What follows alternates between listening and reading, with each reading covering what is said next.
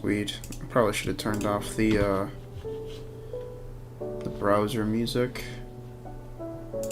Wasn't even thinking about that.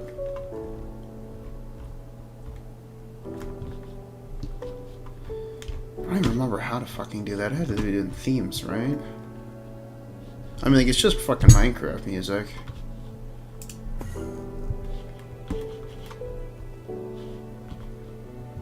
Background music. Sick. There we go. And you want, I'll leave the tab open just in case for later.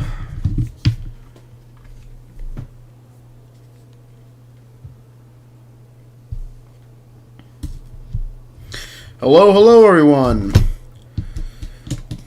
How are y'all? Is the job of an adventurer nothing but walking?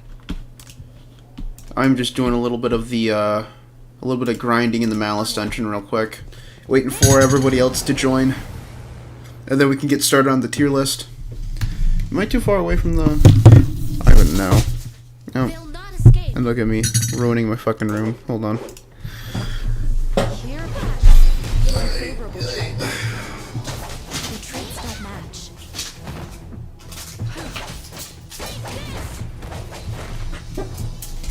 I wasn't even considering picking up my room. I'm good. Hope things have been well. Things have been well for the most part. I'm definitely getting a little sick though. That's the unfortunate news. But in good news, the channel has been blowing up like crazy recently, and I was not anticipating that.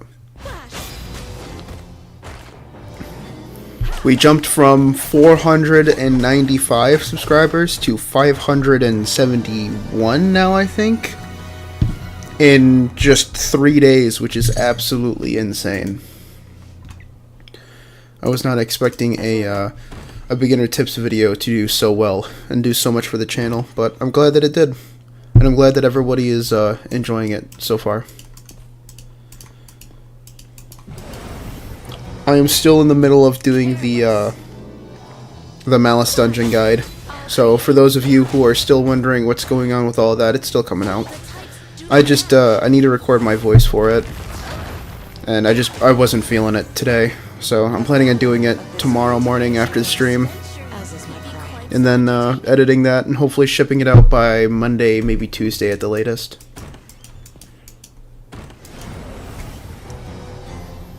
Do not worry. It's not a match for you. I'll create a Working too hard, probably. Maybe. I don't know.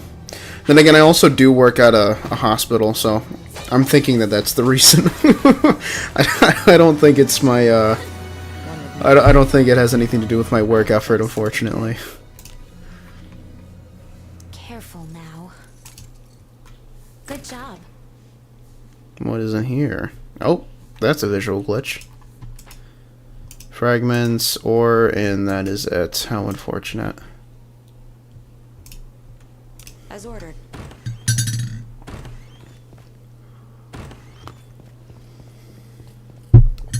What is going on here? Why is this lit up? Absolutely no reason. Amazing. I love to hear it. Onward.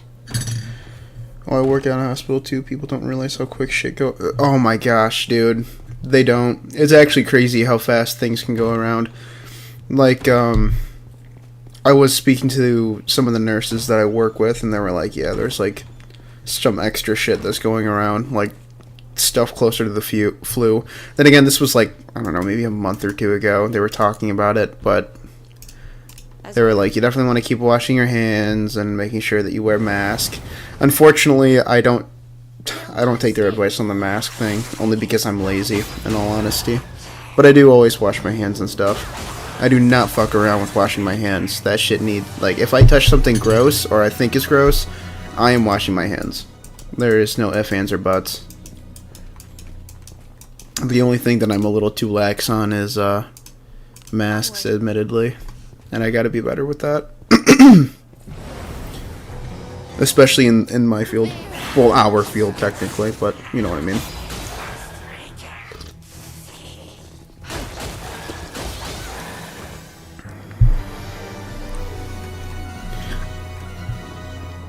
But yeah, I'm just waiting for a little bit longer to get started on the tier list. I don't want to get started on it and when there's like no people around. So, tier list soon. They are no match for us. I just usually start streaming around 11, so everyone probably hasn't even gotten a notification that I'm streaming yet. No match for us. Strike left. Just Prepare for like what comes next. Yeah, winter's been really bad for flu-like symptoms and stuff. Dude, it's just so bleak. I do kind of want to get out of the Not escape. hospital scene, but the thing is that it's just so close by to me right now that it's really hard to like They were no match. pass up in terms of travel. Just Prepare for like what comes next. I hope that is something good.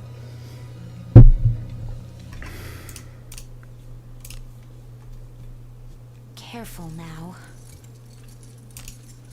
Okay. Okay, I'm just a buffoon. Got it.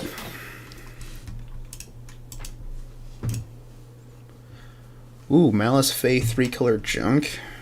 I don't think have I seen 3-color junk before? Iron. Oh, I have. Yeah. Yeah. And that shit's also good for As ordered. blessings. That's kind of what I'm farming right now is blessings and the helmets. Same for me. It's 15 minutes away. I'm about to punch in. Oh, you are. Oh, wow. You're punching in. You're watching while you're working. Hey, I appreciate it, man. Yeah, I usually tune into streams and stuff too when I'm working, so I don't blame you. Strike left. Prepare for what comes next. I definitely have to thank the hours though, because it sounds like you're working what, overnights?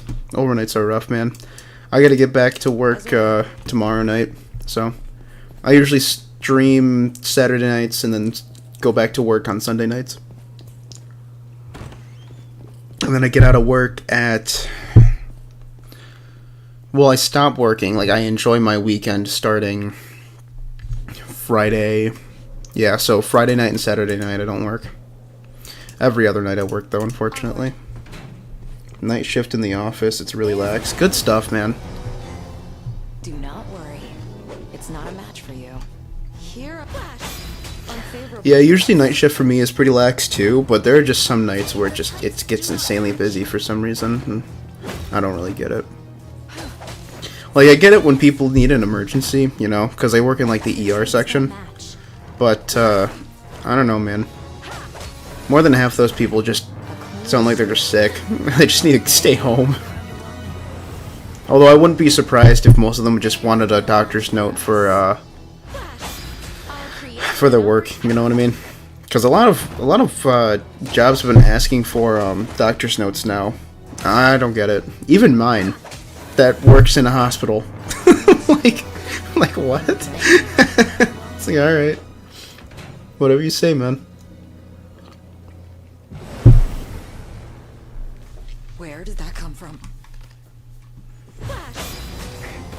One thing I will say that's kind of shitty about this event, after you beat it once, or, well, a couple times, technically whenever you beat it, whenever there's, like, no story that you have to do, the drops are just so fucking miserable for some reason. I don't get it.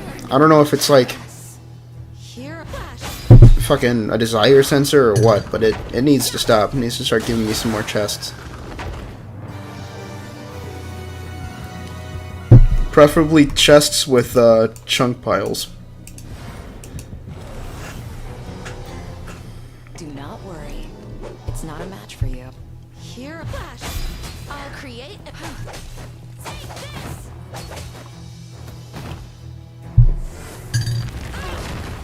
Yeah. What do you think is inside? Oh. Have my prayers been answered? Careful now. Okay, dude. It does not slide as often as I thought it did. Or as much. 100 and... Or... And... Ooh. Oh, that's probably garbage though, isn't it? Oh no, that's steel. Oh, okay. Seal 3-star. That's not bad. I was looking for the 4-star kind. Onward.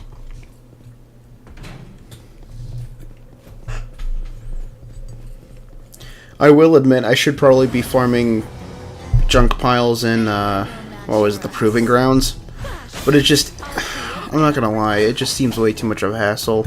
And with my luck, I'm gonna get like one chest, and it's gonna have like a money item in it. It's fucking stupid. Where is the scorpion lady? Usually she's here. Oh, there she is. Of course, she's in the wall. I follow you. She's always in the fucking wall. Here, I'll create a Go. The value of this feat is yours, adventure as is my may be pride. quite so entertaining.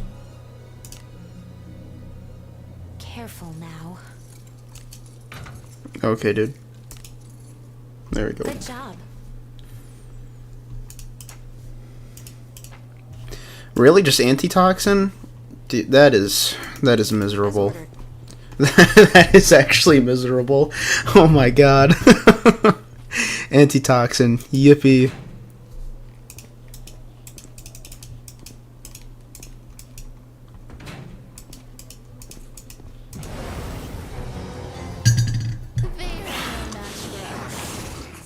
Here, a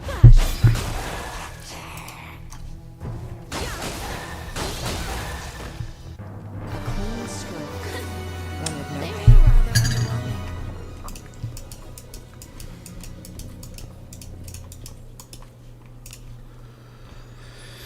Ay, ay, ay.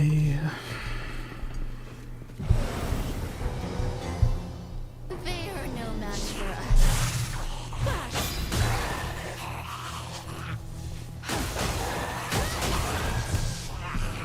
Clean stroke. One with no They were pain. rather underwhelming.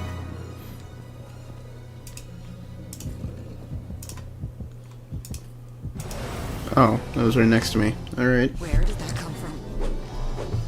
Flash, I'll create an opportunity. It is to me. Why does it keep turning off auto battle? What's going on?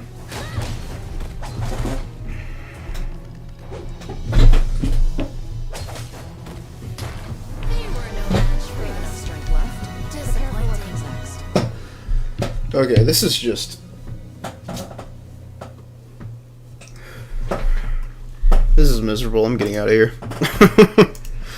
I'm getting out of this dungeon. It is not giving me anything. It's giving me a couple of junk piles, but definitely not enough to really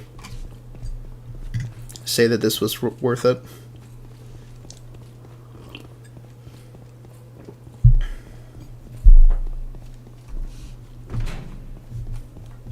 What is this?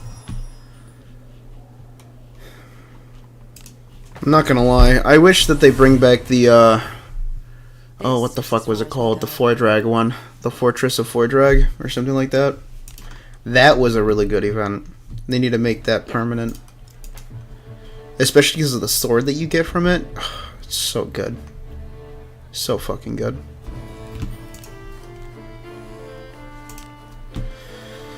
Alright, let's check out my equipment. Because I think I need more attack All boosts. these battles. I'm filthy, head to toe. Yeah. Definitely gonna need more attack boosts. I'm trying to get better... I would say better boots and better chest plates. Because those are definitely the ones that I'm missing out on. Because this is garbage, to be honest with you. Like, the base stats are good, but the fact that it's a 1-star and the blessings are this garbage, I need a new one. Like, ASAP. And I have no more attack alteration stones. I desperately need those. Is this too loud? I feel like this is too loud. What the fuck is going on with the music? It's already at 85? Dude, holy. We'll bring that to 50. That works. But yeah, I am not having the most fun with this armor shit. I tried farming at what was it called? Floor 6, I want to say. of the third abyss, and it was going pretty well until I went back in time with the cursed wheel to test out the Malice dungeon and if it scales with story progression. And after I came back, apparently floor 6 was randomized, so now my farming spot is on the complete other side of the dungeon. And that's not even the issue. It's the issue that all of the guardians are, like, surrounding it. So now I can't even farm there anymore. It's so fucking obnoxious. So I'm thinking I might have to run it back and, reset the floor 6. Hopefully I get my usual, my usually farming spot back if I do that. Not entirely sure, though.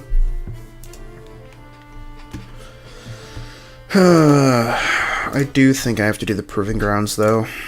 Because the Proving Grounds right now just gives you the best shit from what I'm aware of. Or not, because I have too much shit in my storage somehow. Like, what the fuck? Adventuring is How did that happen? fun. What did I grab that? What? I have 601 out of 600? What the fuck is the one? What is that?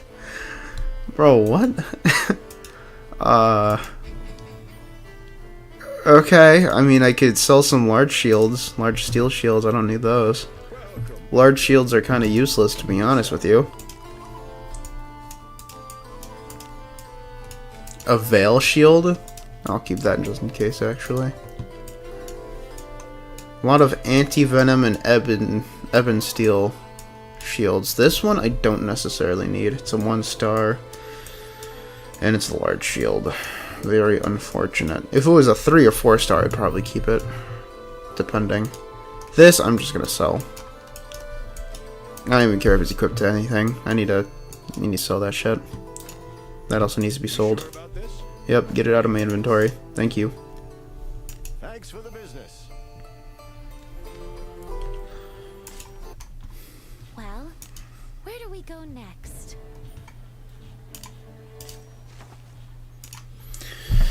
Alright, hardest difficulty Proving Grounds, here I come. I'm here to farm gear. Nothing more, nothing less. First time here. Actually, I take that back. I kind of need some money. I'm kind of broke as fuck. Someone appears to be there. I have your back. Here. Flash. I'll create. Okay, I forgot I was in auto battle. Oh shit. Oh. That hurt. Yikes. Flash. Wait, this is a Minotaur. Oh my god, this is a Minotaur. I don't know why it took me until just now to realize that I'm fighting a fucking Minotaur, dude. Oh, yikes. Yikes, yikes, yikes.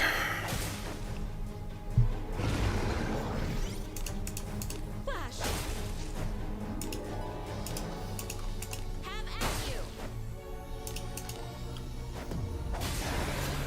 Sick. Dead. Good luck with the Proving Grounds, dude. It has been brutal. That vampire fucks me up. I hate him. I hate him so fucking much, dude. For the past 3 days, I've been dedicated to just upping my damage at least. And I am at almost 300 with Abanyas. Dude, I saw somebody on fucking Facebook, like, pretty much two-shot the... or... what was it?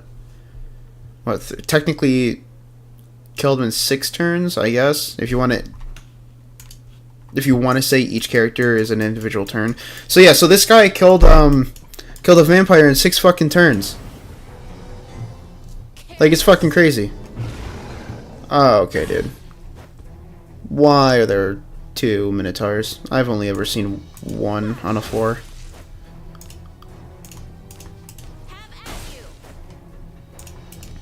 I also think we might be doing a little bit of summoning. I'm not entirely sure yet, though. I only say that because I need to level up this fucking Heavy Strike for Lana. Because Heavy Strike level 3 is kind of eating a load of dicks right now compared to the Heavy Strike 4s. Flash. The valor of this feat is yours. Ay, ay, ay. Yeah, I'm gonna need that elixir that restores SP as well. Careful now. Oh shit. Good job.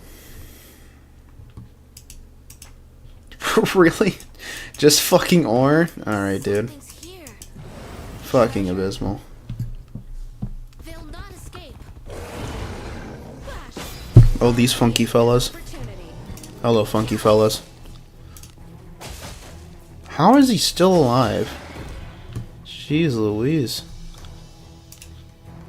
Flash. Have at you.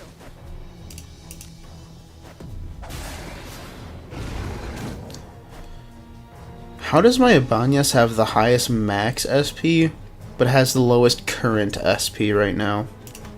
This makes literally no fucking sense, but alright. Leave this to me. Have at you. The valor of this feat is yours. Can't even get to this event. I have to level Chloe and get off and they're only 40 for the moment. Oh, dude, don't even worry about this event. This event was a total fucking fluke. For all the newer players, this event is not for you. And I'm not saying that to be like a jerk. I literally mean like this event is meant to be the hardest event so far. Even beat like out difficulty. Like it out difficults the dragon, if that makes sense. So if you miss out on this event, don't even worry about it. Especially since they're planning on bringing it back too at some point. I don't know if they're going to let you keep the tokens. I would hope they do. But knowing how this game is as of right now, they're probably not going to let you. Which is stupid in my opinion. Why did it make me turn around? The whole reason why I want to do this event anyways is because of the ring. Because the ring looked really fucking good. But I've been seeing a lot of people saying that the ring is not worth it when compared to some other skill. I don't remember what fucking skill it was, but they're like, oh, you should be getting this skill. Oh, the skill is so good. It's like every fighter learns this skill. What do you mean? Why do I need that book when I can just fucking learn it naturally? Oh, well, you know, you can level it up. It's like, yeah, I can level it up with the learning of Codex too. Like, it's not... I don't need to waste 300 of my coins just for 100 XP in one skill. Especially since that's not going to level up that same skill after level 2, but to each their own, I suppose. It just doesn't seem like it's worth it to me, personally. Especially seeing how good the ring is. Yeah, I was able to kill the dragon because I was able to use Yarmus's and Broken Ends, but... restriction of fighters and I have none. Yeah, it is a pain in the ass. Like again, if you don't have the resources or characters to do this or anything like that, don't even get upset about it. It's whatever.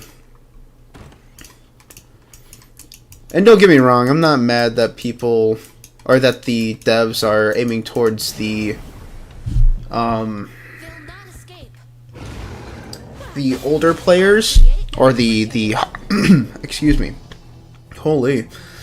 The higher players, whatever, you know what I mean, like near end game players. But it's another to be so difficult that you can't even do the intermediate, because I'm seeing people that like are in between the Waterway and the Abyss 3 dungeons that can't even beat the intermediate dungeon, which is just crazy to me. And I do not think it has anything to do with anybody's skill level. I think it's just they made it too difficult, and yeah. It seems like the higher end of players are the only ones able to really beat this this thing.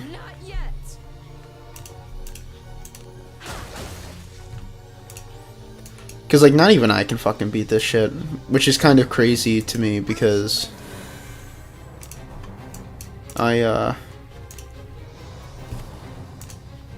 my team is pretty stacked, in my opinion.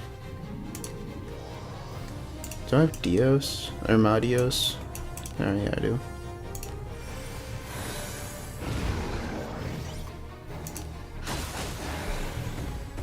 The valor of this feat is yours, as is my pride. Quite so entertaining.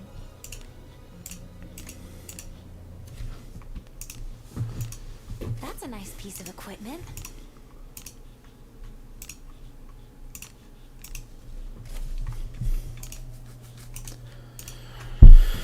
Ay, ay, ay. This dungeon is quite literally just another fucking breed. How close am I? I'm close to the camp.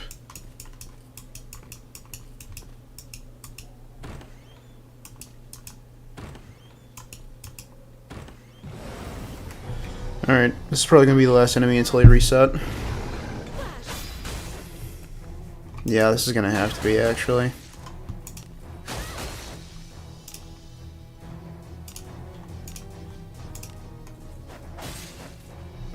Yeah, Jesus. These guys are tanky as fuck.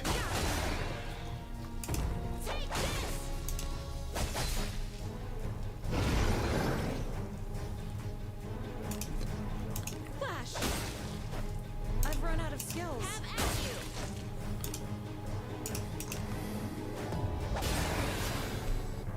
I suppose that's passable. Ooh, 6,000. That's pretty good XP. As ordered.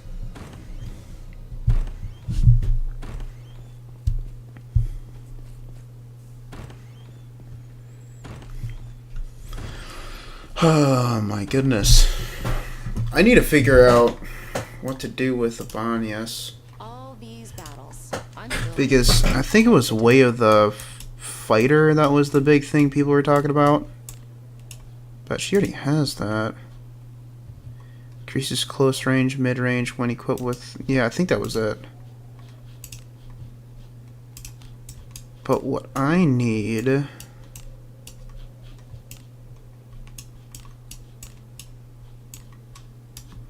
I need the one that, all these battles. I'm filthy. it reduces the SP cost of fighter skills. That's what I need. And I think she has that. Could have sworn she did. But I don't even remember what it was called.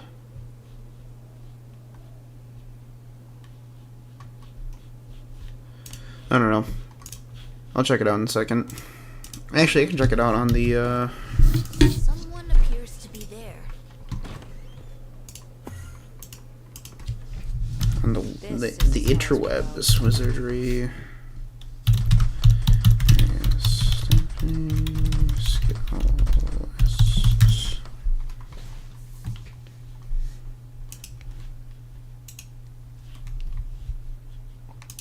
Okay, we want passives.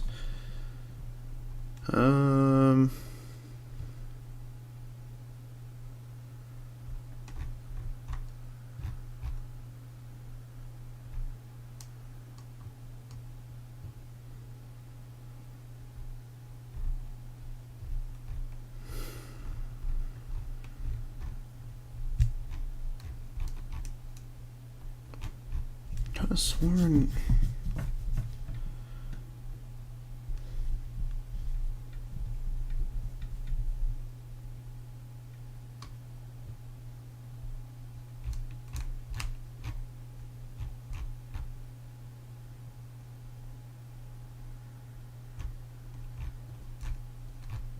I don't know. I'll look into it more later.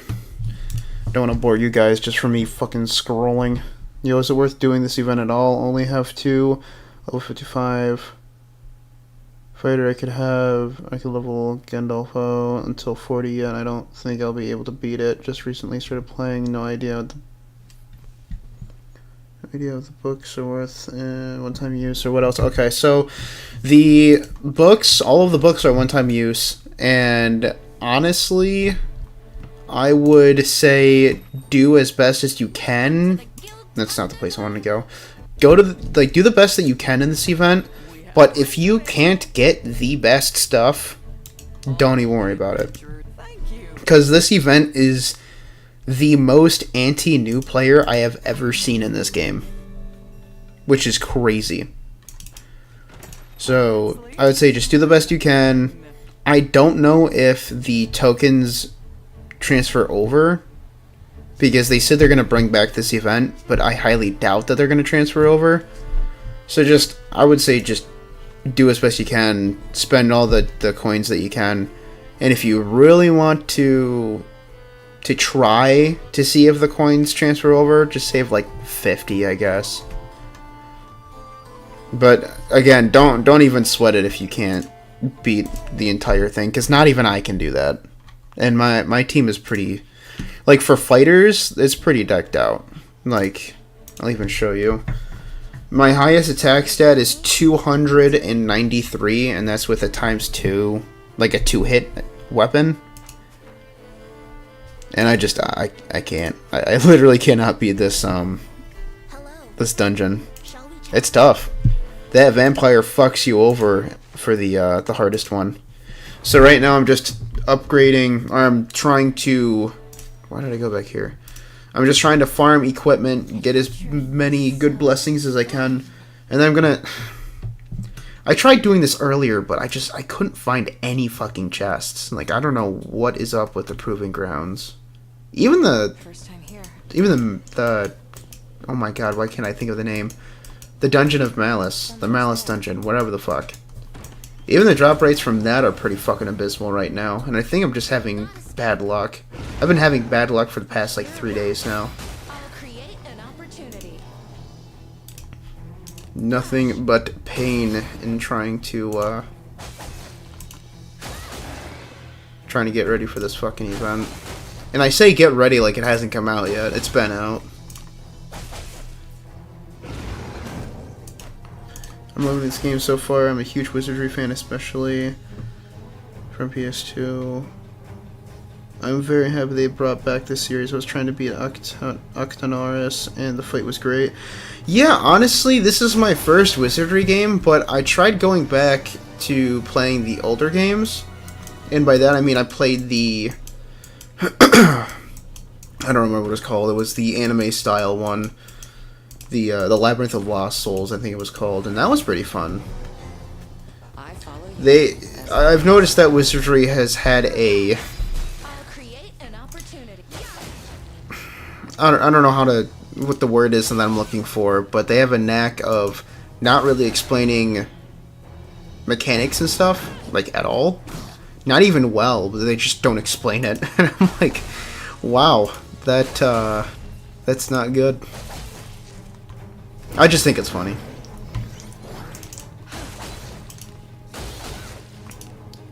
New player here just got to be a... What should my gear be at for double ents and helmet? Should I push all my gear to +5? So, if this is the first time you are fighting Helmut, you are not going to be able to upgrade your equipment past +4, so I'd say don't even worry about it. But I would say it is probably to your best interest to get the best blessings you can.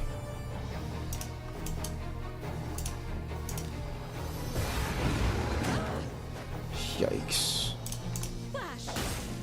This guy needs to fuck off.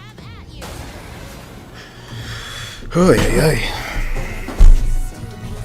But yeah, I would say, like, look for attack blessings, you know, look for magic attack blessings, like stuff that'll increase your damage output, stuff that'll increase your accuracy, all that good stuff. I would say don't worry about the defense or magic defense blessings, because those don't really matter too much. If you have good armor, then it's not really going to matter. So I would say focus on attack, magic attack, and action speed are probably like the 3 top they should look into. Oh, these are skills, not spells. Yeah, there we go.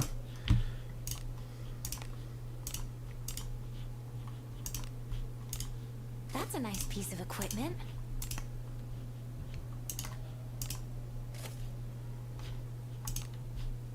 Huh.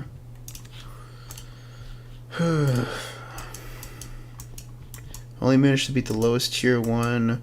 Which dungeon do you recommend to get gear from? Furthest I've gotten is Fortress 3. I think my team is fine. I have Geralf, Deborah, Adam, Katrina, and Alice. It's a pretty solid lineup. In my opinion, if you can, I would recommend replacing Geralf. But I've seen a lot of people actually use him for this dungeon, so... I mean, I don't know. I'm sure... excuse me. I'm sure that this, I'm sure Geralf is pretty good for this dungeon. Like, again, I've seen people use him, and his discipline is pretty good, but it's just, he has such low action speed that you really, really need to invest in action speed for him. Like, it's not even like a suggestion, it's like, you need to. It's a necessity. Leave this to me. Have at you. Should I be grinding floor 7 to be getting some good undead bane gear? You can definitely do that. Oh, you know what? I was going to recommend doing the Malice dungeon, but then I remembered this is your first time, so you're not going to be able to have access to that. So, I would say definitely farm floor 7 just for a little bit. Just to get some good blessings and shit. Don't worry about overplaying it, like overfarming, because there are a couple people that overfarmed floor 7, beat Helmut, and then all of their gear is just obsolete right afterwards. So I would say farm it to a decent extent, to where you feel comfortable. Beat Helmut, and then you're going to see what happens. I'm not going to spoil it for you. But eventually you will gain access to the Malice dungeon, and I would say your best place to farm gear once you unlock the Malice dungeon is the Malice dungeon. Because that has some crazy gear in it. Like, again, I've been recording and setting my video up for the Malice dungeon for the past 2 days, and that dungeon is no joke. That's got some pretty good fucking gear in it.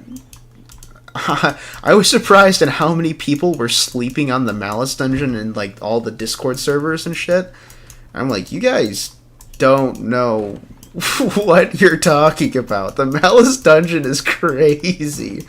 Like, you can get up to steel quality, 4-star, 4-grade equipment. That is bizarre. Just to put in perspective, not even the highest ranking junk piles in the Waterway dungeon gives you that much. That is insane. Those 3 Dragon Slayers from previous event have carried my ass. Oh, dude, they're so good. I've also seen a lot of people sleep on the Dragon Slayers, which I think is kind of insane, because they just do so much damage. They do, like, I want to say they do slightly more damage than the normal Ebon Steel Greatswords. Which is crazy that people are sleeping on them. It's like, dude, what are you... Like, I've noticed that a lot of people in the Wizardry community just love sleeping on a lot of things. It's like, if it's not the meta, they just sleep on it. They don't care. It's like, dude, you are missing out on so much. Like, oh my god. Let's see...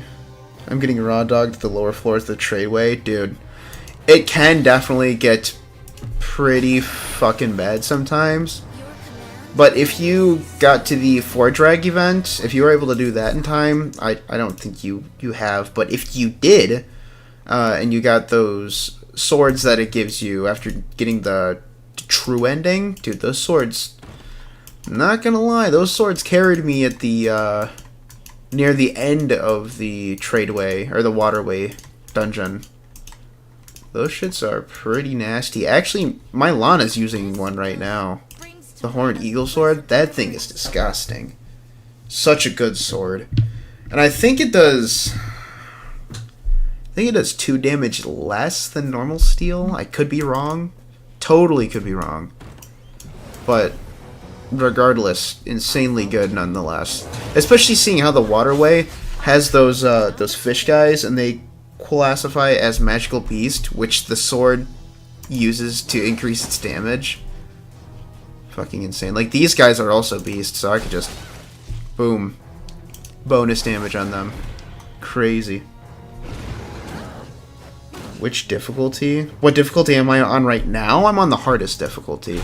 I'm trying to farm the Ebon Steel stuff that the junk piles here drop.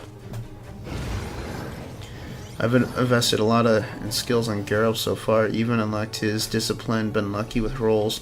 Only thing I'm saving my stuff for is the ninja chick if they release her again to replace Deborah. I personally would not do that. I formed that event so much that claimed 3 katanas and got 3 more from junk, and no one can equip them.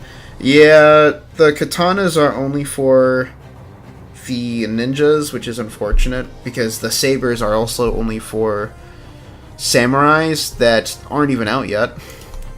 I don't know why the fuck they did that, but whatever. Personally, I would keep Deborah. The ninja chick isn't all that, in my opinion.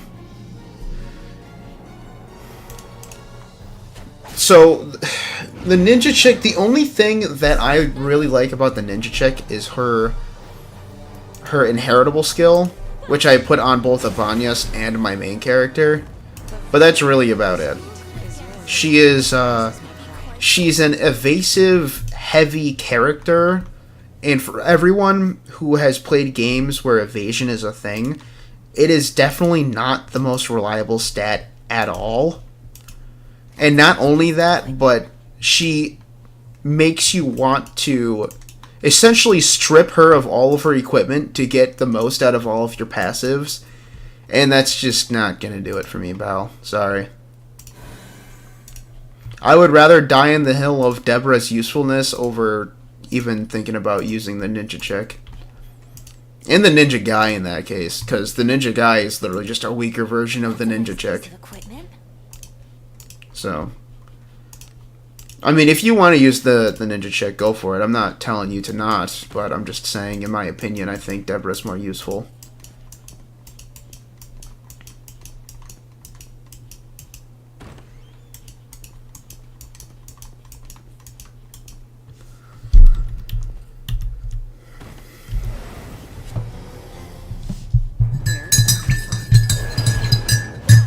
Although I will say one evasive heavy character that did seem really interesting to use was the... Oh, I forgot her name. I think it was like Sophia or something like that. She seemed pretty fun to use. I unfortunately never got her, but I would totally try to use her if they bring that banner back again. The banner that I'm hoping they bring back soon is the Abanyas banner, because I want to keep pulling for Abanyas. Her inheritable is crazy. Her as a character is really good. The weapons that she that drop alongside her are really good. Like right now I'm using the Sword of Slashing on my main character, and even if it's only a +10 weapon, it does 20% armor piercing from what I'm aware of. So I'm bypassing 20% of their defense despite only having my sword level up to 10. That is crazy. And it's a 1-star. So it's pretty garbage, I'm not gonna lie. But it's still pretty fucking good.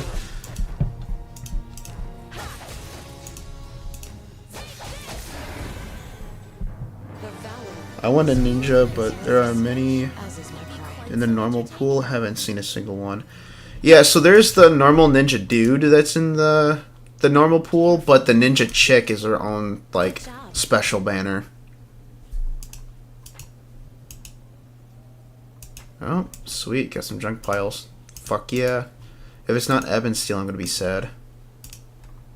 I'm so sad right now. Dude, this is worse drop rates than the fucking Malice dungeon. This is worse drop rates than the Malice dungeon. What the fuck? I'm losing it. I'm actually losing it. That is crazy. Oh my god. Hardest floor of the Proving Grounds, by the way. Getting shittier drop rates than the Malice dungeon. Oh my god. But no, the ninja chick, like her and all the other exclusive characters, I heard that they are planning on putting all of the Wizardry original characters, like all the Wizardry legendary original characters that had their own banners. I heard that they're planning on moving them to the original banners, like the normal ones. So I'm guessing that at some point they're going to have all of the exclusive characters in the normal banner, and then the exclusive banners, quote unquote, won't be considered exclusive anymore. They'll just be like rate up banners. And honestly, I think that's what they should do, because I think that locking so many legendary characters behind exclusivity is fucking stupid. Because, like, now I can't get a Banyas, you know, I can't get Gerard, I can't get the fucking Sophia, I can't get the Ninja chick. All because they want to make it exclusive. Like, I think that's really fucking stupid, so... So I truly do hope that they make all of them available in the normal banners. Although that does not include... I don't know why I clicked there. That does not include characters like Birkanan and Yamaris, I think is how you pronounce this name. I always forget how to pronounce this name.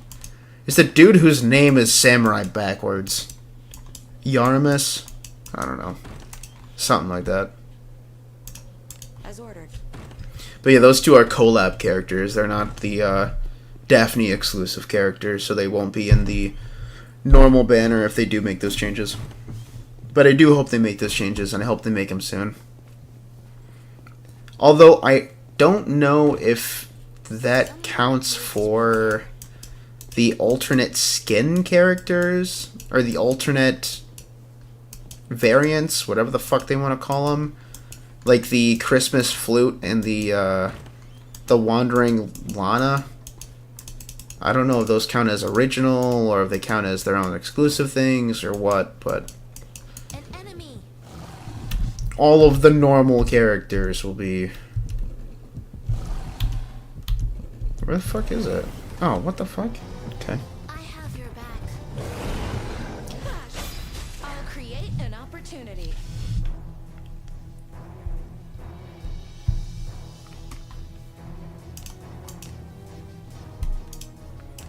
Oh, shit. Here I flash. Oh, nice. My friend just got a full art Ticketon in Pokemon Pocket. Fire. They are not doing a lot of damage. Then again, that's not a Banyas, but still. Oh, looks like this is going to be my last fight. I usually fight until I start running out of SP. Yeah, because that's going to fuck me up. And then I got to reset the dungeon. These junk piles do not want to drop, though. They always want to give me these garbage money. Ooh, yikes. That was a heavy hit. Do I want to risk it? Yeah, fuck it, I'm risking it. Uh-oh. Nah, fuck it, it worked. Worked out. Good shit. The level 50 to 54 grind is a grueling. Oh, dude, it's so bad. That's why I just tell people, like, don't even bother going to Steel Grade if you don't have to. Like, do not even bother. It's just, the XP, the diminishing gains XP is just not worth it.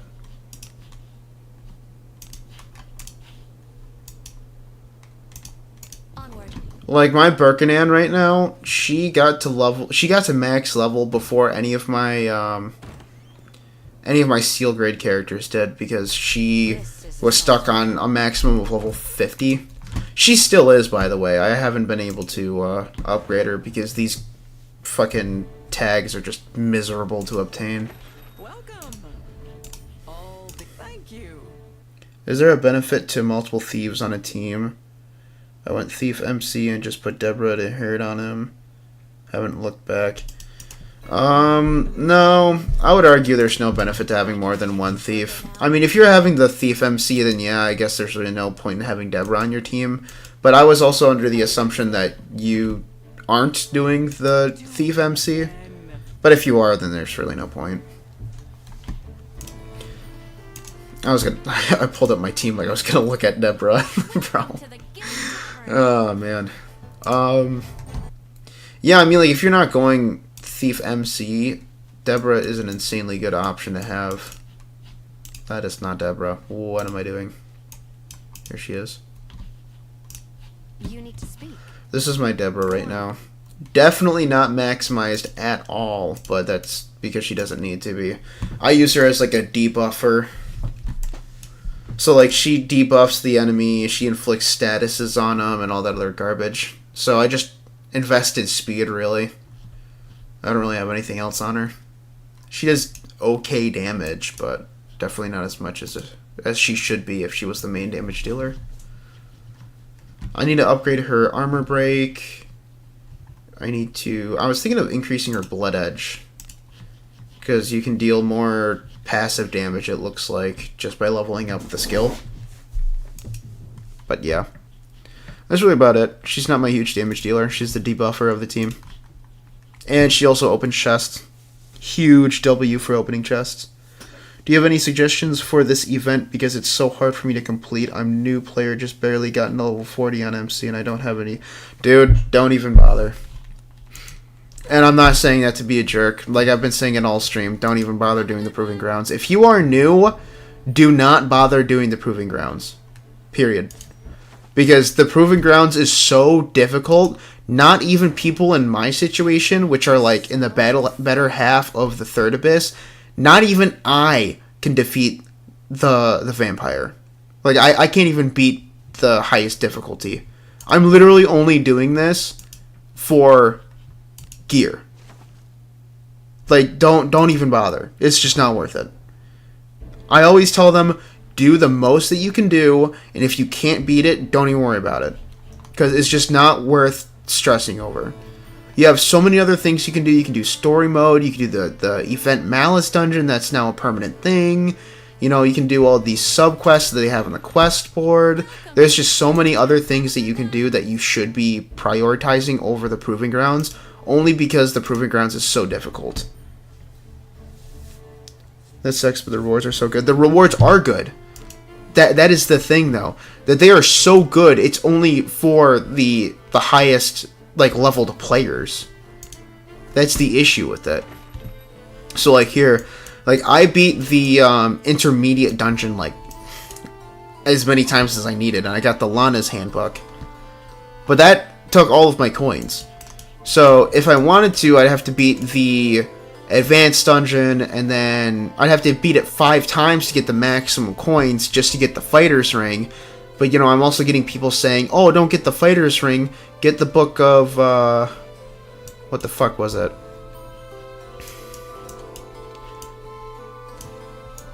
Oh, where the fuck was it? It was, Way of the Warrior.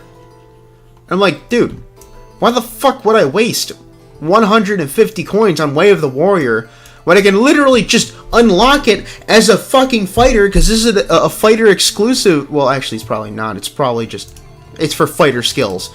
I can literally just have a fighter naturally learn it and then level it up with the learning codexes. Why would I waste 150 of my coins when I can save up just to get the fucking ring? And this ring, by the way, is actually insane, because when you get it, this not only is this the base stats, and not only is this the passive, but it's max unified, so you don't have to unify it at all. And it also comes with all 4 blessings that prioritize, like, fighter abilities. So, like, attack, surety, and I think it was action speed. I think. I could be wrong on the action speed part, but it is crazy. Crazy ring.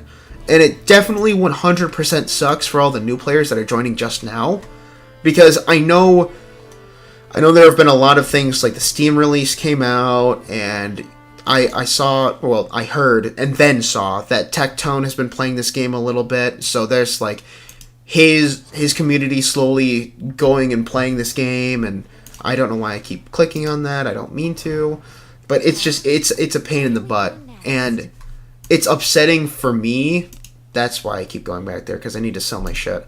It's upsetting for me as an old, like, a player that started when the game released, not only because my equipment is kind of garbage for this event, not only that, but it's upsetting because all of these newer players are asking the same thing, like, oh, what do I need to do for this event? Like, what should I do? You know, this, that, any advice? And it's like, the only advice that I can offer you is literally just don't even worry about it.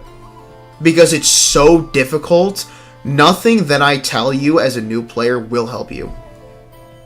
And it sucks.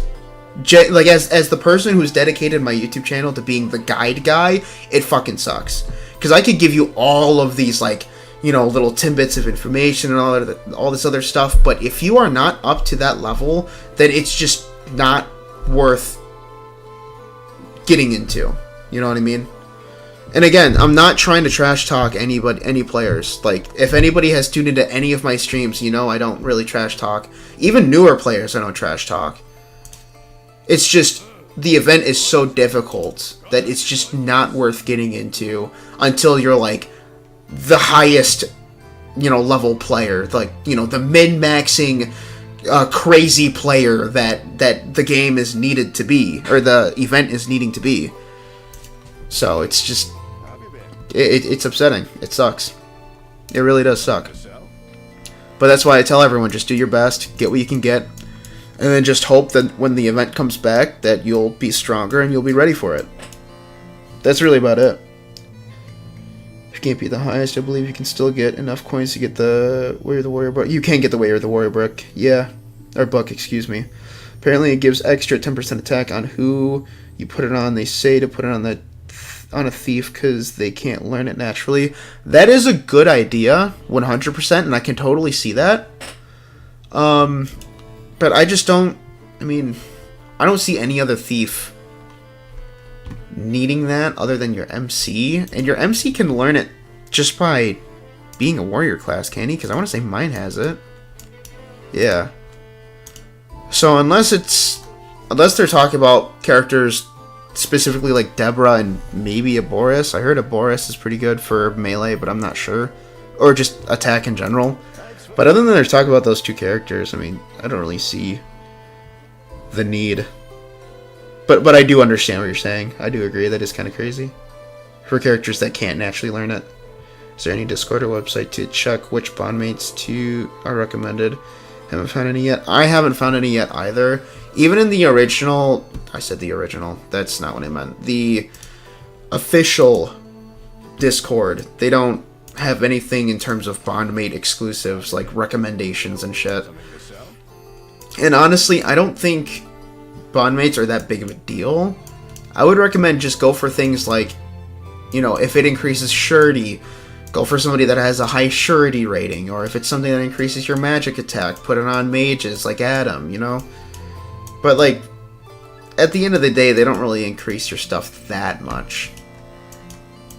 So I don't think you'd really need to worry about it too much as of right now.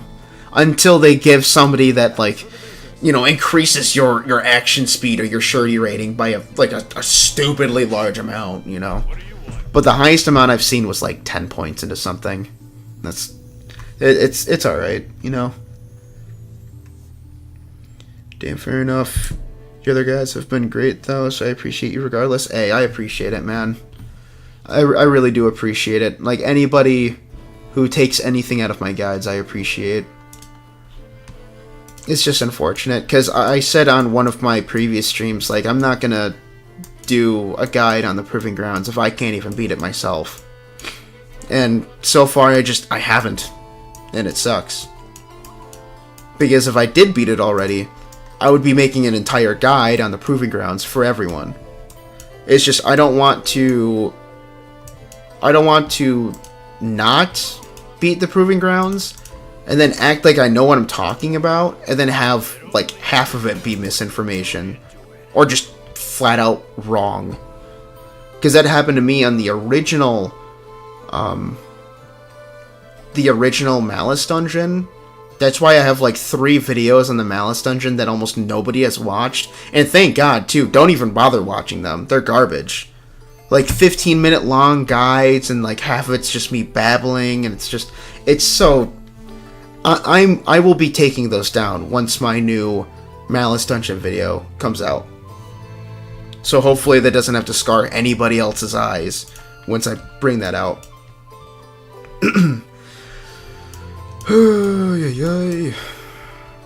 Oh, that's why all this stupid heavy armor that is here. I just have to sell that. Yeah, I have to sell all this shit.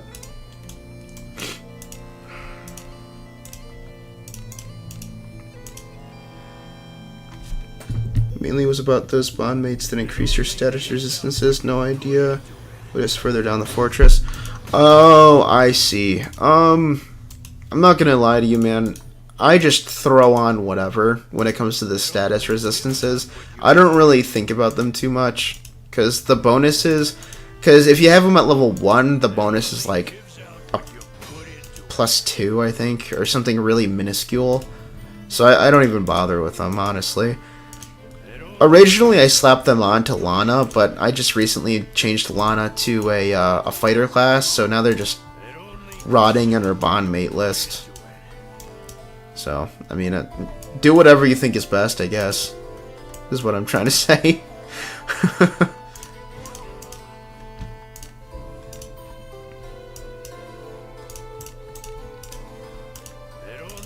Alright, I think that should be enough. I'm probably going to buy more slots in my inventory, actually. Yeah, how much? 400, fuck it. I'll do it. Perfect. Are you ready?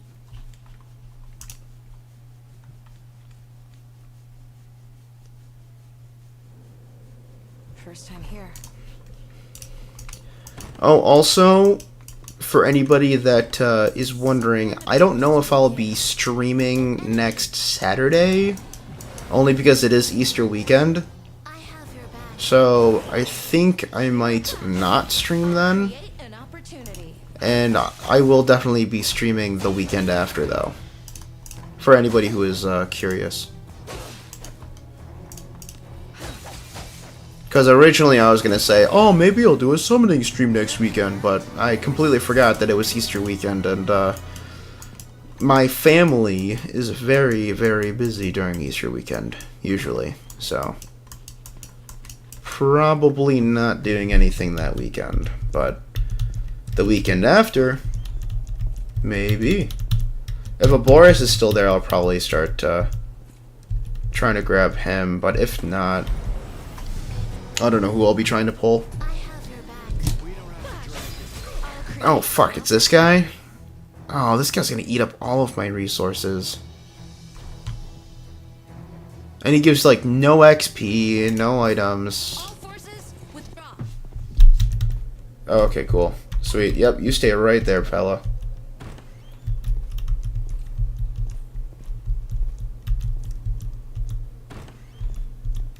There. I follow you, as always. Flash. I'll create an opportunity. Hey, fella, how are you, man? Have at you. Oh, shit. That was a pretty good hit.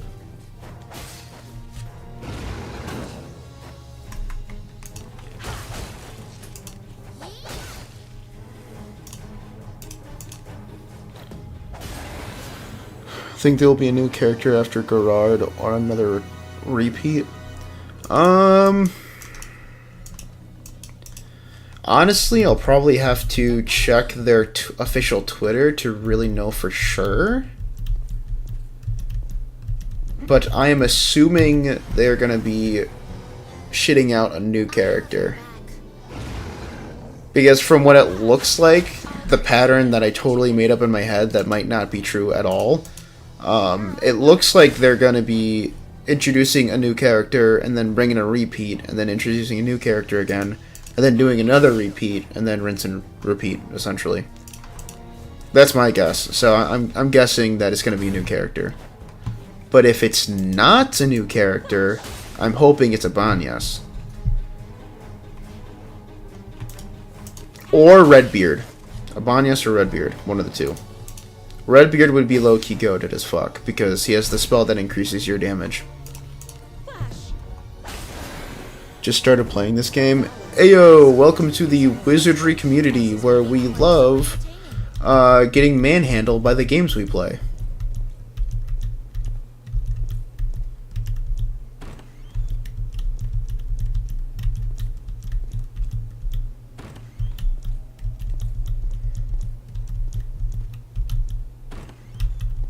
A lot of small fucking rooms that have quite literally nothing in them. This is... Ooh, a chest. I hope that's Treasure, something good. perhaps? Careful now. Good job. Oh, wow. That was miserable. An enemy. 3 ore. That's so garbage. I'll create an opportunity. Oh, man. Alright, losers, give me some junk piles. Just fucking punched me. What the fuck? Markiplier jump and punch meme. Jesus. As is my pride. Quite so entertaining. And it is... Okay, I thought it was just about to give me the ore again. I was about to fucking cry. I was like, stop giving me ore. I don't care. I can't say I love the early game I'll create an where opportunity. my mages have no MP to cast spells. Oh, dude. Yeah, it was fucking miserable when I had to deal with that too, man. Don't worry. You are not the only one.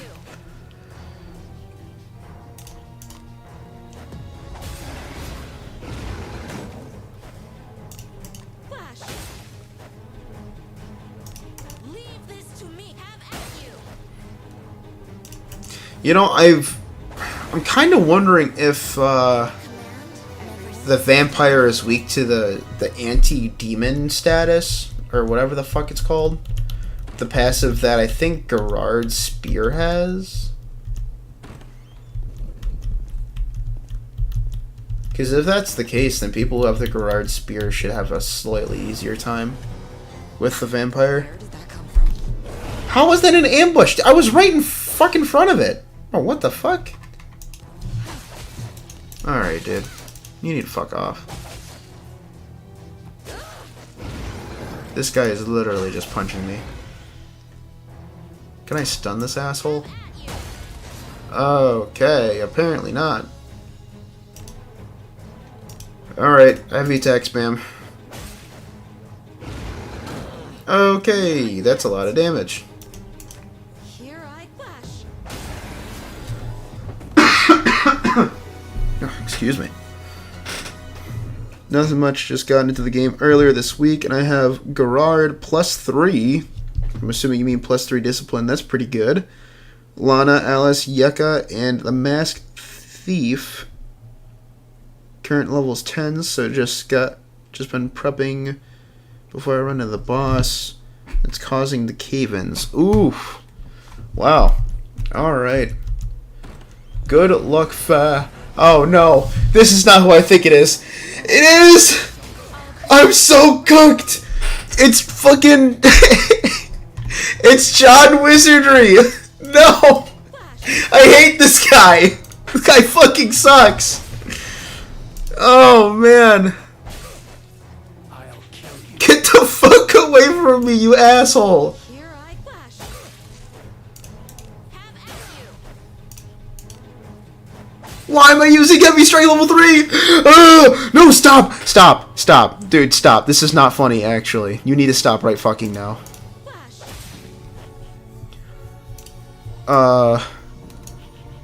Oh, fuck. Fuck it. This might be the end, fellas. Oh! We killed him! Fuck that asshole. What is this?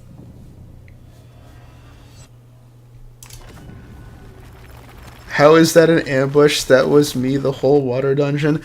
Bro, honestly, for the past month... I want to say it started a month ago, is what I'm trying to say.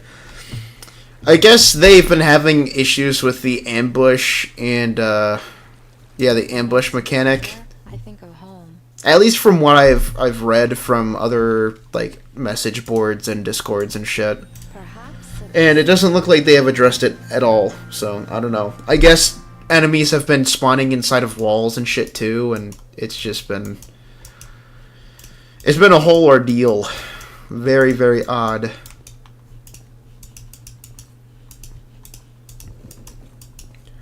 I don't think he takes demon damage, but if you go into Well of the Mind, you can get a vampire killer buff. No way you can! Are you serious? I had no idea. I'll have to check that out.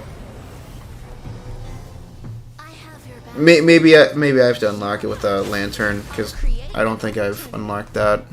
If that does exist. Damn. That's crazy, though. I wish I knew that ahead of time. I totally would have fucking done that. Daha. Accuracy down, asshole. Just trying to grind up to level 20 because I've heard things about the Goblin Cave. Do not even go to the Goblin Cave, please. That thing is an entirely different beast. Why do I keep clicking on Heavy Strike level 3? I need to stop. The Goblin Cave, if you have seen my beginner tips video, that Goblin Cave is around level 30. At the lowest. Like, that's lowballing it. Heavy. Like, yeah, don't go there until later, please. You will get your entire team massacred. Not worth. Although the XP is pretty solid even past level 40, I'm not gonna lie.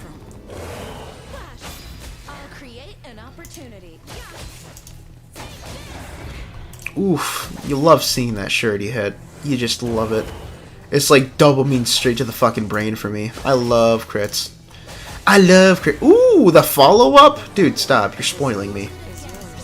The surety hits and the follow-up? Dude. It's just getting me too excited. Jeez Louise.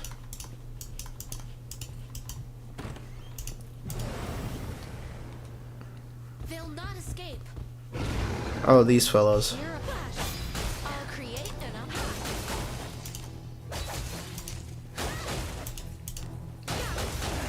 Oh my god.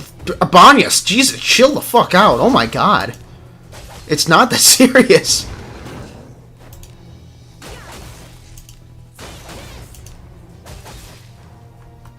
Okay, now it's that serious.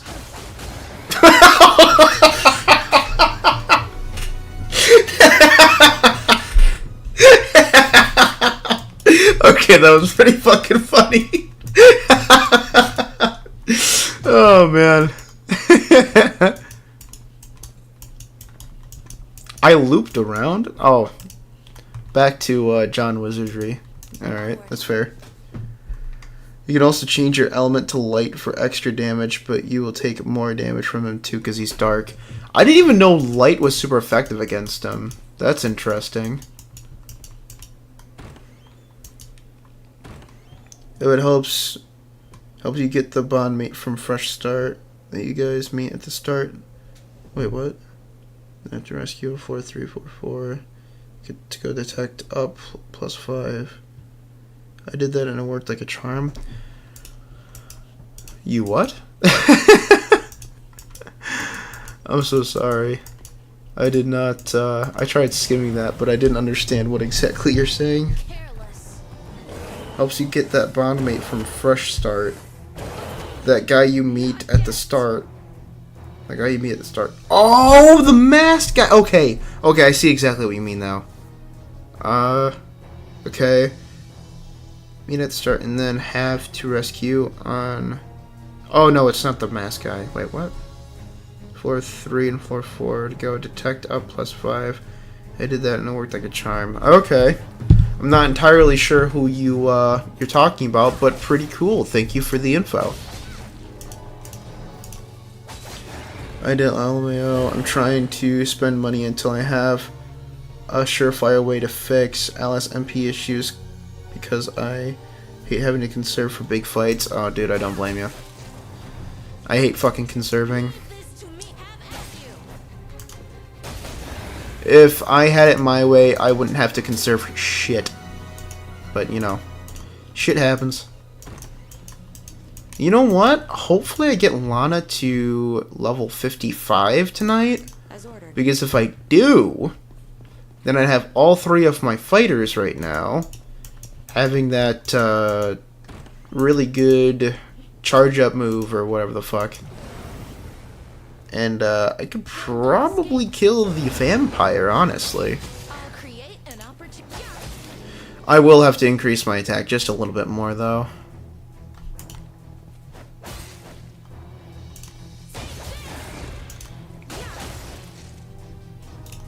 Have at you. Goat. Your command and everything so dependable. You said you family celebrates Easter, which means you're from the South. What state? I am actually not from the South. I am up north. I am New York.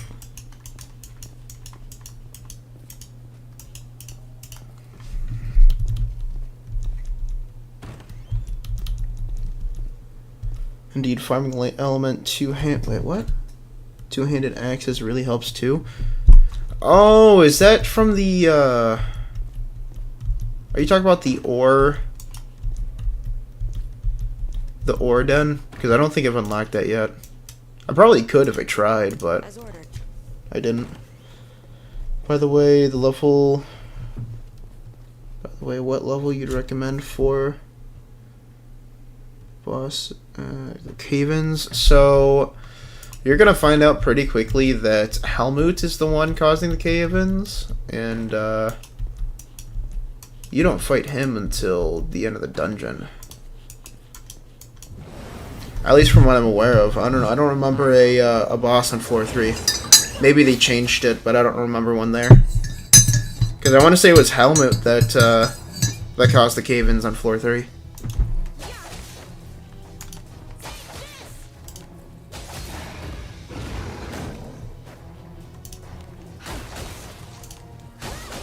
I will say there's going to be a scorpion lady around floor 5, I think it was. She's a bit tough, but if you grab the Sword of the Breeze on, I want to say it's the same floor. Excuse me, she's weak to wind, so that thing will help kill her.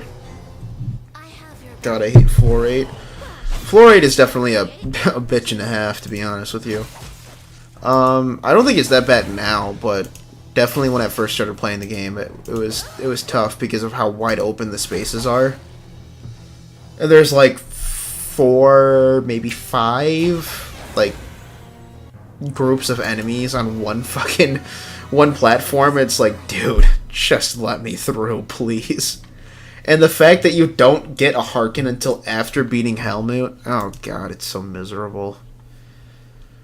Again, now it's not that big of a deal for me, but as a newer player, I can definitely see people struggling with that. And it's all just like conserving and planning out like what you're using and shit.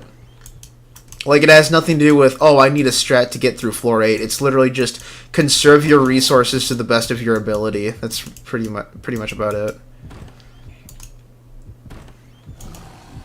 It's gotta be down here, right? I turned for some reason. Where did that come from? It's called Mel, the Sniveling Thief. Get the fresh start, get to the dungeon, talk to him, and he's and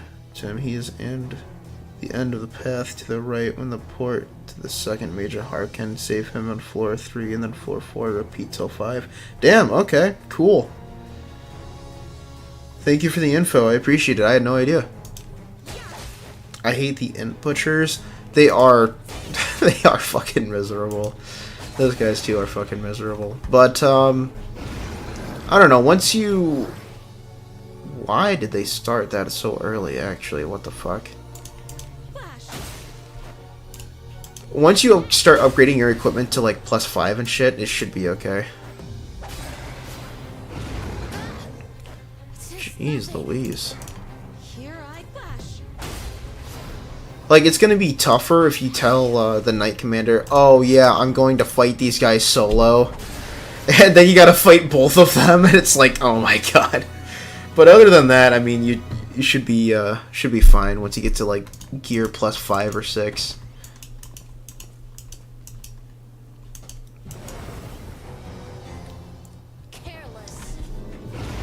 they had so much resources. I don't think enemies have depleting resources, do they?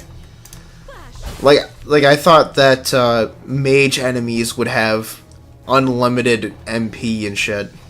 I didn't think they had limited resources. I think they just stopped doing shit randomly. With 2 of your units and heavy charge with the 3rd to activate the Japanese text, and then your next 2 finishing full power hits should finish them. They should, but I'm not gonna lie, dude. I am very, very skeptical.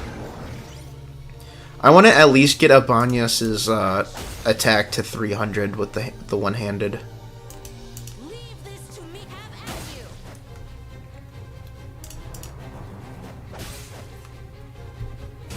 Dude, this fucking guy is annoying. Get away from me. What do you think is inside? Oh, please give me something good. I'm begging you. Careful now. Good job.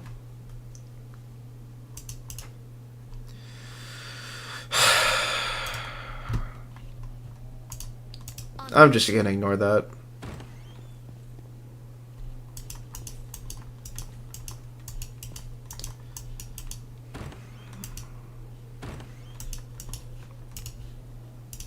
Onward. What is happening? You are going the completely wrong direction, fella. As ordered.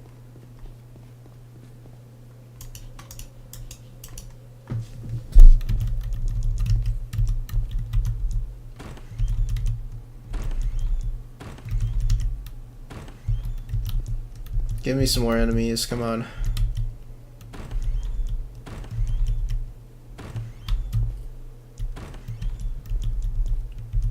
That is continuing the dungeon. What is this? Not what I wanted.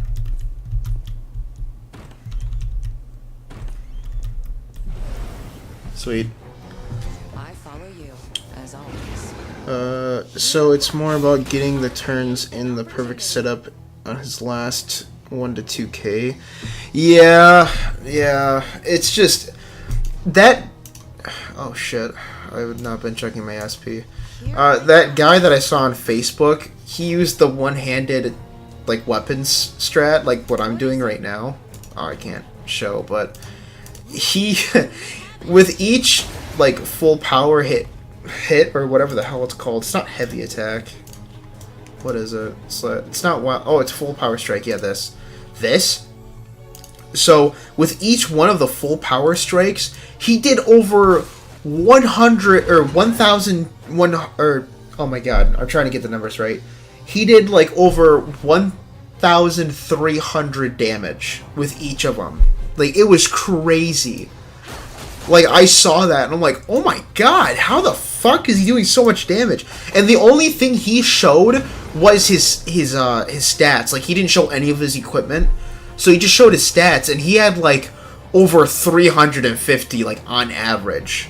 I was like, dude, how the fuck did you get it that high? Oh my god. So like right now I'm kind of just trying to push to get to that number. So Banyas is pretty close. Here. What do you think is inside? I'm thinking of changing Lana's weapon, Now. but I'm not entirely sure if I should. Because I have an Ebon Steel sword right now that's like, I think it's 3-star, and it's a green equipment, and it only has the attack up, which isn't bad, but it's like attack up 7. Excuse me. And Abanyas's weapon, I'm filthy. this had Ebon Steel. This is the Ebon Steel weapon. It had accuracy +6 and attack +7 right here. So I changed the accuracy into attack. It was like an attack like +4 or 5, I want to say. And then I started leveling it up because it's a +3, so it increased this shit to a pretty decent amount. I don't even think I've reinforced these numbers yet because I don't have any more reinforcement attack stones. But I think my attack stat for the most part is pretty good. Filthy. This filth. The only one that's really lacking right now is Lana's. Filth brings to mind unpleasant memories. This This is pretty good. I originally wanted to use these for my priest though, but I don't have any other gauntlets. None of them like this, anyways. So I don't know. All these battles, I'm filthy. Oh yeah, this was crazy. Like I refined this like once, and I think it was like a +4. So this was a pretty crazy. I had some pretty crazy rolls earlier on, but as I started trying to farm equipment, it's just been going downhill since. Very, very unfortunate. I'm going to reset the dungeon, seeing how I'm almost completely out of SP. While Thunderstrike is considered wind damage, guessing Gerard will be MVP for Helmut. Yes, 100%. If you have Gerard... Oh wait, you did say you have Gerard. What the fuck am I talking about? Yeah, so Gerard will definitely be MVP of your team for Helmut, 100%. And anybody else that has like wind type damage, like any mages or anything, will also be MVP. I highly recommend using Asha because she learns both fire and wind type damage. And for anybody who's been watching my streams for a considerable amount of time, they'll know that I've been singing the praises of Asha for a while. And I sometimes call her the MVP of free-to-play because she's really easy to get. Her mage, like her spell arsenal is really good, and her stats aren't bad either. So, if you are free-to-play and you don't have... Excuse me, wow. If you are free-to-play and you do not have any legendary mages, definitely try to go for Asha. She covers a lot of early game. The only part that she doesn't cover with her skills is the second... Yeah, the second story Abyss dungeon, because those are all water type, and you need ground type for those. If I didn't have Lana for the Abyss, I think I might have uninstalled. She feels like a must-have for passive early on. Yeah, Asha is incredible. Sorry, I meant Lana. Asha's really good too, but Lana is definitely, in my opinion, a must-have. I love Lana. She is so good. Incredible, incredible character. Lana can defense be clutch. Her heal passive is crazy. I ended up getting her skill to level 3 and she heals me for 30. Dude, it's so good. Or 40, I don't remember. Dude, mine, I think I leveled hers up to like, I think it was like 4 or 5. Let me check real quick.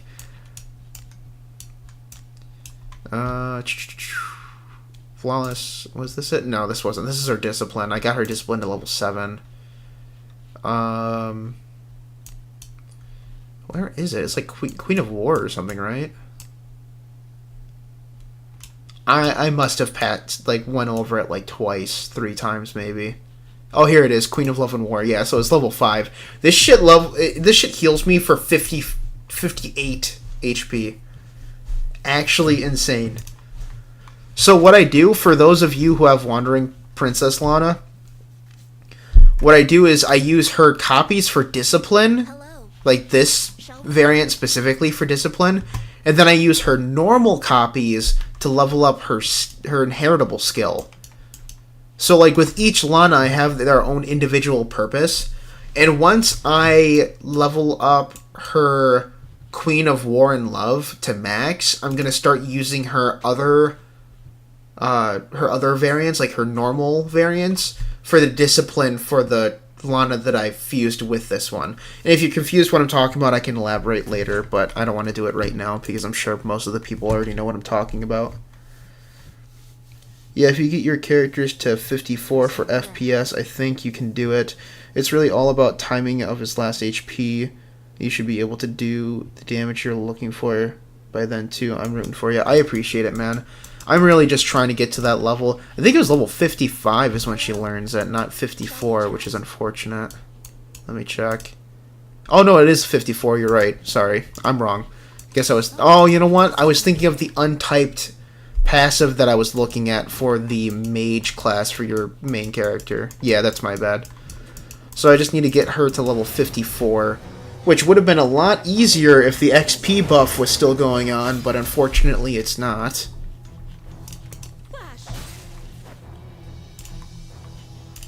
Alright, you know what? I can just do normal attack. What the fuck am I doing? Yeah, there we go.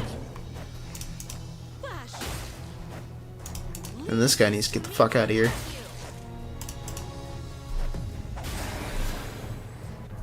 How do you feel about Aboris? I don't actually have him, so I don't have any strong opinions, but I have heard that he is quite good, and he also has the passive that increases your row's damage if it's full of neutral and evil type enemies. And honestly, that sounds pretty crazy when paired up with Alice, because she has the same exact passive. So, I mean, if you put both of them in the back, maybe put a mage back there too, that mage is going to do stupid amounts of damage.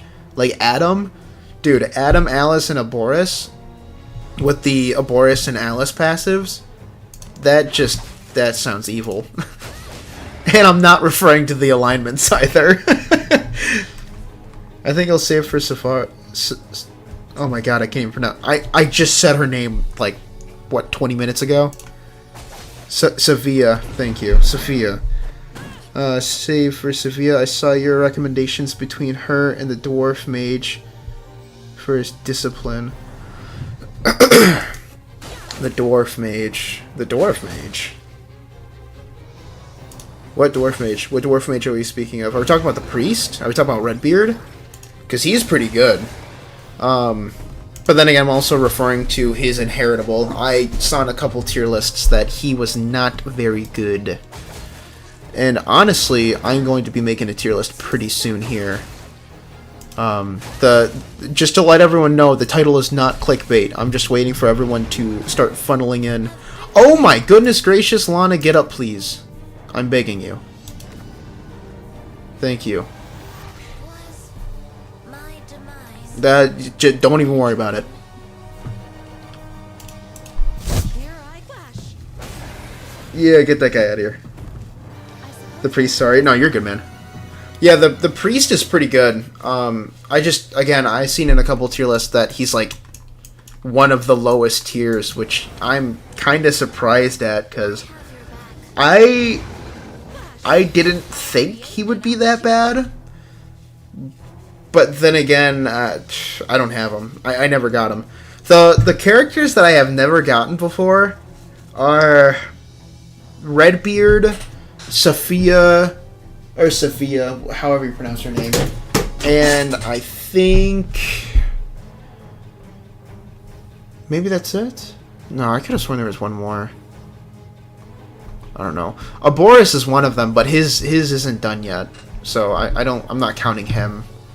Could have sworn there was a third one that I haven't gotten to yet, though. I don't know, maybe there wasn't. Healing now.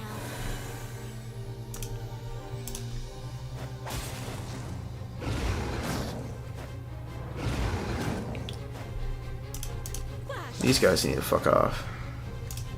Get away from me! That's what I need to get a higher surety rating too. Because if I can get some crits on that vampire fuck, that's gonna be crazy. Why am I doing... No wonder it's not doing a lot of damage. Me, have you. Redbeard not good, he's a dwarf, so higher health and slow. I mean, yeah, true, but dwarves also have a significantly higher piety stat than really any other race in the game. Which is why I'm confused about it. But I can definitely 100% see the argument for him being slow. Nice piece of equipment. Definitely see that.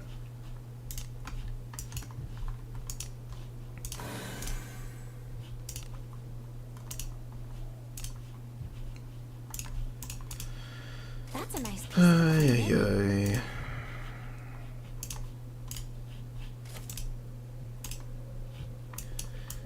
Oh wait, this is John Wizardry. I'm gonna get away from him. He can stay in his little area. Do not care that much about going in there.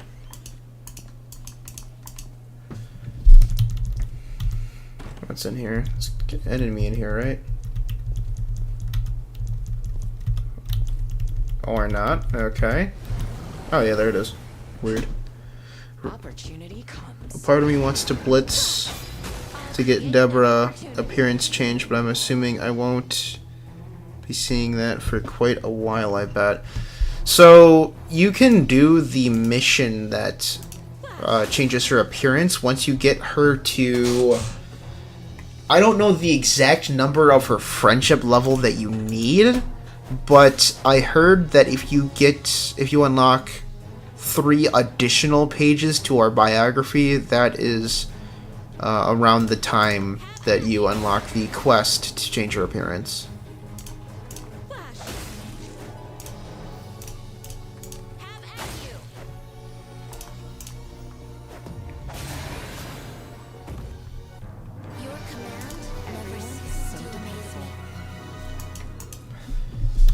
Okay, I must have gotten enough XP to level up Lana at least once, right? Nope, I am 100% wrong. Jeez Louise. I'll create an opportunity.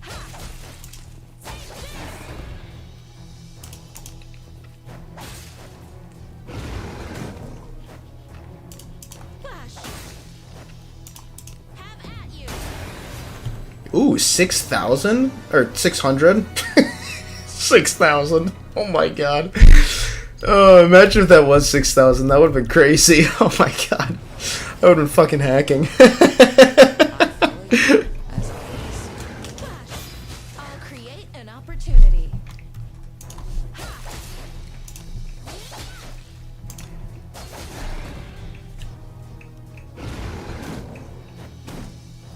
Okay, guys. Flash. Have at you.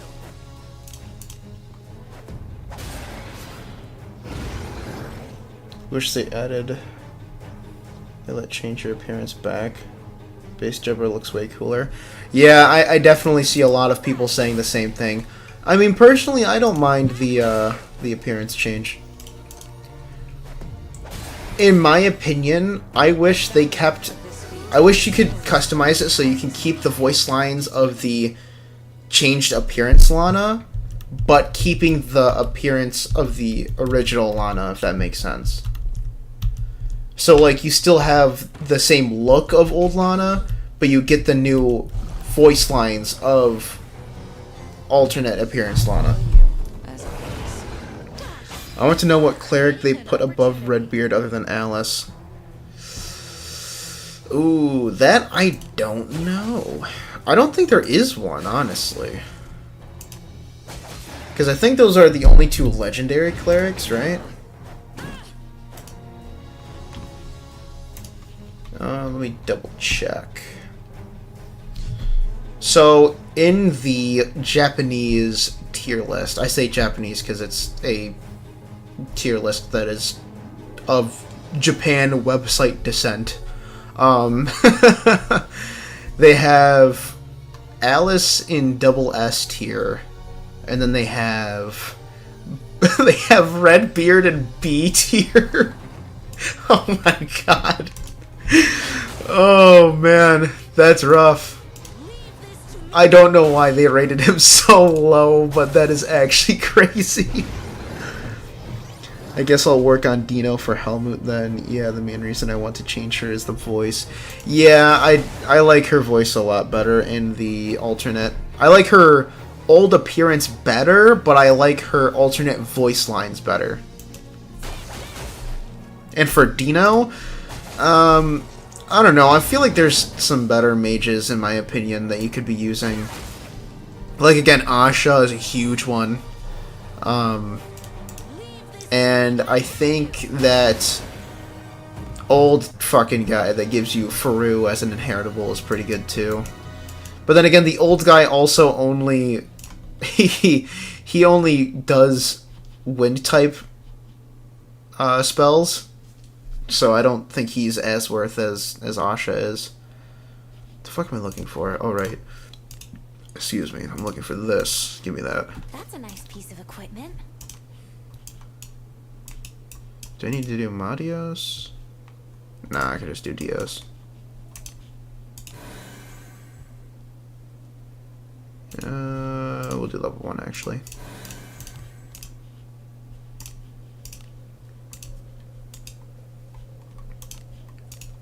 That's a nice piece of equipment.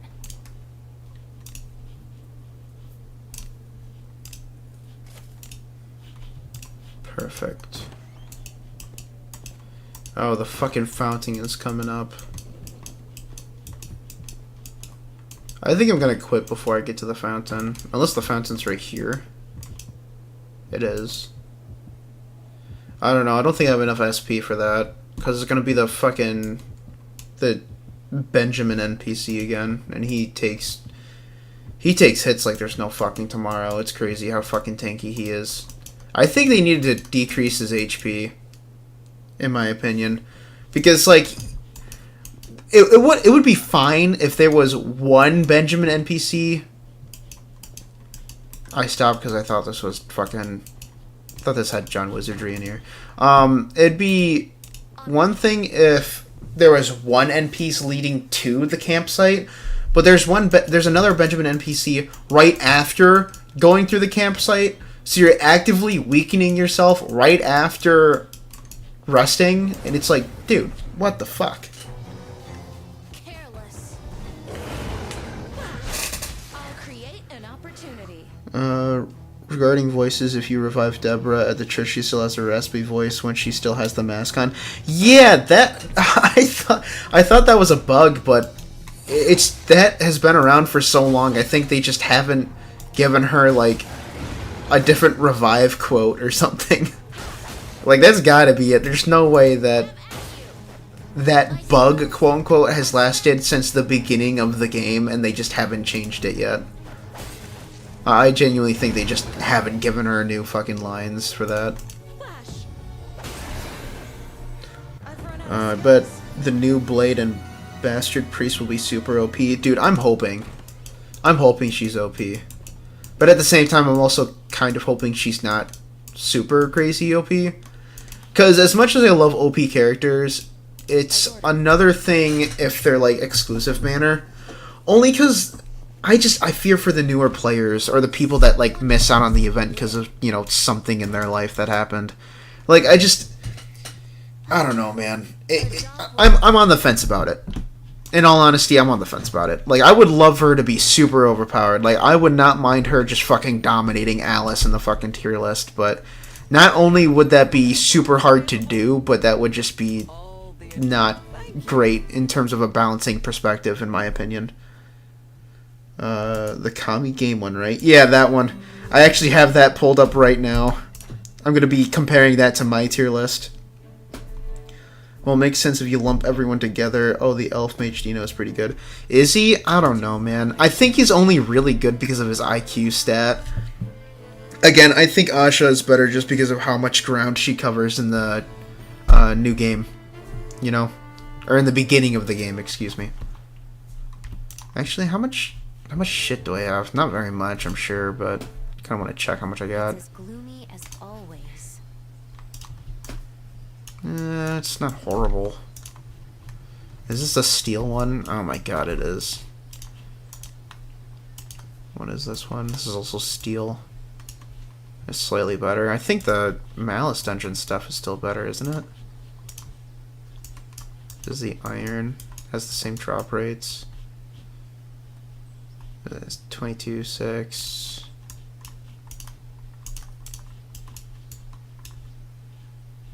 Yeah. Oh my god, dude. Wow, the Malice Dungeon shit still has just so many good drop rates. Ebon Steel 3-star? Are you fucking serious? Really? This is what people are freaking out about? 10% chance for a 3-star? Dude, come on. Really? This is the thing that people are hype about? That's crazy. Oh, but they sleep on the Malice Dungeon. Dude, what the fuck, man? I don't get it. I don't understand. Like, I've been spending most of my time on the 2 Wizardry Discords. Mainly the Variance Daphne one, and they're all talking about how good it is to farm Ebon Steel equipment in the Proving Grounds and all this other shit. And then there's a lot of people who are like, oh, the Malice Dungeon is okay, but it's not the greatest. You know, you have better farming spots. And then I see the alleged better farming spots, and all they have going for them is the quality of the equipment, not the blessings or star grade. And it's just fucking stupid. So stupid. I'm like, dude, what the fuck, man? And then I had one guy earlier on my post. He hasn't found the steel equipment yet for the Malice dungeon. And he's like, you can't get steel equipment from the Malice dungeon. I only got iron stuff. And I'm like, dude, just I promise you, just keep farming. What the fuck are you doing? I'm streaming right now. Oh, I'm sorry. Yeah, good job. How was Brianna's? Good. Did you bring back home pizza? No. God damn it. We watched The Wild Robot and we watched the Bumblebee. You watched the Wild Robot and what? Bumblebee movie. The what? Bumblebee movie. Oh, well, stop mumbling so I can hear you. Bumblebee. See, that's louder. movie. See, I would have been able to hear you the first time if you did that. But why did you want to watch the How to Train Your Dragon movies? No! Lana again! What the fuck? There you go. Because why? That's it? We keep seeing stuff about the live action one. We're like, eh. Give me the good stuff. Give me the good stuff. The real stuff. The real stuff. Yeah, I love the How to Train Your Dragon movies. We can definitely plan a date out or something. She's so rude. She is rude. How dare she? All these battles, I'm filthy, head to toe. Alright, this Injuries lightly. this Lana dying business needs to stop ASAP, because this is not okay. Actually, you know what, Lana? You have a ton of MP. Look at that. Pleasant memories. Look at that scrumdiddlyumptious MP you have going on there. 230 divine power. Hey, you know what? That's good enough. Wounds be healed. Wound be healed. Boom. This filth brings to mind unpleasant memories. Yes, this will do.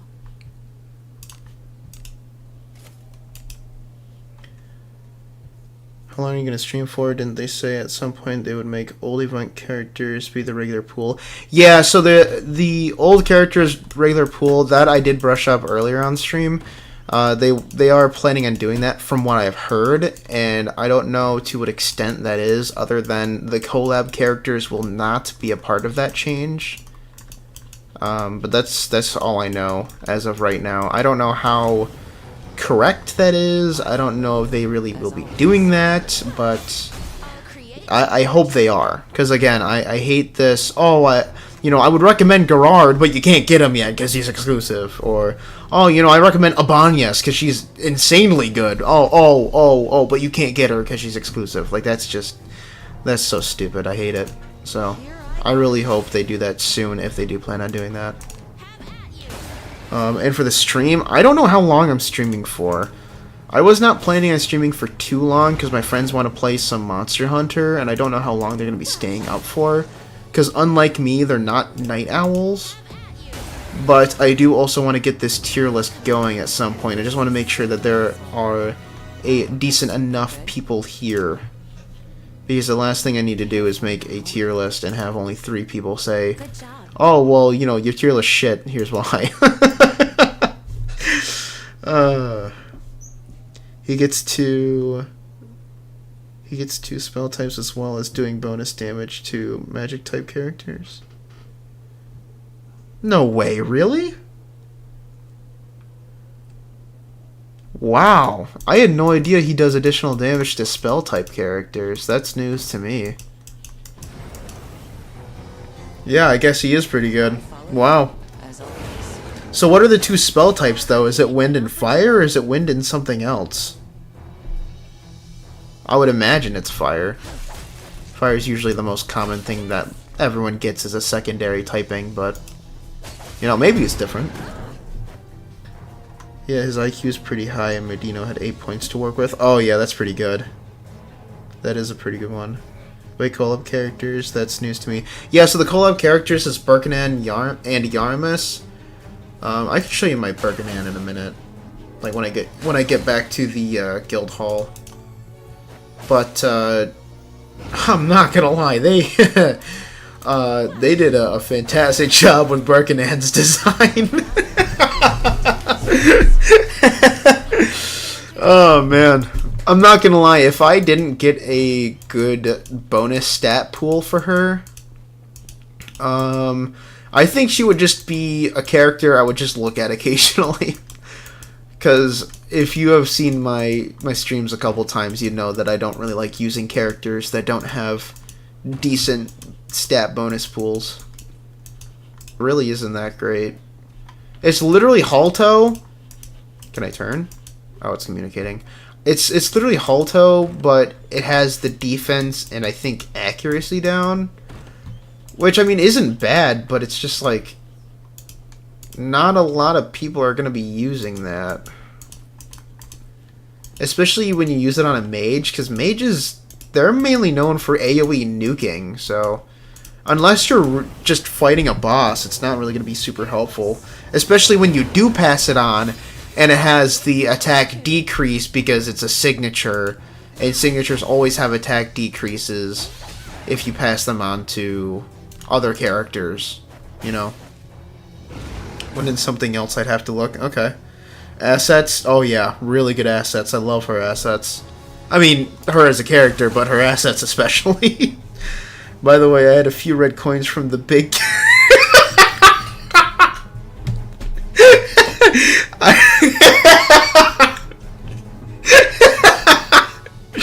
By the way, I had a few red coins from the big tits giant chick and Yaramis.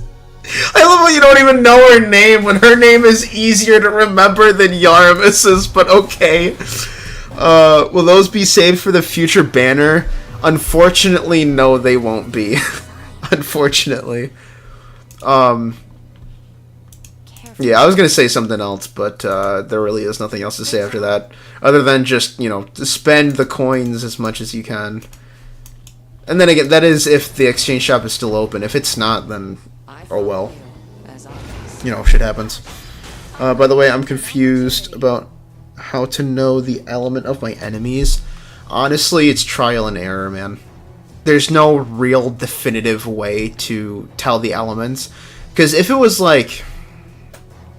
I don't know, like any other gacha game, the element would be depicted by the color.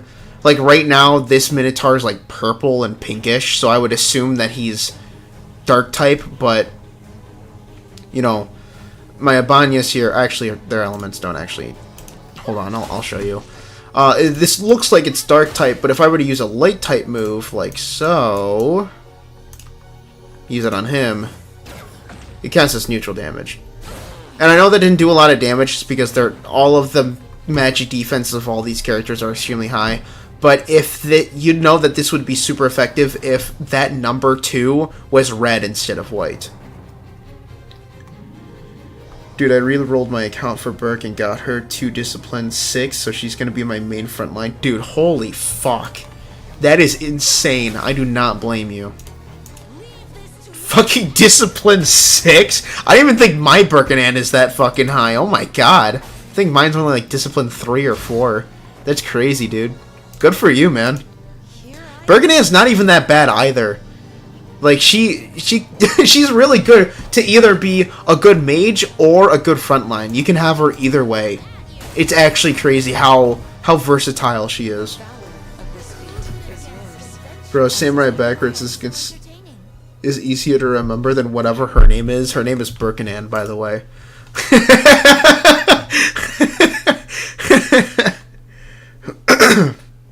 You can click on the enemy in the turn list for extra info, but most of the time it's hidden.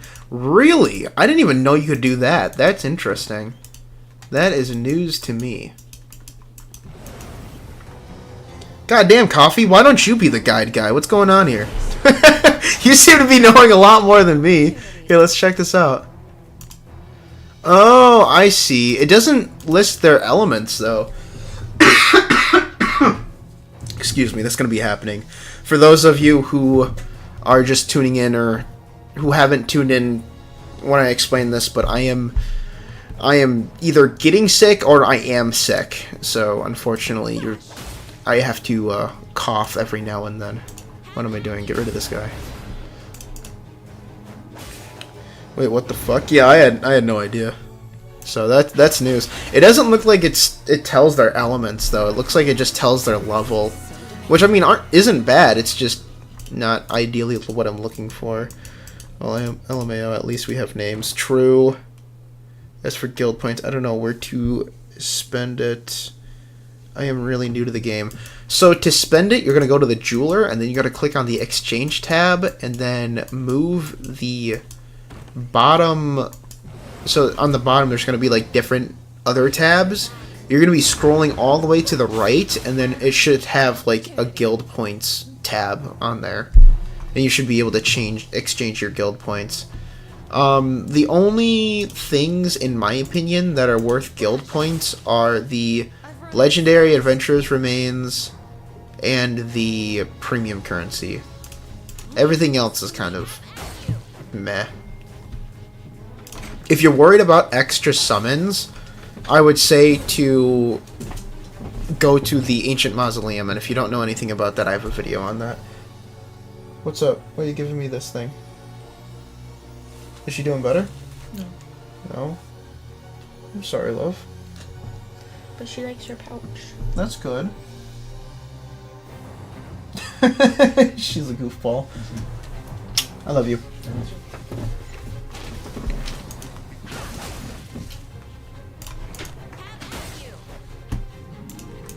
I am running low on SP. This might be my last fight and then I'll have to restart. Oh! Okay, or I just die. Your time. Okay.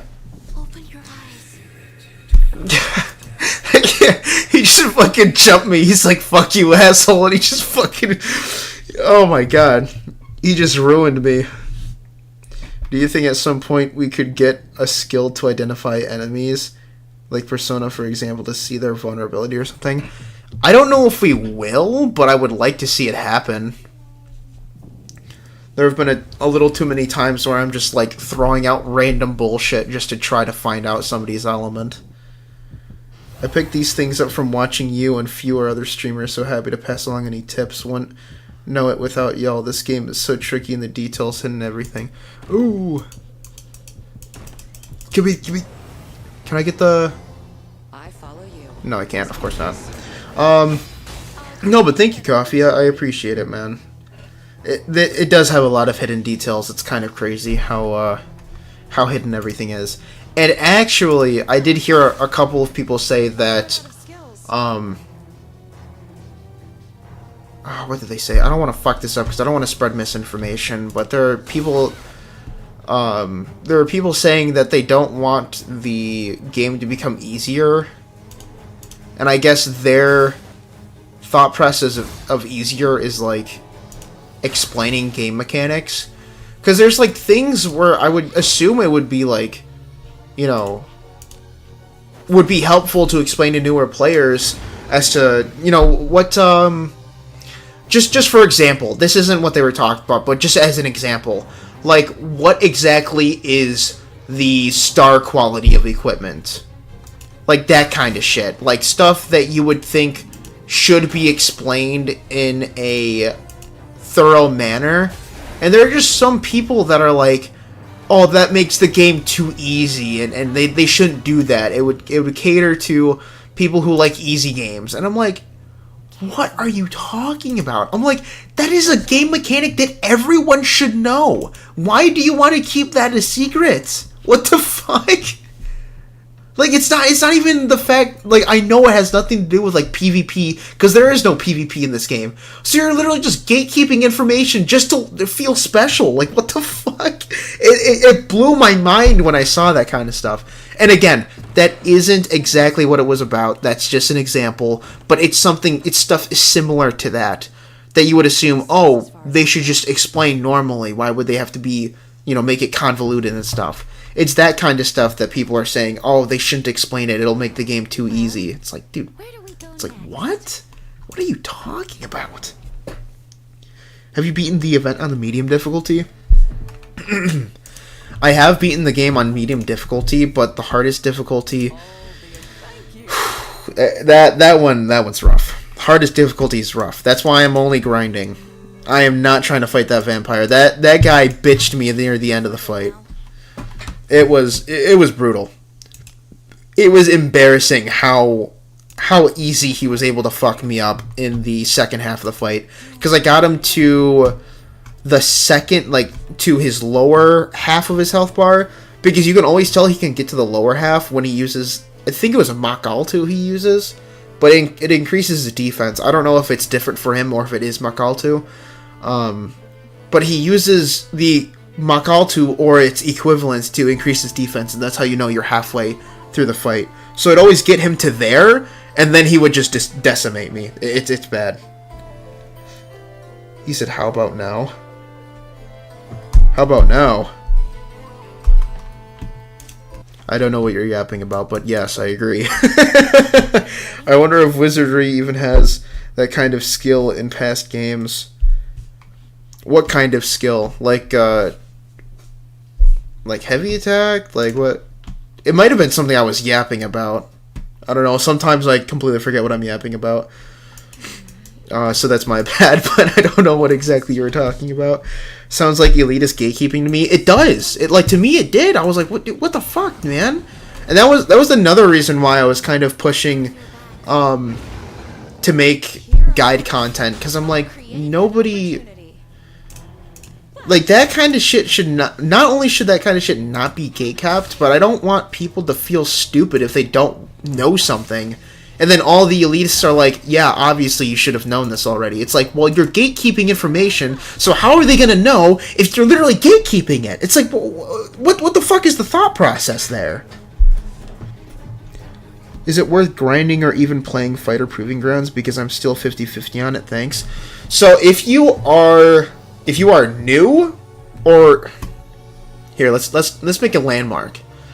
I would say if you're just starting Abyss level 3, it's not worth going all in on the event, because the hardest difficulty of this event is aimed towards people who have essentially beaten Abyss level 3 already.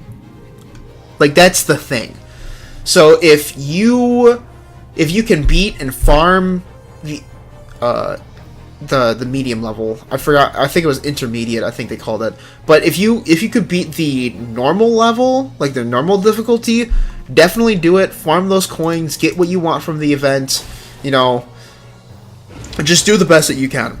But if you can't beat the hardest difficulty, don't even worry about it, because not only is it too stressful for you, but it's also just the event's gonna come back later. And again, I don't know if the coins are going to be transferred. I don't know. I have no idea. So if you want to use all of your coins now, before the event ends, go for it. But if you want to save up, don't be afraid to do that. But I would appreciate it if you could, like, I don't know, shoot a quick message in the comments, you know, letting me know, hey, you know, my shit transferred over. Obviously, I'm not telling you that you have to do that, but I'd appreciate the message. Elitist, that's normal in gacha scene. That, man, I don't like it. I do not like it. Not a fan. How do you beat the Minotaur? I'm guessing you have full power, though, the first few rounds, but he just hits people after he powers up. So, for me, it was very weird, because I actually just did heavy attack spam, like what I'm doing with all these trash mobs right now. And, near the end of his near the end of his life, he just spams the fuck out of buffs, and for the 5 times that I beat him, he didn't actually attack me once he started applying buffs. I don't know if it was a bug that they ended up fixing, but he just didn't attack me after he buffed the fuck out of himself, so I don't know what's up with that. You said you needed to go to town before you died. Oh, oh yeah. Oh, that's what you're talking about. Yeah, that was rough. I was not expecting him to just fucking kill my ass. Oh my lord.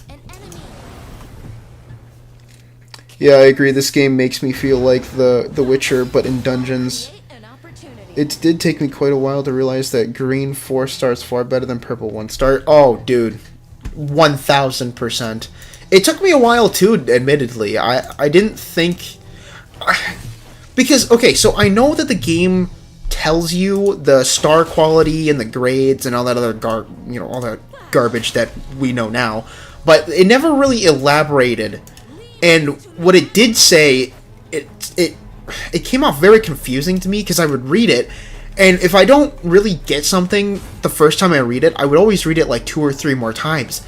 And I read all of the instructions like 5 times. I'm like, what the I'm like, I don't understand what it's trying to tell me here. It's saying star quality is good, but it's not telling me, or it's not clarifying how it's good.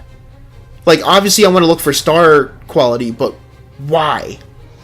And so, like, I dug. Like, I just was looking up different searches, different, like, things over the web, and eventually, after I read the fucking instructions, or the tutorial, or whatever you want to call it, like 5 to 10 different times, and looking up other people's explanations, because not a lot of people explained it very well either, which is weird, but regardless, I eventually found out what exactly star quality was, and it made gameplay so much fucking easier, dude. It was so much easier.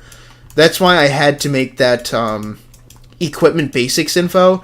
Like, if you just want to know the basics of equipment, you know, like, what star quality is, what, like, you know, what you're looking for grades, and all that other stuff, like, just the basics, bare minimum stuff, just look up my, my video, Equipment Basics, and it should have all the basic shit.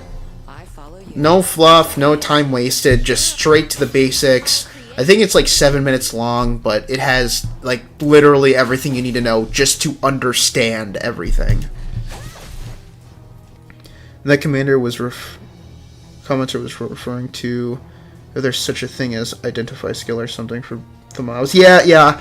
I think I got zoned out, but yeah, I do agree. I think that there is a I don't think there's a skill like that now, but I would prefer if there was a skill like that. Or at least a game mechanic, like, I don't know, I just left the fucking battle screen, but, like, if the battle screen was, like, right, okay, this is the battle screen, right?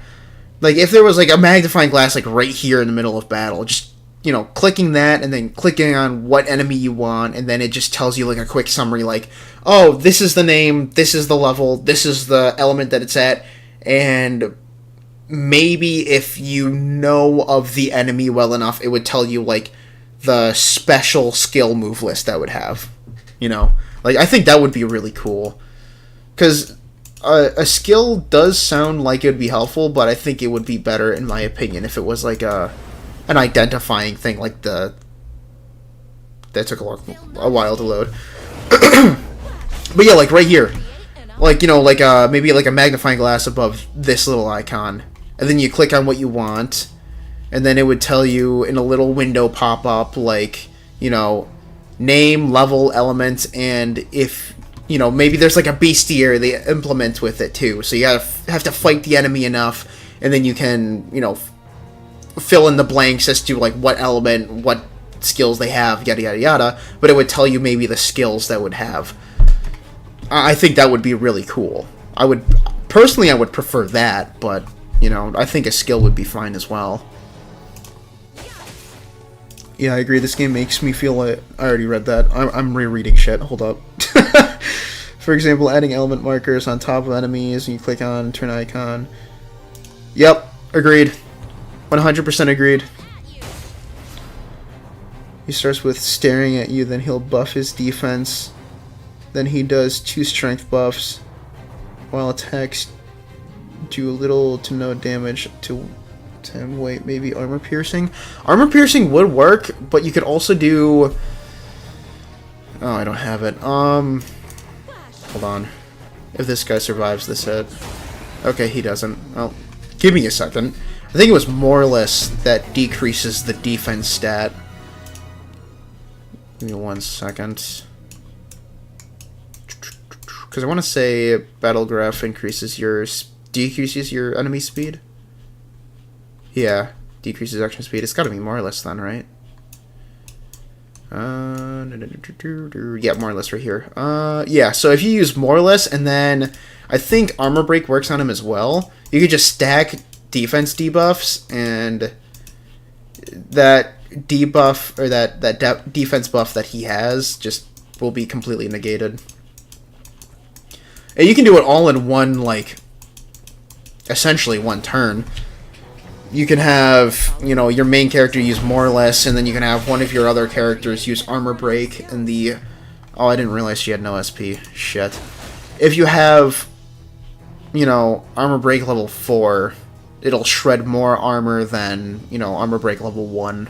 So, definitely increase the level of armor break if you're going to use it.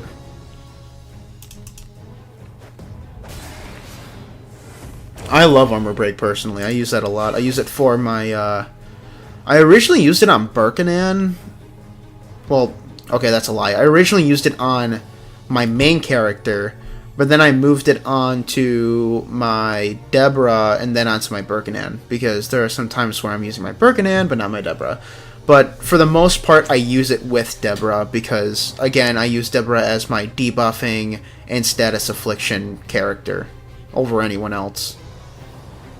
The only time I would ever use anyone other than Deborah to inflict, like, any kind of status or debuff or anything, it would be Adam. I hope that is something good. And that's just because mages are really good with those kind of spells and shit. Good job. A bestiary would sound fun. I think a bestiary would be great. Or a spell the samurai guy talks about a spell to look into chests while opening the chests during the dragon event. Yes, that is true. But I'm mainly talking about things for the beasts specifically. I say beasts. I meant, like, you know, like the monsters and shit. How the fuck was that? Bro, they were in the other room. How did they even reach me? What the fuck? Dog, what? But no, I'm thinking of, like, a bestiary, because not only would that, you know...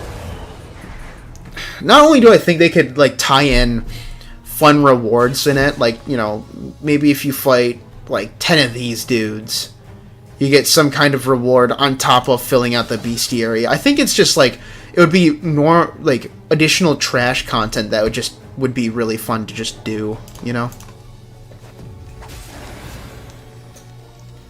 Can you explain what delay attack and follow-up attack is? So, delay attack is arguably one of my favorite attacks.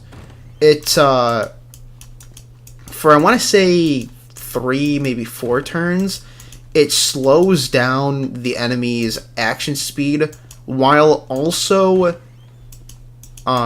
decreasing their turn placement. Actually, that's a lie. It just decreases their turn placement. I don't know what the hell I'm talking about. So delay attack, for example, if I were to use delay attack here, and I had 6 people, and let's say the Minotaur would attack right after Abanyas. If I used Abanyas and I used her delay attack, it would shoot him from right below Abanyas straight down to, like, down here. It's an incredibly good skill, and you can stack it on top of Battlegraph. So you can make their turn happen farther down the turn list, and then also decrease their action speed at the same time if you use more or less right afterwards. Stupidly good combo, really good if you want to get as many buffs and debuffs off as you can. And it's just, and the fact that they both last for a couple of turns, it's not okay. It's not okay when you are ready to bully a boss.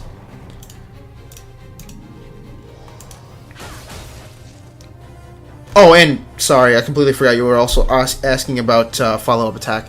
So follow-up attack, every time you do a basic move, which is literally just like, you know, hitting them randomly like this, you have a chance of getting in an extra hit. So instead of, you know, attacking twice per one hit, I would be attacking 3 times per one hit. The catch is that the effectiveness of the move is affected by your luck stat. So the higher your luck stat, the higher the chance of follow-up attack of triggering. So it's really good for, like, in my scenario right now, where my Abanyas has no SP at the moment, so I'm stuck using her basic attack. So if the luck stat is high enough, I could just spam the follow-up attack and hit him 3 times in a row constantly if I wanted to. But that's only if my luck stat is high enough and it triggers enough. That's why you want to increase the follow-up attack if you can, because the higher your follow-up attack passive is, the less the lower the luck stat can be. If that makes sense. Like you can have the follow-up attack hit more often regardless of your luck stat. I was theorizing Garmus could see Lulu how somehow it was hiding it. There's a line when we killed the dragon when the smoke and yeah. Wait, really? I didn't even see that. What the fuck? I even realized that. Wait, he can. Wait, there is a. Oh, you know what? Maybe I did fucking see it, but I didn't. Or maybe like a. I don't know. Maybe I did see it, but I didn't register it in my head. I don't know. Either way, that's still really cool. I didn't even know that he could do that. That's fucking sick. Like right there, that was follow-up attack. So it passively gives me 1 extra attack if my luck stat, pulls through. Oh shit. Oh god. All right, yeah, I'm gonna leave. Wow. he told me to go fuck myself. It killed me right afterwards. Oh my god. Wow. Yikes. Why do you have only 3? I'm new. The reason why I have only 3 characters is because the event that I'm doing right now only lets me do 3 characters. I'm not allowed to have any more than 3.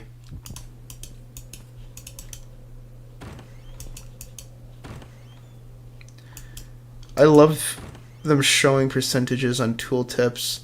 A chance of / increases is not very explanatory. One of my main complaints is that the damage gained compared to MP cost of spells is not worth that much. I agree with you that I think it's an issue that they don't elaborate like the percentages or any of that other stuff for the passives and skills.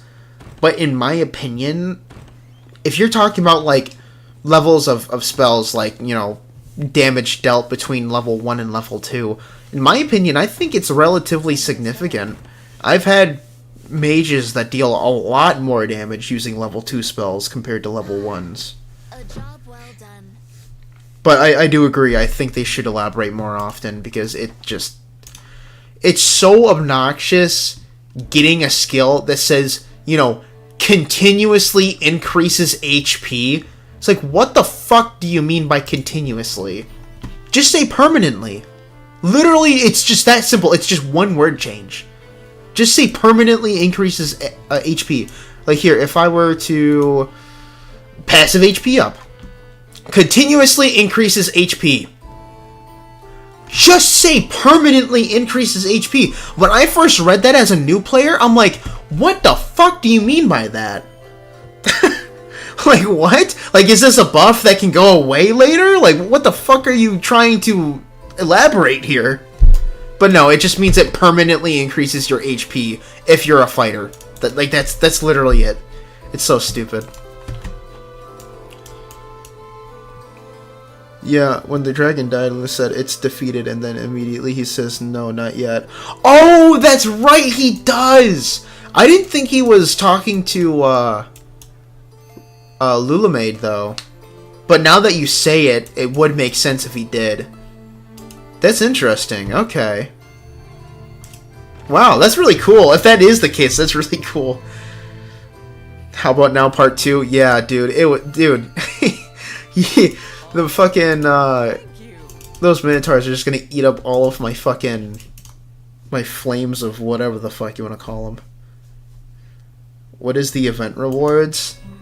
If you're talking about the Proving Grounds, it's the only rewards that are of value, in my opinion, is the Way of the Fighter, because of the damage bonus it can give you. The Ring, because the Ring is extremely good.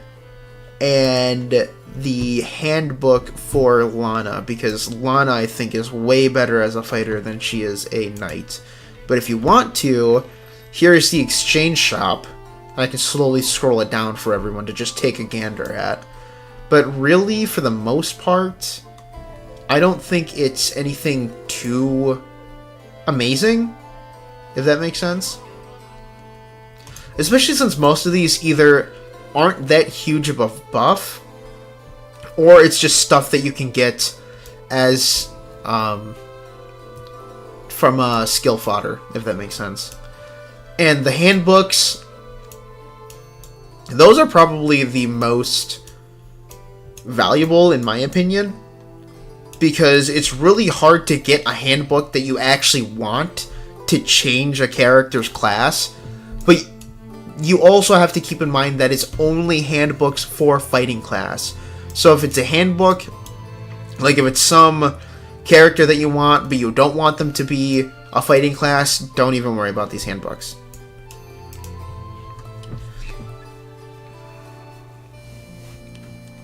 I thought it gave some kind of regeneration when I first read it. Yeah, dude, I just... I don't know. I don't know, man. It sounds like it could, but then it's like, no, actually it just permanently increases the stats. Like, okay. For example, my Alice heals like 229 with Madios level 1 for 10 MP and 249 with Madios level 2 for 14 MP. Oh, gotcha. Okay. Yeah, actually, now that you mentioned it, they are planning on doing a rebalancing for spells and MP cost, and I want to say skills and SP cost as well. I don't know if they implemented that yet, but I did see the announcement for it. I wonder how their localization teams work. Like, is it just a couple of Japanese people that speak English or using AI? I'd like to see some community engagement as far as the quality of life stuff. True, I agree with that. I think the quality of life stuff is probably the most important thing they should be focusing on right now. I don't know why. I keep clicking on the same fucking place sometimes, and I don't know why I keep doing that. I think it's just because I'm talking. But no, I do agree with the quality of life things. I think if they want to focus on quality of life stuff, they should just shit out another event. Like, they could bring out a repeat of the Fortress of Fordrag, or whatever the hell it was called. And then while everybody is busy farming the fuck out of the rewards there, they could just focus on quality of life stuff. Because, like, they have been focusing on it a little bit. Like, the quest board is now different. I don't know if anybody has noticed, but now they have, like, different tabs for different things and shit now. And honestly, I'm kind of liking it. It's pretty good. I got Lana... Wait, what? Does that work as well? I got Wana. Does that work as well? I'm not sure what you mean by that. Sorry, man. Sorry, I don't mean quality of life, just localization. Oh, gotcha. Gotcha. Also, what's the deal with the ring? The ring is a max unified ring that not only passively increases your strength, but it also has all 4 blessing slots unlocked, and they are all focused around fighter skills. Like they're all focused around stats that fighters would prioritize. So, insanely good ring. But for some reason, there are some people that are, like, downplaying the ring. Like, it's not that great. Like, are you fucking ridiculous? Like, every time I see somebody like, yeah, the ring's cool, but I think that the way of the fighter is better. I'm like, dude, you are crazy. What are you talking about? Like, yeah, I can understand the appeal of it, but to say that it's better than the ring, that just seems a little ridiculous in my opinion. Do levels reset after class change? No, they do not. Or do the learned skills get retroactively added? So, when changing your class, nothing gets reset. The only thing that gets reset is your level. So essentially, every time you level up, you're leveling up that class for that character. That's all that's happening. So you keep all your passives, you keep all of the, you know, the bond mate stat boosts, you keep all the spells and all the skills that you learn, you keep everything. It's just, now you gotta level up your character again. That's all that happens. And also the passives that you learn from the new class can be transferred over to other classes. Like those skills and those passives and shit are permanent. They will never be removed ever.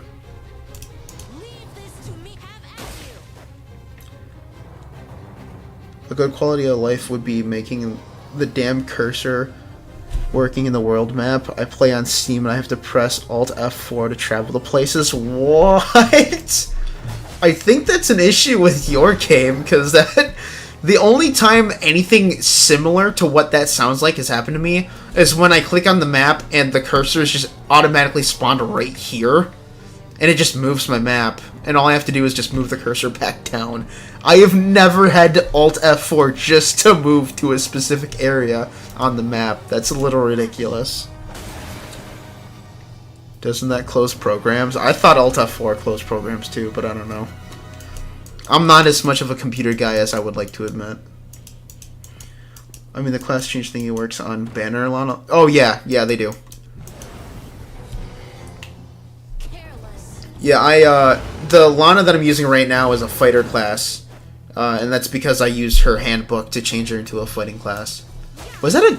Did they just ambush? How the fuck did they ambush me? I didn't think they were behind me. The same issue happens with the well? Really? I think that has something to do with your game. I'm not gonna lie. I've never encountered that issue before. Yo, hey Nick, what's up, man? Are you guys still playing Monster Hunter, or are you all off for the night? Because of the resolution.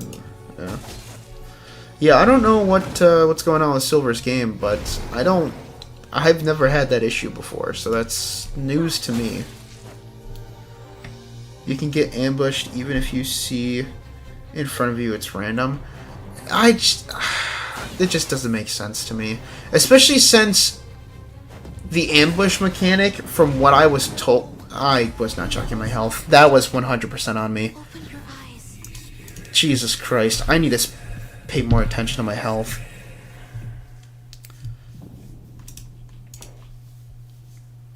But no, the ambush mechanic, I don't like how it can just randomly happen to you. That just sounds stupid. Because from what I was told from the, whatchamacallit, the tutorial or whatever. Oh, you know what? Maybe he did ambush me properly. Yeah, he came from the side. Because the ambush mechanic, if you come at somebody from behind or from the side, you would ambush them. But the same would happen to you if enemies did that to you. But like just now, I didn't ambush them despite me coming from the side. Like, it's super inconsistent, and I do not like it. Bro, I just caught a Sandstar in Monster Hunter Rarest Endemic Life in the game. Good shit. If you tell that to AJ, he would tell you, oh yeah, well I caught that in the demo, so you're late. So whatever you do, don't tell that to AJ. He will anti-flex you. The others got off, but I'm still on. Oh, okay. Gotcha. Are you hunting anything specific, or are you just fighting random shit?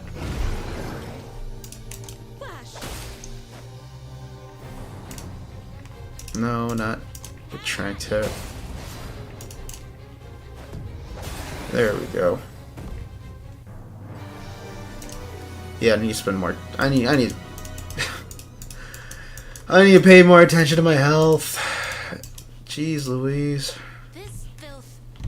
Oh, she's not even close to level 54. Maybe by the end of the night I can have her reach level 54, hopefully. Because if I can get her to have full power strike, that would be extremely ideal. So every time you meet the master of the Proving Grounds, you get plus 50, or is it just the first time? It's just the first time. So the way they did it was really fucking confusing. So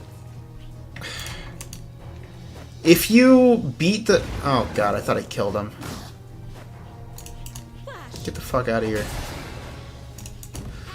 So if you beat the beginning dungeon first, and then you beat the intermediate dungeon, you'll get 50 for the beginning dungeon, but then you'll get an additional 50 for beating the intermediate dungeon instead of straight up 100. Because the way they did the earning the currency is super fucking confusing and convoluted, and it's super hard to fucking explain. Excuse me. So, you get the 50 currency from the beginning. The beginning dungeon. Cool. But then you get an additional 50 from the intermediate if you already beat the beginning dungeon, to make up 100. If you didn't complete the beginning dungeon yet, and you go straight to the intermediate, you get 100 coins instead of just the 50. And then the same shit happens with the advanced dungeon.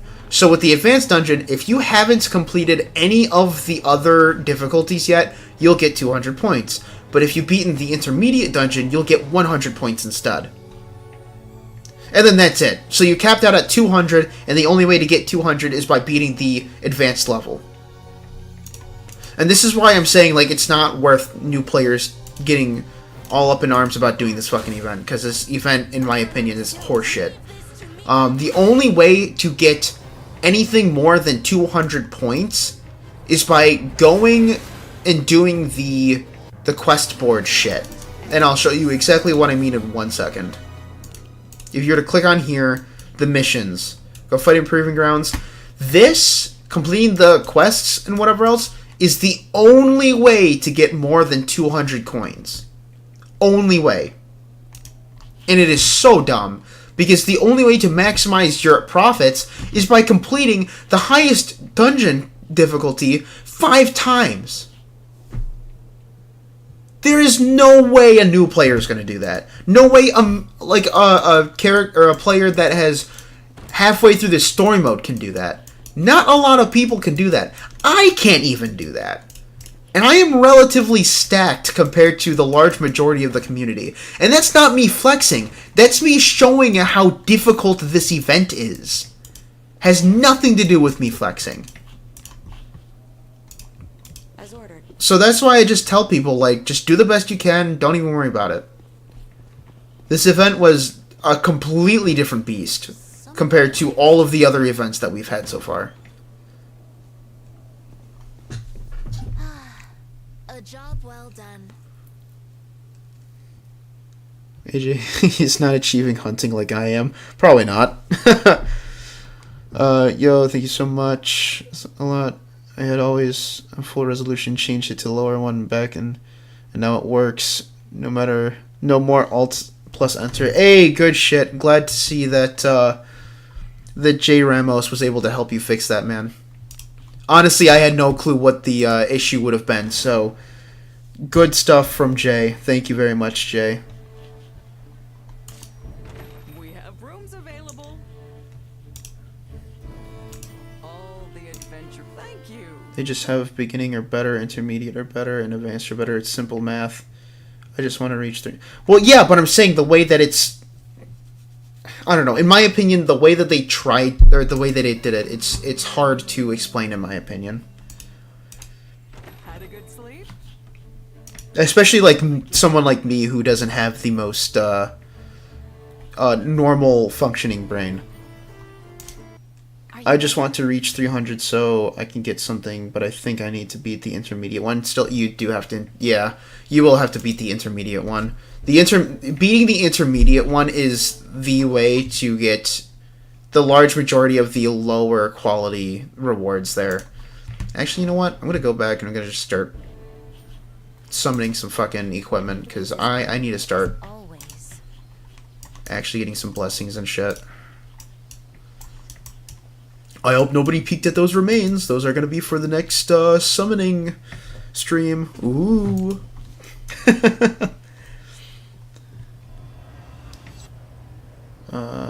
I'm level 20. Can I at least class change? You can class change at any level, but if you're going to class change any character, it should only be your MC at level 20. Because the only time you'd ever want to class change any other character would be when they're max level, because the books are a one-time use, and you cannot change them back to their previous class if you don't have the book for that. So only class change when you get all of the passives and skills and shit for them. That is the only time you should be changing their classes. I got the achievement for 1 million Zenny, 30 hunter profiles, the star, and sand star, and I think one more today. 30 out of 50, almost there. Good shit, man. I wish you luck on your achievement hunting. You understand, overall the thing gives very little. It does, it's so stupid. Achievement hunters are definitely beasts apart from speedrunners. True. I think achievement hunters are a little bit better than speedrunners, in my opinion. Because they just have the mental fortitude to just go through the process that is required to get all of the fucking achievements. And thank you for whoever subscribed. I should have that alert. Nick could tell you. He was telling me about how I should bring up the subscribe thing back, but I don't know. I even know how I removed it. It says it's here.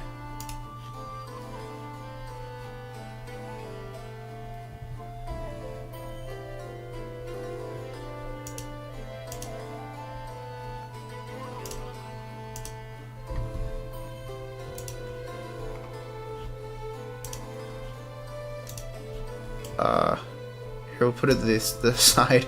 I don't know. I think it's there now. I don't know.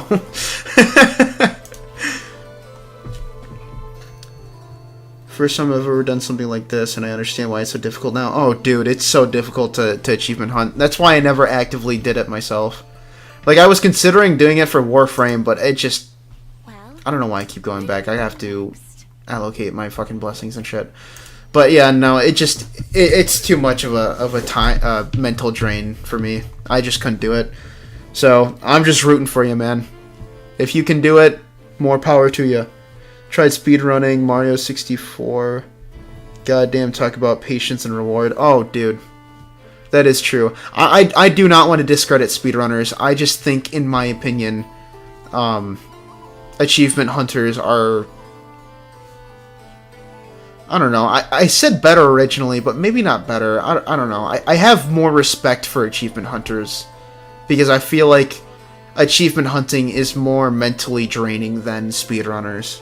I don't ever want to discredit speedrunners because they do have, you know, they do their own thing and they do have their own mental drain mechanics and whatnot to them. But I think achievement hunters are just, you know, more durable in that sense.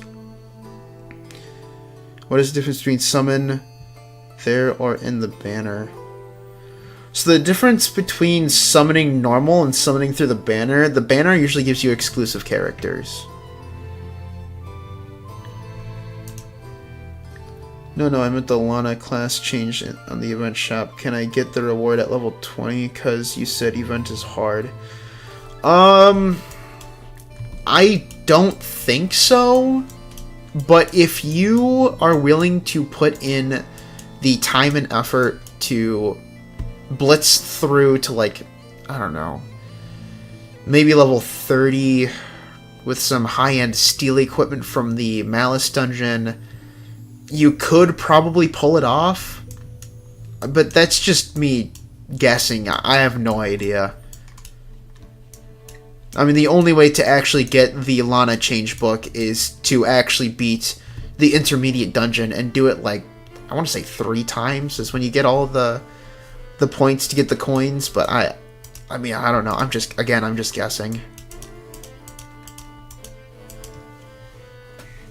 I haven't tried the event. I'm level 20 right now too. Sorry, couldn't say. No, you're good, man. Don't even worry about it. I speedrun a couple of games before, very fun. I heard that it was fun, but to me personally, I don't see the entertainment appeal, but I do definitely see the bragging rights appeal, if that makes sense. Ebony Sword 4-star? I'll keep it. Accuracy, that's... Oh my god, dude, all these are garbage. Garbage, garbage, garbage. Actually hoping to get an attack reinforcement stone from that. And this is what I mean. So, literally, I could destroy 30 to 35 pieces of equipment and I'd get like 3 stones. I want them to change the drop rates for the stones. This is just fucking abysmal. Or at least find a way to, like, farm the stones. Like, maybe get a dungeon out that, like, gives you reinforcement or alteration stones or something, man. Because it's so grating grinding for equipment to try to get some kind of alteration or refinement stone and then get absolutely nothing out of it. It's just so obnoxious.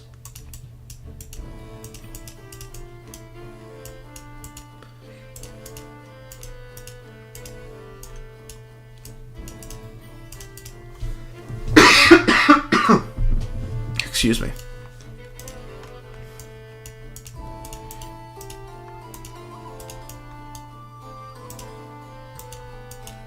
Magic defense. Ooh, defense and action speed. That's actually not bad. With the piety barrier, it's pretty good. That's also pretty good. Wow. Gotta look into this kind of stuff for mages and priests. Looks interesting. I'm actually keeping that just in case. Yeah, dude. Oh, what the fuck?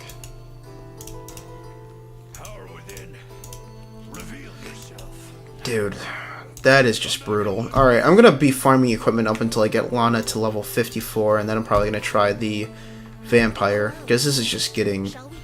This is just getting sad. Why do I didn't mean to go back here. What am I doing, dude? Just started playing as Alice, Adam, Yekatrina, Gerulf, Gerard. A good start. I can still pick one more legendary as well. That is a really good start for the last legendary. I would recommend picking up Lana. 100%. I think you'd want Lana for your sector, your selector. Yeah, see, Jay knows what's up. Jay already knew. I didn't even have to fucking answer. He already knew what was up. Yeah, I would recommend Lana. So I would say your team could probably consist of, like, Lana, Alice, Adam, Gerard, and I don't know. I would say maybe just put a thief in there because they're really good for opening chests and stuff like that. I just realized I need to read chat. Oh my goodness. Is it useful to armor break and then armor pierce? Yeah, because armor break only decreases a certain amount of XP. Not XP, sorry, armor. So you can shred a little bit of armor, and then the armor pierce would go through the other armor that's left over.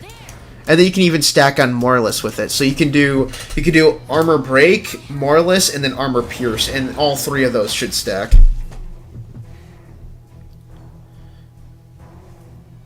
I can understand achievements hunters. I can't understand speedrunners. So much time is shaved off seconds to be a special person to be a speedrunner. Yeah, no, I agree. I definitely do have more respect for achievement hunters, in my opinion. Or at least understand them. Okay, dude, you need to go. I can handle one of you, not 2 of you. Not yet. Flash. Why am I using level 2? I still haven't changed it yet. Yowzers. Yeah, then you'll have a total of 375 without it. You'll have 275 true, To be honest, my favorite thing to do with the games, especially older titles or games that support it, are randomize them. True, randomizing does seem like a lot of fun. I haven't actually done a randomizer yet, but it looks like a lot of fun. Especially Super Metroid. I'm not a huge fan of Metroid games. I understand the appeal, but I don't think they're really my cup of tea. I don't think Paralyzer Stun works on the Minotaur, but I could try some Mimic Secretion to try it out. Well, here, let's... I mean, yeah, I don't think Stun works either. I have no idea about Paralysis, though. Paralysis might work. I haven't tried it, but Stunning usually doesn't. Not yet. Flash. Leave this to me. Have at you. Oh, dude, come on. Oh, alright, we're chilling. Flash. Goodbye.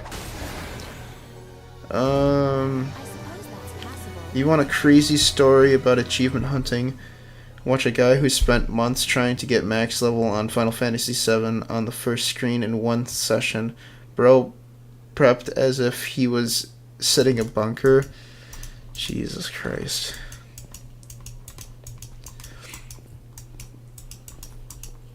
That I don't get.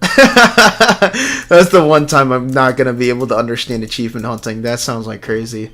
I would never be able to... I wouldn't even have the patience to do that. Jesus. Congrats to him for actually pulling it off. Onward. Top level dedication. True. Did I watch that vid? That dude is legit insane. If you're tired of rerolling, definitely get Lana. Oh shit, I wasn't paying attention. Problem. Oh, It is a scratch. that is not just a scratch, bitch. You are at 29 health. What are you yapping about? Leave this to me. Have at you.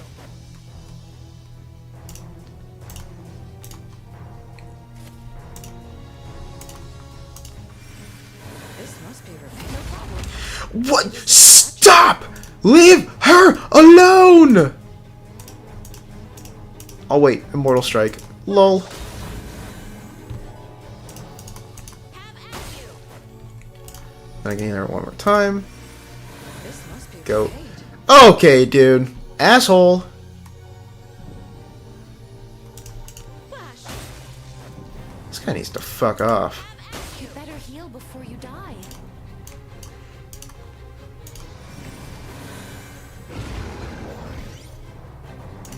Flash. Have at you. Yeah, fuck you, dickhead. Tis nothing. Here I flash. Alright, I'm leaving. I'm leaving before I get fucked over again. What do you think? Oh, hello, chest. Oh, well, maybe I might have to stay. Oh, maybe I need another chest. Oh. Blossom junk. That's the good shit.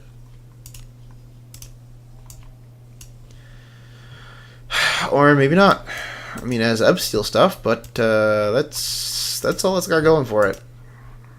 Fucking yikes. Again, crazy farming spot, by the way, guys. Allegedly. That's a nice piece of equipment.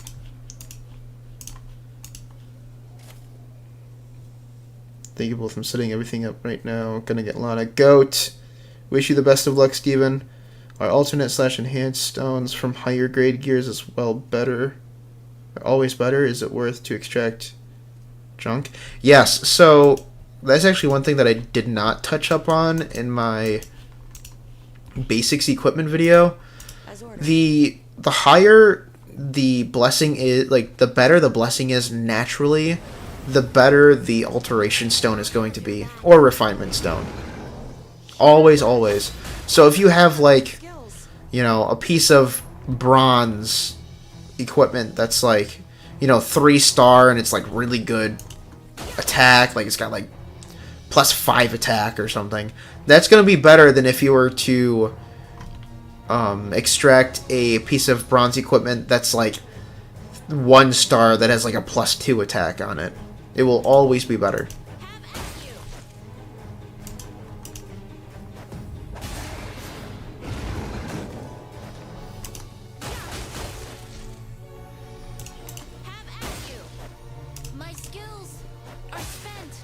Stun worked on the Benjamin guy. It also worked in the beginning of the tier boss guy. I didn't know it worked on the beginning tier boss guy, but I did know that it worked on Benjamin. That's what I did originally to beat him. Thank God, because if it didn't work, then I probably would have gotten fucked over. I saw the older videos as far as gear or levels you would want to extract, so that when you reach max, you can take advantage of all the stuff. Wait, aren't you on your last revive? I am on my last revive. Yeah, I got to be a little stingy with my deaths here. By the way, quick tip: anyone who wants farm equipment, once you get to the second major Harkin, to repeat the quest that you need to save 5 grandchildren, nuke them with the mages, since you have to an ASAP to get them. Oh, that's a good farming strat. I never really thought about that. I would say just wait to actually really farm stuff until you unlock the Malice dungeon, because that dungeon is stupid. As a rogue check that gives you 5% trap avoidance per level cap set, level 5, so 25% cap avoidance. Oh, that's pretty good. First achievement I ever gave up on was 1000 jump ropes with Vivi in Final Fantasy IX. Haunts me to this day. Fucking rip. Oh, that's awful. I think I remember that. What are you talking about? Is it a ring that gives plus 5% trap avoidance? Is a bond mate named Mel. Oh. Yeah, you can farm bond mates. Actually, you can farm what's his name? Albano? I think his name is, sounds close to Abano, which is funny because that's Spanish for fucking toilet.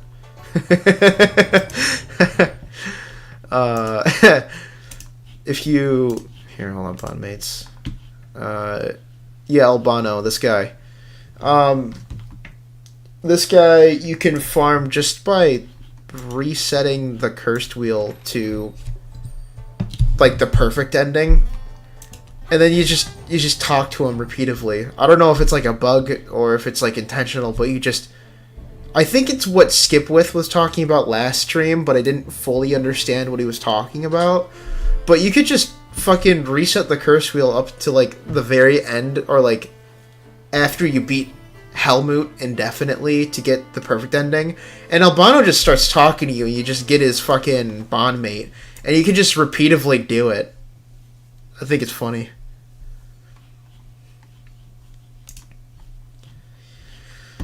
Oh man, how much XP do I have left? Dude, come on.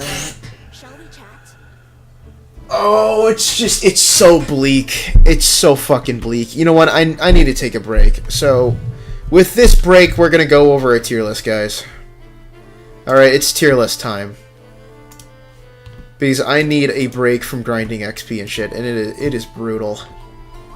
So I'm gonna leave the game on in the background, but I'm gonna be changing the thing. Just give me 1 second. Oh, that's not the right button. Technical difficulties, give me a second. Alright, here we go. Here we go. I gotta wait for latency to catch up, so I need to double check to make sure everything's good. By the way, about the bond mate, I mentioned a while ago that it gives you plus detect, and I mentioned that you have to save from the fresh start. I told you the wrong name, and right now, or the right one is Mud, the Eternal Novice. Oh, Mud! That's right, I completely forgot about him, to be completely honest with you. Interesting. I started Malice Dungeon. A shrine asked me to choose between 2 options. No idea what they are. What should I pick?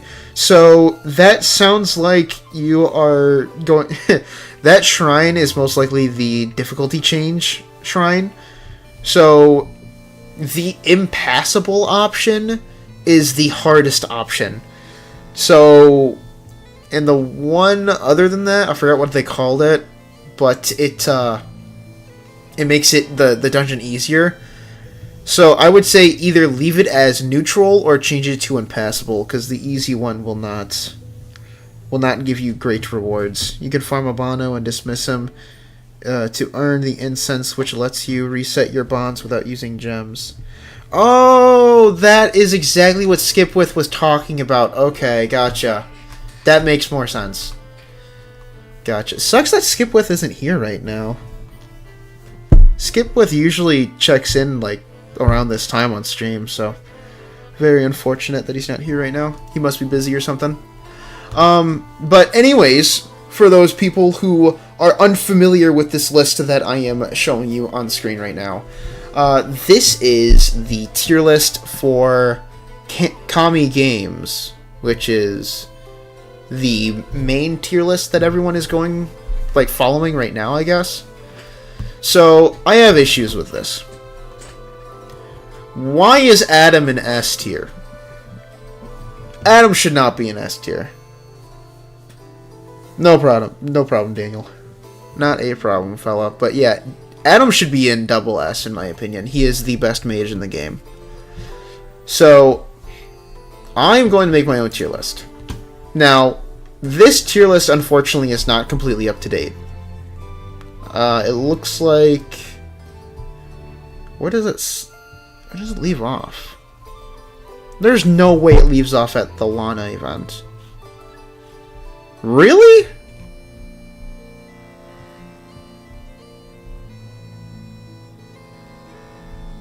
There's no other images? Oh, brother. Alright, I'm just gonna go with what I have right now, I guess, and then I'll just make alterations, verbally. So, both Lanas are going to future-proof. Can I change this, actually? This should be... Okay, so we're actually going to change this to follow the Kami game tier list.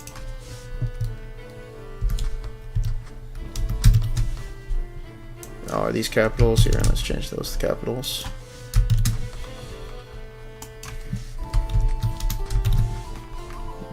C, D, and then we're gonna leave the bricked title because, yeah, I think everyone understands that is the shittiest tier. We don't start with the base characters, you can add others later. So, that's exactly what I'm gonna be doing. I'm not gonna use Gerard yet. The whole reason why I did the Wanderer Lana with normal Lana is because they're pretty much the same thing. The only difference is, I want to say their discipline and their voice lines. I mean, like, there might be one difference in a different passive, but as far as I'm aware of, that's the only noticeable difference. Why is Adam the best? Because not only does he have a skill that prevents his, like, any of his spells from being resisted, but his discipline also increases his magic... Wow, sorry, my brain froze right there. His discipline not only increases his magic attack, but it also increases his action speed. So with each discipline, you're literally increasing his killing power and his action speed. So he will be faster. So he will be the fastest nuke on your team if made correctly.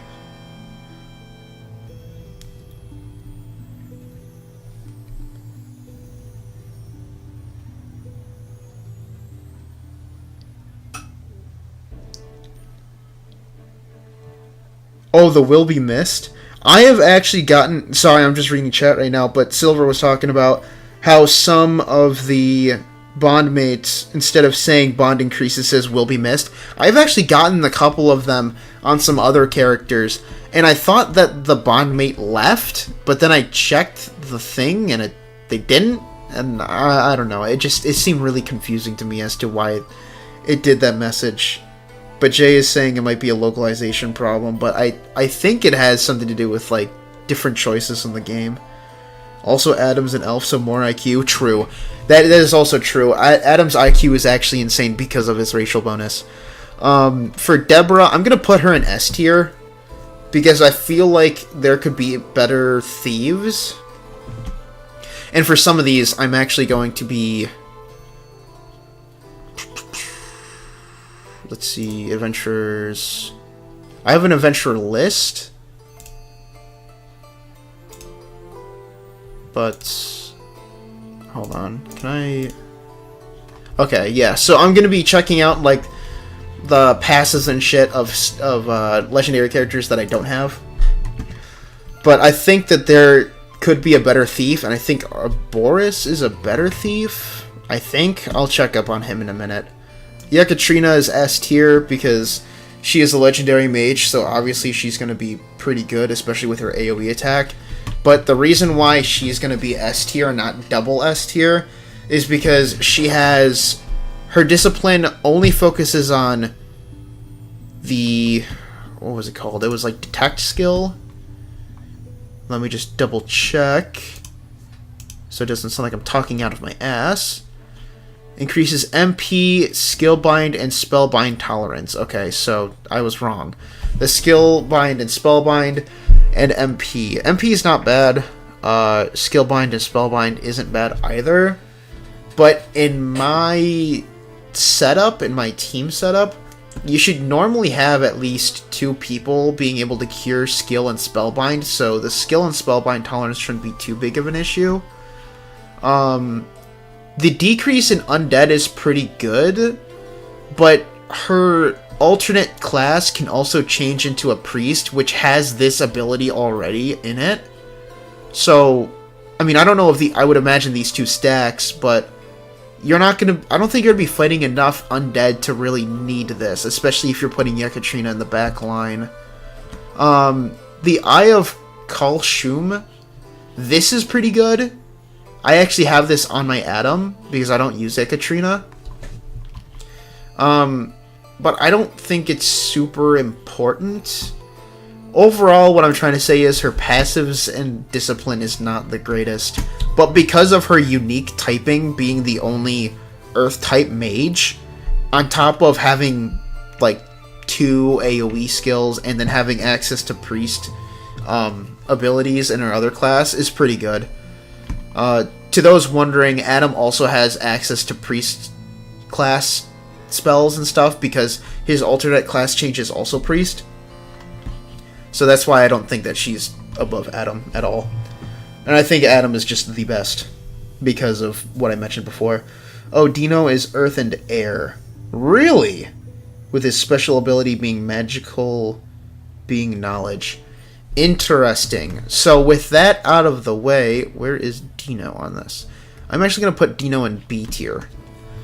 Because access to air type spells is really good for stuff like the Scorpion Lady and Helmut. And then earth type skills are going to be really good for the waterway. Because all the water types are weak to earth. So definitely very, very good.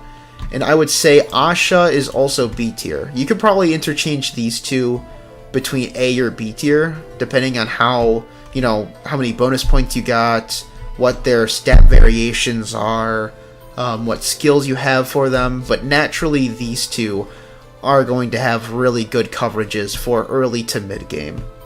And that's why I think they're B or A tier. Your boy plays Nikkei. I do play Nikkei. It's a problem. I stopped playing it after a while, but I just recently started getting back into it. I stopped right after the Nier Automata event ended. So I'm just getting back into it now. But anyways, these guys, actually I'm not going to say he's bricked. I haven't used most of these nameless characters, so I'm going to put these in B or D tier and not bricked. Because they're not horrible, they're definitely serviceable if that's all you have. And I have actually used a couple of them. Like this, I'm going to put her in C tier, because she's really good if you don't have a mage. Let's see, are there any other nameless ones? I can't see any of the other nameless ones. If there are, I'll come across them later. Flute. I'm stuck between S and A tier for Flute. Because she is an elf, her IQ is insanely high. Here, I'm going to put her in A tier for right now. But just give me 1 second. Because I have a character list. We can scroll down too. Click on flutes. Okay, so her only Stat variance is Piety between 12 and 13, which is fine. The only weird thing about Flute is that her class change is only Fighter, which is insanely weird because she is an elf mage, but instead of being a priest for her alternate, her class change, it's a fighter, which I don't understand. I mean, you could probably make a mixed, like a mixed attacker with her, like, you know, fucking magic and not magic attacks, but with 9 strength, I just don't see it. But because she has decent speed and a high IQ stat, and what was her... Hold on. I thought this website would also tell you the passives. I guess not. Are there normal adventurers here? Quick list. It looks like it. Alright, give me Flute. Alphabetical order, goats. Alright, let's double check. Discipline. Increases MP and magic power. Yeah, no. Flute is goated. I'm sorry, she's going in S tier. She has decent speed. Her discipline increases mainly MP and magic power. And her IQ stat is 19 base. On top of being able to be just grabbed because she's not a legendary adventurer. Dude, she is S tier. I'm sorry. That easy. So easy to dictate her being S tier. I just wasn't sure what her discipline was. If her discipline was kind of shitty, I'd probably put her in A tier. But her discipline being that good puts her in S tier.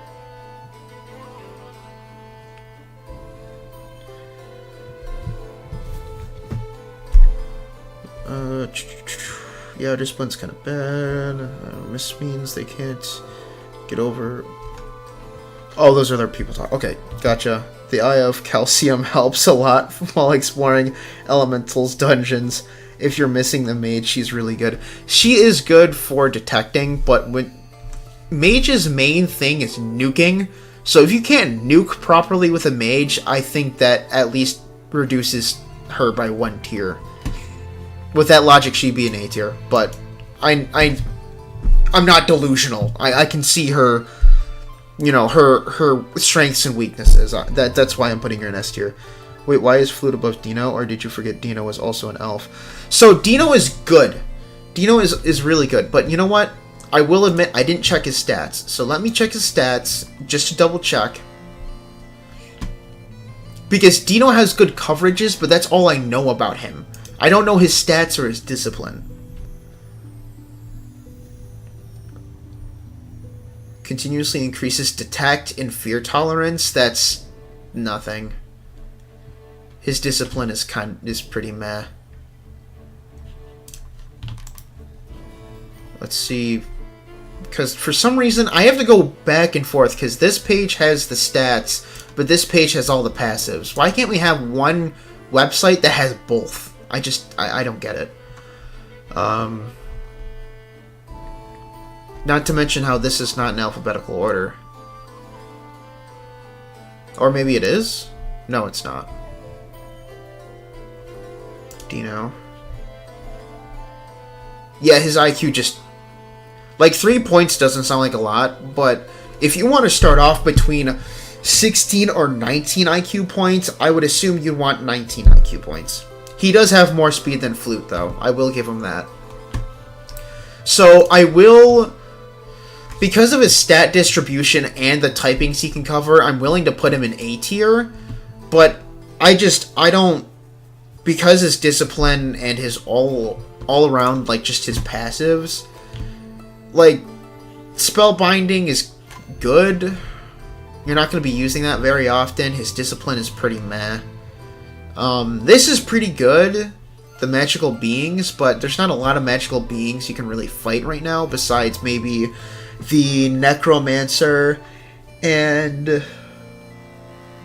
I guess other mage adventurers that, you know, you don't really fight very often.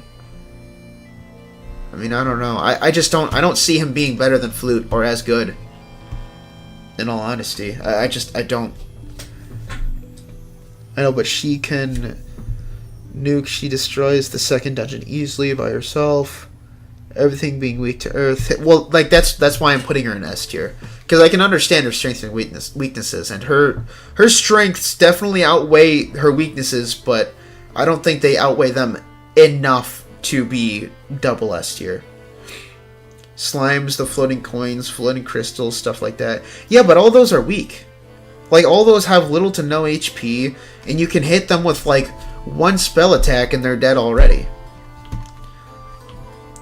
Like, I want everyone to know right now, I am not trying to trash talk any characters that you use. I'm just tier listing these characters based off of how useful they can be, their stat distribution, their discipline, and all around their passives. Like, how they are naturally.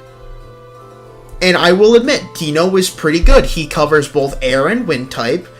Like, you know, he has those going for him, which is really good. His speed is pretty decent. His IQ is good, but I would argue it could be better. And his discipline just isn't that great. And his passive for dealing magical type damage, or dealing extra damage to magical type enemies, I just don't think is worth pushing him up to S tier like Flute. Like, that's not to say he's a bad character, I just don't think he's as good as Flute. Alice is a no-brainer, she's double S tier. Gerard, when I first started playing, I would have put him in D tier. But, after seeing what people do with him, and understanding that, you know, he's a legendary fighter, he's a dwarf, which is arguably a good fighter, but in my opinion not the best because of his speed decrease. Let me just double check. Oh, I said Gerard. I did not mean Gerard. I'm sorry. I meant Geralf. This guy. The dwarf. I am not a huge fan of Geralf.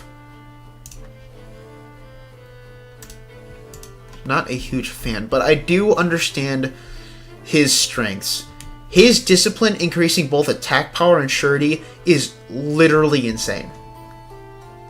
I would say if it's not the best discipline, it is the second best. The best being only, like, attack power and action speed. Like, if he had action speed right here, not only would that not make any sense, but that would be the best discipline in the game. I'm not a fan of his Branded Hands ability or his Eruption Strike, because I know that they're trying to make the gimmick of use a hammer, but hammers just aren't that great in this game. So, I mean, I don't know. I feel like if his unique skill and his inheritable were different or were adjusted in some different way, like if Eruption Strike was, I mean, I don't know, like, just two-handed weapons in general, we'll say. You know, like, it would work for, like, spears or, like, the great sword, the long swords, the fucking, like, just all the two-handed weapons. Like, if it worked for all of them, I could definitely see his unique skill being really, really good. Or his inheritable, excuse me. It is non-inheritable. That is actually not too bad. Because it's with two-handed weapons. Now, if this was the same with his inheritable, I don't think he would be that bad at all. It's just his lack of action speed and his situational inheritable is very hard to justify him being in double S, let alone S tier. So I think I'm going to put him in A tier. Really, what's carrying him is his discipline and his high strength stat. If it weren't for those two, I don't think he would even be in A tier. I agree she's not double S, but due to her... Are you going to bed? Okay. I love you. He hit like a truck. Geralf is my boy, plus his hands are on fire. True, Geralf is good. Don't get me wrong, Geralt is a good character, but I can't see the justification to put him on S or double S. I just don't see it. Philip, I haven't actually used Philip. Let me double check his stats and shit. I will admit, most of these characters I just used for skill fodder.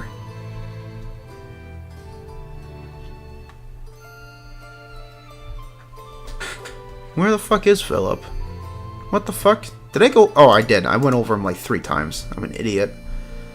IQ is 16 to 17. Like, whatever. Dexterity is 15 to 16. And speed is 14 to 15. So, if we were to make the argument that we got the shittiest stat variant, so 16, 15, 14. And we were... Let's go over... Oh, you know what? You know what? Here. We'll put this in really good faith. We'll say we got the best Philip, okay? We'll say, you know, IQ 17, Dexterity 16, Speed is 15, okay? Sorry, that's my, this is my settings. I had the Minecraft background music that I'd change. Continuously increases each stat, attack power and action speed. That's actually really good. Attacks become more likely to hit even enemies that are out of range. That's actually really good too. Minor and the delay attack. Wow, actually Philip's not bad. I was ready to dunk on this guy, but I mean, he has a fairly decent dexterity and speed stat. Obviously, it could be better if he was a beast folk. But his skills, I mean, kind of help carry him along, honestly. I would probably put Philip in, like, B tier. Like, safe B, maybe, you know, you could probably give the argument he's an A tier. You know, I can totally see that. This guy, forgot his name. It's like Eldorado, I think, or something like that.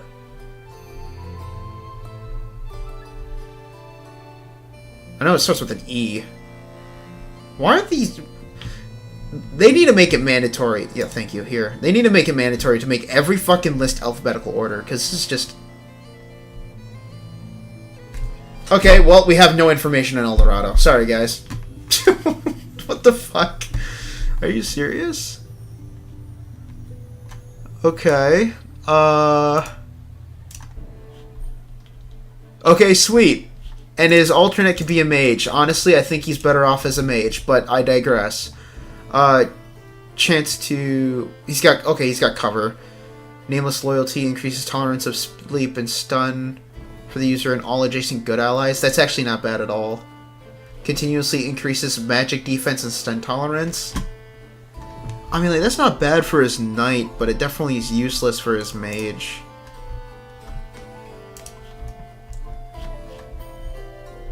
Can we just get the stats listed here, guys? Like, if I had one request for anybody that works on the Wizardry community guide, just put the stats somewhere on here. Please. Like, that's all I really need out of all this. Alright, let me... I don't want to keep going back, and I don't want to keep swapping the camera back and forth from the game to the tier list, but I just want to double check Eldorado's stats. This is Elda. This is an Eldorado.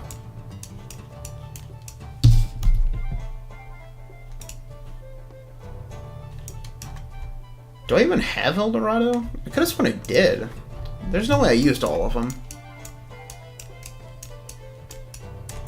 Okay, hold on. Alright, we want a knight, because that's what he starts off as. Oh yeah, here we go. Okay.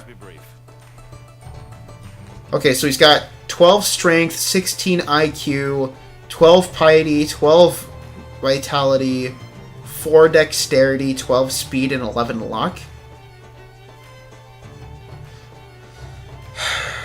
I'm not gonna lie, guys.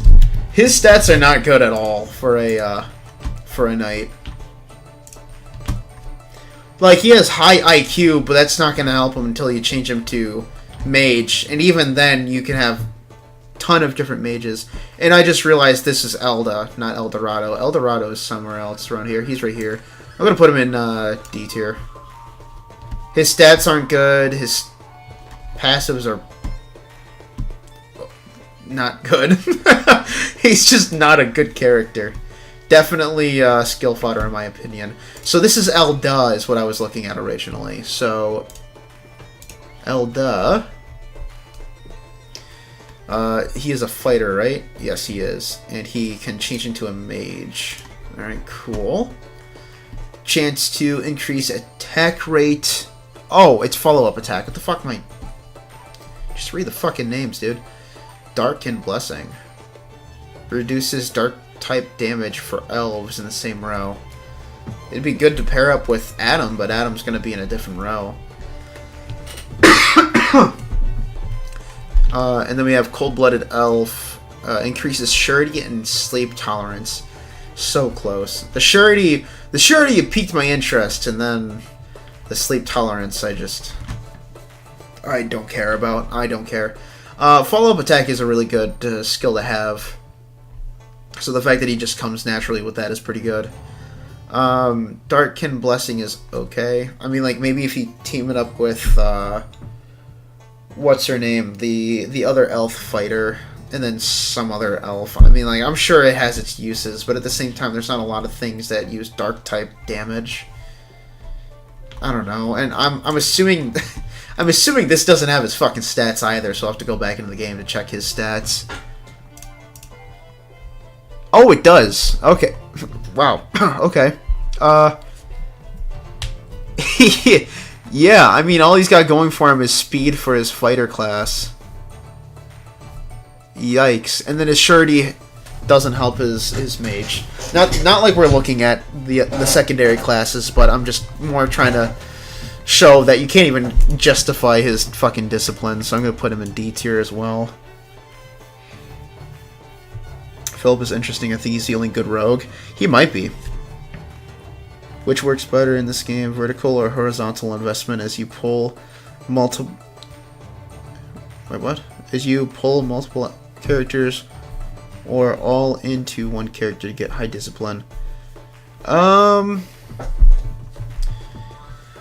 I mean, it really depends on what the character has that you're pulling. Because if they have... I don't know, like, if they have okay skills, obviously pass them along. But if you think you're gonna have...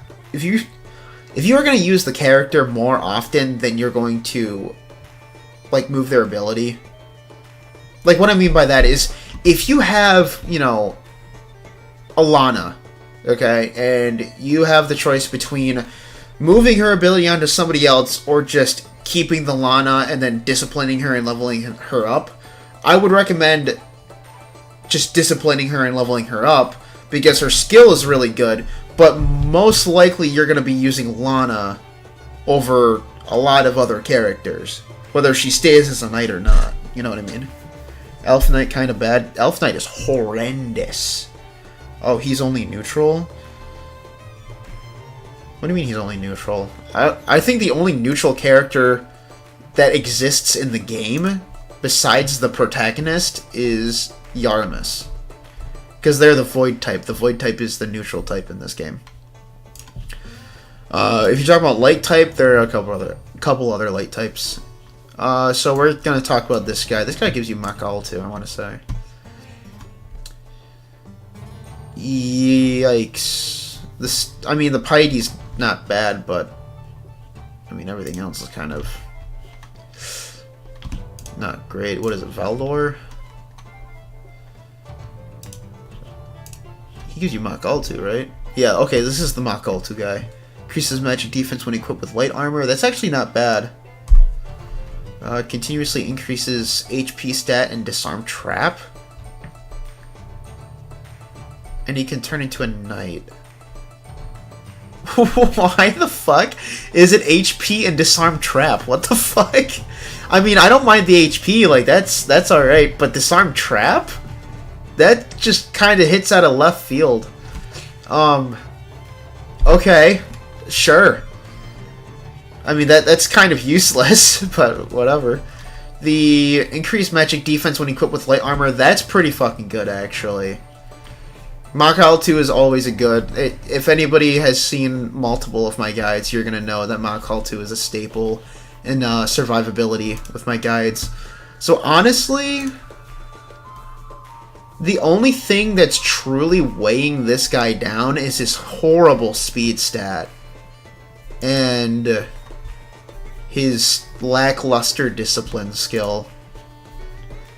I mean, even his vitality is pretty good. And his strength. I mean, like, fuck, dude. He's not bad. This guy is not bad. I would probably put him in B tier. Who is this? Vivian? I don't know about Vivian. I have very mixed opinions on Vivian because I never really used her. Dexterity 12 for a thief? Oh, bro, she's already going in D tier. But let's just double check her fucking passives. Let's just check her passives. She could turn into a priest. Her piety is better than her fucking dexterity, dude. She should have been priest by default. What the fuck? Inheritable is hiding. That's, I mean, I'm sure everyone knows what hiding is.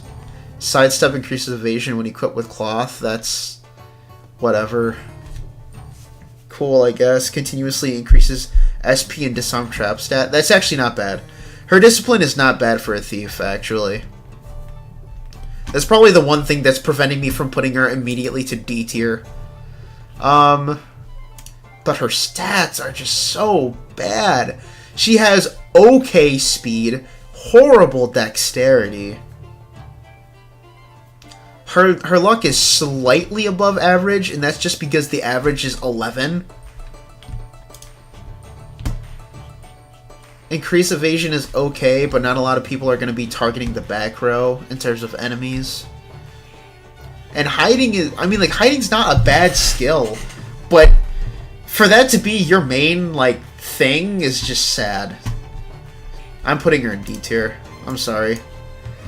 I do not see her being that great. I guess the devs were feeling quirky making this guy. Dude, they're feeling quirky making a lot of people I'm seeing right now. Holy shit. What is this guy? What is his name? I forgot his name. Oh, they got the pictures. This guy, he gives heavy strike. He's good skill fodder. His stats aren't horrible. For a human, I mean, come on. 14 strength isn't bad. And also, he's not... Excuse me, he's not legendary, by the way. This guy's just a normal, average show. Fucking... They put the characters in stars. So, like, this guy is a 2-star. The characters with no names are, like, 1-star, and then legendaries are, like, 3-star. So this guy's, like, a 2-star. And honestly, his stats aren't bad. They're really not that bad.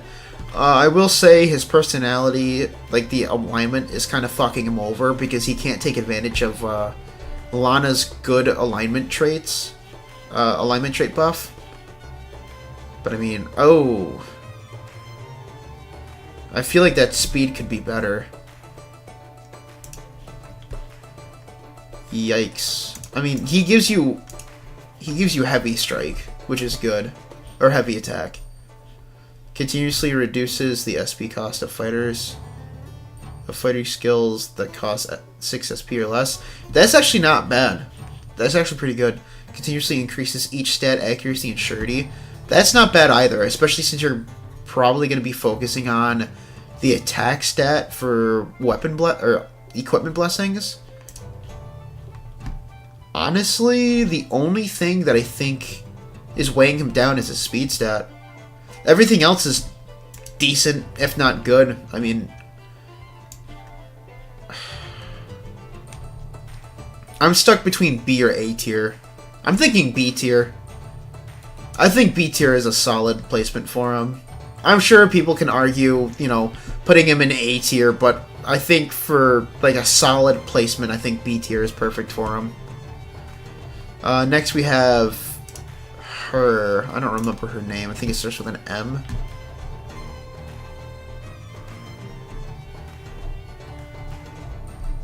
Did I pass her? Where is she?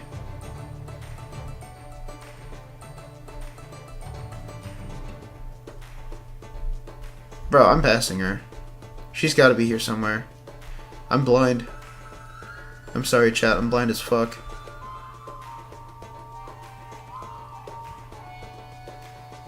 Oh yeah, here it is. Right here. Jesus Christ. Alright, so her stats... not bad. Not bad at all, actually. Just before you get to her, I had Barbara in my party, and the only way to describe her was better than nothing. Low damage, low HP. A really bad discipline, only positives are decent speed, and she can stun, though. Yeah, every knight can stun, and the decent speed makes sense because she's a beast folk. I mean, I've seen people prop Barbara up to a relatively higher tier. Where is Barbara? Yeah, like, they put her in A tier right here. I don't see Barbara being A tier. And I also don't see any of these being A tier. Like, any of these right here. That's just ridiculous. But then they have the chutzpah to put, you know, Adam in S tier instead of double S. I don't... I take this tier list with a grain of salt.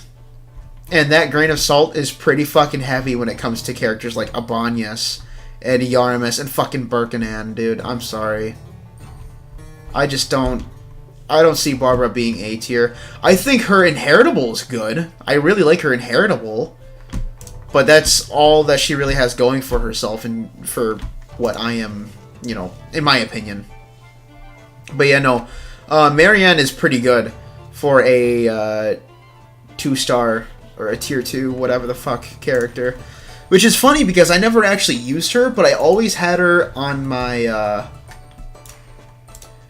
dispatch teams and shit. And honestly, she's not bad. Continuously reduces the MP cost of pre-spells that cost 6 SP or less. I'm assuming that means FP, or MP, right? I think this is a typo. Maybe it's not. Actually, you know what? The fuck am I yapping about? I have her. I can just literally just fucking look. Duh. See if it's a typo or not. What's wrong? Okay, not this way. If I go to... not the tavern, why did I click on the tavern? Leave this shit. Training grounds, adventure list.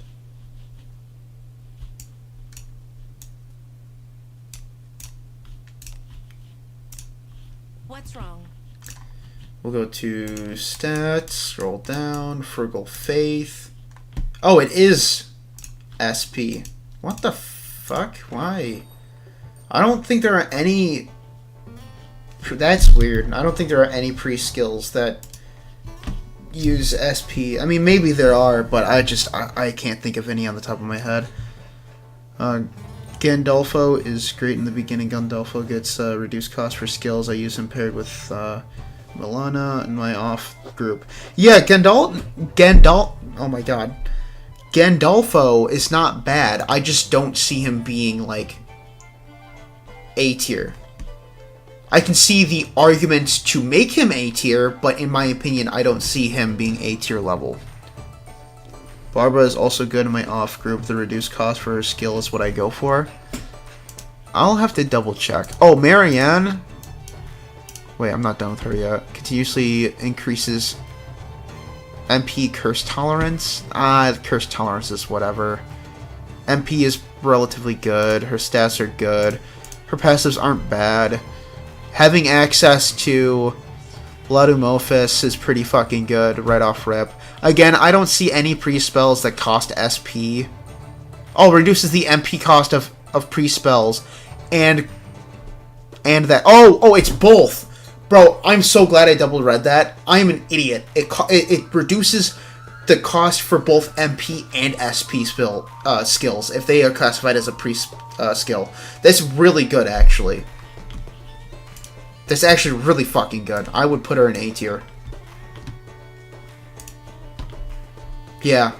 Yeah, and 14 speed, 14 piety. I would argue her vitality could be better. But, I mean, all round, like, her stats are good, her passives are good.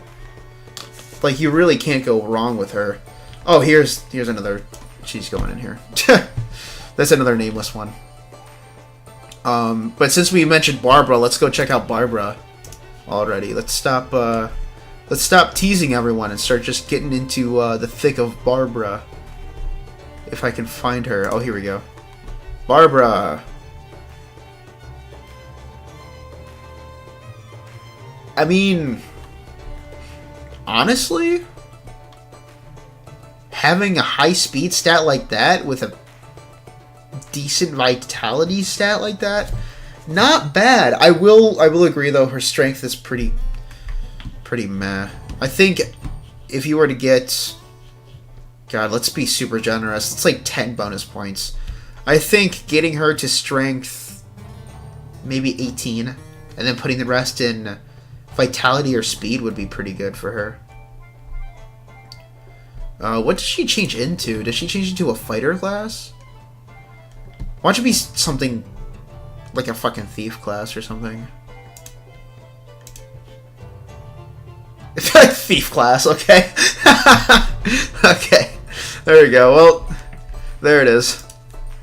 Oh, and we don't have a picture for her being a thief. Alright. Assault Guard, that's goated. Increases your defense power. When you get ambushed, definitely good. Continuously reduces the SP cost of knight skills and the cost 6 SP or less. Okay, that's actually pretty good. Continuously increases HP stat and evade trap. I mean, that's not bad. I mean, overall, she definitely doesn't seem like a bad character.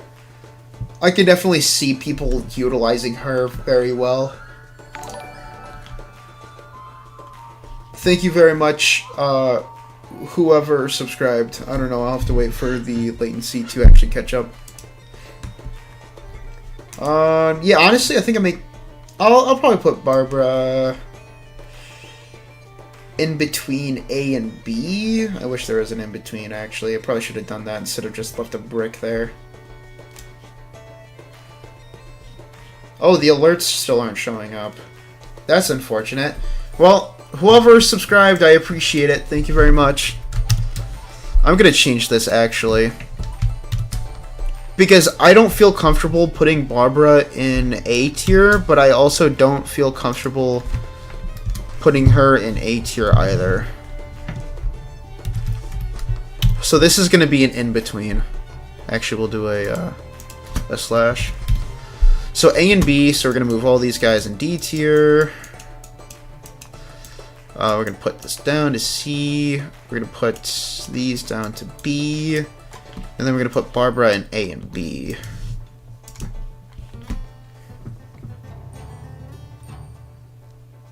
I really want to hear your take on Redbeard. I think he looks really cool and no idea why the tier list puts him that low. I know, I don't understand either. We'll have to definitely double check all of his stats and shit. Because I haven't actually obtained him at all, so we'll have to check. Barbara is similar to Deborah. They're both good with using their buffs and debuff skills in the beginning of a fight. Gotcha. I mean, I don't know. I don't really see her being a debuffer, but I know that her role is considered a support in the community. I don't know. And damage, I mean, okay, I can understand a support because she's a knight and she can cover people and stuff, but I don't really see the damage part, actually. Because her strength is 13. That's like nothing. Alright, who was next? Oh, this guy. This was Gaston, right? That was his name? Yeah, it was. Okay. Inheritable passive, fighter attack up. That's a really good passive. Very good inheritable. especially if you're going to be making characters fighters like Lana, or if you're using fighters like Geralt. Just really, really good inheritable skill, already leading off to a good start with him. Gnawing Doubt increases damage against demi-humans and increased damage from decreased damage from demi-humans. So demi-humans are things like goblins are demi-humans, beast folk are demi-humans, things like that. I don't think demons are considered demi-humans. I think they're their own thing. So unfortunately, nothing to do with demons, but for goblins and stuff, like early on, pretty good. Discipline increases evasion and poison tolerance. That is kind of a nothing burger of a discipline skill. His class change is a thief, so he can use none of them, actually. He can't use that. His discipline's garbage. Early game, he can be pretty decent. I can definitely see the argument in him being pretty good. But, I mean, aside from early game, I just don't see him being useful. Like after you reach floor, I want to say, what was it, 5? 4? Was it floor 4 that did the Warped One's Nest? I don't know, anything that's like the Warped One's Nest and beyond, he's just going to be useless, in my opinion. So, I think I might put him in D tier. This girl. I forgot her name. It starts with a G. Jelena. I actually used her for quite a bit before I started going crazy on paying for summons. I don't know why the hell she can turn into a fighter class, but I mean, whatever. I'm not complaining. She's a good priest. Although I think it would be better if she was, if her alternate was a mage, but that's because I usually like making my priests mages as well, like side mages. Alright, her piety is not bad. It is 1 below Marin, but she has a high IQ stat because of her racial bonus. Her speed, I would argue, could be better. I don't know why the fuck she has so much dexterity. Oh my god. Take a point or two away from that and put it in either speed or piety, please. Jeez Louise. Again, I don't know why she has so much dexterity, but alright. Yeah, honestly, I haven't had a bad experience with her at all. I think she's relatively good, especially if you want to make a mix between a priest and a mage, which I normally do. She gives you Dios for inheritable skill, and she always has access to Dios, which is really good. That's your basic healing skill, or healing spell. Then she has Faith of the Wicked, increases critical tolerance and insta-kill tolerance for user and adjacent evil allies, which is really good, especially if you are going to do an all-evil team for the Mausoleum. Although, I will consider that being very... what's the word I'm looking for? Situational, I think. Because that's assuming you have evil allies on your team, because if you have only her... Well, excuse me. If you only have her as your evil ally, then you're not going to be able to take advantage of this at all. This especially doesn't help with Lana, because she is a really defensive unit, and the critical tolerance and insta-kill tolerance would be really good for her, but because Lana is good, she can't really take advantage of this at all. So although this could be good if you have like an evil alignment team, without it, it just... I can't really say this would be a good fit. Her discipline increases divine power and critical tolerance. So the critical and tolerance is supposed to be going with her inheritable right here, excuse me. Which again, situational. Like, this is good because it goes for her, but that's also the bad thing, is that it's only for her. But then her divine power. So as much as I really, really like this character, I think I would put her in B tier. because her discipline still increases one of her important stats, which is good. She always have access to Dios and passes it along too. Her piety isn't bad. Her speed isn't bad. It could be better, arguably, definitely. But I think her having a high IQ stat because of her racial bonus will help her become both a priest and mage hybrid, which I personally have a fondness for. Oh, they actually do have a picture for her being a fighter class. But I don't know. I mean, I think it's safe to say to put her in B. If I had it my way, I would probably put her... You know what?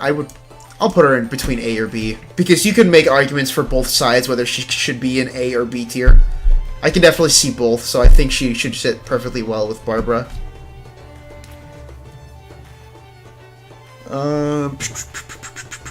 Let's see.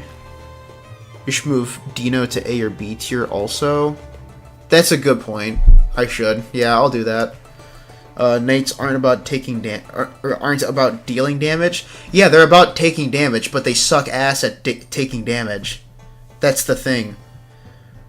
Like, so the whole purpose of a knight is to take and absorb damage and to cover for people's, like, to take damage for other people, but they do such an ass job at it that it really does not, like, it's not good. Like, it's not good enough. Like, they can take more damage, they can take more hits than other classes, 100%, I agree, but they don't take enough hits to be worth the damage decrease. That's the issue. That's why everyone makes Lana a fighter the first chance they get. Because her discipline that increases her HP, and if you have her variant, it increases her HP and defense. And, you know, her passives that increase her defensive capabilities, her hit-taking capabilities, those are all well and good. But the moment you have her handbook and you get all of her knight skills, you will immediately change her to a fighter class. Because she will already have really good defense because of her knight abilities.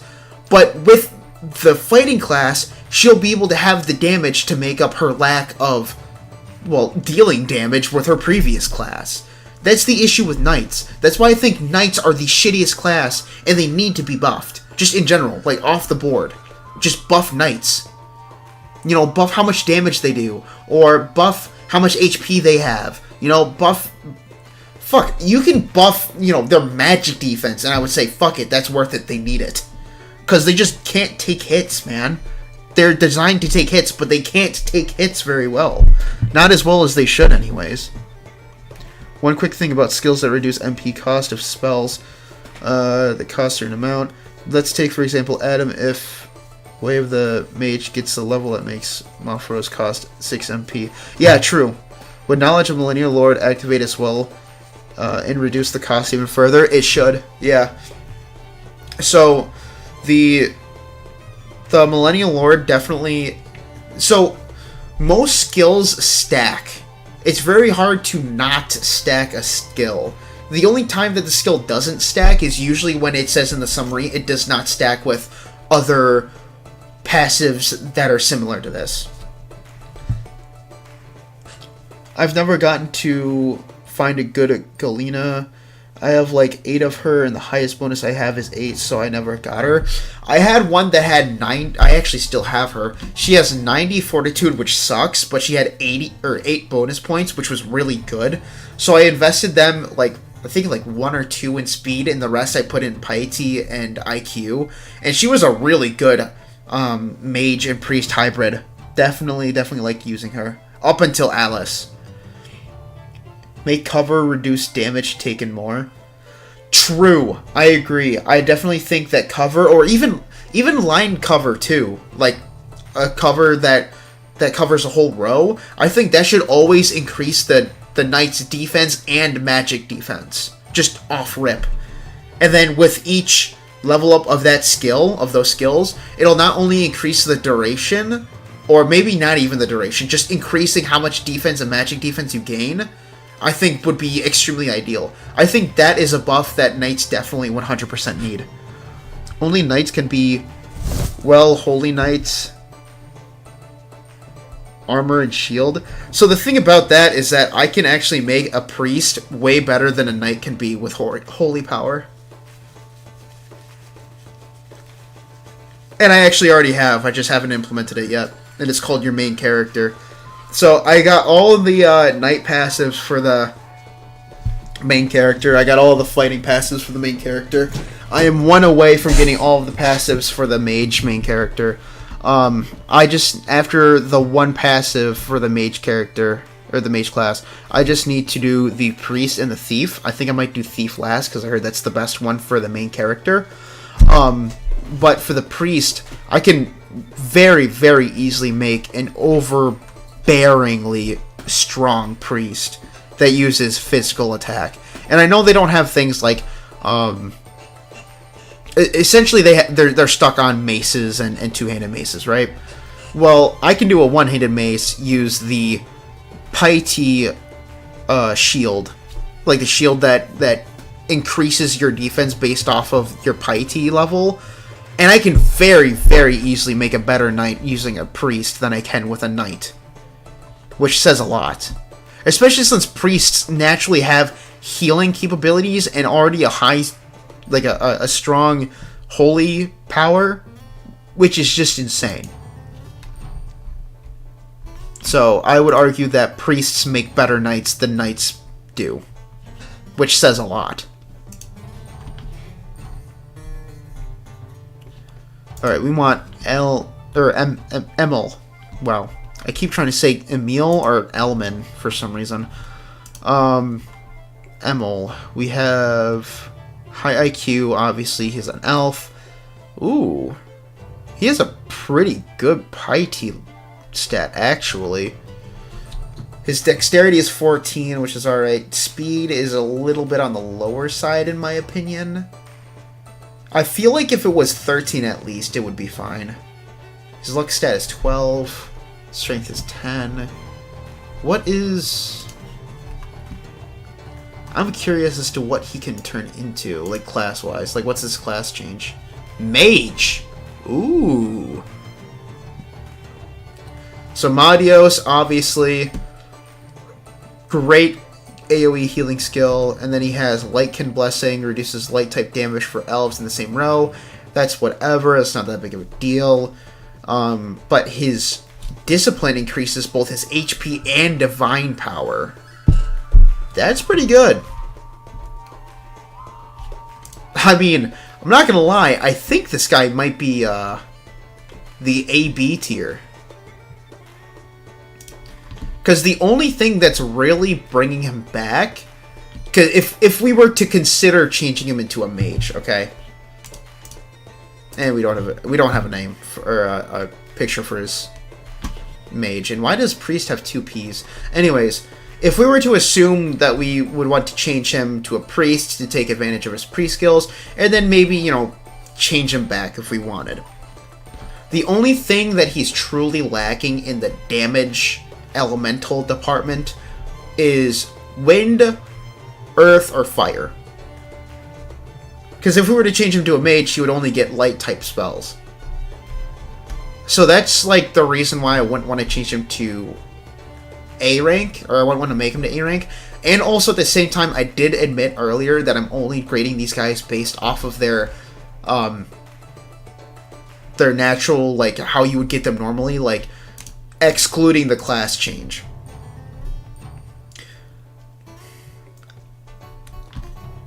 I think he is a good A-B tier candidate as well.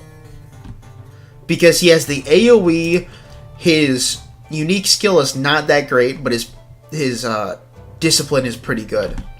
And his stats are actually really good too. A high of 15 for piety and 15 for IQ, that's really good. That's a great setup for a mage priest hybrid.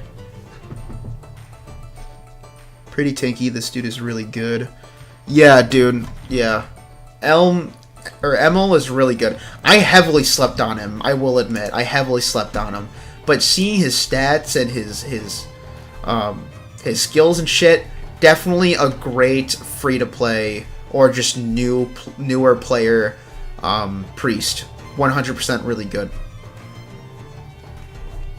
Obviously, there are things that I would change to make him better, but for the most part, really, really good. Who was I looking for? Oh, her. Starts with an A, right? Her name? Yeah, Amelia. Gotcha. Yep. As expected, incredibly good dexterity and speed, which is the main focal points for a thief. A high of 17 speed and dexterity, though, is pretty fucking crazy for a non-legendary character. That is actually fucking bizarre. Jesus. Stealth, pretty good skill, I will admit. I shoved my main characters, I shoved stealth in my main character a lot. Like, I put a lot in stealth. So I think I'm at, like, what, stealth level 5 for my main character? Let me double check. Okay, it's level 4. Yeah, it continuously increases the ability to ambush, essentially. You know what I mean. Windkin Blessing reduces air-type damage for beast folk in the same row. That's not bad, but she is... What is her typing? Fire? It's okay. I mean, it's not, like... It's nothing to write home about in any way, shape, or form. However, her discipline, disarm, trap, and detect increase further. That is crazy. So not only is she a really good thief, but she's a really good thief. Insanely good thief. She is easily A tier. Easily A tier. Holy.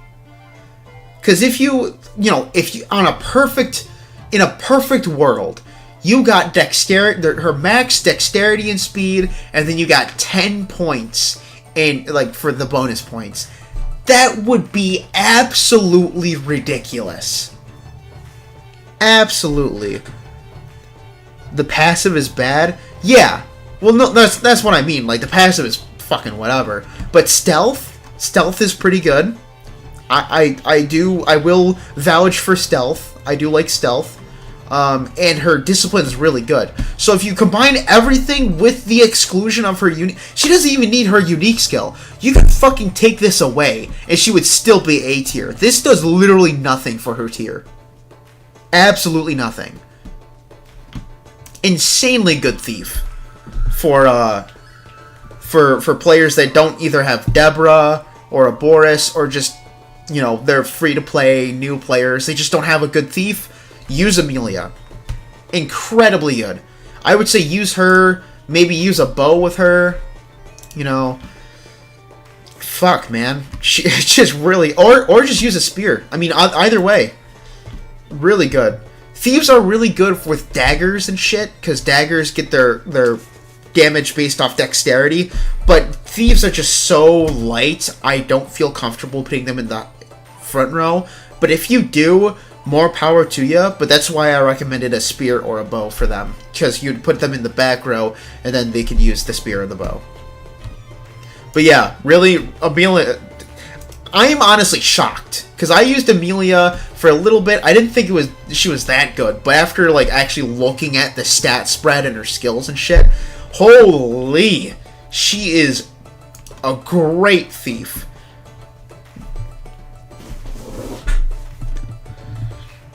Hi man, I just started playing your vids, helped me a lot. I saw you live just watching a vid and I thought I should drop by and give thanks. Hey dude, I appreciate it, man. I'm sorry it took me a while to actually read your chat, but no, I really do appreciate it. I'm glad that they helped a lot, and I'm planning on, you know, definitely dropping more.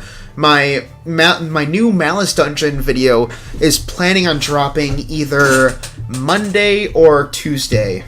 It just depends on how I'm feeling, because I'm still kind of feeling shitty. I'm surprised I'm doing so well right now. I think it's the ibuprofen really kicking in, but evasion build for Amelia? I don't know. I mean, you definitely could. I just, personally, I'm not a fan of evasion. So unless the character has built-in evasion mechanics like excuse me, what's her name? Sophia? Yeah, Sophia. Unless she has a built-in evasion mechanics like her, I usually don't really build towards evasion. Oh, I keep getting her mixed up with her name Where is she? Olive, gotcha. Alright, and it looks like the girl right that I was talking about too was right below her, so I'll get to her right afterwards. Right off bat, she is... What is she? She's a fighter? Fighter with really good speed.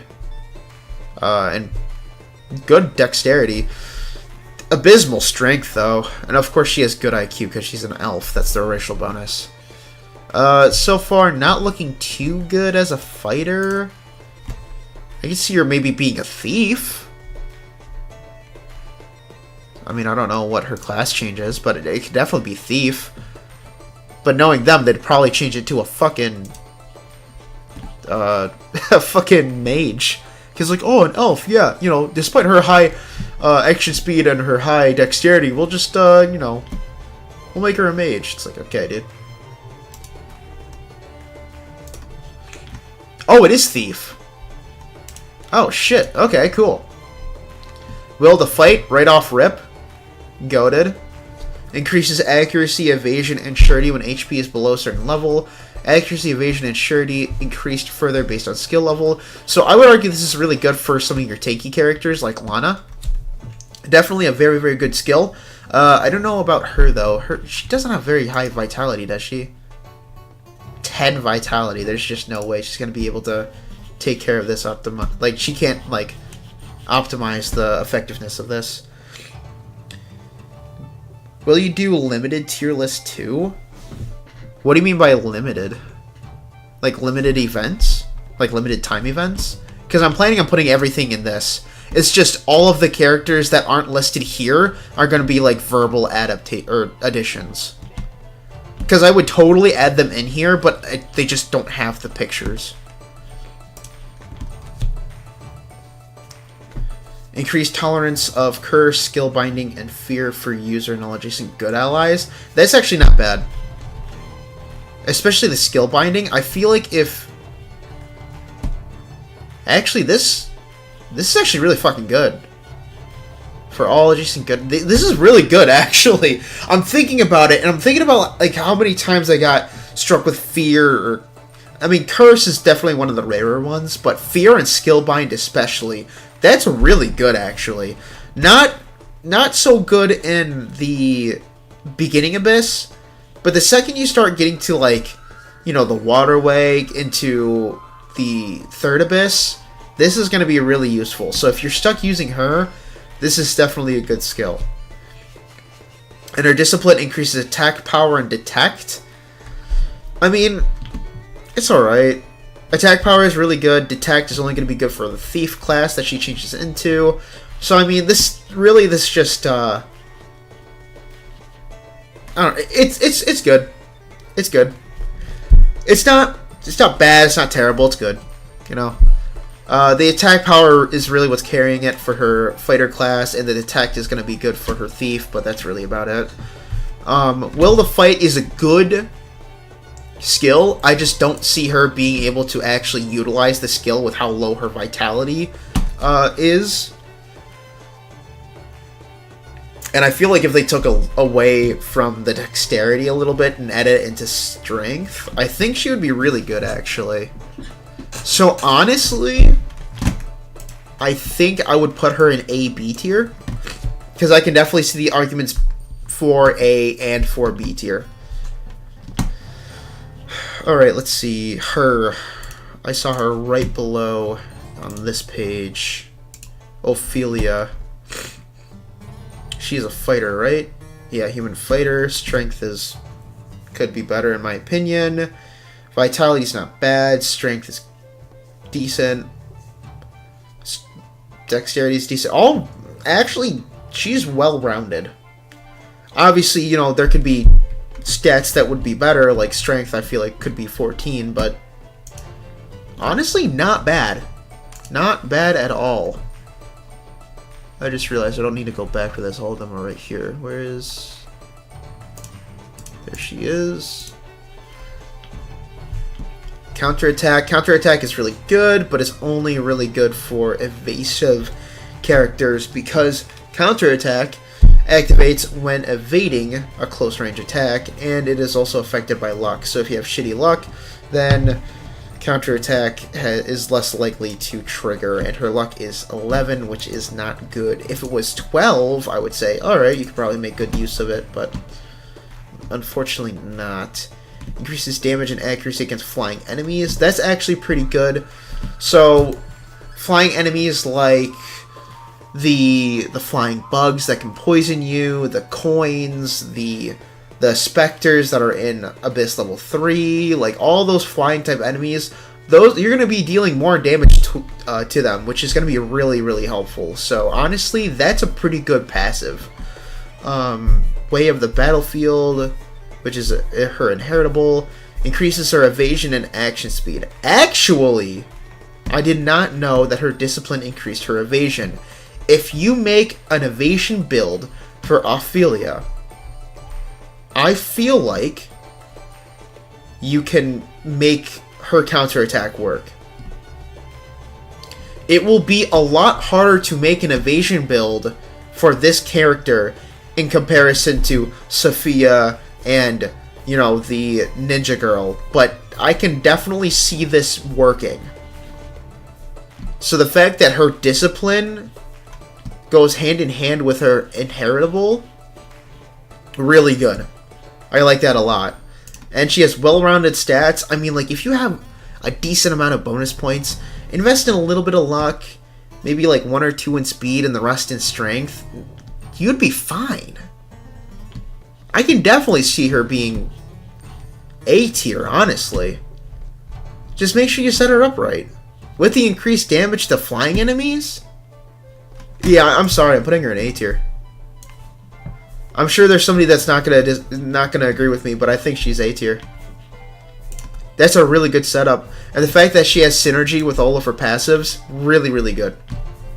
Well-rounded, you know, stats-wise, could be better with some bonus stats, and the fact that she has synergy with her passives, super, super good. And by her passives, I mean both her discipline and her inheritable. Very, very good. Very good character. Honestly, surprised on how well the character is. So this is an Elf Knight, which we all know Elf Knights aren't great. And we actually don't have the stats for her. Okay, that's so good. Not. So let's double check here. Who's going to be in your party? I actually have her as one of my, excuse me, one of my dispatching characters. Limited characters, she is good. Yeah, Ophelia is pretty fucking good. So, this character, her strength is 11, her IQ is 17, her piety is 13, vitality 11, dexterity 13, speed 13, luck 10. So, I don't think I really need to tell everyone that she is actually garbage as a knight. If she, I don't know, changes to a mage, I'm sure she'd be good. But I think her class change is a fighter, isn't it?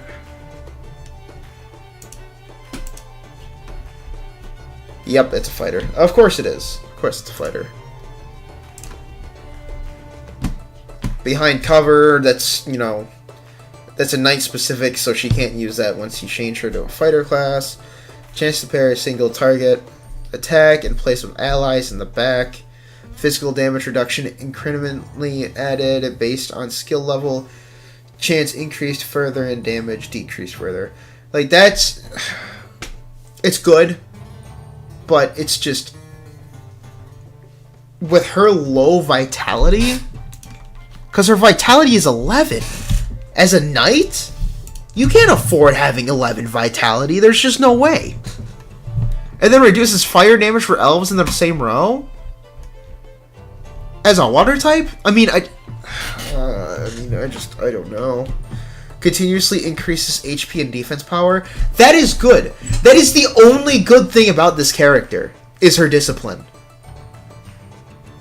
Like, if she had, I don't know, if she had maybe, like, 14 vitality, you know, and then maybe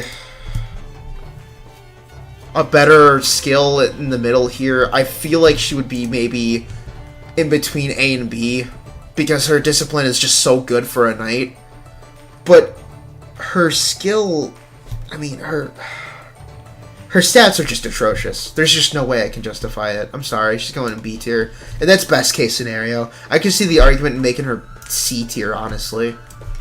Like, what's really carrying her is her inheritable is pretty good for knights, and her discipline is good. That is the only thing that's preventing her from falling down to C tier. Honestly, actually, I take it back. I think I might be putting her in C tier. Because that stat distribution is just too... It's too destructive for the class she's in. I have to put her in C tier. There's just no way I can justify it. 17 in IQ and 11 in Vitality? I'm sorry, I just can't. She's a knight. And then she class changes to a fucking fighter. You can't even, like, justify, oh, well, you know, high IQ for the class change of a mage. No, you can't. I'm sorry. She's not a good knight, and she wouldn't make a good fighter either. She's just not a good character. I'm sorry. There's just no way I can justify it. This is Benjamin, right? I always used to get this. I used to always get Benjamin mixed up with Valdor. Her kit is so weird. It is weird. It is so weird, and her kit wouldn't even be that bad if her stats were actually good. Or at the very least, decent. Holy fuck! 19 vitality? You're fucking with me. Are you serious? Hold on, I got a couple other Benjamins. I need to see this. I need to see if this is true. Because I know that some of the stats are off every now and then, but... Okay, so I have a Benjamin here, and his vitality is 18. So it might be a variance between 18 and 19, but still, even if it was just 18 alone, that is insane. I also have the Benjamin that I have has a dexterity of 18, so maybe this is a variance between 17 and 18, I'm not sure. But still, that is actually fucking insane. Benjamin the GOAT, he really is. Like, if you were one of my older viewers of, like, one of my older streams, I made a Benjamin and I named him Bimbus for obvious reasons. And those obvious reasons are in the VOD. But I didn't really register how good his stats were. This is actually fucking insane. 16 strength, not that great for a fighter, but he totally makes up for it for his insane vitality and dexterity fucking stats. Oh my god. Honestly, stat-wise, the only thing that's truly weighing him down is his speed stat. Because if he got, like, you know, if he had at least 10 speed, I would be forced to put him in A tier. Just off the stats alone. So let's check out his fucking, his fucking passives. Passive HP fighter up, because obviously, really good passive. I mean, if you have a fighter, you're obviously going to put that on him. No shit. It's free HP. It's really, really good. Planned Hunting is this unique. Increases damage dealt to magical beasts enemies and takes less damage from them. That is insanely good. Especially if you're trying to clear out the fucking, the waterway, the second abyss. And then his discipline increases attack power and defense. Honestly, that second could be so useless as to be like fucking, I don't even know, like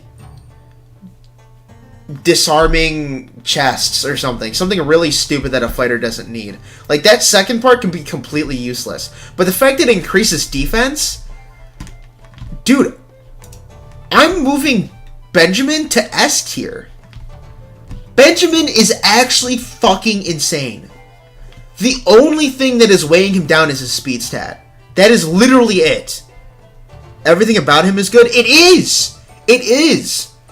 Again, the only downside is the speed. If you had a good amount of bonus points, okay, and you invest in a little bit of speed, you know, maybe the rest in strength, he would be insanely good. So yeah, no, Benjamin is S tier, 100%. And the fact that he's just a 2-star unit, that is fucking insane. That is insane. I'm sorry. That is crazy. He is definitely S tier. Whoever says he's not clearly has not seen him. I'm sorry. It's so simple. Let's see, Elise. This is the elf fighter that I was talking about earlier. Yeah, her. And we don't have... Oh, no, we do have stats. Okay, cool. 11 strength, 15 IQ, 15 speed. I mean, she's okay. I used her for a little bit. I didn't really have too many complaints, but she definitely did not have that much attack, which is unfortunate. Where is she? Here she is. She can turn into a knight. And her vitality is 12. Yeah, that's not worth it. Armor break. Armor break is good. This is one of my favorite moves. Definitely one of the better moves. And it's dependent on dexterity, which she has an okay amount of. Increase damage to enemies for user and allies in front or behind them if the ally is neutral. What the fuck is this? Increases damage to enemies for user and allies in front of or behind them of if the ally is neutral.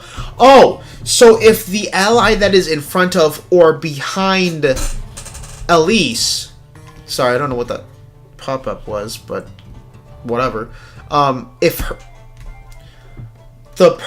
they are neutral, they have to be neutral. They can't be neutral or good. They have to be neutral, already situational. But if they are in front of or directly behind her, they get the damage boost. I mean, that's okay, but it's not. Okay, no bullshit, I think it's useless. Personally, I think it's fucking useless. I can see people taking advantage of it, but I think overall it's fucking useless. And then her passive being accuracy and defense power. Defense power, I'm sure being for knight, and then accuracy is overall good, but just not good enough. Her stats and her skills just aren't good enough. I'm sorry. I'm going to put her in B tier. And the reason why I didn't put her in C tier is because she has a really good inheritable that she always has access to. Her speed is good, so her action speed is always going to be decent. And I can see people utilizing this, but it's definitely situational at best. So, definitely B tier. I can see the arguments for her being C tier, but I think a solid place for her is B tier. Now, Chloe.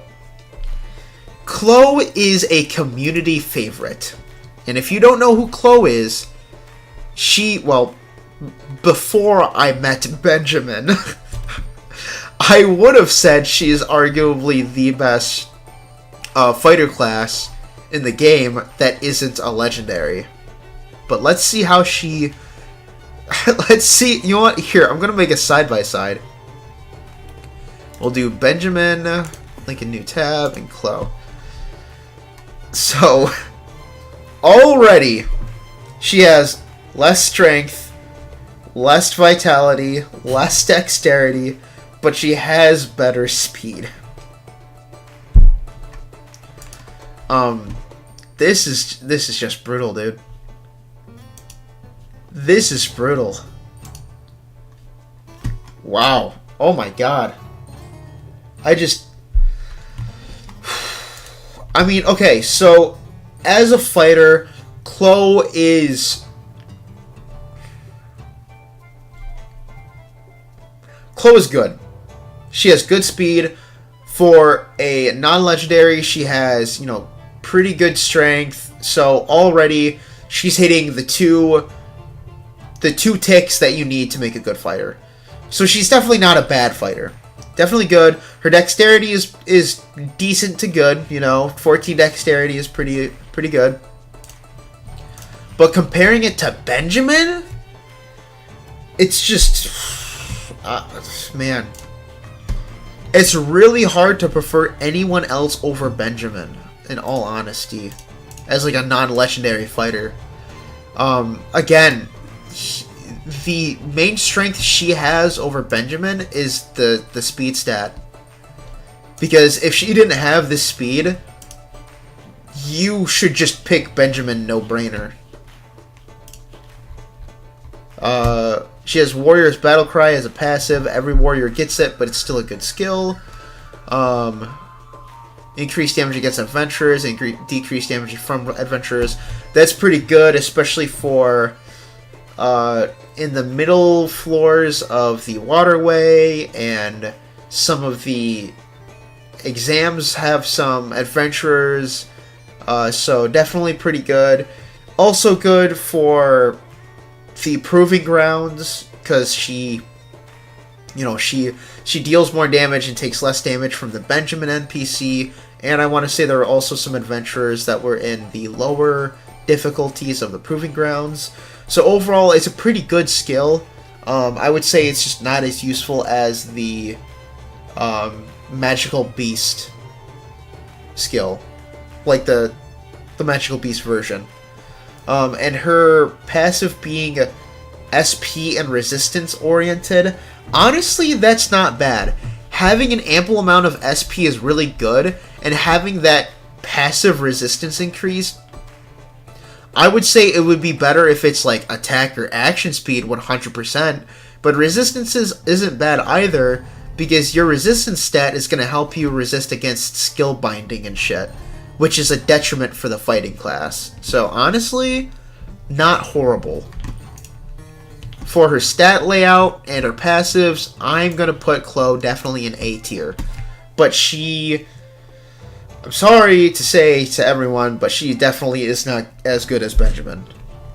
Not even close. Especially in the stats department. Holy. That is brutal.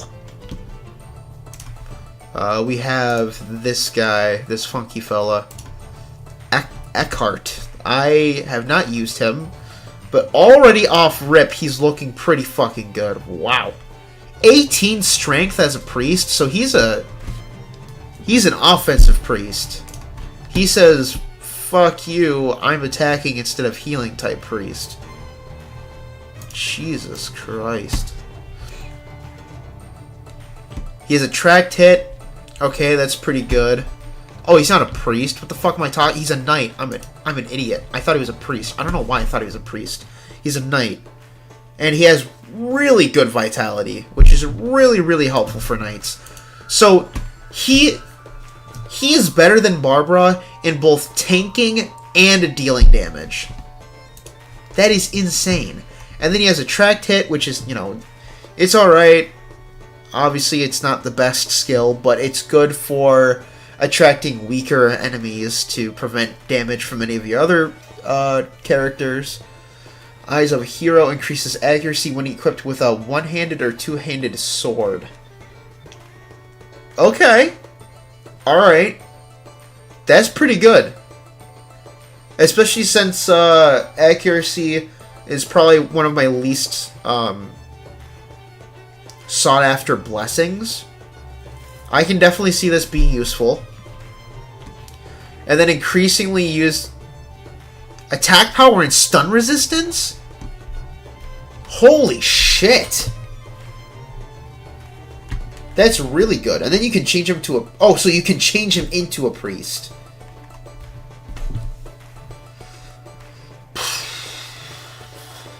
Honestly... You don't even need him to be a priest. Especially since priests can't use swords, so you can't really utilize this. But just him base like this, with his stat layout, I mean, again, the only thing that is in the way of him is the fucking speed stat. His vitality and strength is insane. His dexterity is good. His passives are great. Like, again, attract hit, it's okay.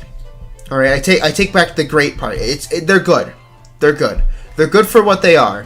But mainly his discipline, really fucking good. Attack power and stun tolerance? Okay, dude. And he's a knight, by the way. Not a fighter, okay? That is crazy. Definitely one of the better knights. I'm putting him in S tier. 100% S tier. Which is crazy because these two, the only thing these two have in common are that they're dwarves. Which is crazy because I put Benjamin over Geralf. And that's because Benjamin's passives are fucking insane. If Benjamin had Geralf's discipline, I would put Benjamin in double S here. Because that is just crazy. Just fucking crazy. Alright, old guy. Where is he? Here he is. Yarmil, whatever.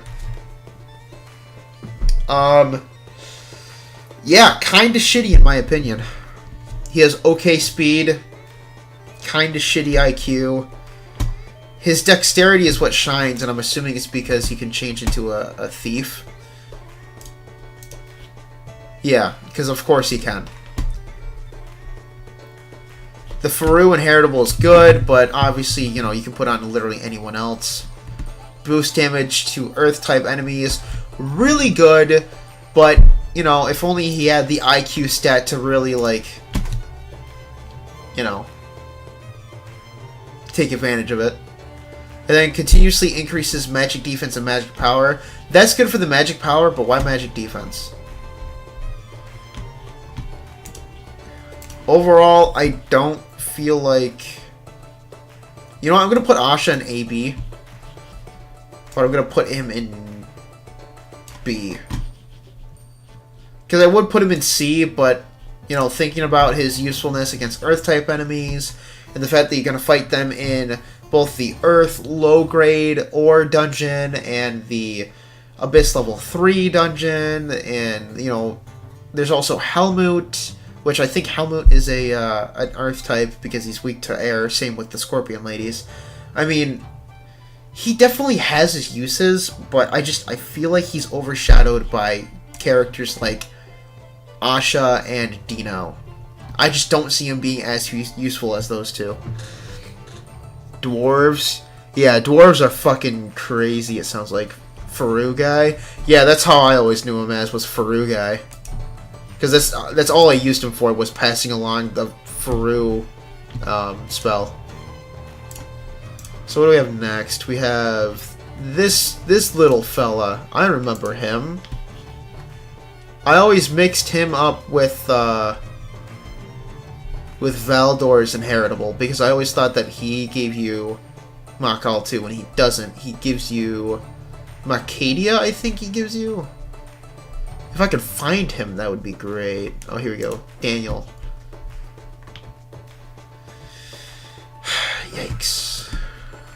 I mean, like, if you got the best variants possible, I could definitely... even then, I don't know, man. Yikes, yikes, yikes. Yeah, he does give you Macaldia, which is good. Macaldia is really good for increasing your surety rate and accuracy. I can definitely see the argument in, you know, him being good for passing along the inheritable, but I mean, reduces water type damage for humans of the same row. What is that, as an earth type?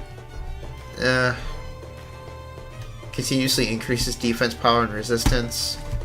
I mean, that's okay. Chances are you're going to have him in the back row, though, because he's a priest. You're going to have another fighter in the front row. I mean, I don't know. I don't see it, guys.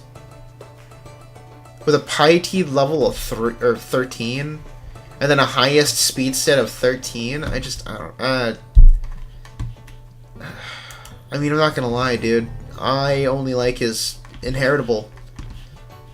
I mean, like, his discipline isn't horrible, but that's on top of literally a crappy stat list or a stat distribution and a below or a lesser an okay skill at best, along with the inheritable that you can just give everyone. I'm gonna put him in C tier. I'm sorry, he does not seem that useful. I do not see the vision with him. Milana she has a pretty decent inheritable. Her IQ is really high, but last I checked she could turn into a mage, so I don't mind that at all. And also, I mean, like, it's her racial bonus, so fucking obviously. But we're going based off just how she is alone. Obviously, you know, what she turns into, like, class change-wise, is going to help my decision, but for the most part, we're just going for how she is now. And honestly, she's not bad. She has okay dexterity, she has good speed. I would say that's good speed. Her luck is 12, which is pretty good. You know, it's slightly above average. Poison attack based off dexterity, that works well with her slightly, you know, her decent to good dexterity stat. Increases damage to enemies for the user and allies in front or behind them if the ally is evil. I mean, again, super situational. That's kind of a nothing burger, honestly. Magic defense and action speed. So this is action speed. This is insanely good. Anything that increases action speed is already really good.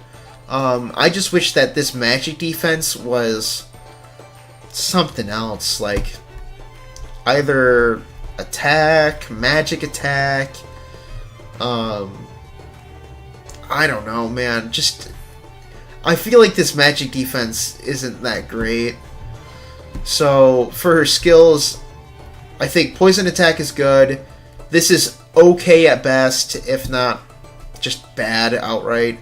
And her discipline is pretty good. And yes, I am only saying that because of the action speed focus. Honestly, what they could have done is they could have gotten rid of this magic defense and made action speed the only focus, because disciplines that focus only on one stat instead of two increase that one stat further than other focuses do. So, like, for example, this focus probably increases it by 2, but if this is the only focus, it would increase it by like 3 or 4, which would have been crazy. So they could have totally just made it so that it's only action speed focus, and that would have been insane. And her stat spread isn't bad at all. You can make her like a thief mage if you really wanted to. Or you could just say fuck it and just wait for her handbook to come by to make her a mage. Honestly, I'm going to put her in A tier. Actually, I take that back. I'm going to put her in between A and B tier. Only because I can definitely see the arguments in her being B tier. I was going to put her in A, but we're going to put her in AB. If she was a mage, the fact that she's a dark type, her discipline increases her speed, and her IQ stat is so fucking high for a non-legendary, I mean, I would put her on either A or S tier if she was a mage by default. She has the makings of a fantastic mage. She looks good. She is good. One thing about poison attack, does it become critical poison at some point? That I'm not sure of. I haven't actually increased poison attack that far up. I think the most I've increased it was, I think it was 3. I don't know. I'll have to double check. I think it was 3. Do I have poison attack on my MC? I thought it did. Do I not? Full power, full strength, stun bash. I don't. Oh no, I do. Level 2. Who is the person that has the highest? I think it's Who's going to be Deborah. good? I think Deborah has the highest I have so far. Again, I think it's 3. Speak. Go on then. Oh no, it's level 4. Okay. So up to level 4, it's still not critical poison. So I'm not entirely sure, but I don't think it will be. I'd be surprised if it did. If it did, that would probably bump her up to actually A tier. Because she, like, naturally just has access to poison attack, but I don't know. I don't see that happening, so I'm gonna leave her at AB. I think that's good enough. Clarissa is one of my favorite knights, admittedly. I love her aesthetic, like I love how she looks. I think her voice is a little silly though, in my opinion. I feel like her voice actor is purposefully trying to make it deeper, and it kind of shows. Where is Clarissa? Hello? Oh, here she is. But I do like... Ooh, oh yeah, Piety 16. I feel like if Vitality was higher, she'd be really good right off the bat. But 14 strength isn't horrible for a knight. 13, I would say, yeah, that's on the lower side. But as a knight, 13 is kind of average. But 14, if you get that variance in there, that's pretty decent. I would say definitely try to go for the speed over anything else, though, for the variance. Piety is also really good, because knights use Piety as a substat for self-healing and shit. Like Clarissa has. Clarissa has self-heal as her inheritable. Oh, she can be a fighter too? Whoa! That's her with the mask off? That's crazy.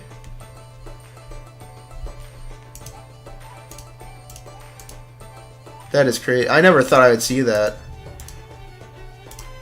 Okay, cool. But yeah, she has self-healing. Restores own minor HP for 3 turns, recovering amount increased based on skill level.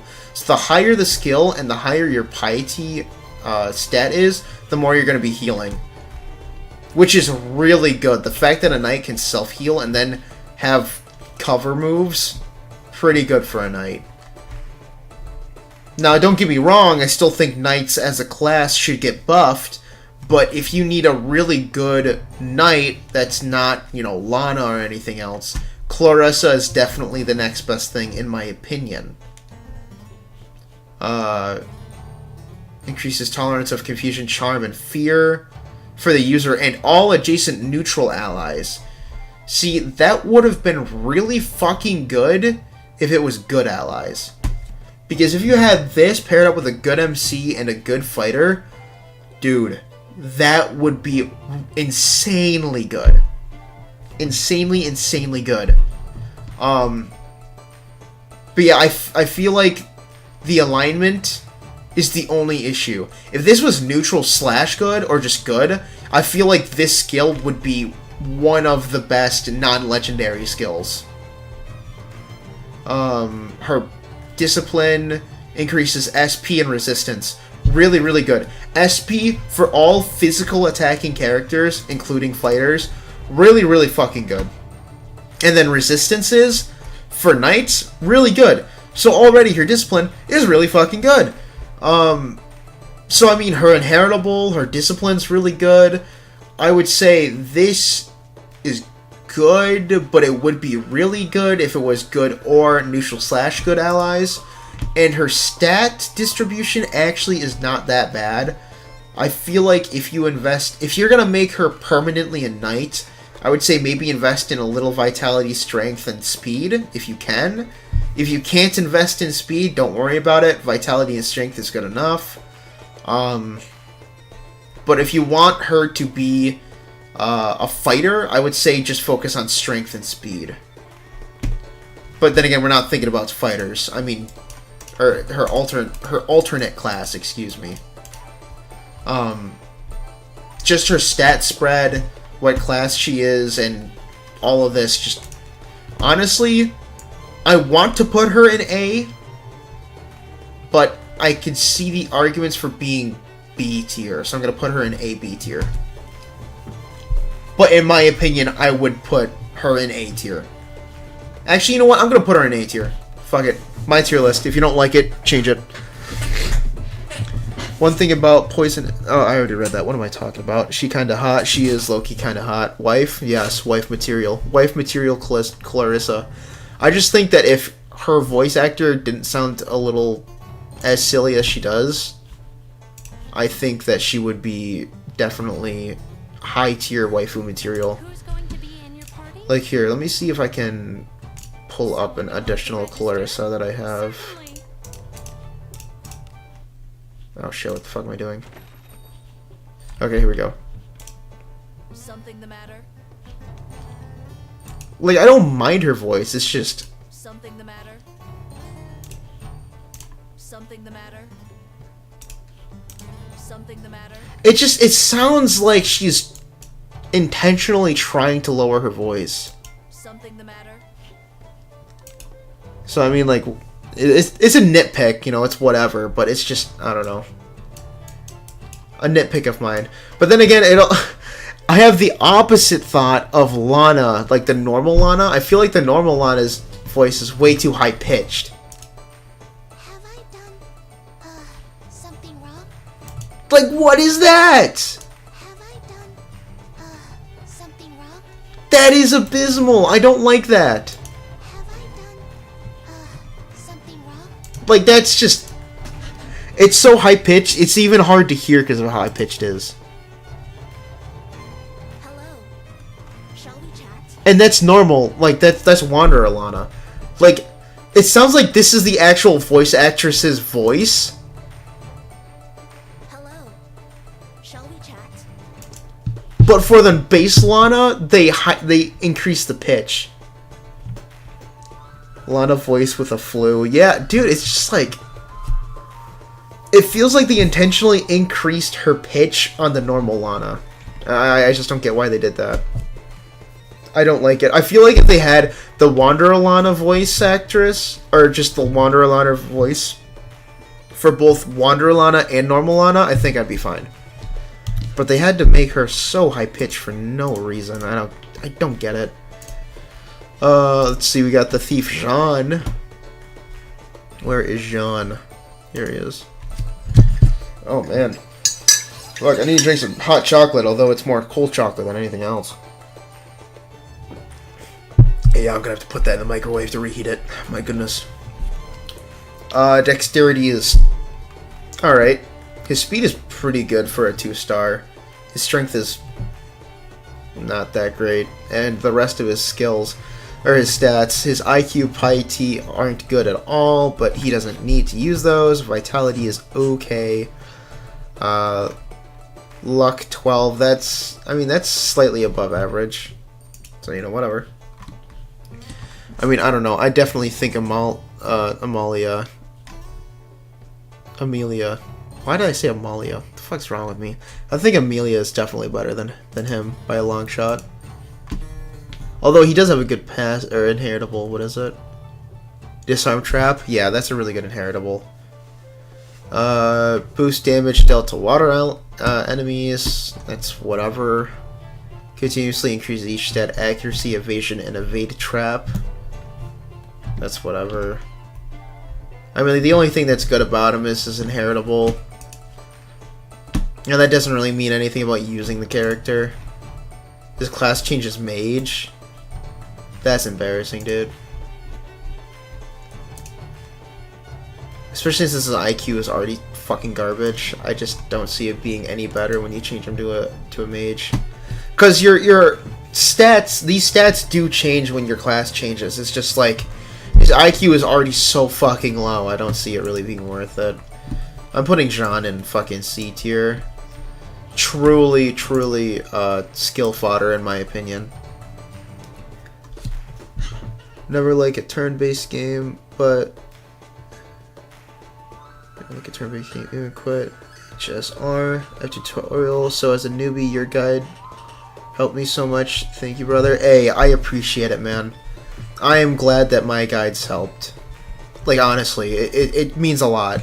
Because I do put a lot of time and effort into making sure that the guides are as condensed and as jam-packed full of information as they can be. I don't like putting in senseless fluff into my guides. The only senseless fluff that I allow is my silly little hello everyone greeting. And other than that, it's just straight up facts. We have Bakesh. Or Bakesh, excuse me. Whoa. What the fuck is going on here? We got Dexterity 17? No way. Someone you want to register? That is actually kind of crazy for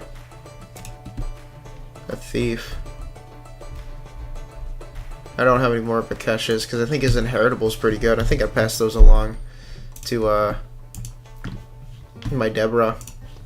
Hold on, now I need to double check. This guy's kind of got some crazy stats too. Inheritable continuously increases trap detection rate. That's actually really fucking good for thieves. Yeah. Wow. Okay. I mean, I don't know, man. His speed could be better because he's a thief. Thieves' main things are dexterity and speed. So I don't know, man.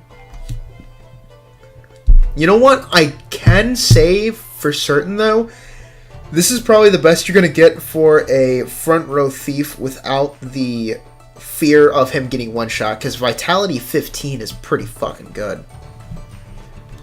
And he has Strength 14. I mean, like, fuck, man. Get enough bonus points, increase Dexterity up to 20, and then the rest in all speed. Fuck, maybe you want to put 2 in Strength, so Strength 16, Dexterity 20, and then the rest in speed. I mean, he'd make a really good fucking thief. Or a frontline thief. And his not his passive, but his inheritable is really good. Reduces earth type damage for dwarves in the same row. He's air type. I mean, that's okay. That's whatever. But I mean, like, if you have him in the same row as these two, I mean, you can make a killer dwarf army type shit. Continuously increases disarm trap and evade trap. That's really good too. What is going on? Why are all the dwarves really fucking good? What is going on? I kind of like Bakesh. Bakesh is good. Bakesh is really good. If he had more speed,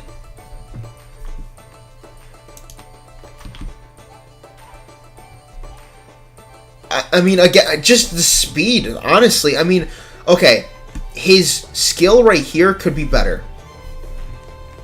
So what I'm going to do is I'm going to put in him. Wow, if I can speak. I'm going to put him in A tier. But I will say, if his unique skill right here changed, I don't even know what you'd change it to, but something that's not this, I think you could probably put him in S tier as well. So, like, the 3 fucking 2-star dwarves are just kind of fucking insane. I don't know what they cooked up with the dwarves, but they are something else. Holy. Alright, the last 2-star we have is Alex. Wow. Wow.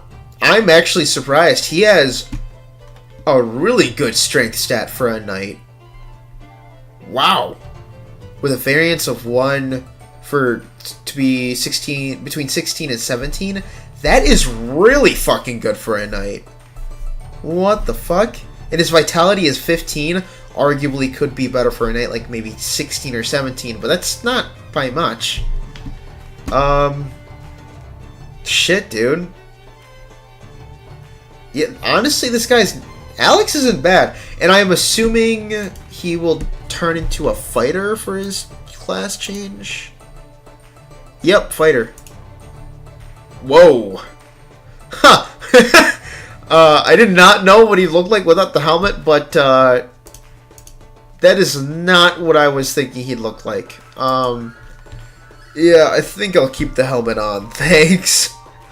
Yeah. Woo! Wow. How good is Boris? I don't see him on the list. Yeah, you don't see him on the list because whoever made this fucking list decided to stop updating it after Gerard was introduced, which is unfortunate. So I will be tackling him soon. Don't you worry. I'm going to be tackling all of the limited banner characters once I'm done with everyone else, and Alex is the last one, so just wait a moment. And I will get to him momentarily, I promise. It's just that if we have a legendary adventurer for a certain role, we tend to overlook the lower rarity ones. True. I agree. I have a bad habit of doing that as well. Bro, the speed can be solved with the kid bondmate. I'm leveling him right now. No idea how much the boost will be. Yeah, but it's always better to have a naturally high speed stat because of action speed. Because, like, more than likely, the large majority of the community isn't going to be farming the kid in order to get a speed boost. But I do agree, there are other ways to get around the low speed of characters, which is why it's not super integral, but it's definitely recommended to at least put in 1 or 2 bonus points into speed if you can. Hi there, I'm new to the game and I'm still trying to figure out how to put together a good party. Do you have a starting party recommendation? Honestly, it all depends on what characters you have. If you look on this list right here, this can kind of tell you what characters I think would be best. And I will also be screenshotting this list, and I will be posting it in the YouTube posts, so you can take a reference from them. And I understand that it's not going to have the limited time banner characters, but I think for the most part, most people are going to be paying attention to the lower rarity characters, especially since most of my content appeals to the newer and free-to-play players, which I have no problem with, but that's just the truth. And limited time characters, I think I might try to save my own pictures, because I see that you can choose your own pictures for them, but I would prefer it if somebody else did that, because I have never done that kind of shit before. So yeah, definitely take reference to this list if you can. Why are all masked characters so good looking? I don't know. The only masked character that I would argue is not that great looking is Alex. he like, if you look here, he is he is looking a little worse for wear. Oh man. He has Stun Bash, which is a really good inheritable, insanely good inheritable for any character, really, because, you know, I don't think it has the same base damage that the heavy attack does, but, you know, with less damage you get a chance to stun, and the chance to stun only increases as you level up the move, so definitely really good. Let's see, his thing right here increases damage to wind-type enemies for user and adjacent fire-type allies if there are at least 2 fire-type allies adjacent to the user.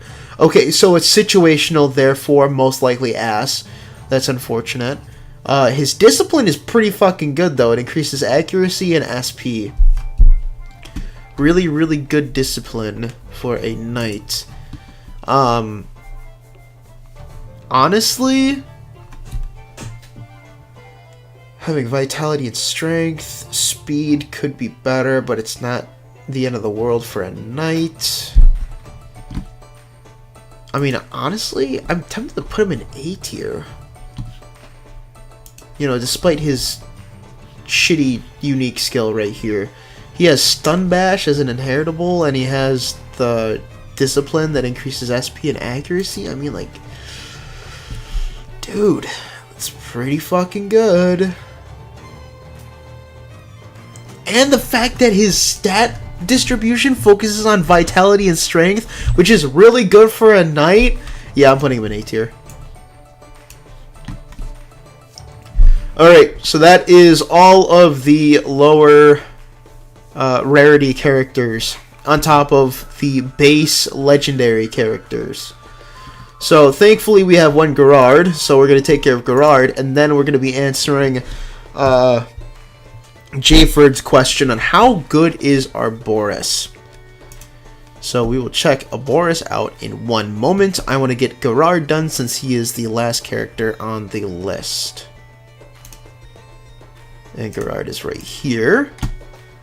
And let's get Gerard open here. So he's a dark type, which is weird because his move is wind. So I would have assumed he's a wind type, but he's not. So he is a human, so he's all-rounder, essentially. His luck is 13, which is pretty fucking good. His speed is 11, which I would argue could be better. His strength is 14, which I would argue could also be better. Dexterity is 12, should be better. Vitality is 14, which is not bad. I mean, honestly, he's not bad. He's definitely not bad. I feel like his strength should be higher, though. Thunderstrike, moderate wind physical type damage, slow chance to inflict paralysis. Really good. Really helped out with people in the dungeon that didn't have Itzolic, which is Yarmus's move, because the paralysis chance alone was really good. Damage is reduced if learned by someone else, which is fine because it only reduces damage, not the chance of inflicting paralysis, which I'm 100% fine with. So overall, the unique skill, pretty good in my opinion. Pretty good. Increases evasion when equipped with a one-handed sword. So that's really good, especially when you're using shields, and for everyone who has listened to my short babbles of how shields work, I kind of consider them as stat sticks. And for those of you who have played Warframe before, you know exactly what the hell a stat stick is. And for those of you who haven't played Warframe, stat sticks are essentially pieces of equipment that's used to upgrade other pieces of equipment. So like you're not going to know any of this vocabulary if you haven't played Warframe, so I'm just going to boil it down to a sword that you are holding will boost the power of a ability sword that your character has as an ability. And in this game, it's a shield that has good blessings to boost your offensive or defensive capabilities. That's what a stat stick in this game, in my vocabulary. So definitely really good one-handed capabilities with stat stick. Really good. And then his inheritable increases evasion and action speed. Evasion, everyone knows, I'm not a huge fan of, but action speed is really good for a discipline. But honestly, passive evasion increase is not bad at all. So, honestly, pretty good discipline in my opinion. Pretty good discipline. I don't know if he would be... I don't know. He's definitely not double S tier. And because of his lower stats, I don't think he would be an S tier either. His skill is really good, and the unique skill to use increase evasion. Oh, I didn't process that. That increases evasion. Not really anything else. I mean, it goes and it pairs up with the discipline, but it's just I don't know, because it's just evasion, man. Like if it was like, you know, attack or accuracy or both, I mean, I would think that'd be really fucking good. But it's just evasion, so I mean, I don't know. I'd probably put him in A tier. Honestly, he's not that great.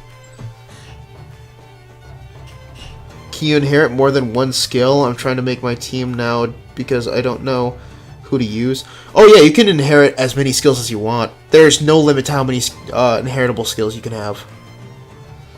Sup, I did Helmut second fight, and at level 20, but it was pretty hard. Was it meant to be done at a higher level? Nope. Beating him at level 20 is good. And then when you beat him the first time at level, it will always be at level 20. And then the second time you go to fight him, I would recommend to get to level 30.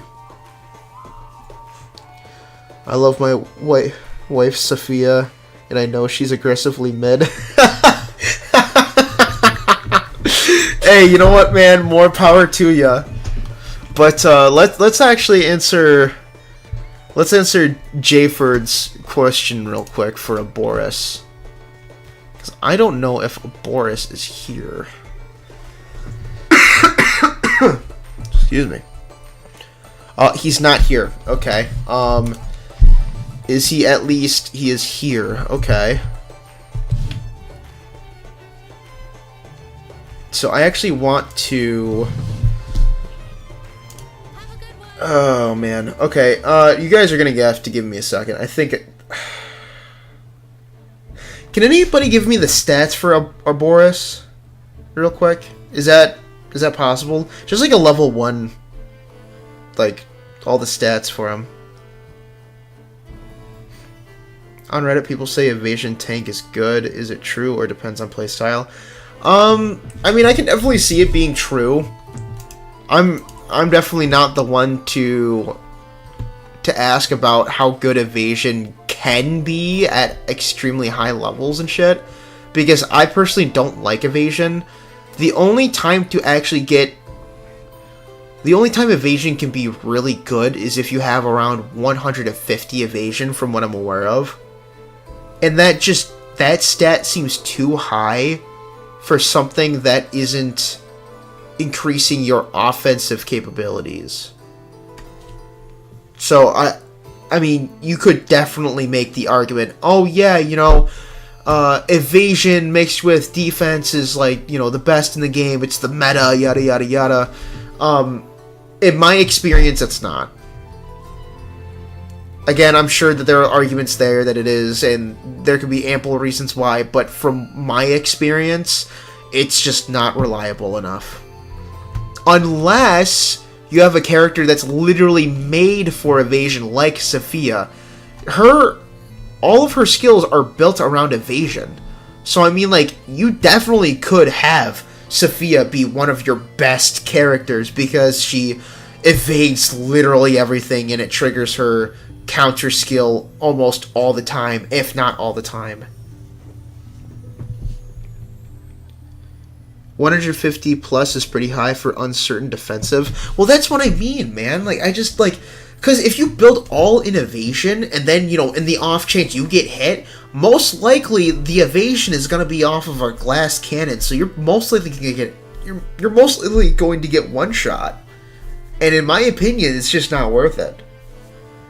As a based Sophia user, I can tell you the only thing hitting an evasion character are spells.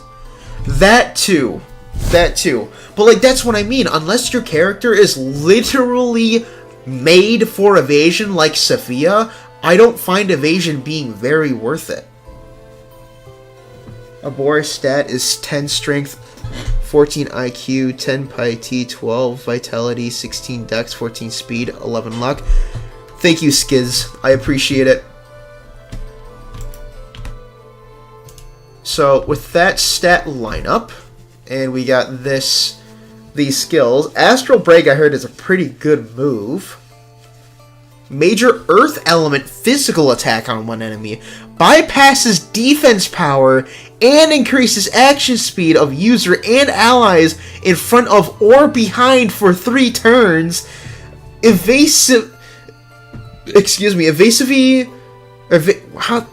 the fuck do you pronounce that? Evasive. Evasive, defense power, bypass rate, and accuracy or action speed effect turns are reduced if learned by someone other than a Boris. Okay, so literally right off rip, Astral Break is insane. Literally right off rip. I mean, his skill alone, I would say, just pull him. Holy Christ. Increased evasion and action speed for user and all adjacent evil and neutral type allies. Bro, he would be so good in the back fucking row with fucking Adam and and fucking Alice. What the fuck? What the fuck? And then his discipline is accuracy and stun tolerance. Oh my dude. If his discipline was accuracy and attack, dude, I would fucking lose it. I would lose my fucking mind. Holy crap.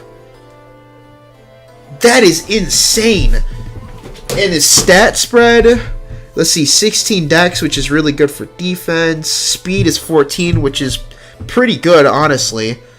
IQ is 14, that's whatever. I mean, like, I want to say that's given to his racial bonus. Piety is 10, is whatever. Vitality 12, that's fine. It's literally just a fucking thief.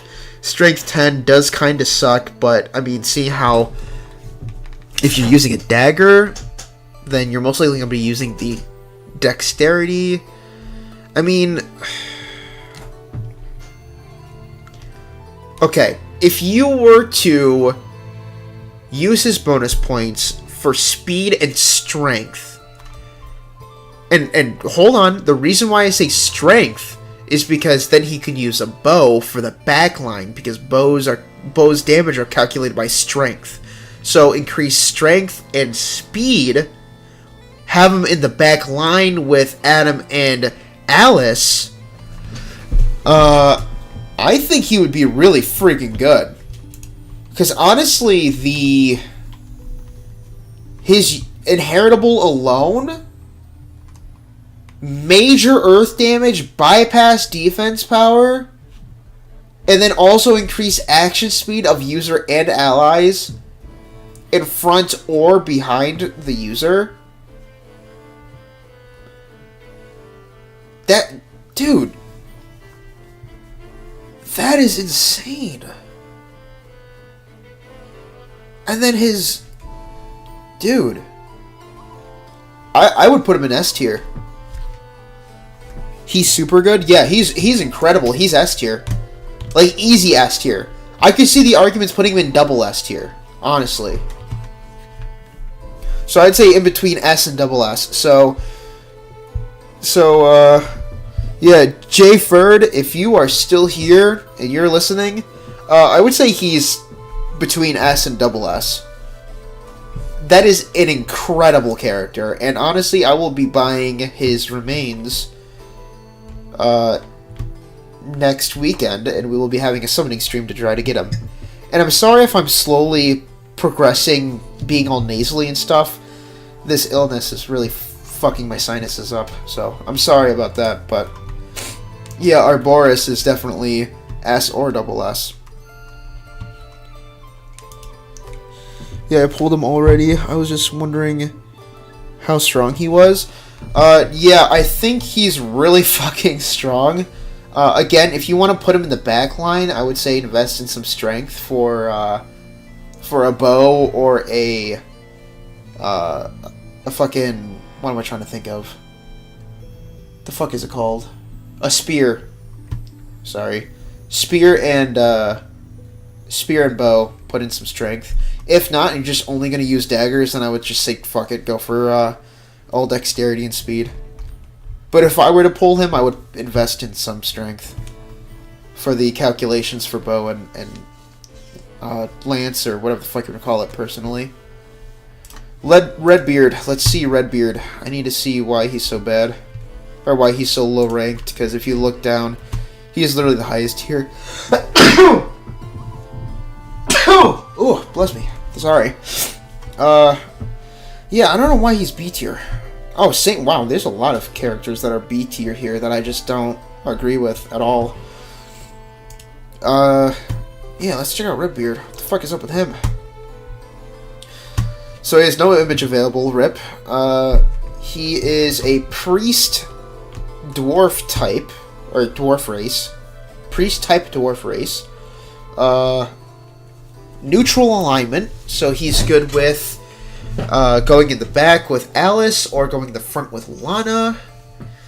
He has 15 dexterity, vitality, and strength, 14 piety, 7 speed. Okay, I can kind of see why they ranked him low. For a priest, having 14 piety is is pretty fucking bad. I'm not gonna lie. It's not good. Like, for a legendary priest, I want to clarify. For a legendary priest, 14 is not good. And then he has 15 strength, which is whatever. And then he has 15 vitality, which is fine. And then he has 15 dexterity, which he's not going to use. He's not going to use the dexterity stat like nearly as much as you could justify. So, thank you, Zephyr. I appreciate it. Yeah, I can see why he's rated low, but let's check out his passives. So, his inheritable is my favorite. Prayer of Rebellion. I wish this was just a skill that all priests could learn, or it was just easier to obtain, because having it as an exclusive inheritable is kind of shitty in my opinion. Increases the attack power and resistances of one row of allies. Attack power and resistance increase amount and number of turns are reduced if learned by someone else. Now, I'm going to be completely honest. Nobody gives a fuck about the resistance buff. Nobody cares. What everyone cares about is the attack up. That is insane. And it increases as you level up the skill. Really, really good. And then you pair it up with Alice or Alice's ability, whichever one, and it will last for far longer. I said in one of the posts made by another YouTuber, I forgot his name.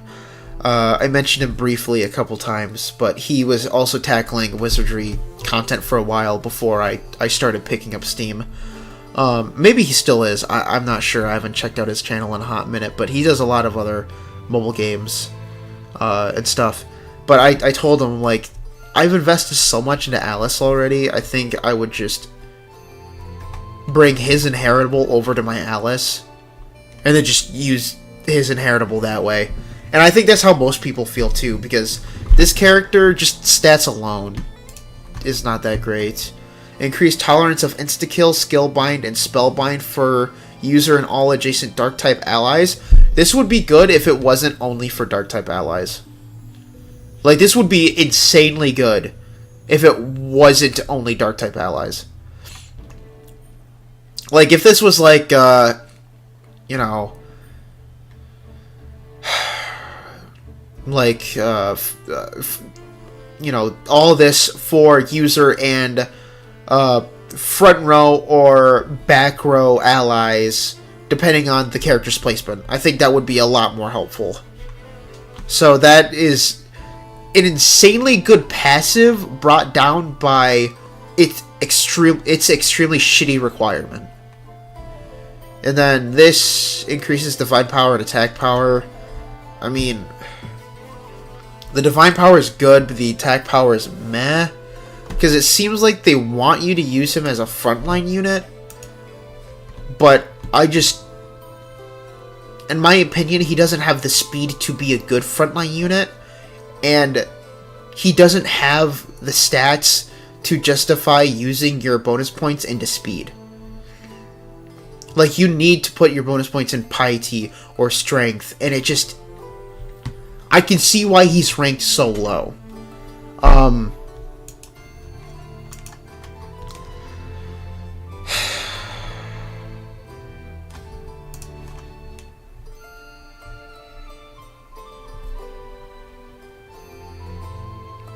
Yeah, I think he's B tier.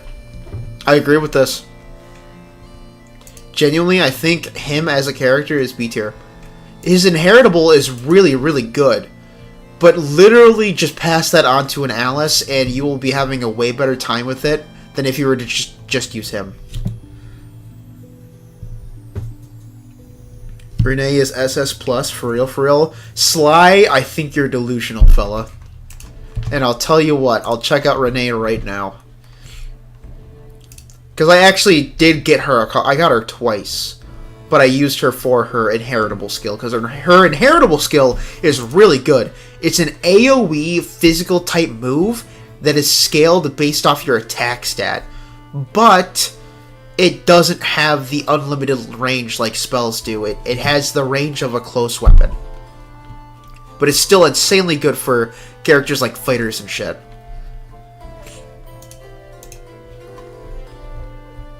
So really quick, her stats not great. She would make a good mage. Her dexterity is... it's alright. Her speed is pretty good. Her strength is abysmal. Her IQ is really good. But she is a ninja, not a mage, so very unfortunate. Her vitality sucks. Her luck is above average, so you know what? Pretty good. Piety is pretty shitty too. But honestly, I'm not... when you're looking for a ninja, you're not looking for piety or vitality, so that's fucking whatever. But her strength and her... I feel like her strength and dexterity should be better. Let me double check the skill that she has. You know, I don't know why I'm trying to look in the game. It's literally... I literally have her character page pulled up. What the fuck am I yapping about? Let's see. Unleashes a blasting spell contained with a charm, launching an untyped spell attack on one enemy row that bypasses magic defense. So, this... damage based on attack power. So this is... this can be a little confusing for people that aren't familiar with moves like these. The other reason why I'm familiar with moves like these is because of Pokemon. They have a move called Psyshock, and it takes into account your magic... or not magic, sorry. Your special attack, and then calculates the damage based off the opponent's physical defense. So this is something similar to that.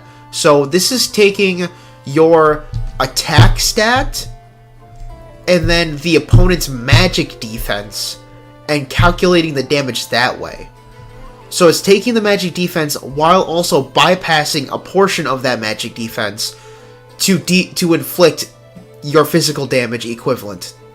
Which is a little confusing, but yeah. Damage is reduced if learned by someone other than Renee. That's whatever. What the fuck is all that IQ for a ninja when her skill uses strength? That's what I'm saying. That's what I tell everyone. And everyone tells me, no, ninjas are cool. Trust me, bro. And I'm like, yeah, they're cool.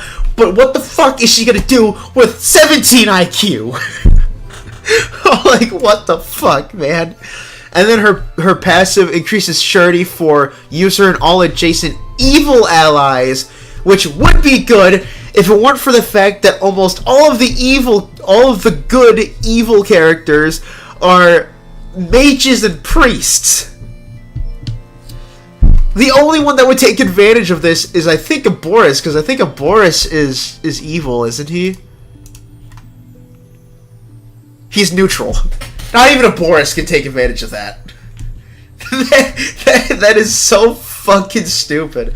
Her discipline increases surety and accuracy, because of course it does.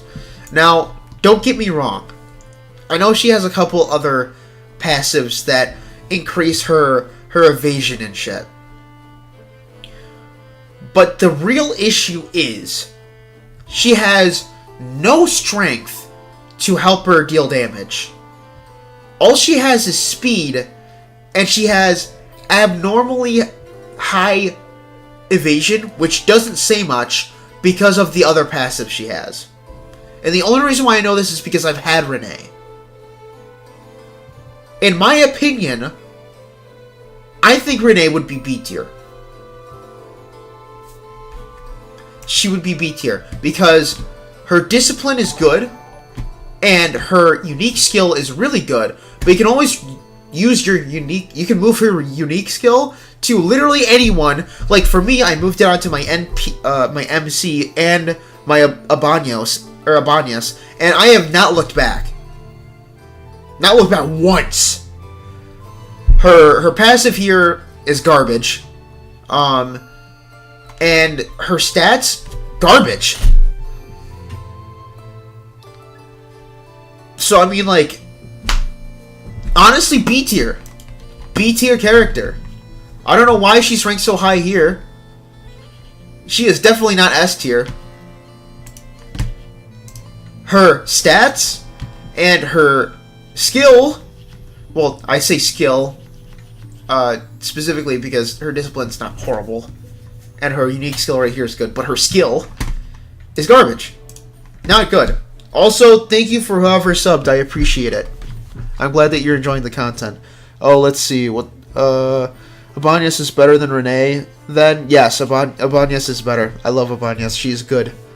Maybe her sub need that IQ. She doesn't have a sub. Like, she doesn't have a class change. Yeah, maybe her sub gonna change to magical Naruto Jitsu. Okay, so if you're saying what if, then yeah, you might have a point that she might have, you know, she might become a mage or a samurai or whatever that utilizes magic, sure. But if it's anything to go off of, all elves that aren't priests or mages are ass. And that is overly abundant with all of the elf characters that are using strength-based abilities. Like, this chick, she's an elf knight. She's garbage. She's an elf fighter. She is close to garbage. Her only saving grace is her inheritable, and I want to say her discipline. Like, and if you noticed, fucking this guy, he's an elf knight. Somehow he's ranked below her. He's an elf fighter. He's garbage. All elves that do physical damage are garbage. I'm sorry. It's just that fucking, it's that blatant. So unless you, this is the only exception. And it's because she's not, her focus isn't even physical damage. Her focus is being a thief. And then her class changes a mage, which she becomes really, really good at. But regardless, she is the outlier. See how everyone else is either a mage or a priest as a thief? It's because it's almost like their race is only really good for those two things. And I wouldn't even say priest. They're like half-assed priests. Or priests. And that's because the people that should be priests, or the races that should be priests, are fucking dwarves. And for some reason, the only natural priest that's a dwarf is Redbeard, and he's garbage. Wait, what is going on? Like, what the fuck? Like, it's ridiculous. I don't know what the fuck is going on. But yeah, I agree. If she does get a class change and it does make her a mage, she would make a really good mage. Yeah, 100%. But that's the thing. Why would you make an exclusive ninja a mage? What the fuck? Not to mention how her IQ is lower than hers! The legendary elf ninja has less IQ than a fucking 2-star thief! There's no point! Just make her better! That's all you need to do! But the thing is, you can't make her better unless you're part of the dev team, because the issue is how she's quite literally just made off rip. Geralt would benefit big time from that, but the small boost she'd provide to him is not that big either. Better off having Deborah in case you want a fast unit. Yes! Yeah, dude, I'm telling you, there are so many people that, like, it's so surreal. Like, you think the amount of people, like, glazing Yekatrina is bad? There are probably just as many people glazing, Rena, or I can't even pronounce her name right now. Or Renee, whatever. So many people glazing her. Because, she's a ninja unit, dude. Ninja units are so good. No, they're not. They're not. I'm sorry. They're not that good. And the only ninja type that actually comes close to being good, and he's actually not even on the list, is the male ninja that's actually a 2-star rarity too. Like, ninjas are not it right now, and it sucks because I wanted to use ninjas. I love using ninjas. Granted, I will admit, when I first heard them, I think ninjas were a bad choice to bring into the game, seeing how the game is more medieval Europe themed than, the medieval equivalent of Japan. But Then I found out ninjas and even samurais were in the older games, and I just said, you know what?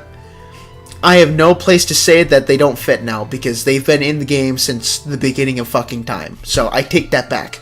But, you know, I did low-key want to use her regardless. But she's just bad, and the fucking male ninja isn't even that great either. I actually think I have one of his copies right now.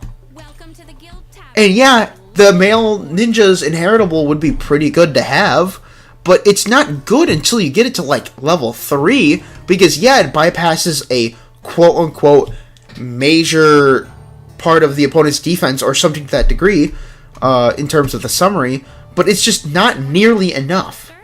Certainly. I deal more damage, in my mind, with a level 1 heavy attack than I do with a level 1 armor piercing.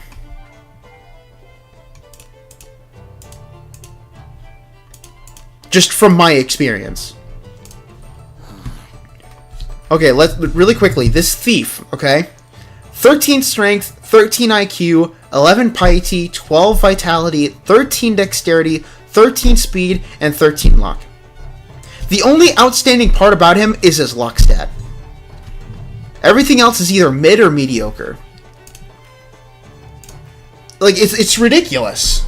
Like, I don't know, man. And I can go on a rant about this all day. Like, the same with the Yekatrina situation, but it's not worth it. It's not worth it. I'm not going to bore you guys with that. That's painful for you guys, I'm sure. Guess I'll just wait for the Dwarf Ninja SS for sure. Dude, I have a feeling that a Dwarf Ninja would be crazy, because as the theme has been going so far, is the only downside to a Dwarf, with the exception of his passives, is the fact that he has no speed. If you increase speed in him, he would be fucking nuts, which sounds fucking stupidly funny to think of a ninja dwarf being really fucking good. Was able to beat Helmut, thanks for the advice. Hey, no problem, man. I'm glad you were able to beat Helmut, and if that's your first time, just wait until you have to fight him the second time, because it's harder. Oh wait, I got back too much. Let's see. Sophia. Yes, let's actually do Sophia right now. She's here, and let's get her done. So she is the fucking evasive queen. So, her and Ophelia, I think her name was. Yeah, this chick. This chick is really good for evasion, because her discipline and her counterattack is built for evasion. So she's a good person to try to invest evasion in, but not nearly as good as Sophia. She is quite literally the evasion queen. She is insane. So, Black Beast Feint increases own evasion and makes one row of enemies easier to target. Counterattack that penetrates defense power when evading an attack. Evasion increases amount and defense power penetrated rates are reduced if learned by someone else other than Sophia. So right off rip, her inheritable increases evasion and her counter penetrates defense power. So this is an active skill. So you use it as an active skill. It lasts for, I don't even know how long. I think it's just for that one turn. I could be totally wrong. But essentially it's a better counterattack. And then for her passive, you have increased evasion when equipped with two-handed spear and light armor, which is really good because, I mean, she's the only good spear user in the game as of right now. She's a knight. What the fuck? And light armor, well, you know, the only real difference between light and heavy armor is like a 2 defense stat difference, really. So, no harm there. And the fact that you're relying on evasion is going to be like, whatever. And then her discipline increases only evasion, like, it's evasion focus only. And then I know that she has other passives that increase her evasion. And then, you know, you can build her evasion more with equipment and shit. So off-rip, insanely good for evasion. This is the outlier that I've been talking about, where evasion would be incredibly good. Her, and again, Ophelia, I want to make sure that everyone knows that Ophelia is also good for evasion because of how she, well, is as a character. But Sophia, way, way more for. For Sophia, if you really want to fuck around with the bonus points, I would say invest in speed and strength, probably a little more strength than anything else. She is a knight for some reason, I don't get why. So she already has naturally decent bulk. So you definitely could just, you know, get her up to like, what, 16th strength, if not more, if you feel comfortable with it, and then invest in more speed too. Because speed not only increases your action speed, but it also increases your evasion. So speed is definitely a must, but I would say increase strength because spears are, they're strength based. Like they calculate their power based off strength. So the more strength you have, the more damage you're going to have, and the more speed you have, the faster, not only are the faster you're going to be, but the more evasion you're going to have. And then you have the discipline, which is increasing her evasion greatly. And then you have her skill right here, which equipping a two-handed spear with light armor also increases her evasion. And then her inheritable, which also increases her evasion and also penetrates the defense power when evading an attack. And then you can also pair this up with counterattack. You don't need to, but I can definitely see you wanting to give her counterattack, which is Ophelia's inheritable move. So she's going to be a countering evasion fucking queen. So very, very good character. I would say if you have the right setup for her, she could easily be S tier. And they disagree. They would say A tier. I can definitely see A tier. Being reliant on evasion is definitely very hard to really justify. But with how prominent the evasion boosts are, on top of a decent stat spread, because if her speed wasn't 15, I would say that her stat spread is kind of garbage. But with a decent stat spread of 15 and then strength, I would argue strength should be like 14, you know, base. But that could obviously be changed easily. But yeah, speed and strength focused Sophia can definitely be really, really good. The only issue is that with a spear, I don't think you can do maximum damage at close range. I think it's only minimum range. Or, yeah, medium range, excuse me. I could be wrong, but I want to say maximum damage is only available at medium range. If it's available at close range, that would be really sick, and there would be no issues, but I think it's only available for medium range. Please don't be afraid to you know, correct me if I'm wrong. I would love to be wrong, because if I am, that means Sophia is an even better character than I originally had thought. Where's the elf girl that has high dexterity? Neutral. Oh, like neutral alignment? You're probably thinking of Elise. She's B tier. If you can, I would say either go for Benjamin or Chloe for a non-legendary fighter. Is that Kain from Final Fantasy IV? Yes. Yes, it is. Black Beast Feint lasts one turn and does not trigger if she actually gets hit. They need to buff it to at least last 2 turns, since the taunt itself already lasts 2 turns. Spears do full damage to the first and second row. Gotcha. Okay, sweet. So yeah, so the spears are definitely a lot better than I thought.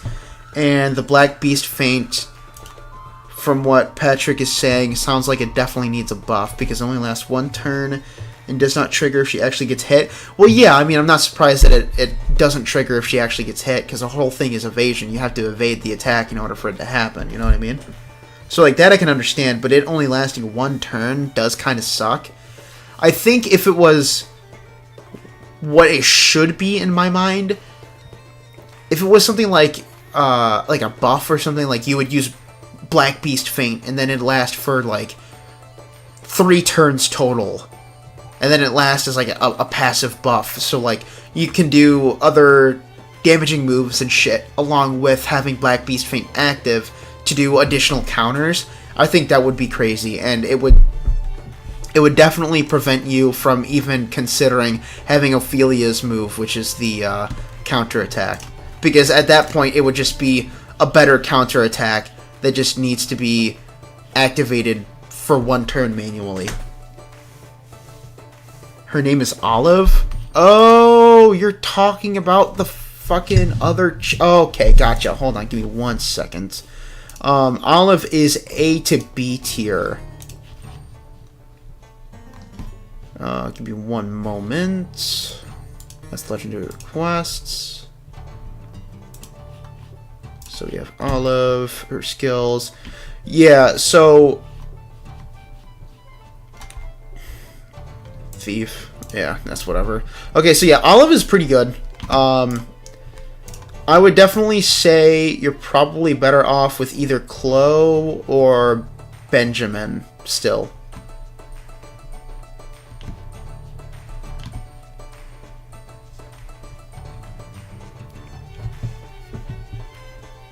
I'm not trying to say Sophia, I'm trying to say Savia, but because I say it so fast, it sounds like I'm saying Sophia, which still doesn't sound right, but you know what I mean. Damn, if she comes back, I'd roll for her, since I have Deborah with a lot of evasion in the front row. Do any of you have Savia? Does she hit hard? I want to say Sly has her, because he... I think, yeah. I know Patrick does, because Patrick was talking about her. I think Sly might have her, though. I'm not sure about Sly, though. But I know... Patrick, do you know if Sophia is a really good, like, offensive unit? Like, how much damage she does? Like, does she... Okay, does Sophia do a lot of damage? Is the question of the night. I don't know if he's still here, but if he is, I'm sure he'll be able to answer that question fairly soon.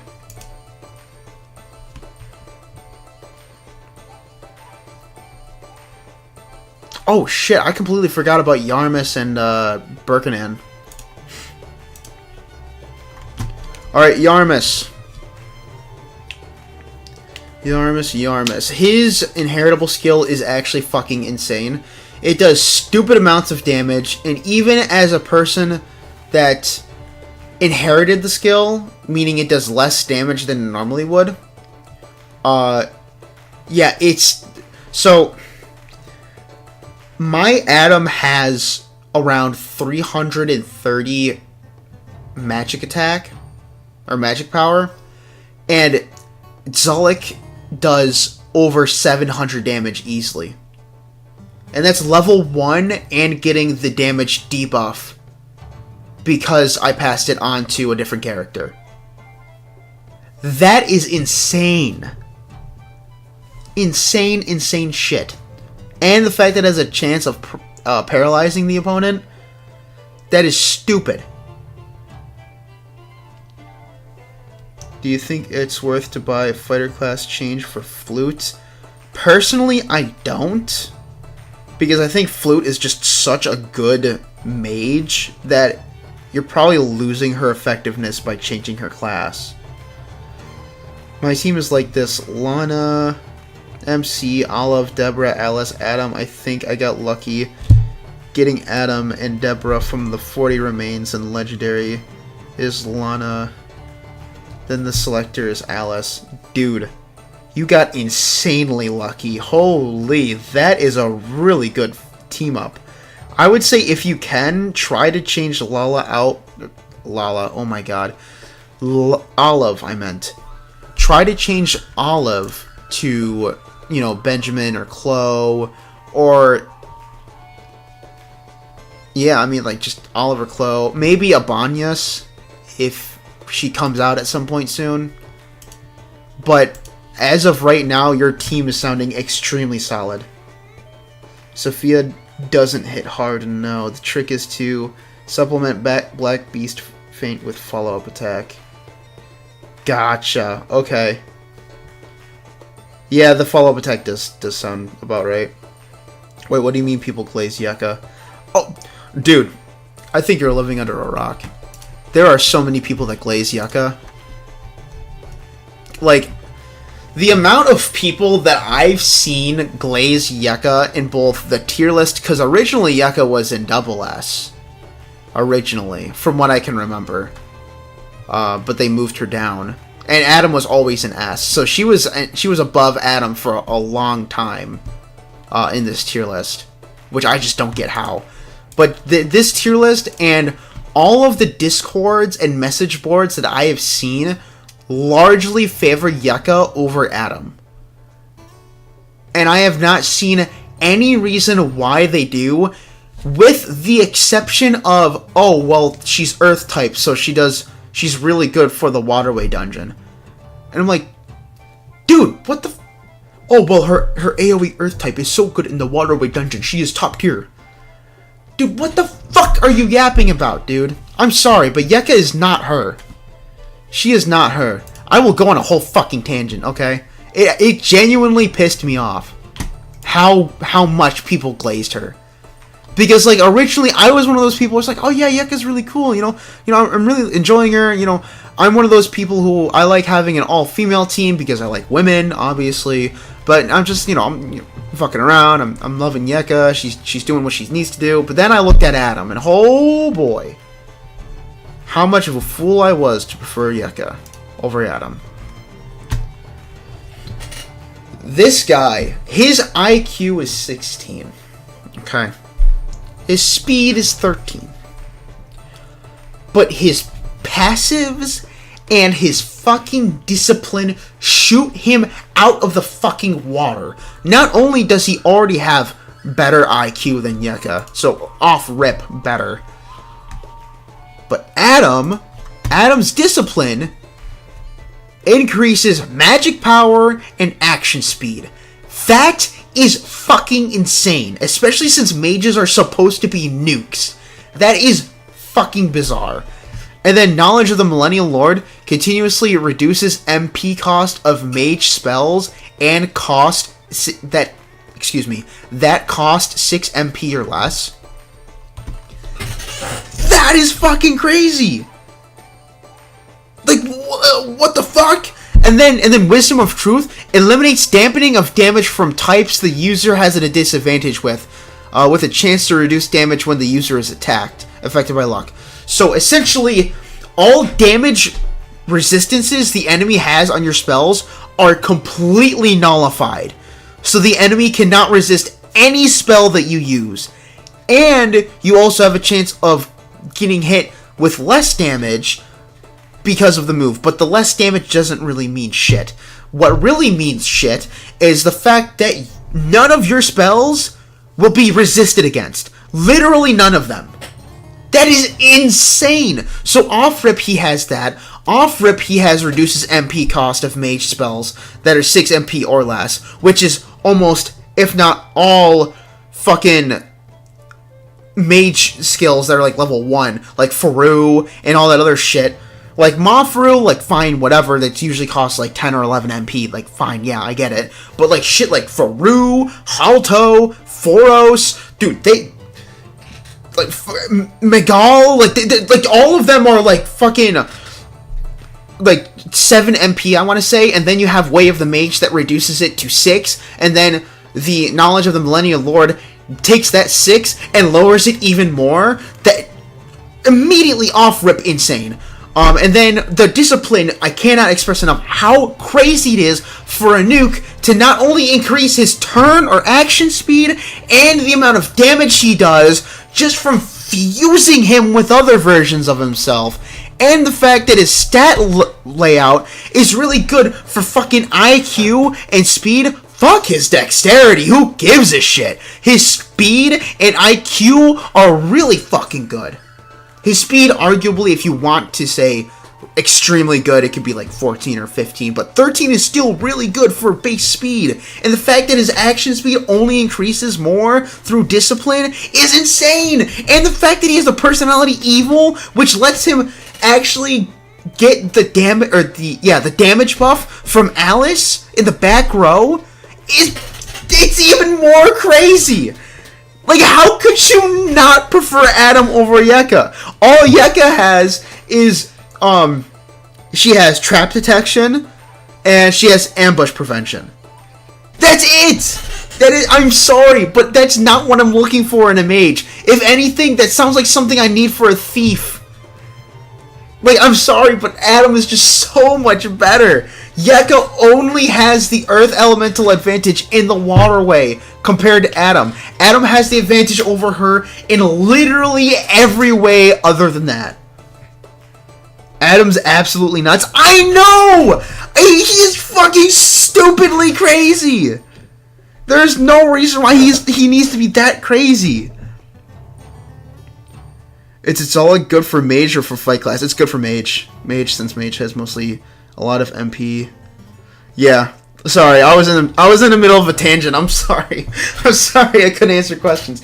Dude, I just like and I know somebody said it. Yeah, try, excuse me. It mainly because she hot. True. There are so many people that glaze Yeka because she's hot. And then they try to make it out like it's because she's good.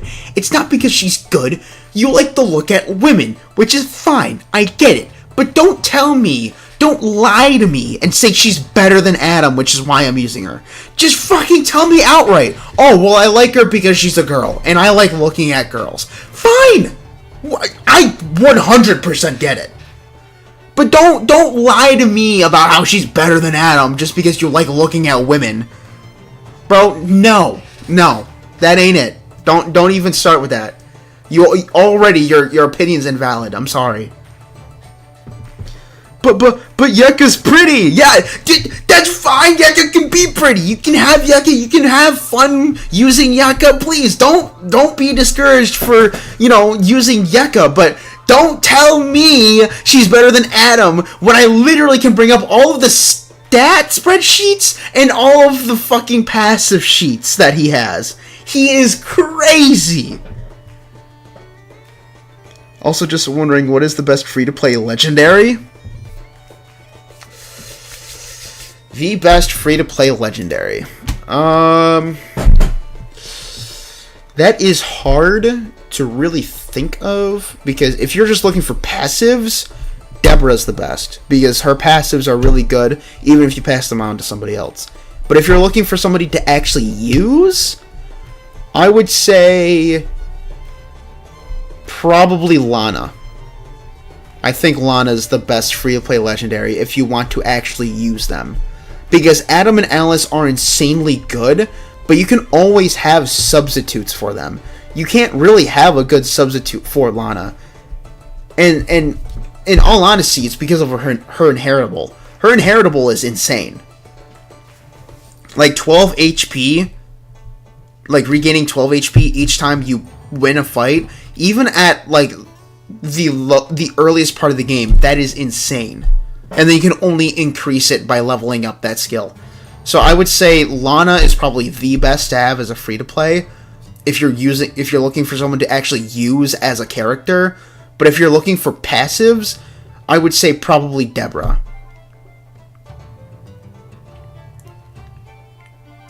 Or Alice, because her buffs and debuffs can be... Her skill lets her buffs and debuffs last longer, so I mean, like, you could probably argue her skill is worth it as well, but I would say for the large majority of just looking for skills, I would say probably just Deborah. He's all chatted out for no reason. He is! He is the GOAT! That's why I just chose to transfer It's All like over to Adam. Like, Yarmus is cool and all, but, dude, I'm sorry. Adam's the GOAT. Let's see. Is Yarmus and Birkenan in here?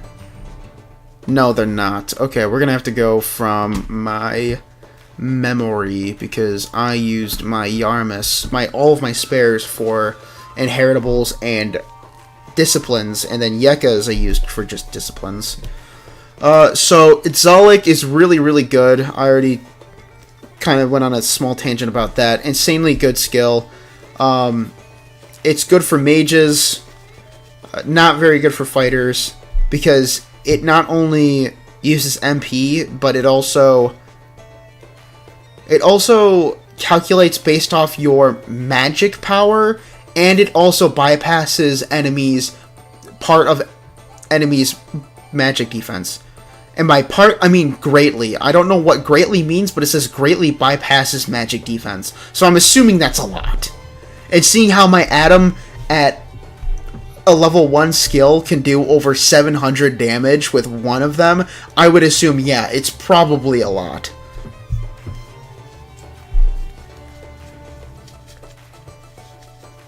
Lana is the savior early game because she heal end of battle. True. Yep, I agree. Alice, no contest. I can see the argument between Alice's or Lana's skill being the best. But honestly, I think Lana's squeaks by because you can never have enough healing, especially early game. I use both of them. My Yeka is hitting harder than Atom at the moment because of her built-in Undead Slayer. Oh yeah, if you're, fighting undead, she's probably going to have the advantage. But at the end of the day, from what I heard, Yeka is really good as a priest. So if you want, you could probably invest in, her piety stat and then change her class eventually when you get her class changing book. But at that same point, I tell those people, why don't you just use Alice? She just has better skills. In either way, Yeka is kind of she's the legendary that you use if you don't have Atom or Alice.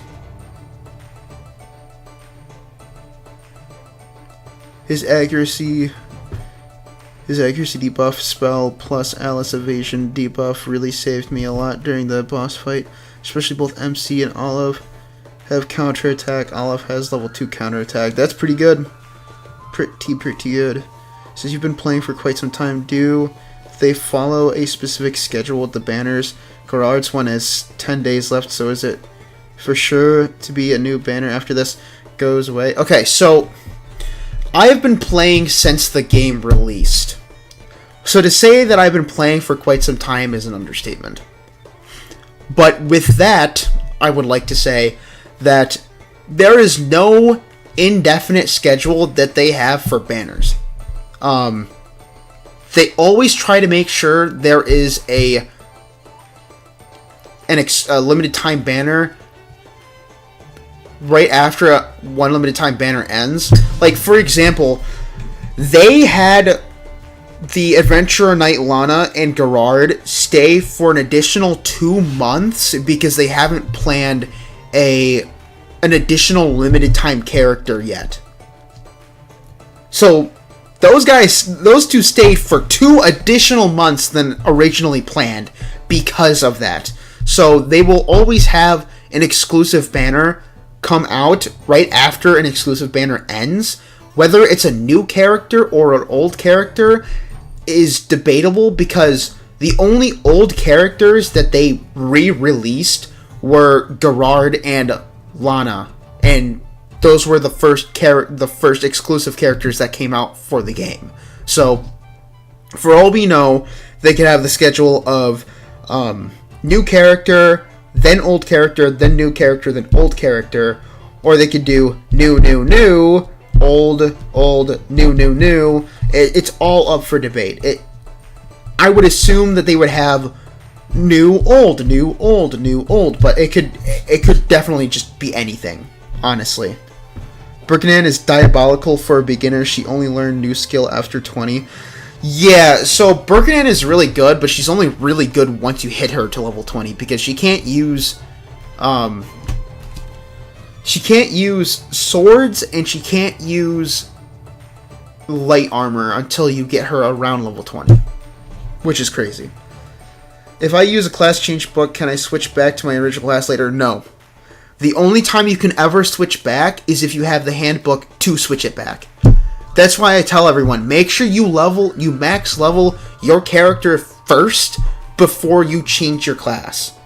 Because if you don't, you're going to have to be spending more resources to get the handbook again to change them back to their original class. And for all I know, you don't want their original class. So you're stuck spending more resources to get back to their original class just to get all of the passives that you want, just to spend even more resources just to change them back to the class that you want. So, no. Just, I would say level them up normally, get all of the passives, all of the active skills, get literally everything, and then once you have everything, it'd be around level 54 or 55 when you finally get everything. Once you get there, then change the class. And that way there you'll have literally best of both worlds.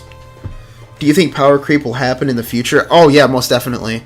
Unless they do something to buff characters or give them, I don't know, maybe like exclusive weapons of some kind. There's definitely going to be power creep from newer characters, definitely. So far, the only characters that have any kind of power creep to them is Birkanan and Yarmus, and that's because those two, I mean, especially Birkanan, like, they have both the abilities of a mage and a fighter. So, like, those two are the power creeps of the game right now, and honestly, you're not missing too much if you don't have them, because there's not a huge advantage to having either of them on your team, but it is definitely super helpful when you're trying to kind of find out how to kind of make your team, if that makes sense. Any tips on beating the bronze tag mission? Sometimes I can't even find the boss. If you want any kind of advice or anything like that, I do have a bronze exam video. It's about like a 3, maybe 4 minute long video.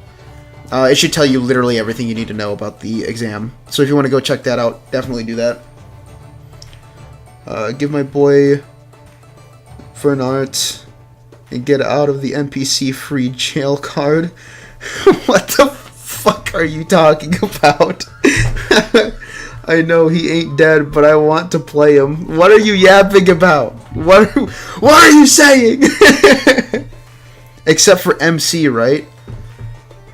Oh, if you're talking about, like, MC class changing and stuff. Yeah, so MC is the only one, like your protagonist, is the only one that can willingly change classes whenever they want without using any kind of items and stuff. So you can change their class whenever you want.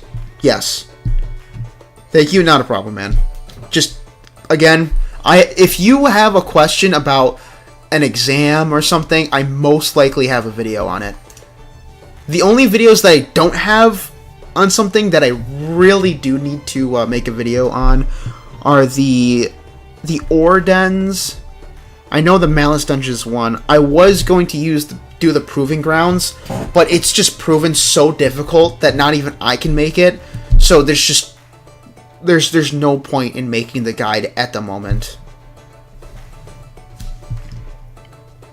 I want to play the knights like Vernant. Oh, the fucking... Oh, okay, gotcha.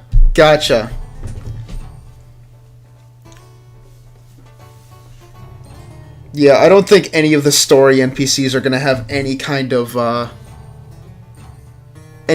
summoning, which sucks, because I would love to see how Lulamaid would be as a character.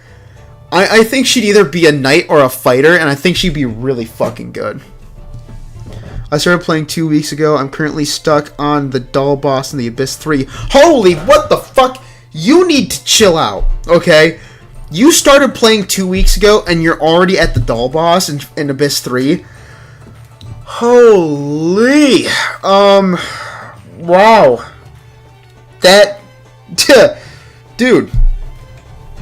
2 fucking weeks. Wow. This guy is min-maxing to shit. Do you have any tips? I mean, the tips that I can offer is having a well-built priest. Marin isn't going to work on the boss because insta-kill moves like that don't work on bosses.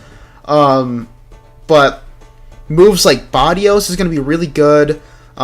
Make sure you have really good expulsion weapons. Like, I'm rocking +5 expulsion weapons right now, but if you can, I would recommend like a +10 would be good. Make sure you conserve all of your MP and your SP for the boss specifically. If you can, carry elixirs and SP item or restoring items if you can. If not, don't worry about it. Let's see. Kind of threw me on the spot here. I'm just trying to like go through all this shit in my head. Makaltu is going to help with defending against most of her attacks, because most of her attacks are physical damage.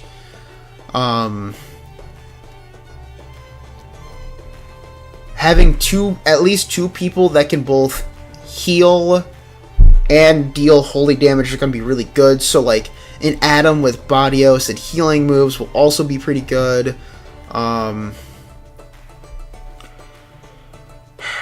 Let's see.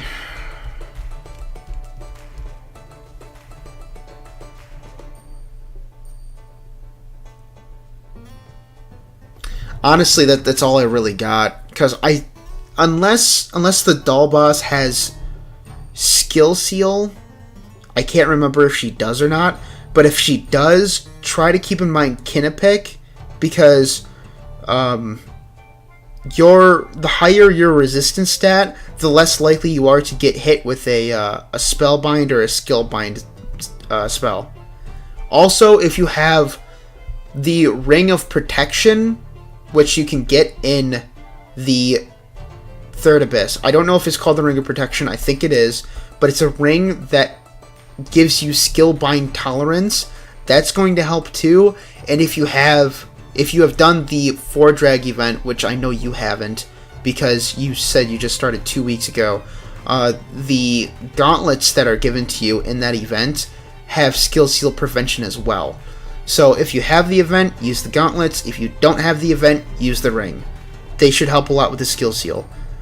I have usually Adam and Alice both as like subs of their own different classes, and what I mean by that is Alice is primary priest and sub mage, while Adam is primary mage and sub priest. So they can both heal, they can both debuff, they can both cleanse statuses and all that other shit, but they can also deal magic damage and do nuking capabilities. So I highly recommend being able to do that as well. But I'm not gonna lie, you got me completely off guard, because I just ended up reaching the doll boss as well. I just haven't beaten her because I haven't... The first time I beat her, or the first time I fought her, I had little to no resources, so I couldn't actually like do the things that I need to do to survive. But I was planning on doing it at some point tonight. But seeing how long it's already been, I don't think I'm going to be able to get to it in time, which is fine, but I'm trying to get the Proving Grounds done first. Abyss 3 in 2 weeks is insane. Yeah, that is fucking... I've never heard of that. That is insane. Actual God in chat, real. Marry me fund. Holy shit, I've been playing for almost a month. It's once I got to the Third Abyss Centaur boss, he destroyed my ass. Turn 1. I got the boss avoiding everything. Like, how much HP the boss has? The doll has mostly spams, confusion, and charm. I did get the Harken buff today, the buff resistance. Okay, oh, that's right, charm. That was the thing that was fucking me over. Okay, yes, high resistances. Make sure... So, the Harken buff is good, but make sure you keep in mind Kinnepick, and having 2 people that can cure charm and stun and shit will help immensely. And confusion is also a bitch and a half. So, definitely healers that can heal charm, confusion, all that other garbage. So, Kinnepick and all the status healing moves. But I know exactly what you're talking about, how much health the boss has. Honestly, I can only give you a guess, because I've also used Divine Scrolls on the boss as well, and they did over 500 damage each time, and I used like 5 scrolls, and the boss wasn't even close to death. Because that was on top of everything else that I was doing to damaging it too. I just gave everyone scrolls to cure them. Good.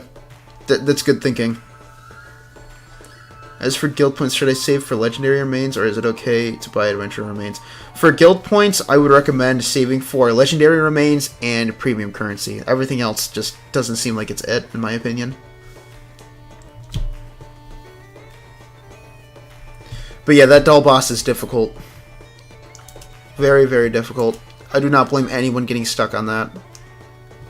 Especially since expulsion weapons aren't, like, the easiest to obtain. And when they are, they're all just fucking garbage 1-star with no fucking buff. Or no blessing, excuse me. It's a pain. I totally understand when people get stuck on that boss. I'm currently stuck on that boss, like I said earlier.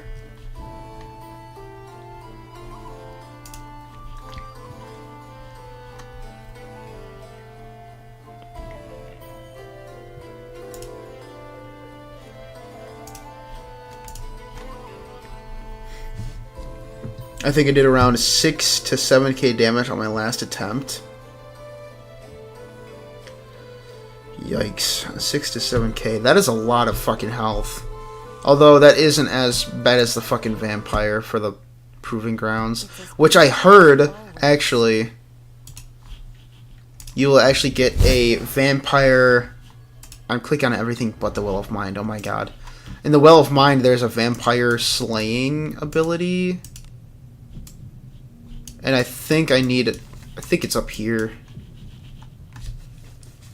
So I need to unlock that. But the only way to unlock that is by getting, like, good endings in the story. And I should have unlocked that. But you see, if I knew it was a vampire when I used all of my luck lanterns, I would have unlocked this part already. But I didn't. So... yeah, fun things.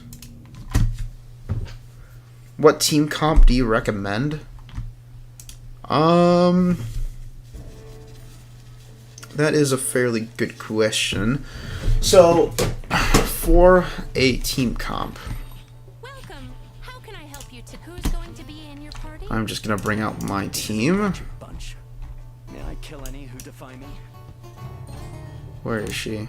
Oh, here she is. I sense there are those who No, do not come back here. This is a wretched bunch. Okay, so this is my team comp. I have Lana, my MC, Abanyas, Deborah, Adam, and Alice. So I already kind of touched on what Alice and Adam are. So Alice is main priest sub mage, while Adam is main mage sub priest.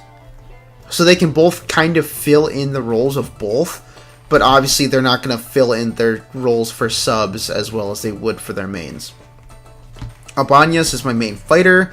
Usually I switch her out for Birkanan every now and then, but for the most part I keep Abanyas. Deborah has been a solid staple in my team, because she's just my main thief. She opens the chests. I have her as my fast status afflicting character, so she has really good speed and accuracy, but her attack could be better, obviously. But I have Blood Edge, Glue Bomb, Blinding, Delay Attack, I have Poison Attack, and I have Armor Break, and I'm planning on giving her some more, but essentially she's the first turn debuffer whenever I start a fight. And then Lana was originally my knight, but now she is my extra fighter. And honestly, I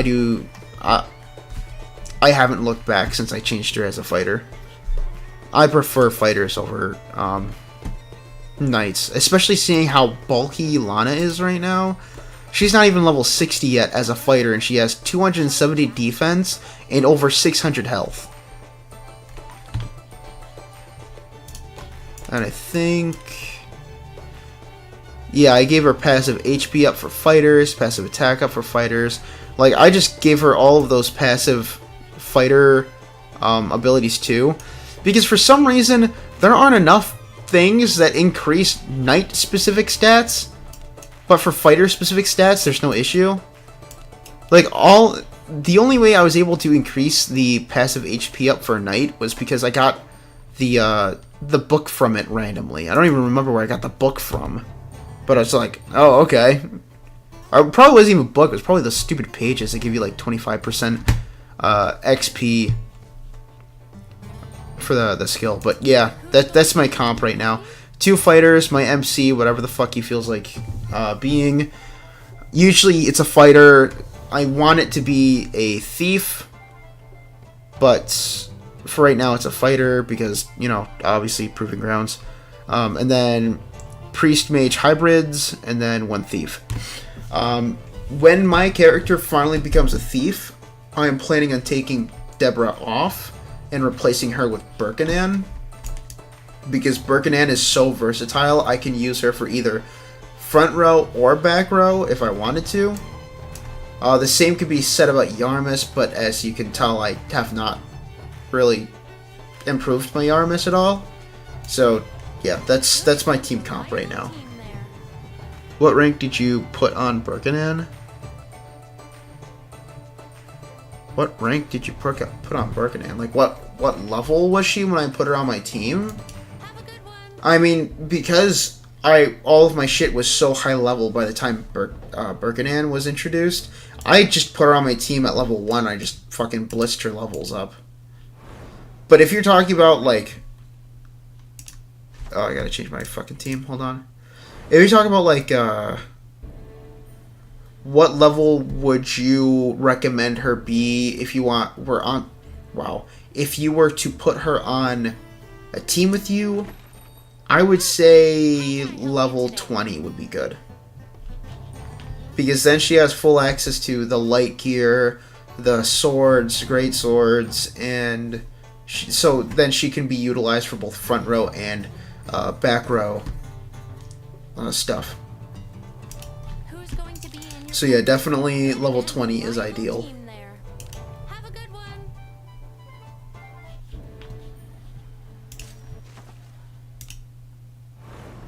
Adventuring is so fun. I think he's talking about the tier list. Oh shit. You know what? You're absolutely right. I completely forgot. I did not even finish the tier list yet. We have 3 more characters that we have to do. I am so sorry, guys. I am a babbling buffoon. Let me change the capture real quick. Okay, well, I'm gonna speed run these last 2 because I actually do want to get back into farming the Proving Grounds. So Yarmist, it's all like, I already went on a mini tangent about it. Really, really great inheritable. Mage of the Black Rod at the start of own turn when the user is in front row, increases front row stuff. If it's in the back row, increases back row stuff. And then additionally increases own attack power, defense power, magic defense, accuracy when equipped with a one-handed staff or one-handed sword. So really, really good. Obviously, definitely helps with, you know, choosing whether you want it to be front row or back row. Really, really good. Discipline increases attack power, magic power, SP, and MP, which is also fucking insane. So all around his passives are insanely good. And I don't see him here, but he had, I want to say he had like 14 strength and like, oh no. Oh, my life would be so much easier if they actually posted the shit here. Inherit his spell to the MC, even with the 40% damage reduction in the major base damage, and will result in a very respectable single target. Yeah. Anyways, oh,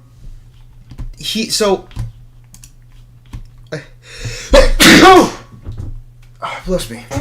My goodness, sorry. Yarmus, I would probably put in between S and double S. In terms of how useful he is, I could see why people would probably put him lower. Yeah, like A tier.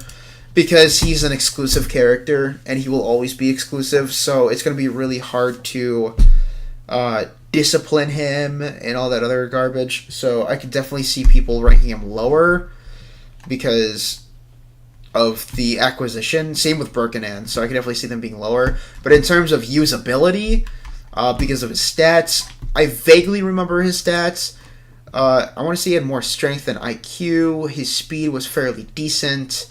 But if you invested his bonus stats into magic attack for the most part, maybe a little bit of strength if you want to, and then some speed if you can, he would be really, really good. And just being a good all-rounder, being able to fill in any roles that you don't have.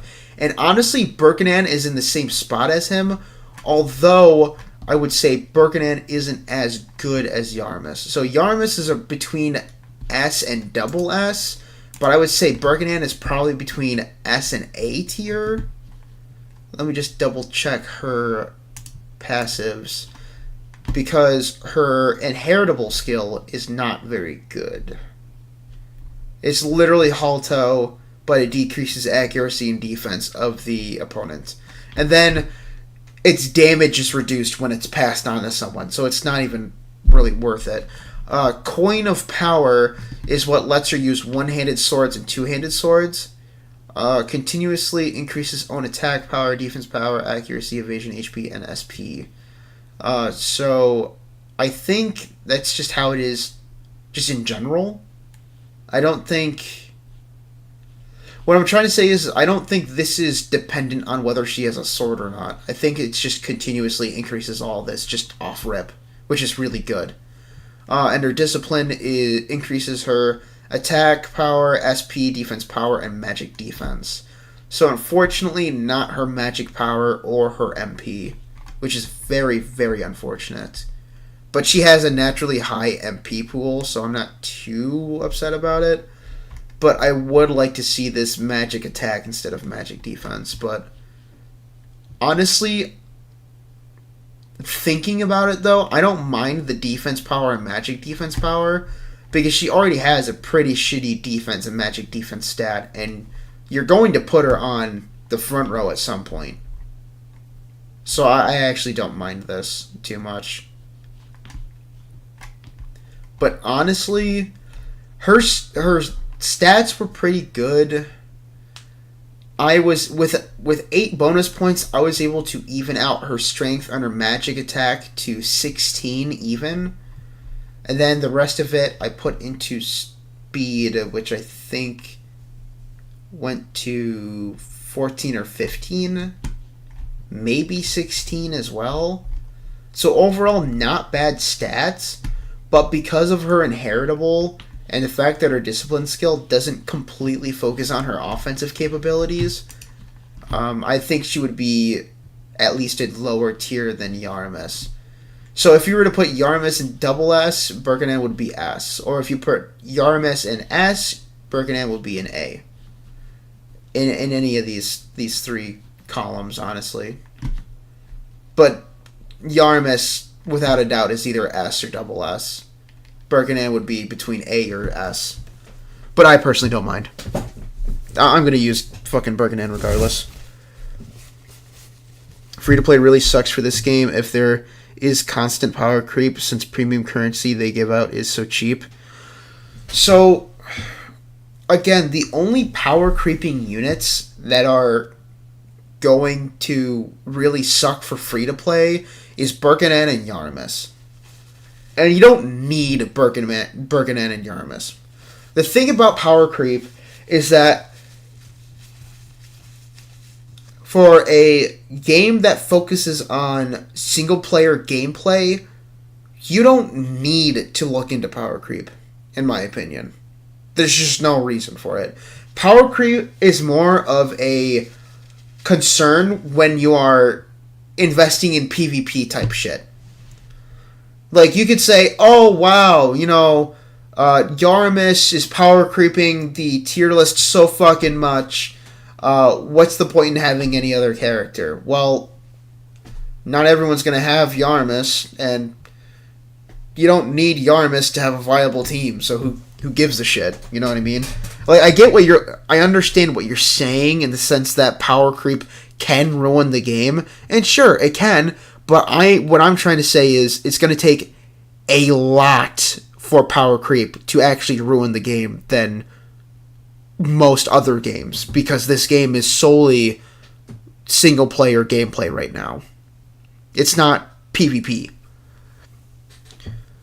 Okay, I have to asleep now. Thank you for helping me. I was so lost. Dude, not a problem. I'm glad that I was able to help. Yeah, not a problem.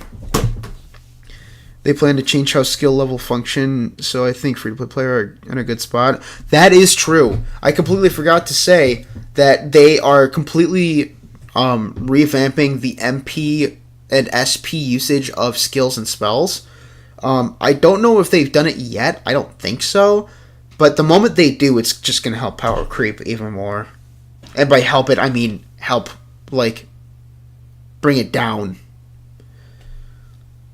That's really good. I'm okay with the trade-off being earn a low premium currency in this game as long as every character is viable and no constant power creep that we should pull for that to clear. Oh, dude, no, please. Again, every character is viable. I mean, you can make the shittiest characters here, like, up to S tier if you build them right. I mean, like, every character is viable. It's just, like, again, power creep is going to be so much harder to really be worried about. Not only because of the gameplay, but because it's going to really have to take a lot for a character to really define the power creep in this game. Because the free legendary, well, I say free, but the legendaries that are available for everyone, Adam, Lana, Alice, Deborah, they're all already super freaking good. It's really hard to kind of power creep them unless you make an above and beyond character. And that's kind of what Yaramis is, but at the same time, he also has his flaws as well. Like, he's not going to be able to be a good thief in comparison to Deborah. He's going to be a good swap between mage and fighter. That's it. He's not going to be able to take hits like knights. He's not going to be able to heal or debuff or buff or, you know, cleanse statuses like Alice can, you know, the priest class. He's not going to be able to unlock chests or avoid traps like thieves can. Like, and again, this is the closest the game has right now to power creep. So I think right now we're in a pretty good spot in terms of power creep. And honestly, that hasn't been a thought in my mind since the game came out. So even when I was a free-to-play player, I was just like, oh cool, every character's fun to play. Free-to-play is fine in my opinion. Think about it. If you lost your character,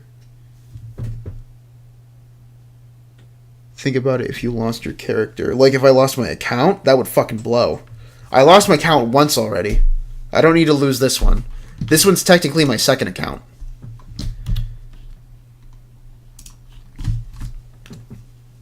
Hi, new here. It's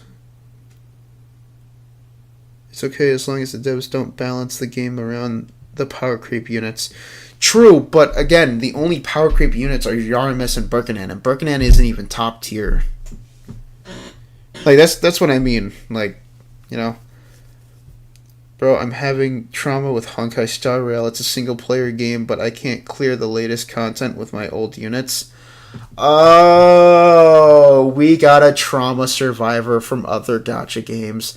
Gotcha. Yeah, so the only, again, I'm repeating myself like a broken record, but this is to lead into what you are experiencing with Star Rail. So Yaramis is the only form of power creep in the game, but the only time that content was not easily being able to be cleared without Yaramis was the dragon fight that he released with. which, I mean, would kind of make sense. You'd want to use the event unit for the event that came out at the same time, but, I mean, it was still difficult for everyone else that didn't have Yarmus, and I even made a guide for killing the dragon, and I don't think I brought in Yarmus at all in that. I know my Adam used Yarmus' skill once in the end of the fight, but that was just to finish off the dragon. Everything else was all free to play like shit. And that's how I always do my guides, by the way. Always consider free to play, always consider people who don't have the things that is like makes the fights or anything easier. Always free to play, newer, friendly, safe. Always, always, always, always. The standard legendary better than most limited characters, so the power creep is not a big deal. Exactly. Like, again, if I were to choose, like, you know, what knight I would want, you know, out of Gerard, Alana, and fucking Sevilla, I would choose Lana every day. Every day of the week. And Lana is a character that you can get normally. Deborah is the second best thief now, in my opinion. Just below Arboris, but it's only because Arboris' inheritable skill is just so fucking good. If he didn't have that, I think Deborah would either be equal or just slightly above him.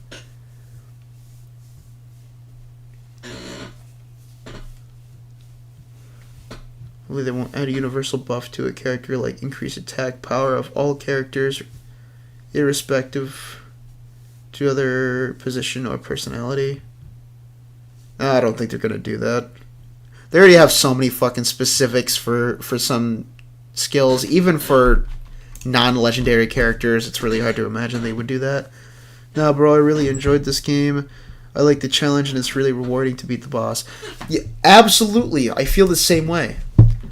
But I understand your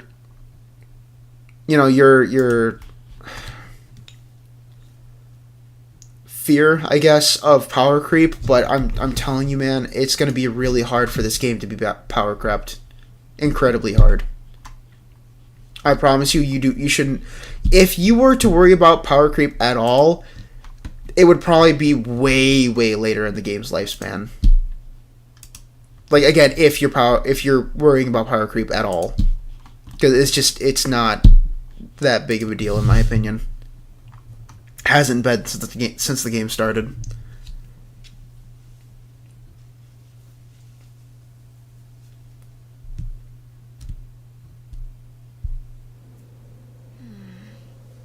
Something in the air has changed. Oh my god, you know what? I'm a buffoon. Again, I'm a buffoon. I have one more character, Abanyas, my favorite fighter in the fucking game.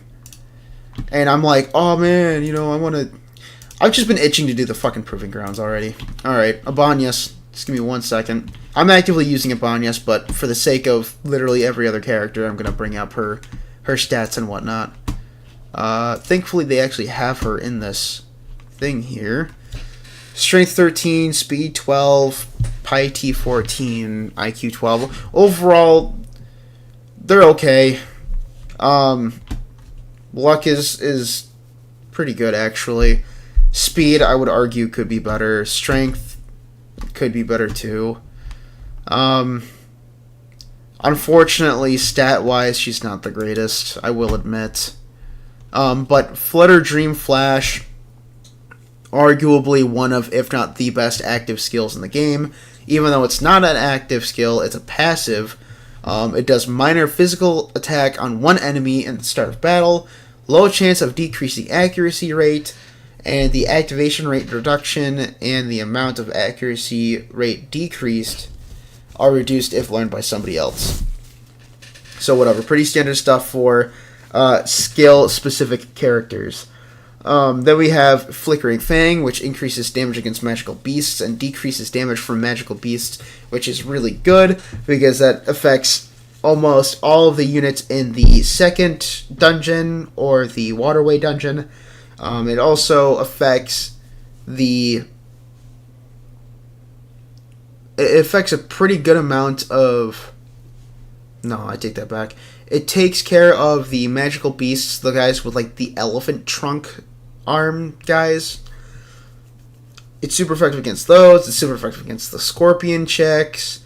It's just, there's a lot of magical beasts in this game, and the fact that she has that is insanely good. And that, on top of her Flutter Dream Flash, is really, really good. Blessing of Owen, which is her discipline, increases attack power and confusion charm tolerance.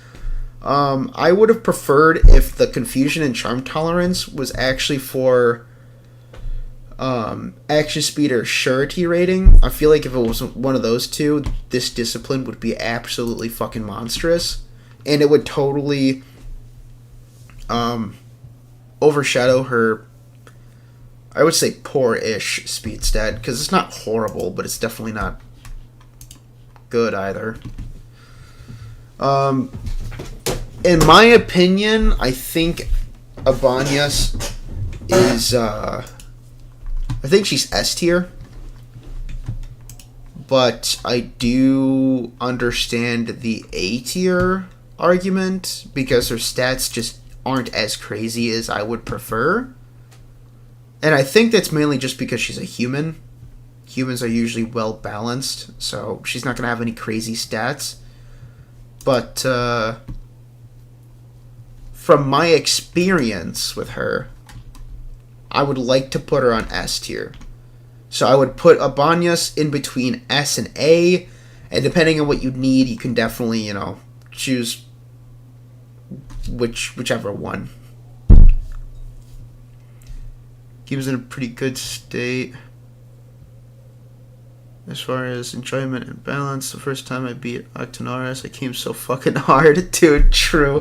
Octonaris was a difficult ass fight. It was crazy.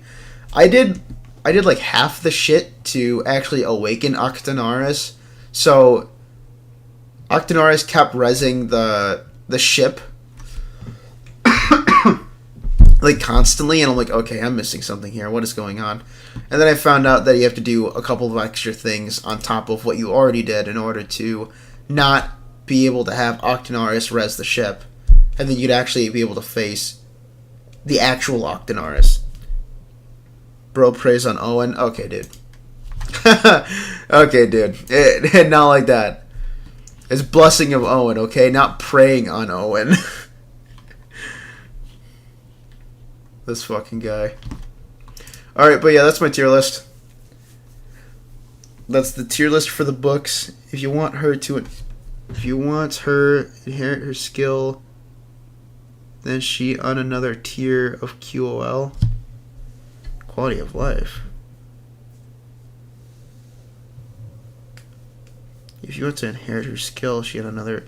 Oh, I see, gotcha. Yeah, her inheritable is actually insanely good. I'm very upset that I did not take advantage of it and put it on my main character at least, because that would be super good. Like, just imagine like 3 Flutter Dream Flashes hitting people without even starting the match yet. Because I could leave it on Abanyas, put it on my main MC, and then put it on fucking Lana, dude. That would be crazy. That would be so insane.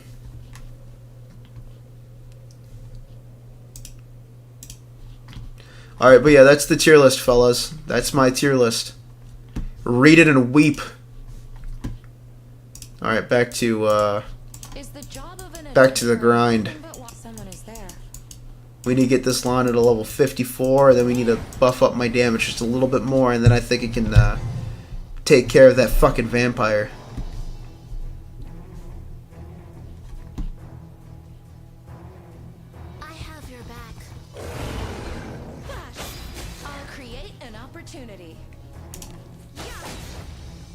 Low key, I'm kind of hungry. I think I might make something real quick.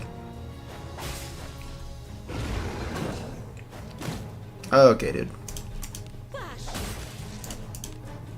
I did not mean to do a traction hit. Fuck. Go. Just get out of here. I need to move that. I need to move these. Have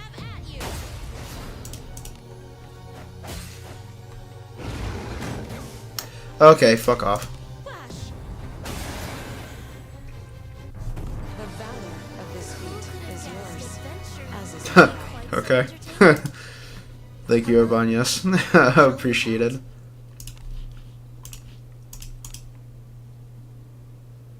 Perfect.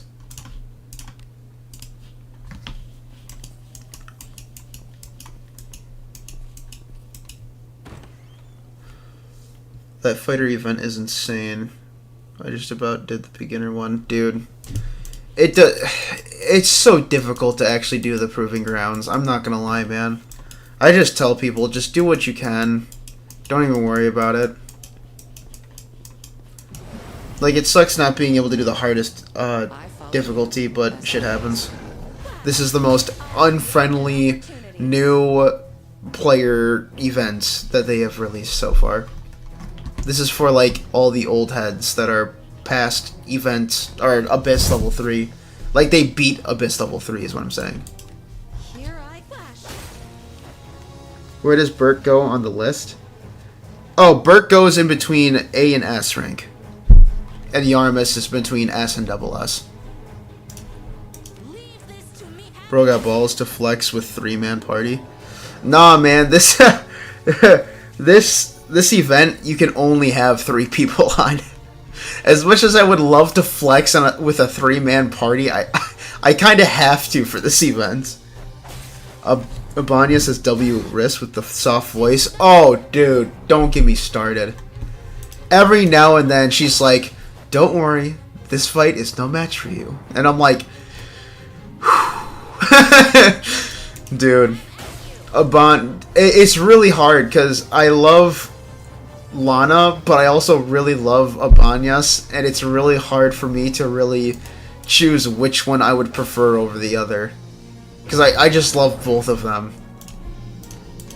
Here I flash.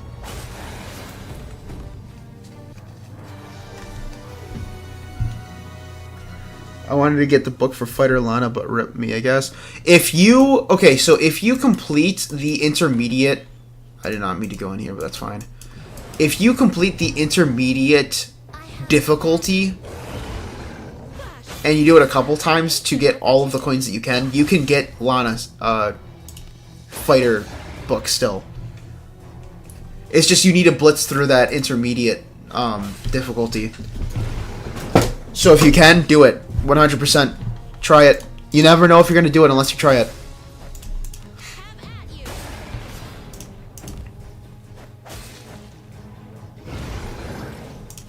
Flash. Leave this to me. Have at you.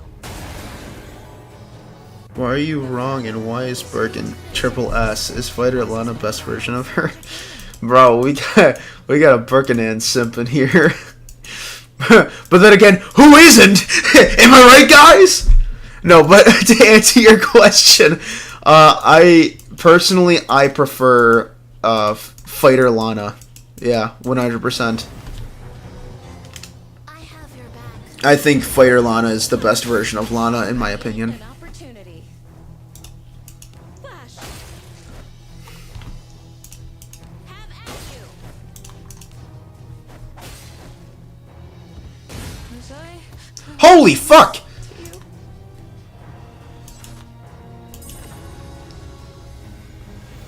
I won't. Wake the fuck up, Samurai.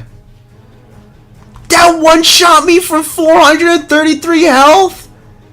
It's gotta have... That must have been a crit.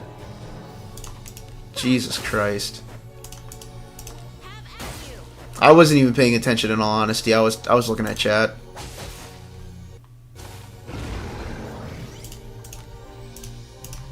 Flash.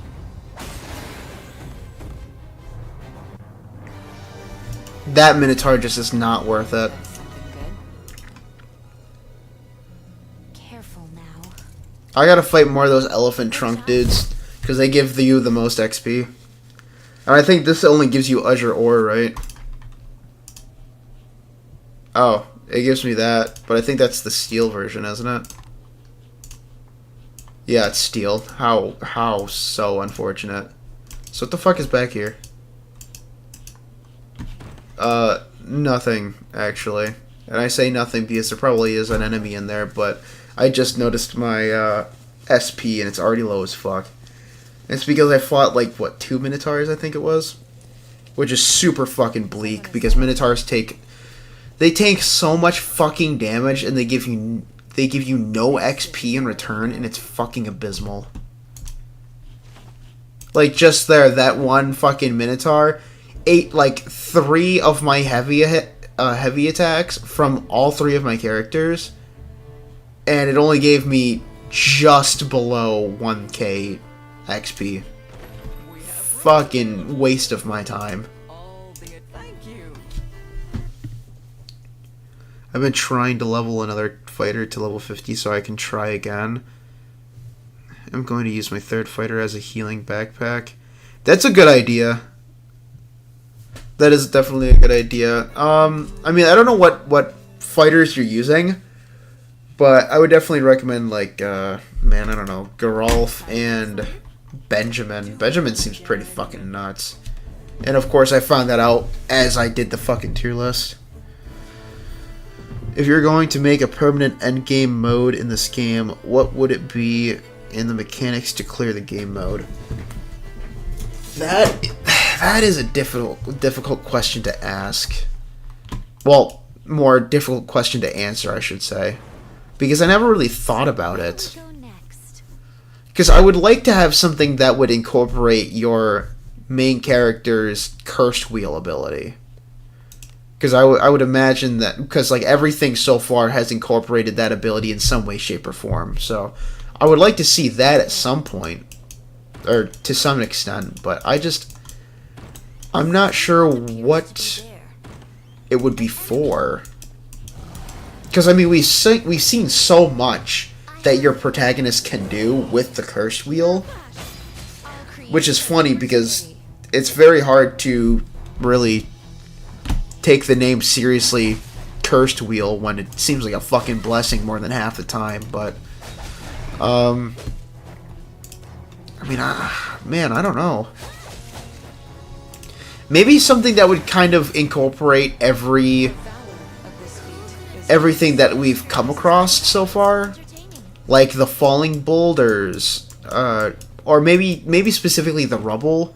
You know, fixing rubble, turning some kind of corruption back. You know, something that would just involve the cursed wheel to progress. And then for difficulty, definitely, I'm thinking we should probably fight fucking demons. I think that would be sick. Demons or dragons? Because I want to say this funky fella right here, this guy is a lesser demon. I think it'd be really cool to just say, fuck it, we're fighting demons now.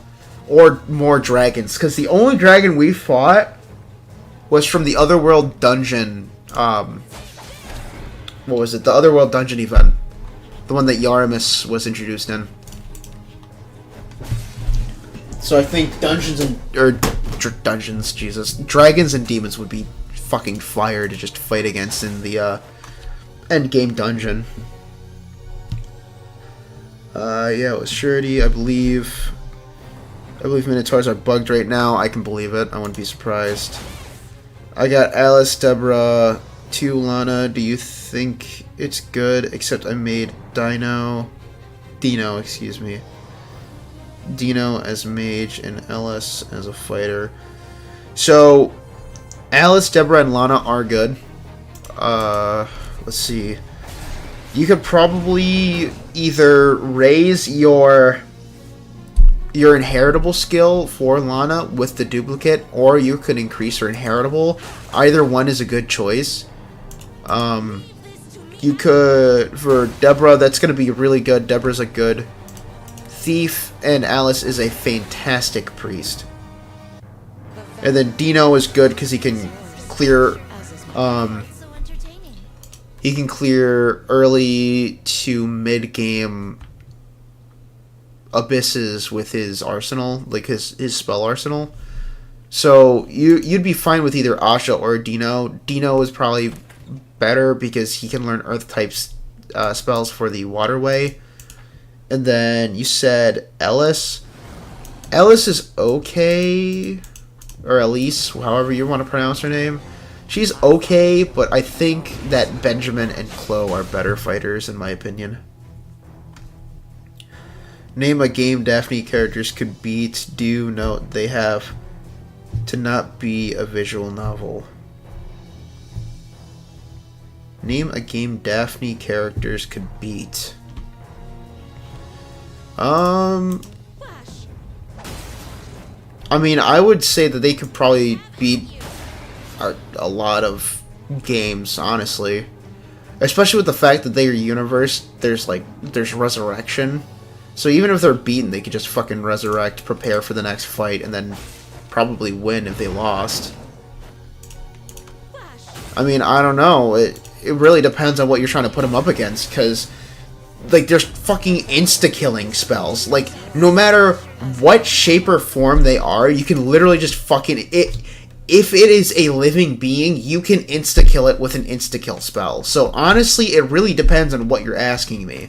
Like, what universe are we pitting these guys up against? Because if we got a character that can insta-kill him, he's going to be soloing up to anything that's like... Man, I don't even know, dude. It's really hard, because insta-kill moves are just so fucking... It's really hard to scale how unkillable moves are. Do not worry, I am by your side as well. Oh, dude, I love her voice lines. Why don't you use base Lana? I don't like her voice. Also, Wanderer Lana's discipline gives you additional defense when base Lana doesn't. That's really the only two reasons. That's it. Okay, also, I like the look of Wanderer Lana better, okay? I like her. I like the little flowing cape she has. Fucking, I just like her look, okay? Fucking, shoot me if you gotta, alright, man? But I like the way she sounds, I like the way she looks, and her discipline is literally just slightly better.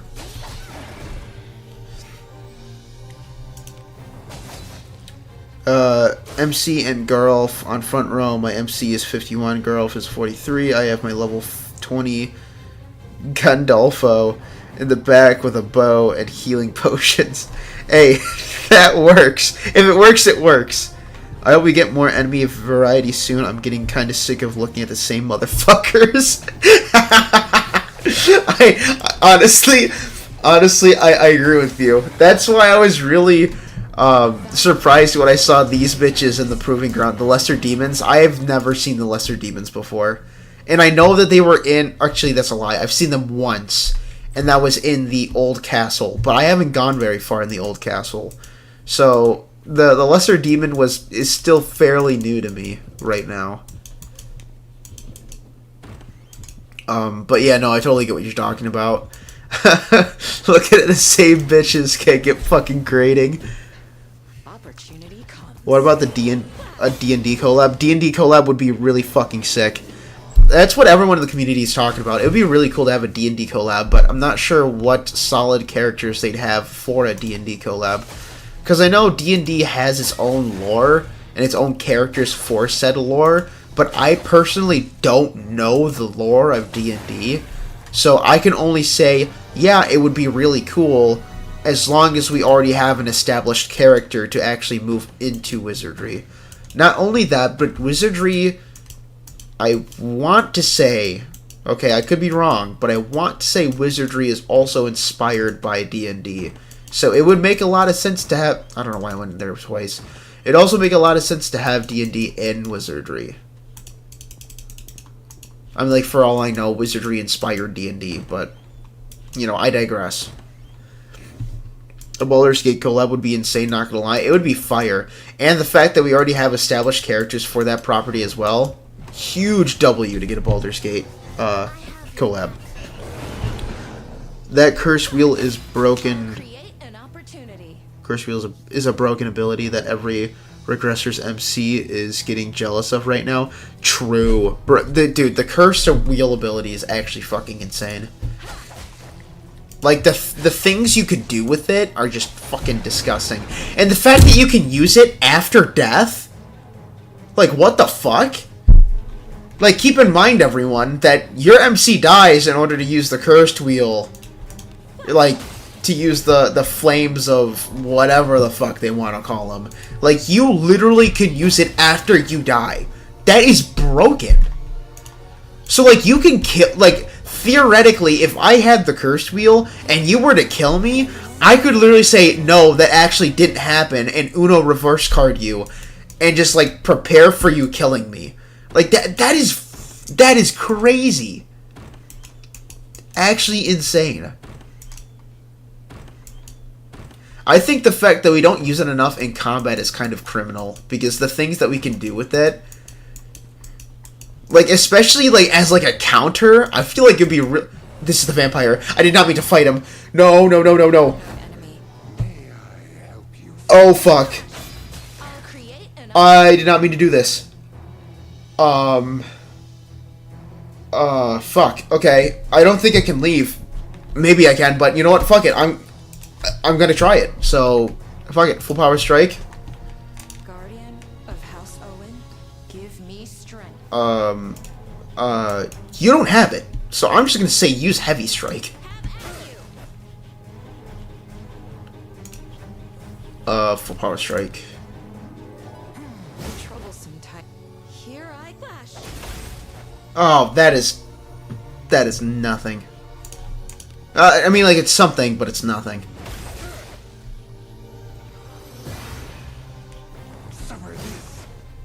Oh, jeez. Okay.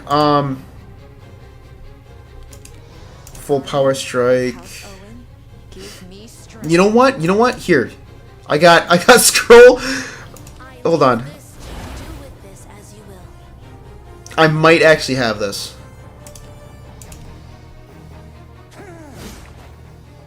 Here I flash. Okay. Have at you. No way! No way! We got it! We fucking got it, guys! I hope that's something good. That is crazy! I was not anticipating that actually working. We fucking got it. Huge fucking W, guys. Holy. What is there? Alright, I will show you my stats right now. So, Abanyas, I have 293 attack power, but I will admit my full power strike is level 2. So keep that in mind. For my main character, I have 275 attack power.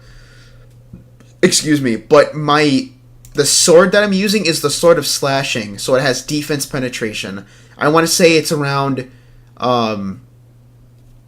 I want to say it's between like 15 and 20% defense penetration. If I'm wrong, please don't be afraid to correct me.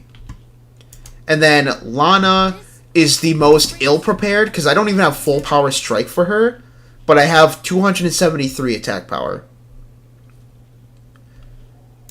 So definitely keep these in mind.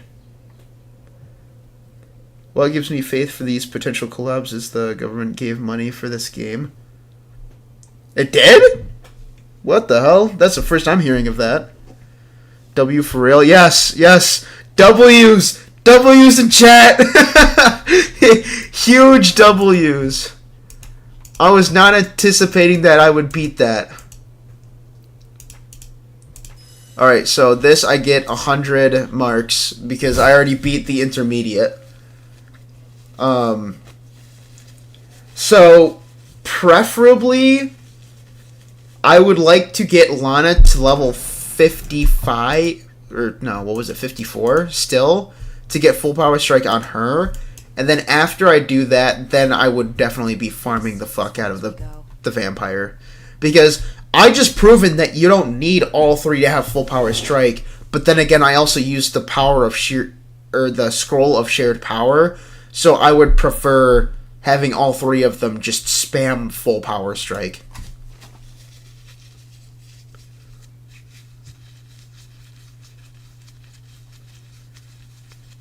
$500 million is crazy for funding. But how would it go? Dude, what the fuck? I didn't know that the government fucking funded this game. Where was this? Like, when, like, who announced this? Like, when was this established? Like, what? This is huge news to me. I have never heard of a government funding a video game, much less a gacha game. That is huge. Is it on like a Twitter page or something? Had a good sleep? Do come again. It's a good turn-based RPG game that I enjoyed so far. Good thing is that Tectone shows this game to his YouTube and Twitch live, and everyone from his community tried this out, and they enjoyed it as well. Good! You know what? I was actually planning on posting a post at some point, asking, like, how people found my channel, because I did it a while ago, back when I had, like, 150 subscribers. Obviously not a lot of people, you know, polled, but I would like to make the poll again to see how many people found my channel from YouTube search, YouTube for you, or Tectone, because I did hear about Tectone's, like Tectone sharing this game with everyone, and I'm not going to lie, you can even see in my, I want to say it was my last stream, I was very concerned, because I thought that everyone was going to not even bother paying attention to me. Obviously that was irrational, because I mean, I make guide content, and part of the chat was even talking about how, oh well, you make guide content, Tectone isn't making guide content, and I'm like, yes, true, but there's always a fear that, you know, my channel is going to become obsolete because I'm not as famous as Tectone is, you know what I mean? But honestly, with the new,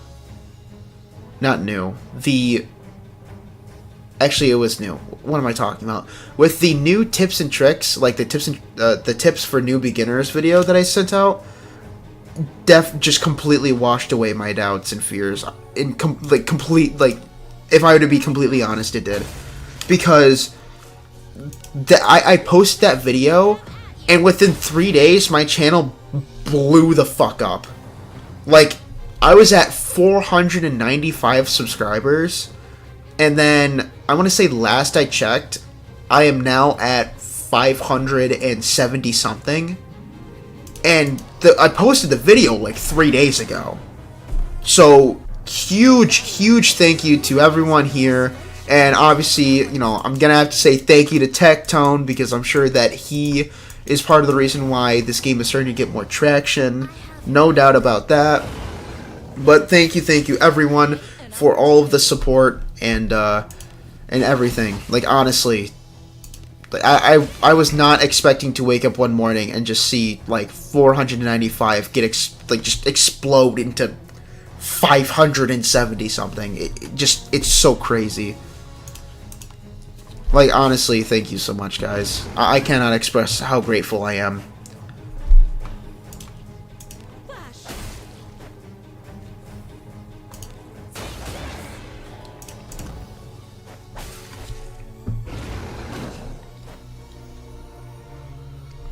What I came to know about this game from Tectone, thought I might leave it like HSR. Bro, never heard of the Witcher series being completely funded by Poland. I didn't! Dude, and it's funny because I actually tried streaming the Witcher series on Twitch. I tried streaming the Witcher 3. Not a lot of people tuned in. Obviously, I'm not a prominent streamer, but I mean, what I'm trying to get at is that I played it and I never knew that it was funded by Poland. That's huge to me. Maybe an HBR collab with Ruka and Yuka. Those names sound familiar, but I don't know what HBR is, or the abbreviation at least.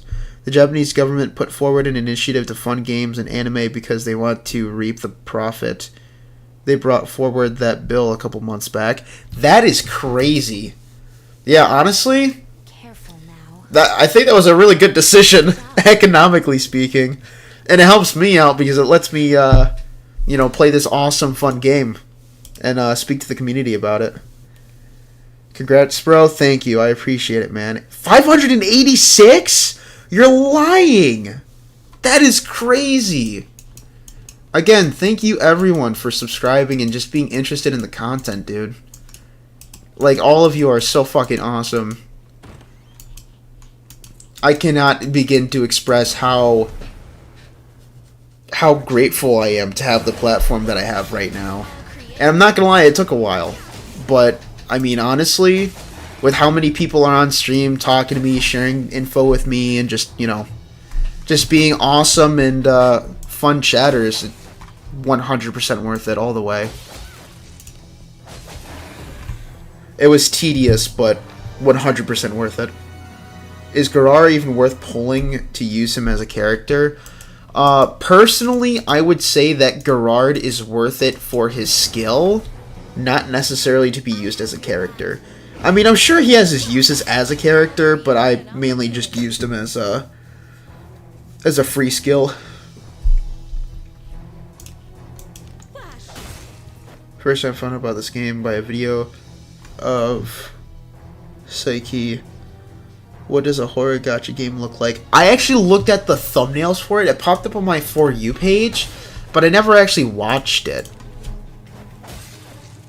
And I love horror. I actually start playing it because of Genazad, and then found you. Oh, well, that's fucking awesome, man. I'm glad all these other content creators, excuse me, led you to me. And I'm glad that everyone is, like all the other content creators are doing well. Like, I know that this game isn't extremely popular, so not a lot of content creators are, you know, they're not as popular on the YouTube, in the YouTube sphere, but this game is fun, and I love making content for it. And for a community like you guys who are fucking awesome, so I'm definitely not going to stop here. That's for damn sure. And also, for those wondering, streaming was definitely a second thought. Like, I wasn't planning originally on streaming. Like, I've always had some kind of fondness for streaming, but it was never, like, a huge thing for me. But, I mean, over the past couple of weeks since I've been streaming, it's been nothing but fun, and the fact that I actually get to directly communicate with all of you, it just, I don't know. I don't see the negative in streaming. Definitely, definitely one of those things that I appreciate and like doing. And also, streaming is not going to be a Wizardry exclusive thing. I want to let everyone know that right now. Because I know that I have been streaming nothing but Wizardry, but Wizardry is not going to be the main focus of the streams. The streams are going to be like just whatever video games I kind of want to stream. Like, the streams are going to be a free-for-all. But the video content is going to be remaining Wizardry for the time being. Because I make guide content for it, so, like, obviously. But I do want to start streaming I want to start streaming Monster Hunter at some point. Of course, he one-shots her. I want to start streaming Monster Hunter at some point. And then I also want to get back into streaming The Witcher. I might have to restart from the beginning, because I haven't even beaten that game yet. I do want to stream the Fallout series. And by the Fallout series, I mean at the least Fallout 3, New Vegas, and 4.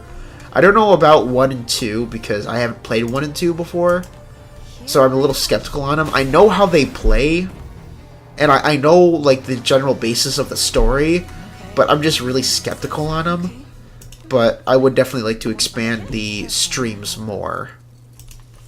But as of right now, they're gonna be Wizardry. Wizardry, excuse me.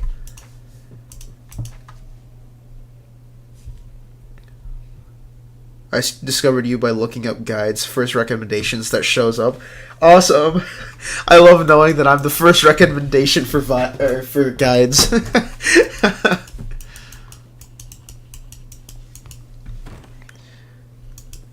Yeah, Genazad put me up on Wizardry, Daphne. Gotcha. How to kill skeletons in B7F. You have to use Bane of Undead Weapons, and priests that use the skills Badios and Marin are really good too. I'll create an opportunity. 2 of these back to back? Are you fucking serious? Flash. I've run out of skills. I might be cooked. Have at you.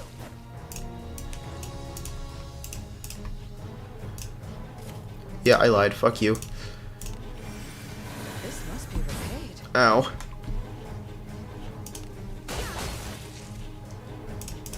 at you.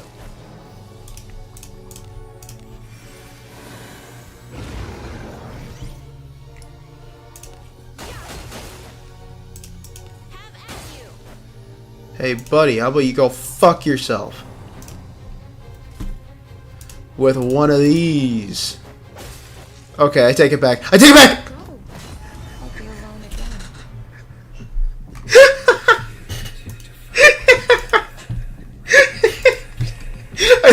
I thought that was gonna kill him.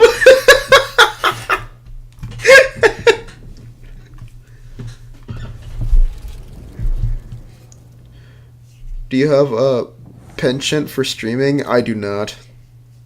RIP.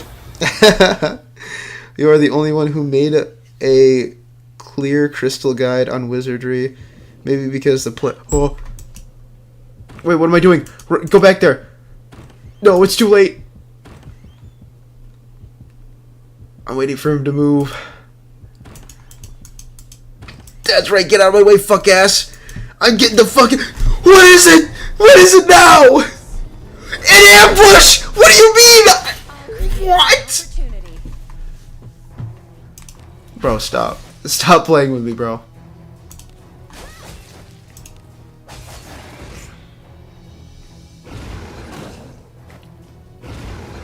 Oh, you guys need to fuck off. Flash. I've run out of skills. Have at Of course you have.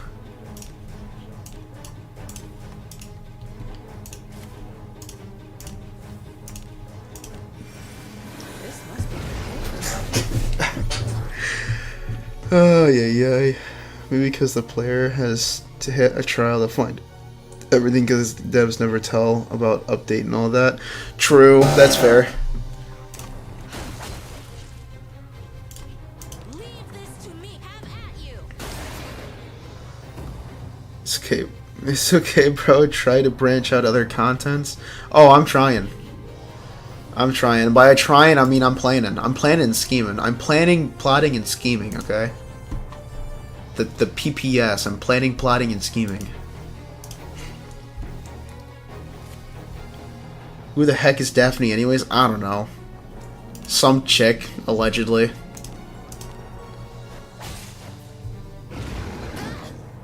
It's just nothing. Yikes. Okay, yeah, I might actually have to go back to the fucking staff. I will not yet falter. Alright, staff time. Spells. Where's my audios? Here it is. Oof, that hurts. That really fucking hurts. Yeah, exactly. Fuck yourself. 6,100. Actually insane. I'm just gonna use my audios again.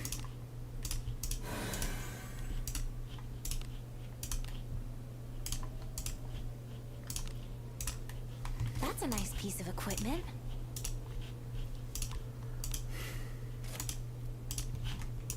Okay, we're gonna get the fuck out of here. Onward. Waddle my happy ass back to the exit.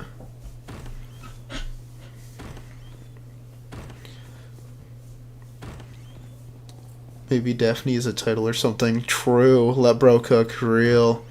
Chat, does B6F not have a Harkin? No, B6F does not have a Harkin. You need to go to B7F. Or you're stuck on B5F.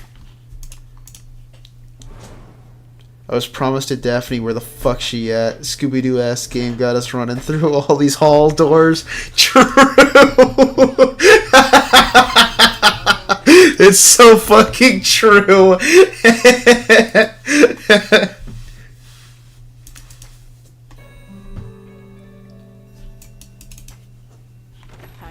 Dude, what the fuck, man? Only halfway? Oh, bro, we're only halfway there, and there is no prayer to be found.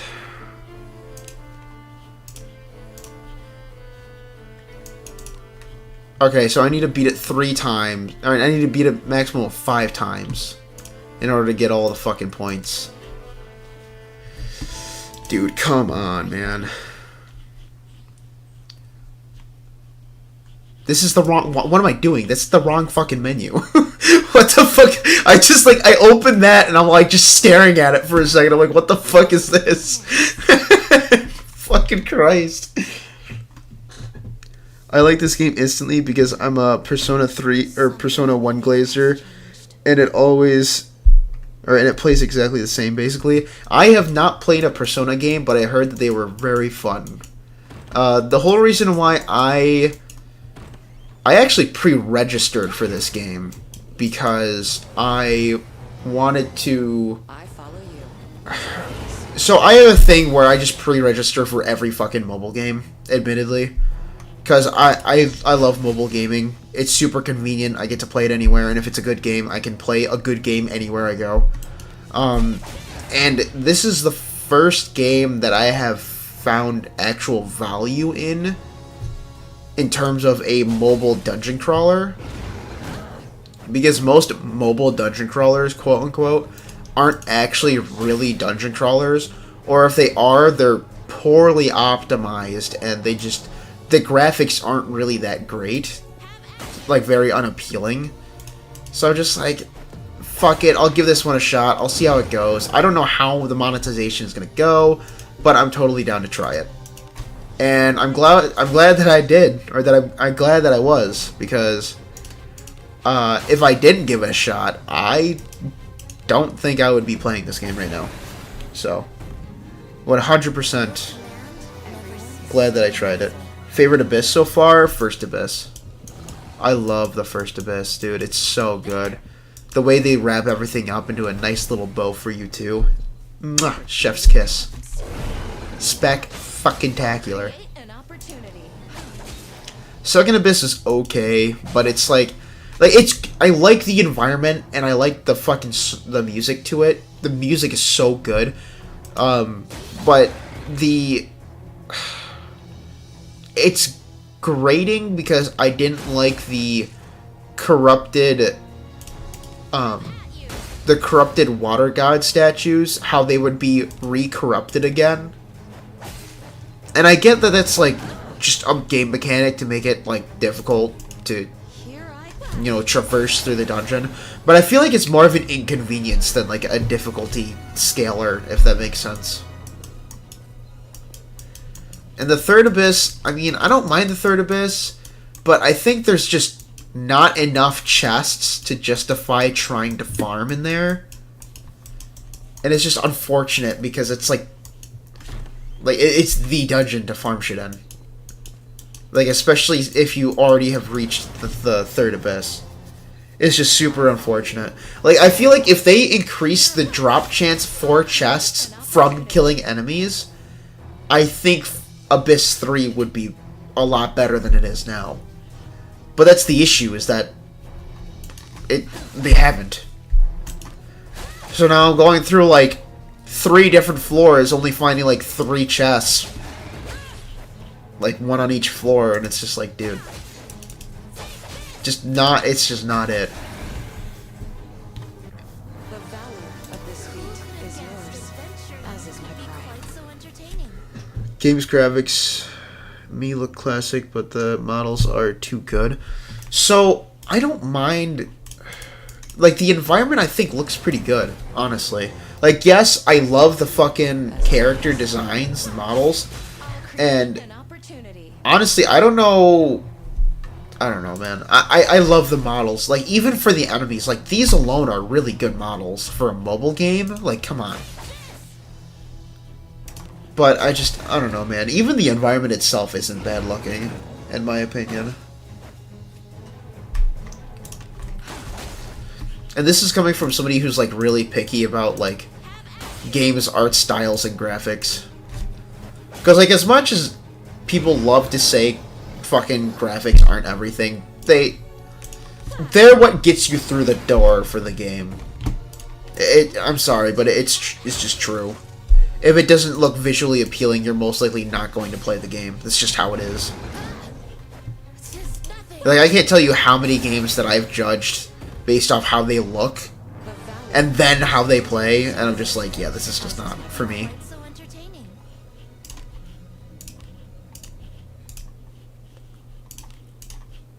That's a nice piece of equipment.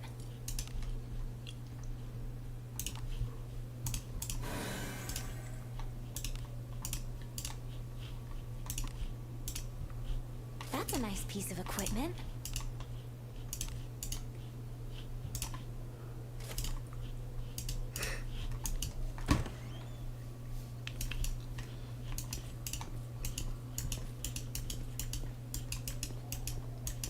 Is there no enemy in here? Okay, I thought there would be, but alright. Well, I can literally just use the fucking keypad. Or the keyboard, I meant. Oh, is this the same trapped area? Yeah, it is. I'm not even gonna bother. Oh, fuck.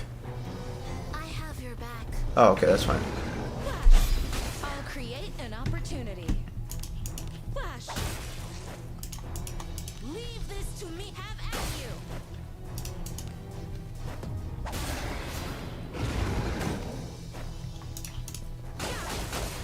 you. Okay. I meant to do a heavy attack there, but fine.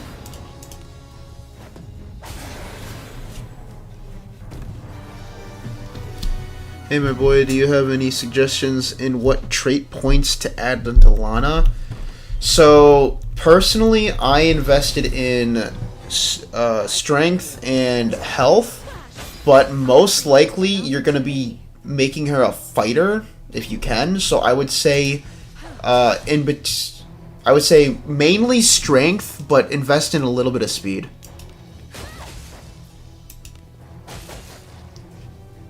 And then whenever you get the chance, change her into a fighter, because fighter class Lana is like the best Lana, in my opinion. The shaders fits perfectly medieval type. True. Equipment grading is confusing as fuck. Like, I don't know which is a good weapon. 3-star bronze with purple name, or a 1-star knight weapon that has a white name. Yeah, so I brushed up on that issue in my basic equipment guide, so that should help you out to some extent if you're willing to check out the video. And then if you're confused on anything else, don't be afraid to like leave a comment, or if I'm still streaming, just like ask me to elaborate a little more, because again, it's only the basics, so it's not gonna go like deep diving into what the fuck you need to do for an equipment, but it should definitely help at least get you to understand the basics of everything. Are they planning on adding more abysses, or is it just going to be the 3 with events? So from what I'm aware of, they're planning on adding in more. I'm not entirely sure when or what. Because the third abyss originally wasn't even in the game yet. When the game first came out. So definitely planning in more from what I'm aware of. And then more events. It's just the story dungeons, because they have to involve the story and additional voice acting and all that other garbage. It's going to be taking a lot longer than different events and shit. But for the most part, from what I'm aware of, they're going to be implementing more abysses. I would be very shocked if they would only invest into one story abyss.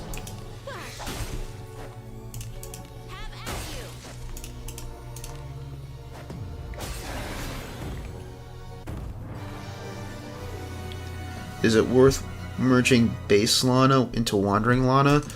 I would say yes, but be mindful as to which Lana has the best bonus points. Like, the best, like, points variance.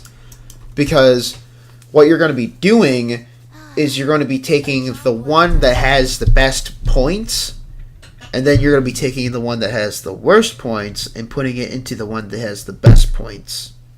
and then you can change them and shit. And I can show you briefly, but the whole Lana situation has been kind of a bitch and a half to really understand for everyone. And it's the same thing with the flute, although the flute is less popular because the Christmas flute variant has only been around. I mean, she's been around for a while, but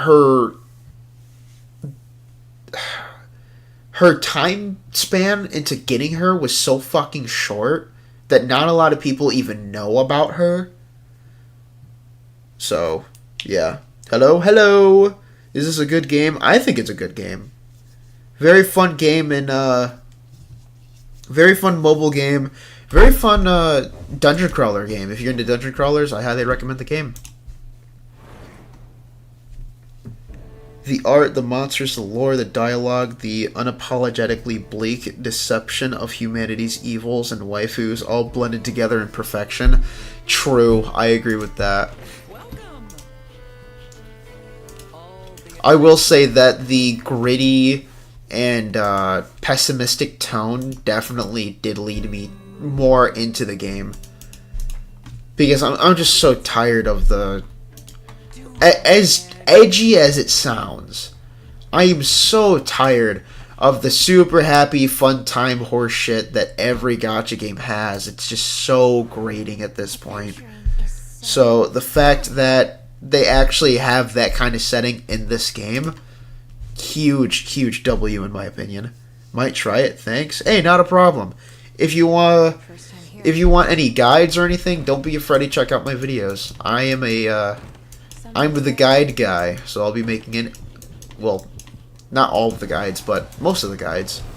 Most of the guides that I think people might need help with.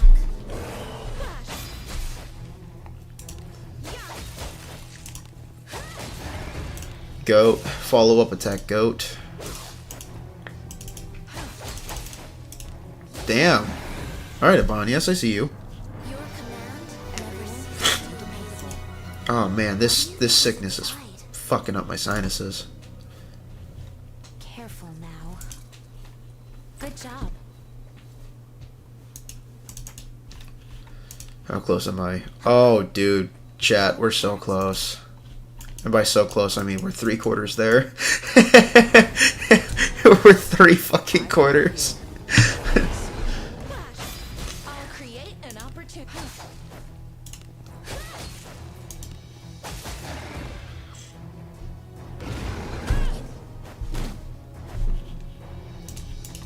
Alright, heavy attack spam time. Let's get these losers out of here.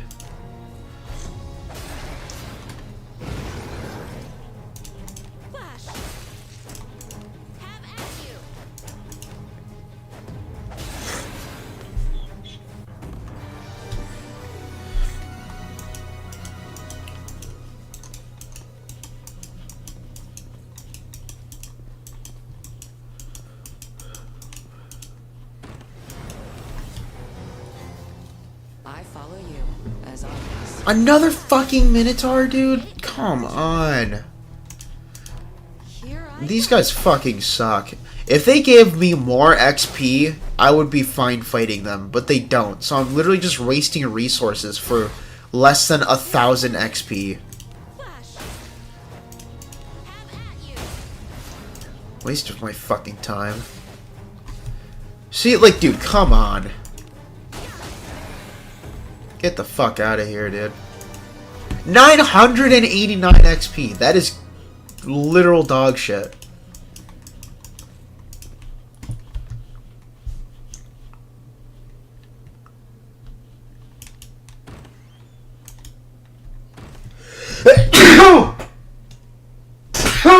Lost me, my goodness.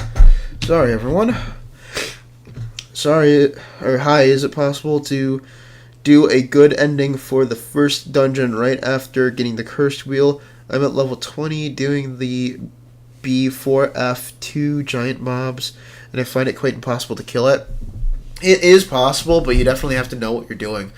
You need to make sure that you have all of the things set in place in order to rescue all 3 captains, which are going to be tough for your technically second run, but if you know everything, like what you have to do and everything else, you should totally be able to do it in the. Actually, no, I take that back. I'm thinking about it now, because if you want the perfect ending, that involves, you know, saving Albano, Marquise, and all those other side-esque characters. So no, unfortunately, you won't be able to do it on the second run. But I would say after maybe the third or fourth run, you should totally be able to do that. I look it up. They're a phone version. Is the phone version on par with the PC one? Looks like Patrick answered your question. Yeah, the versions are the exact same. And you can actually transfer your data over and progress between both Steam and phone. So don't even feel like you need to stand on one platform. You can totally start on one platform and then continue on both. That's a nice piece of equipment. Not a problem, man. I was actually considering making a guide on how to save all 3 captains, but I'm afraid that it makes such a long video. And I know that my content is all about like short form guide content, so I don't know. I've been on the fence about it for a long while, to be completely honest with everyone.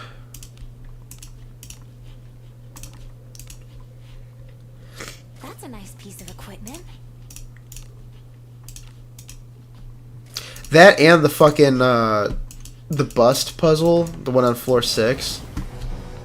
That one I've been planning on doing for a while, but I just haven't gotten to it because there's just been so much other stuff. And there's a lot more people who need help with things like reinforcements and alterations and stuff, which I don't blame them. I'm not blaming them for preventing me from making the guides, but it's just more people have been asking for different things, and instead of wasting my time on something that I think might help, I might as well just use my time with stuff that I know will help, you know? And the amount of feedback that I've been getting as to what I should cover next has been phenomenal. I am loving it. I love recommendations. If anybody has any more, please don't be afraid to list them. It's probably going to take me a hot minute to actually get through all of them, but the more recommendations I have, the more I understand where everyone's at in the game. Definitely helps with making guide content for you all. 2 questions. What's your favorite Abyss story-wise? No spoilers. And does it get better or worse after the first? Second, if I can only clear the first proving ground, best skill books, follow-up encounter. Been playing for just over a week. Thanks in advance, Pookie Butt. Wow, over a week looking at proving ground. Okay, so if you can only beat the beginning proving ground, I'll have to double check the rewards, but I think the best one might be follow-up, but I could be wrong. I will double check for you, actually, because I'm not sure myself at the moment.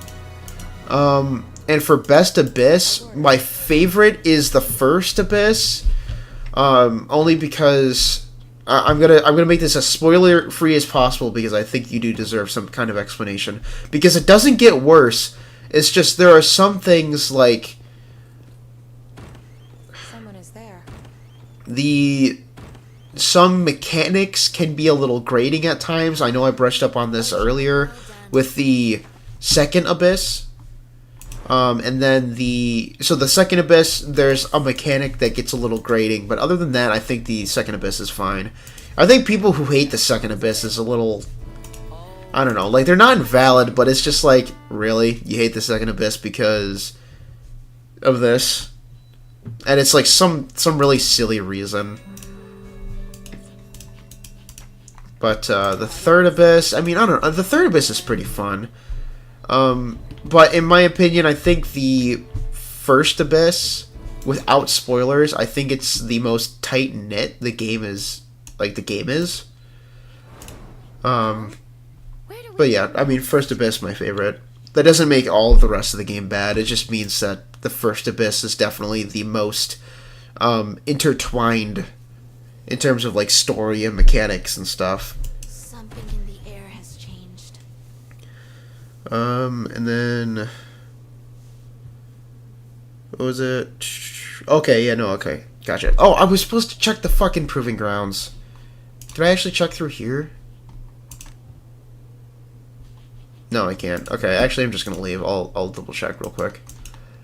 I didn't even start anything yet, so. Saving Elmon needs 2 curse wheels for whatever reason. She's just stubborn like that. True. Spoiler alert. What do you think about heavy armors? That is kind of a spoiler alert, but I mean, like, the only spoiler alert there is what it takes to save her, and even then that was extremely vague, so I don't think it was that big of a deal. But it's not just 2 cursed wheels, there's a lot more to it than that, but that was like the vaguest description he can give. And what do I think about heavy armors? I don't think they're worth it. I think they give you an action speed debuff and accuracy debuff for 2 additional points in defense, and in my opinion that's just not worth it. Obviously, if you have a heavy armor that gives you really good blessings, use it. But if I had my choice between a light helmet and a heavy helmet, and they had the exact same blessings, I would use the light helmet. People who hate Abyss 2 will start to love it after playing Abyss 3. True. Honestly, I didn't even mind the story for Abyss 2. There were a lot of people saying that the story for Abyss 2 sucked, and I was like, what are you talking about? And then there were people that were saying that the Malice Dungeon story, when it first came out, by the way, not now, but when it first came out, people are saying how the story for the Malice Dungeon was a lot better, or not even the story, but like the grind for it was a lot better than the second Abyss for the story, and I was like, dude, I don't know what game you were playing, but it definitely was not the same fucking game that I was playing. You are delusional. I hated, absolutely hated with a burning passion, the Malice Dungeon grind. It was so fucking stupid when it first came out. It's slightly better now, but understanding where all the locations for everything, where everything is, in order for you to progress to the story of the Malice Dungeon, it's just so... I don't want to get into it. Just thinking about it makes me fucking frustrated. That's the Malice Dungeon, fuck. The Proving Grounds. So, let's say you only beat the beginning Abyss, or not the beginning Abyss, excuse me, the beginning of the Proving Grounds. You said follow-up attack or counter. I would say if you could... All excellent choices. Try to get this. Because heavy attack is incredibly good for, like, quick skill damage. Very, very good. It's only 50 coins, and it's a very highly reliable source of damage. That or... Oh, I would have said full power strike, but that's 300. Yeah, I would say either Book of Heavy Attack or Book of Wild Strike, probably. You could do follow-up attack, but those 3 books, the Heavy Attack, Wild Strike, and follow-up attack, those 3 books are probably the only good books that you can get.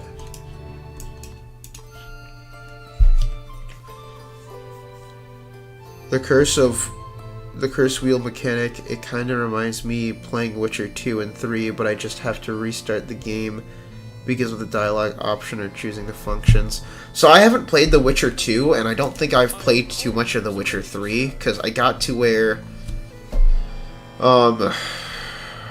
Fuck, where was it? It was still early in the game, like, I think it was the second area, because the game's kind of like split up into different areas. So, like, I've completed the first area, and then I just started the second area. So, I don't think I'm far in it at all. Abyss 2 had a damn good story. That's what I thought. Like, I don't think the story was as enthralled into the gameplay as the first Abyss did.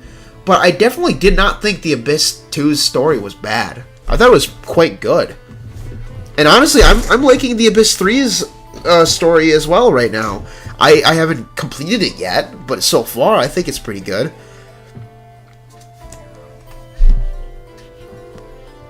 What was I doing? Oh, yes, we're on the Proving Grounds. Hopefully getting Lana up to level whatever the fuck. Hold on one second, come on my nose.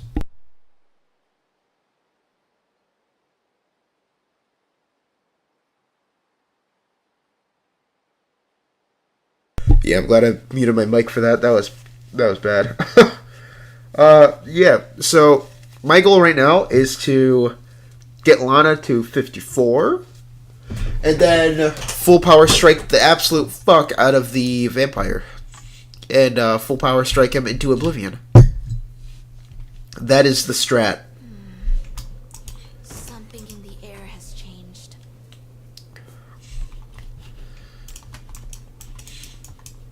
Oh my god, it's already 6:18? I was not anticipating it being that fucking late already.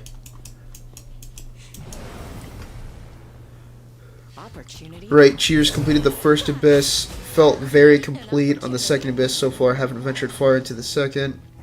I got squad wiped, so right now I'm trying to get some more speedy gear and farming excess XP before bronze. Okay, so if you are farming equipment, I highly recommend doing the Malice Dungeon. I know I was bitching about, like, completing the Malice Dungeon, but the rewards, the junk pile it gives you in the Malice Dungeon is actually fucking insane. All of the old heads, like me, that started the game at the beginning, are sleeping on it for whatever reason. I don't know why. But the stuff you can get from the Malice Dungeon is stupid good. I'm just talking like high, or like steel grade, like 4-star, 4-grade quality equipment. Like, that is fucking crazy. Do not sleep on the Malice Dungeon. If you are low on refinement stones, on alteration stones, or if even you are just like stuck on steel equipment, 100% farm the Malice Dungeon. It is incredibly good. And this will also be part of the guide that I'm going to be releasing in like Monday or Tuesday. 100% farm the fucking Malice Dungeon. Super good. Heavily slept on. You've completed like 2% of Witcher 3. Yeah, I'm not surprised. That's all I streamed, because I've just... Again, I've been busy with my work. I've been stuck at the same job for over 2 years now. Which, I mean, it's not bad, it's just... The job that I'm at right now, I'd prefer not to work at, you know? So, I know this is news to a lot of you, because I know a lot of you are fairly new to my channel and new to the streams and stuff, but I am actually looking into getting another job, and I'm hoping that with this new job that I will have more time to not only make more videos, so hopefully I can actually shit out 2 videos instead of just 1 each week, but I can also hopefully stream for a little bit more. It really depends on how everything goes. I just got through the what the fuck am I... What's the word that I'm looking for? The interview. Wow. I don't know why it took me so long to fucking remember that word. Yeah, I just did the interview, like, a week... Probably 2 weeks by now. And they said that they were gonna give me an email after a couple weeks, because I was the first person they actually started interviewing. So, I'm hoping that I get the job. And it's going to be in the same building that I'm at already. So, the walk is not going to be too far, which is awesome. As ordered. And I still get to work with everybody that I know there. It's just going to be a different position, so that's great. Would you say it's better to farm the Malice Dungeon over Abyss 3? So if you are at Abyss 3 and all you are looking for are refinement and alteration stones, 100% all you need to do is farm the Malice Dungeon. If you are looking for ebon steel equipment, don't farm the Malice Dungeon, because the Malice Dungeon does not have Ebb and Steel equipment. The most it has is steel equipment, but the blessings you can get on that equipment is actually fucking insane. So if you are early to mid game, I would say definitely farm the Malice Dungeon just for the gear itself. But if you are Abyss 3 or higher, then I would say just farm the Malice Dungeon for the Alteration and Refinement Stones, because the equipment there is not going to be even close to how overpowered the fucking Ebb and Steel equipment is that you can get on in the Abyss 3. Not yet.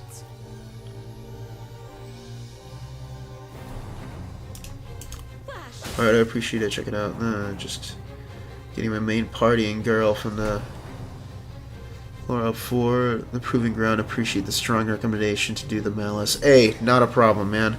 Best of luck, brother. Do your best. True. Do your best. You will not know if you can fucking do it unless you try it at least fucking once, man. Always do it. And the Malice Dungeon, strong rec if you need good gear if you're on your early game, or if you just need Alteration or Refinement Stones. 100% guaranteed. Or recommend, not guaranteed. Sorry. Good job. Need both, to be honest. I'm using +3 gear. So I would say if you're... It depends on what you're prioritizing then. If you're prioritizing Alteration or Refinement Stones, do the Malice Dungeon. If you are prioritizing the type of gear that you need, prioritize the Abyss 3. It's all about what you're prioritizing. I follow you. As always. What level do you recommend for each part of the game? An opportunity. Levels aren't too big of a deal. So Here I before I get too much into a tangent, because I can already feel the tangent coming. Level ups are only good for these main 3 stats that you see at the bottom here: HP, MP, and SP. You are not going to be relying on level ups to deal more damage or tank more hits or any of that other stuff, with the exception of HP, obviously. So I would say if you are looking for stuff to increase your damage, if you're looking for stuff to increase your action speed, all that other shit, look for good equipment. So it really depends on the equipment that you have. Obviously, the levels are nothing but a benefit. But the way that this game is played, it's all gear based. So unless you have good gear, you're most likely not going to be having a good time. And obviously, you know, with each level up, you're going to get a milestone. Each milestone is going to have a, a skill to it. So the more skills that you have, the more passives you have, the easier time it is, yada, yada, yada. I get that whole thing, but the whole thing for the game itself, like how it's played, is it's gear-based. So if you have, iron gear with really good blessings, rock that out for as much as you can, but then obviously there's going to be a time where you're going to be needing to get steel equipment. So really it depends on, what your gear is looking like. Is it not good? Is it good? Is it okay? Does it have kind of what you're looking for? Is it ideal? These should be all these questions that you should be asking yourself for your equipment. Because your level, I could tell you, oh man, I'd recommend you go to level 40 for Waterway, and then level 50 or 60 for Abyss 3. But if you don't have good equipment, like, the level's gonna be nothing. So, I beat the Waterway at level 40. So, I guess 40 would be a good place to go. But I started at level 30. So, I did 20, got to 30, did a little bit of Waterway, ranked my level up, or my grade up, excuse me. Then got to level 40, beat the Abyss, the second Abyss, got to Iron grade, did some more grinding, and then they introduced Steel grade when they introduced the Abyss 3, so that's when I got to Steel grade. flash. Leave this to me. Have at you.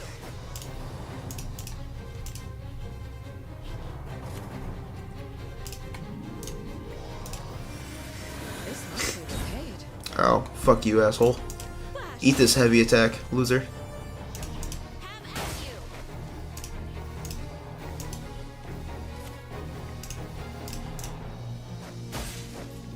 Uh-oh. Oh, we're chilling. Leave this to me. Have at you.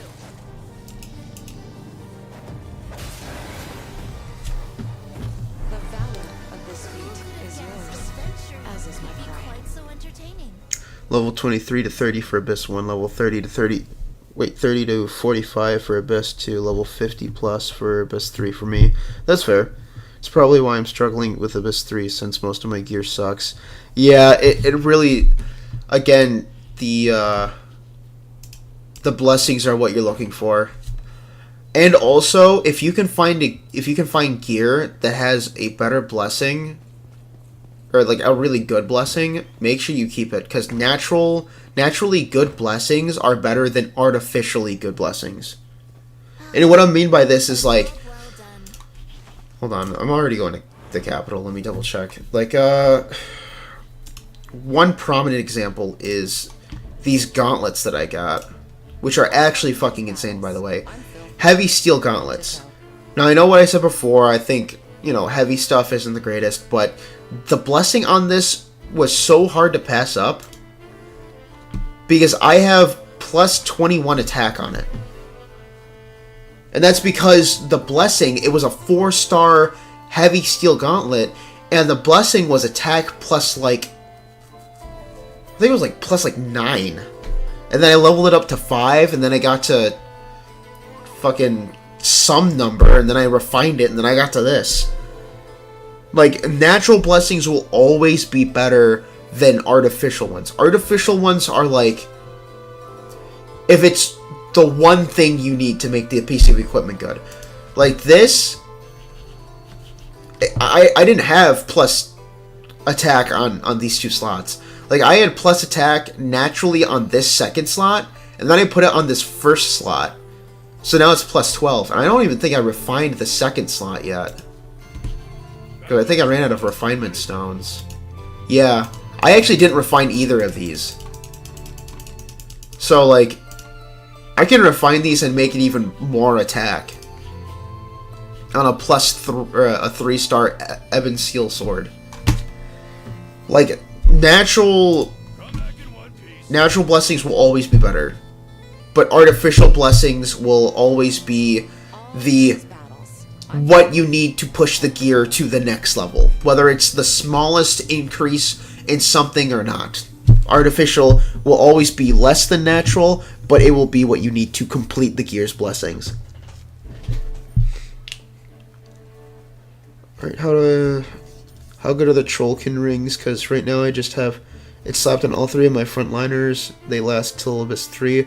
Also, yeah, a lot of my gear is just cracked bronze gear. Yeah, so if you're just rocking cracked bronze gear, oh man, the Trollkin rings are still really good. Right now, I'm still using one on my Abanias, because my Trollkin ring for her is plus 12 action speed and plus 16 attack, which is pretty crazy.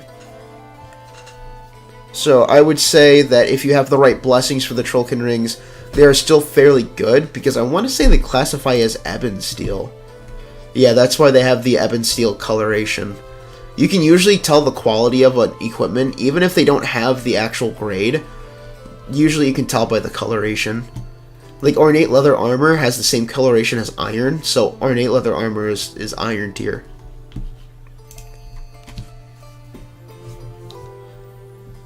Translucent azure ores and rusty coins. What can I do with them? You just sell them.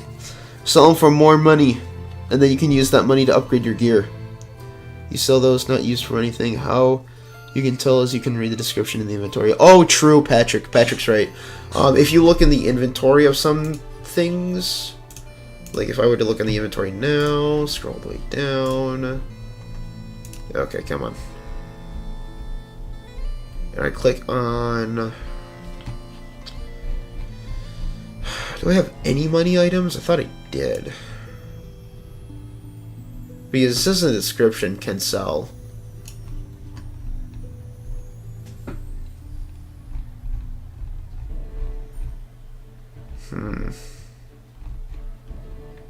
No, it's low grade ore.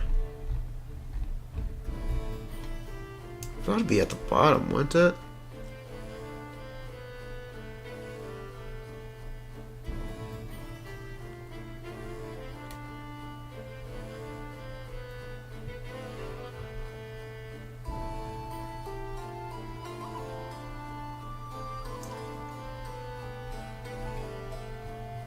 Azure ore, here it is. Okay, so yeah, for money items, it'll always say sell for gold, and that means that you literally have no other use for this item except for just selling it. That's how you can tell if something's just used for selling or not. I got a 3-star bronze ring with 3 blessings, attack, speed, and resistance. That's really good. I would change the resistance for something like action speed. Or, sorry, you said you already got attack speed.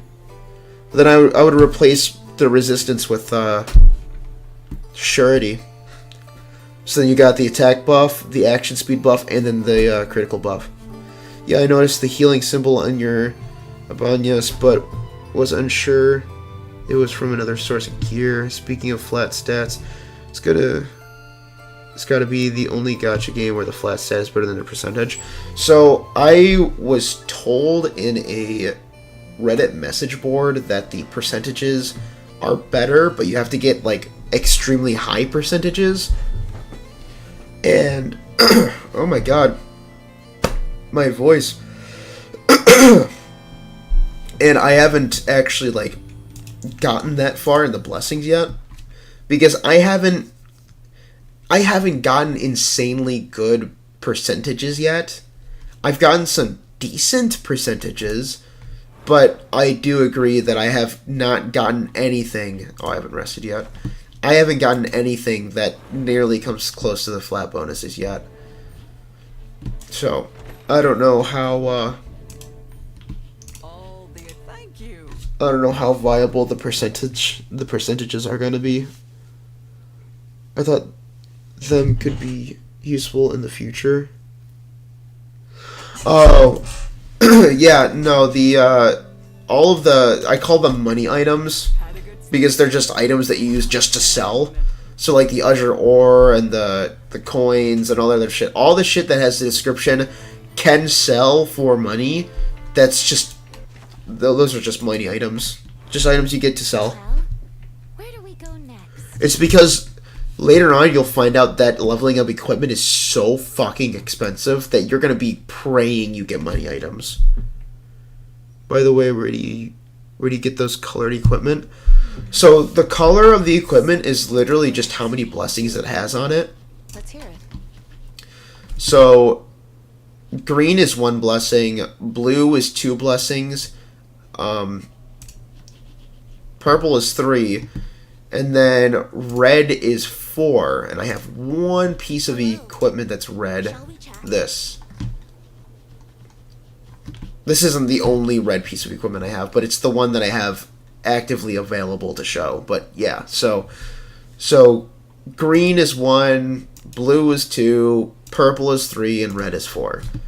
So you can get like, just randomly, you can get like a 3-star blue gear just randomly from junk piles. The colors only mean how many blessings they have. Someone is there. Nothing else.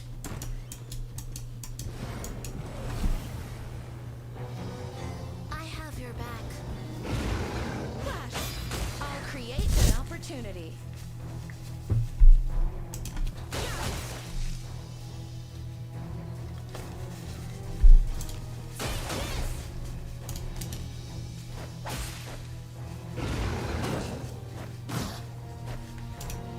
Flash! Leave this to me. Have at you. Oh, okay, dude. No battle cry. Get out of here.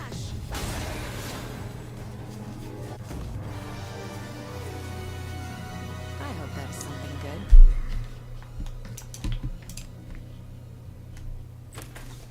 good. Do stars affect how strong the blessings can be? Yes. If you go into my my equipment basics video, I actually go a little farther in depth about the stars affecting the blessings. But essentially, long story short, the blessings will not only dictate how strong... Dude, that makes no sense as to how that ambushed me, but whatever. So not only does the star quality affect how strong the default blessings are, like if you got a 3-star and a 2-star with one blessing, the 3-star is going to have a better blessing. But not only do they dictate how good the blessings will be, but they also dictate the how good they will be increased when you reach the blessing milestone. And if you want a little more information on the milestones and shit, I do cover it in my equipment basics video, if you want to check that out real quick.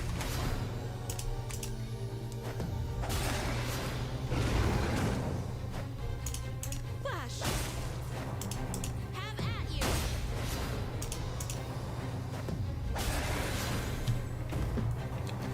No, what I mean is I saw your inventory has different weapon color from everyone else. Good.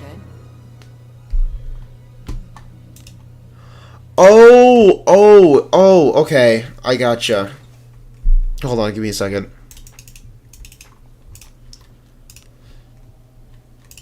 Do you mean like this? Like why it's like a chrome almost color?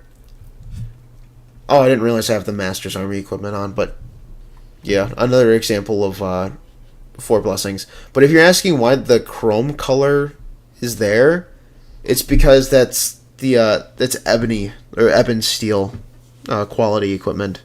Ebon steel is the strongest equipment in the game right now.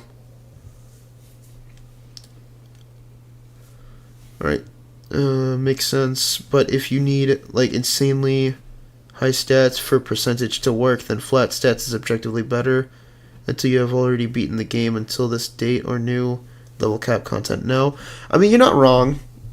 I think the percentiles might be better if you have like a ton of gear that adds up the percentiles, but I have not gotten that far in the percentile blessings, so I couldn't tell you, beyond a shadow of a doubt whether that's true or not.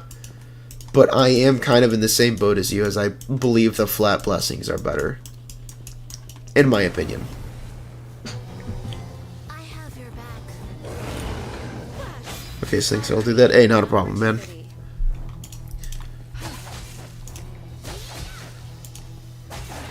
I'm just glad that I actually have a guide that people can watch, so I'm not like stuck here explaining to it multiple times over.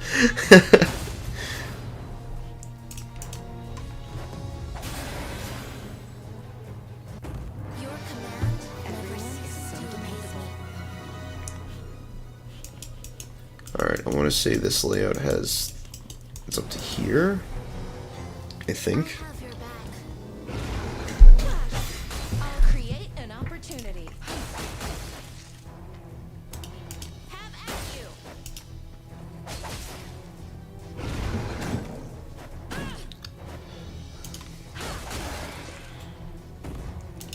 Have at you.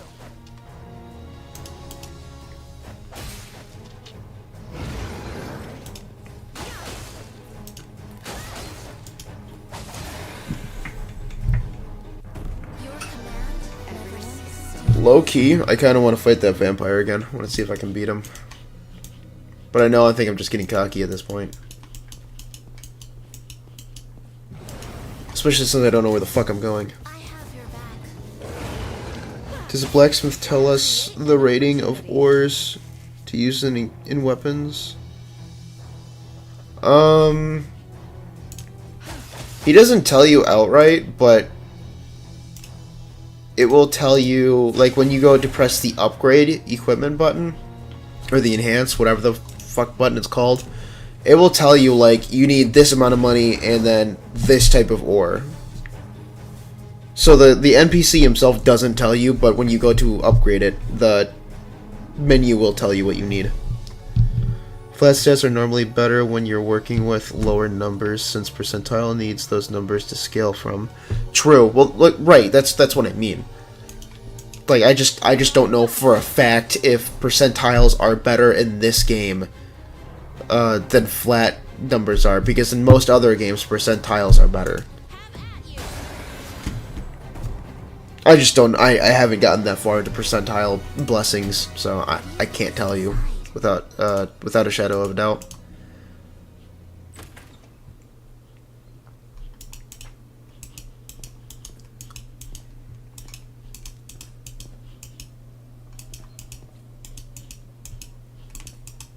An enemy.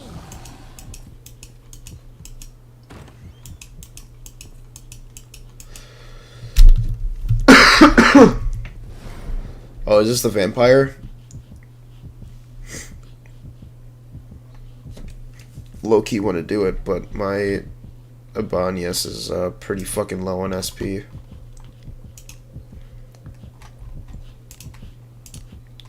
All these battles, I'm filthy, head to toe. 16 and 12. Yeah, that's not happening. Unfortunate. I'll probably bring in my my SP restoring shit next time. I say flat is better for now, personally. Yeah, I can definitely think. I definitely see flat being better for now. Yeah, alright, because I'm just wondering how this game calcs, like, if flat stats is added first, then percentile, or the other way around, same priority. Honestly, I don't know how the priority is. Like, I would assume that it would calculate the flat stats first and then the percentiles, but I have not even looked that far into the game's code or anything like that, so I genuinely could not tell you. I'm sure that somebody in the official Discord might be able to, or maybe somebody on Reddit, but personally I would not be able to tell you that, because I just don't know.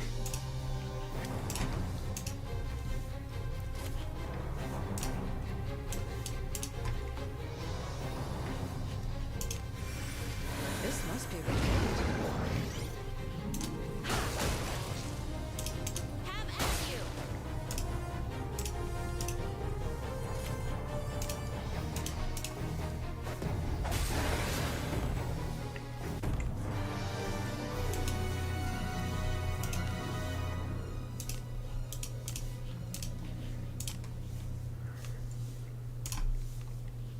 That's a nice piece of equipment. as ordered. Yep, all good. You still been of great help. Hey, I appreciate it, man. I try my best. I will try my best to help in any way, shape, or form. This is as far as we go. Alright, please tell me I can level up Lana. Oh, This Oh. brings to mind no, unpleasant memories. you're lying. I am literally 1 XP point away from leveling her up. What the fuck is this horse shit? Are you serious? What the fuck? Bro, no, I'm using a fucking XP book for this shit. That's stupid. Oh wait, no? Wait, what? That is so stupid. That is so stupid. What the fuck? That is so dumb. No, I'm using a book. No. That was stupid. That was so stupid. I'm not. No, I want to level her up now. That was stupid. What the fuck?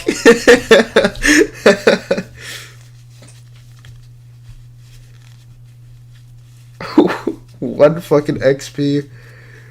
Classic turn-based game. Really love their number one. They really do. And unfortunately, the number one is not the player.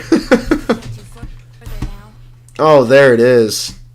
Oh, there's the super secret special move right there. Oh, you love to see it. But yeah, you see how, like, the level ups are only giving me, like, 1 point and everything? And then with health, it's like, yeah, we got a... What is it, like a... Oh my god. Me when math. 9. So that's like a 9 stat point increase. That's a 2. And that's 1, 1, 1, 1, 1. Like, that's what I mean. Like, level ups don't really mean jack shit. Unless you're either going for maximum health, maybe maximum resources, and the fucking skills. The skill milestones. Like, other than those, levels literally just do not matter. It's all gear based. Which again, I don't want people thinking that I'm gonna start calling leveling up bad, but because it's not. Obviously a bonus is a bonus. Why would you not take it? But that should not be your main focus in the game. Your main focus should be making sure that your gear is up to snuff. Ready? Oh, you know what? Actually, speaking of being ready, where is...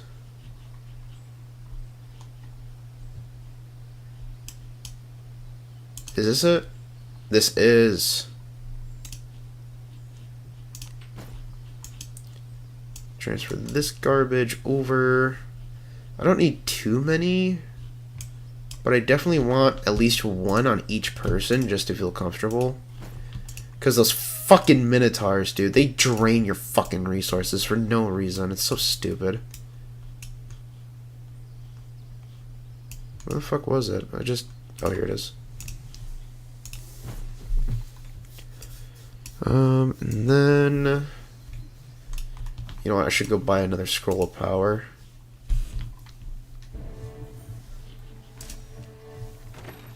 Coming. The dupe Lana I have has a strength 16 strength with 8 points. Would you say it's worth using this Lana to merge into my Wanderer Lana? Yeah, so I always say that 8 bonus points are always like worth it. 8 bonus points or higher. If you get lower, try your best to summon something with better bonus points, but if you don't, obviously suck it up. But if you have 8 bonus points or higher, that is like really fucking good. And it sounds like you have the +1 strength variant too, because I heard that normally Lana gets 15 strength, so you have a +1 variant in strength, so that's really good. So that means you only need to put 4 into 20 strength. Or, you only need to put 4 bonus points into strength to get 20, is what I'm trying to say. And then you can invest the rest in speed. Or you can invest 6 into strength, get 22 strength, and then invest the last 2 into speed. Highly recommend, either way. Yeah, it seems leveling gets very sluggish. Yeah, it's awful. Where should I farm gear in the Abyss 1? I'm like level 15 right now. So if you haven't beat Helmut yet, I would say the best way to farm equipment is probably level 7. It's gonna give you Bane of Undead. It's gonna give you some pretty decent equipment quality and star quality. So yeah, I would say level 7. If you have already beaten Helmut, which it doesn't sound like you have, but if you have and you need to beat Helmut again, I would recommend doing the farming at the Malice dungeon.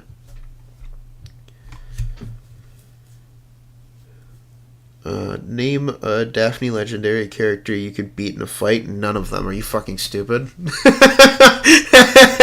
Like, what the fuck kind of question is that, Sly? What the fuck?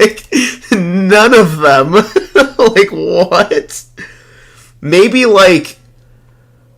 I mean, if I want to stretch it, I could probably say one of the lower tier mages if I, like, come up to them and punch them in the schnoz, but other than that, there's just no way. Like, you are actually fucking crazy if you think you can take one of them on. As ordered. Someone is there. Do I need to place points into her before merging her into Wanderer? Yes, you do. And also, make sure that the one that has the best stats is the host. So, like, merge your Wanderer Lana into the Lana you're talking about right now if your Wanderer Lana has less points. Because you can always use Wanderer Lana later. It's just she's going to take the points that you have for the host, if that makes sense. So, host gets priority for points, and then... Oh, tell me this is the fucking Minotaur again. Go fuck yourself. Create an opportunity. Thank you for subscribing. I just went full XQC there. Holy fuck. But yeah, so just make sure that you are actually, like, having the host be the one that has the best stats, and then merge the one that has the weakest stats into the host. Or you can only get MP, SP refill potions through the 1,500 or 1,000 in. So the elixir you can only get from the bone picker after, well, just whenever, I guess, really. But the nourishing extract, honestly, I don't remember how I got those, but I can totally see them being a in reward.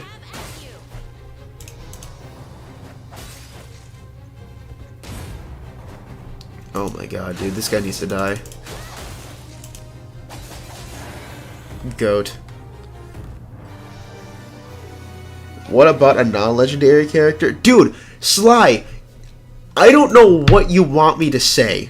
I cannot beat any of them. They are all crazy strong. That's a nice. I am just a normal dude. They could cast fucking Faru on me and they could rip the skin off of my body. Like, there's almost nothing I can do against them. Like, there's just no way not I'd win. Yeah, that's what Sly is thinking right now. He's like, yeah, I don't care who it is, I'd fuck him up. Like, Sly thinks he's really the main character. Like, what the fuck? Like, maybe in the game, but if you were to go in this reality, there's just no way. I don't remember what IV and the amount of points my Wanderer Lana had. I don't remember either. I just know that it was at the very least 8 points, because I never use a character unless they have 8 points, 8 bonus points. If they have less than 8 bonus points, I usually don't use them. Or I use them because they're an exclusive character, like the Yarmus I have right now has 7 bonus points, which is very upsetting. But it's the only Yarmus that had, like, decent bonus points. Everything else was either, like, 6 or lower. A party comp guide might be good, but I don't know if you've done one already, though. I haven't, but I've recently been getting a lot of requests to make one, so I think I might end up making one soon. I just don't know what people are mainly looking for in terms of composition. Because, like, I could literally just tell you, one knight, your MC, fighter, thief, and then 2 mages. And that would be the end of the video, you know what I mean? So I don't know what exactly everyone is looking for in terms of, like, wanting a team comp guide. Good job.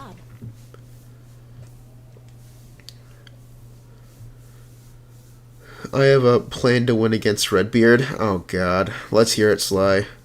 Oh yeah, I haven't seen Bone Picker after I got both. Is there a cooldown, or is it just gotten him to spawn So, after you buy all of the stuff he has to offer, I think you have to wait a week. From what I'm aware of, it's a week. I don't know if they changed it at all, but definitely a week from what I will remember. Where the fuck is this fucking...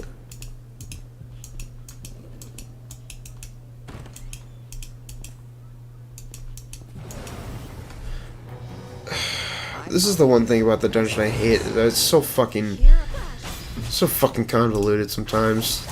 It's always fucking different. It's like, dude. But it's not different as in how, like, randomness works. It's different as in, like, the map has, like, 3 or 4 different variants, and then it just, like, you know, chooses which variant to give you, and it's like, dude, go fuck yourself. Just kill all gods, heal like you. Boom, I win. Heal like you?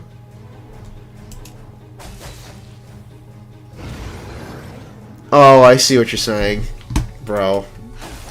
That is corny as fuck. This guy.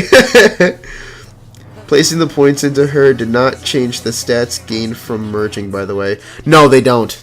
They don't.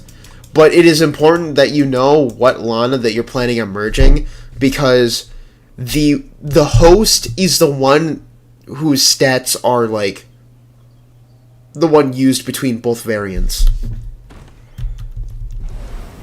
Oh, go fuck yourself. God damn it. Alright, fair enough. Saw that he got nerfed in some shape or form. Oh, thought he got nerfed? Nah, no, he didn't get nerfed.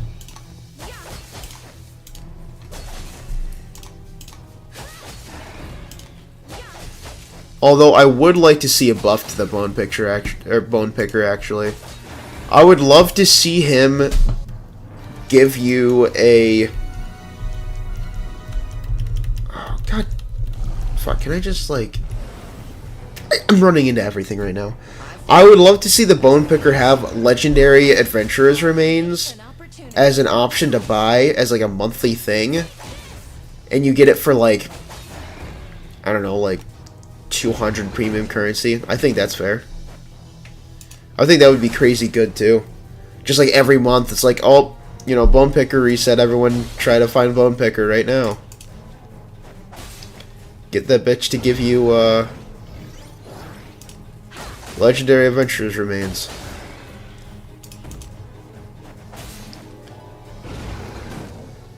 Jesus, these things do no fucking damage without Battle Cry. It is actually crazy.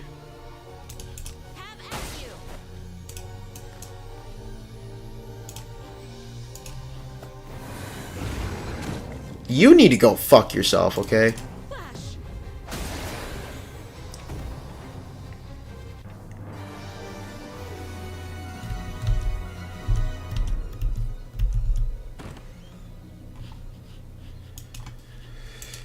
Okay, so this, I need to change into this. That's a nice piece of equipment.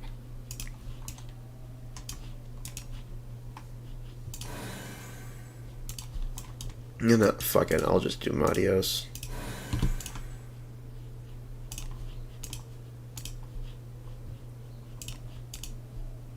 That's a nice piece of equipment.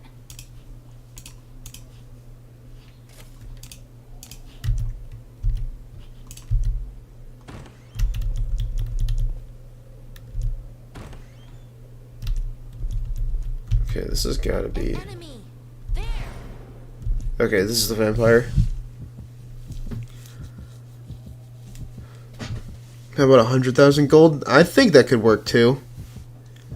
Although I think there's going to be a lot of people who are like, no, gold would be too cheap. It's got to be premium currency for legendary. It's like, nope, doesn't have to be. Placing the points in the end. I already read that. Fair enough. Saw that. No, already saw that. Do you think Olive needs an evasion build because she's squishy?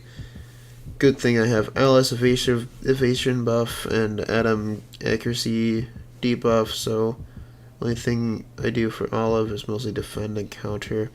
I mean, like, you could, because Olive is really good with the dagger because of her dexterity. I mean, true, you're not wrong.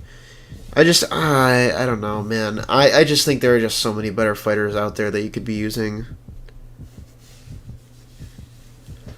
Because, what was her name? Ophelia, I think her name was. Because she's a fighter that uses evasion to her advantage, so you could probably get a better evasion build for Ophelia. But then again, why don't you just use, like, Chloe and Benjamin if you get them? You know what I mean? Too cheap? I think people would argue it's too cheap, yeah. 100,000 gold would probably be too cheap for a lot of people. For me, it's fine, but whatever. What do you do with an Adam copy? Either discipline or move his inheritable to one of your other magic users. Want me to yep about how to beat all the best legendaries to fight? Beat all base legendary in a fight? You know what, Sly? Go for it. If you want to yap your heart's content into the chat, go for it. Discipline or invest in another mage, not deal. Oh, hey. Mag already beat me to the fucking answer. My character lost a level from merging classic wizardry. What? How do they lose a level for... Oh, wait, no they do. I forgot about that. Yeah. Literally one level. It's fucking stupid. Oh, I got initiative. Hello. I'll create an opportunity. Goat. Hopefully this is easy. Of House Owen, give me strength. Full power, and now Lana can also do full power. If I can find it. Oh, here it is. Can you see through my technique? Here I flash. Have at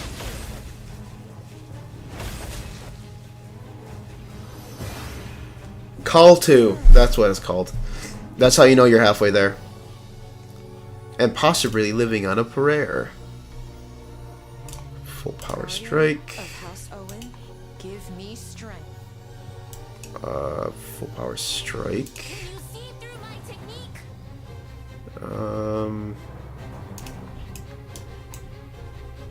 Where is it? There it is. Flash. Oh, dickhead. Leave this to me. Have at you. Oh, that did nothing. Oh, dude, go fuck yourself. I thought weakening lowers your fucking damage.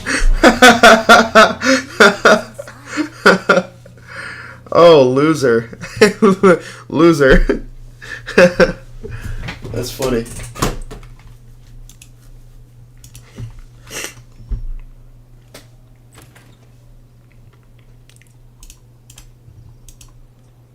Oh, fucking hoorah. Get that fucking junk piles in. One appears to be there. Yeah, go fuck yourself, cheapskate. Not giving me any extra fucking coins. This is as far as Alright, so Lana, I trip her and give her a John Cena treatment. Oh boy, here we go.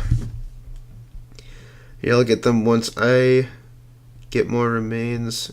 By the way, can you repeat which fighter to replace her with? Benjamin or Chloe. One of the two. For Adam, revive his brother with medieval chants. That's fucked. That's so fucked. Almost any of the level 1 priest is a free win punching bag. 100%. I want to preface them being level 1. What the He's just saying, at this point, this guy's just saying that fucking priests are just punching bags. That's fucked. 100% nerds that you could just punch and beat the fuck out of. They can do nothing to you. Had a good sleep? Little do they, does he realize they carry fucking maces that can bash your head in. Are you ready?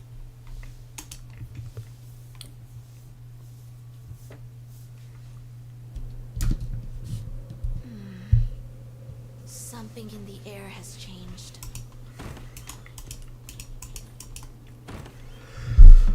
Someone is there. Someone appears to be there. Alright, what is... Wait, is this the same layout? There's no way it's the same layout. An enemy. Fuck.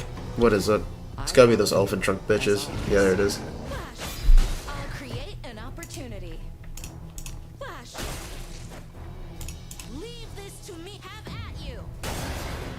Oh, sick.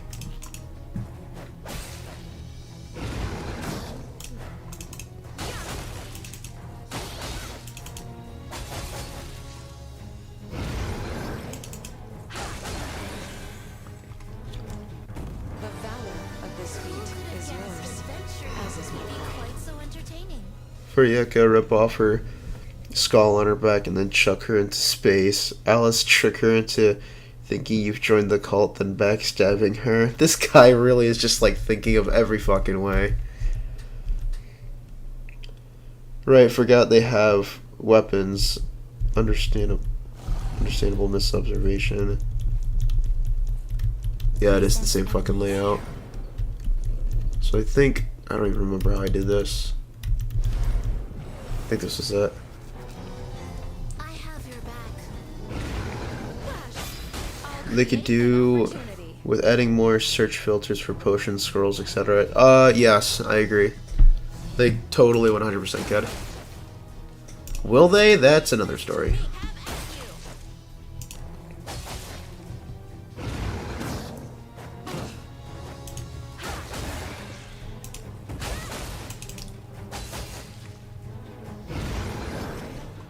Yeah, there's Spell Cry.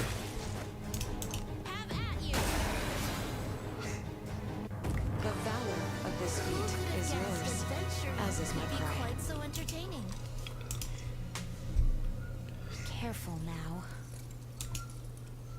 Good job. Blood cannot type backstab.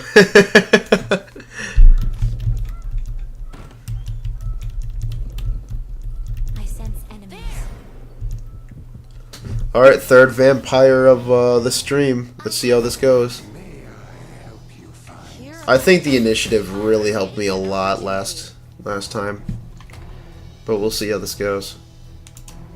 Guardian of House Owen, give me strength. Can you see through my technique?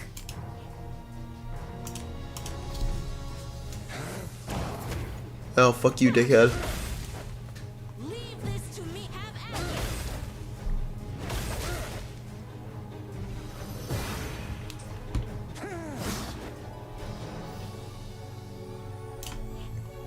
at Guardian of House Owen, give me strength.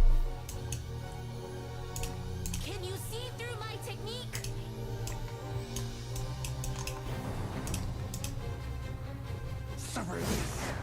Go fuck yourself, asshole. Flash.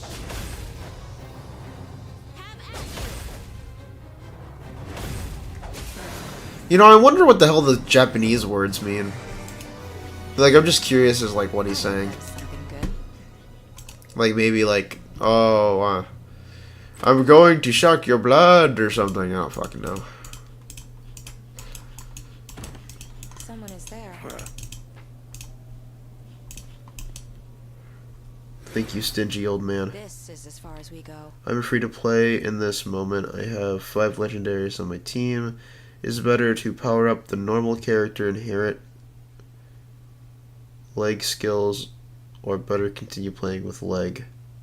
Oh, legendary. Oh, legendary. Okay, gotcha. I was like, what the fuck do you mean by leg skills? Is it power up the normal characters and inherit legendary skills, or is it better to continue playing with legendary? It's better to continue with playing with legendary. 100%. Because legendaries, they just have like so many passives and they're just all around they are better. So I would recommend you stick with the legendary characters. Like every character is viable in this game, but obviously the legendary characters are going to be better than the normal characters. I don't want anybody to get that mixed up. So if you have legendary characters and they have good bonus points and all that other shit, make sure you use them. They will be really, really fucking good. Okay, level 1 wizardry character versus standard handgun. Correction, level 1 wizardry character versus the first amendment. Okay, that's bringing a gun though. That's not like I'm thinking like hand-to-hand combat, you know what I mean? And girl put in Antarctica and then backhand them. What the fuck? I mean, I guess that'd work.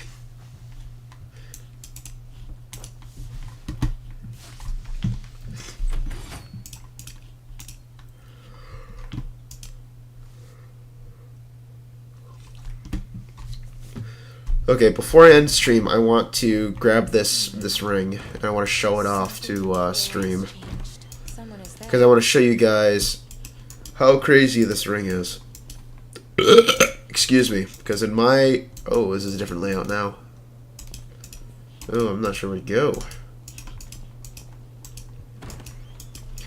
But no, the reason why I want to show it off is because this ring is fucking nasty. I would love to show it to everyone. Flash. I'll create an opportunity.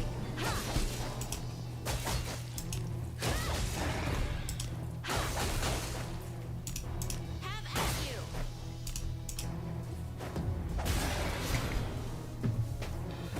I love this game.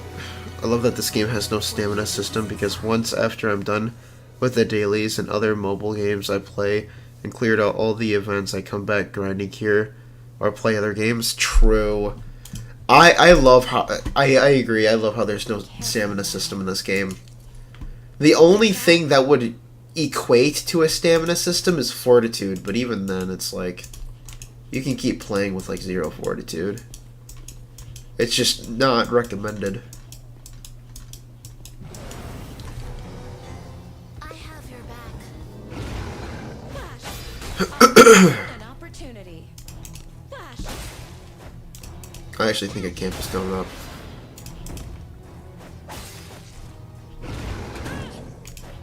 Flash.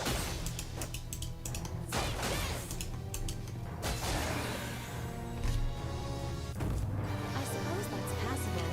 Stamina system is fortitude, to be honest. Well, that's what I was saying. I think it might. I mean, like, it's the closest thing it has to it. But even then, you can play with 0 fortitude. Like, you don't need to play with fortitude. Good job. I think I'm going to try this doll boss again. Getting back there is going to be fun. Oh, dude. I fucking hated getting back to her. Actually, did you know that some of the Abyss dungeon, or the third Abyss levels are, like, randomized? Like, because I had a farming spot in the Abyss 3, floor 6, but after using the curse to be able to go back in time, I was testing out the Malice dungeon, seeing if the junk piles scaled depending on how far you are in the story. But after I got back, I noticed that my farming spot was on the complete opposite side of the fucking Abyss floor, and I was like, dude, what the fuck? Like, I wish I had screenshots so I could show everyone, but it was just fucking weird. Have at you. Here I flash. Have at you. Okay, dude, just die. I'll kill you. Flash. Have at you. Perfect. Now I can go kill the other Benjamin. Use the fountain. What is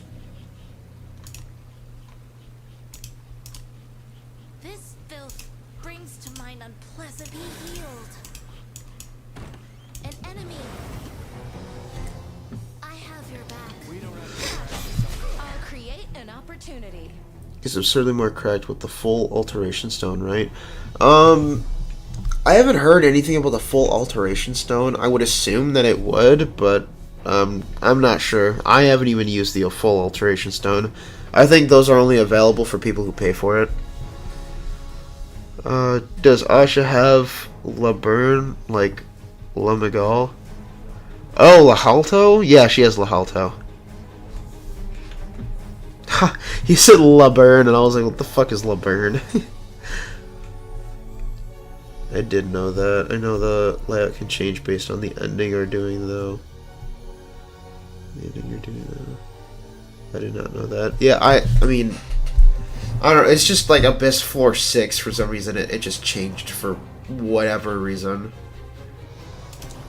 And I didn't even change anything. Like, I literally just went back in time with all of my normal presets, so I don't know why the fuck it changed. Leave this to me. Have at you.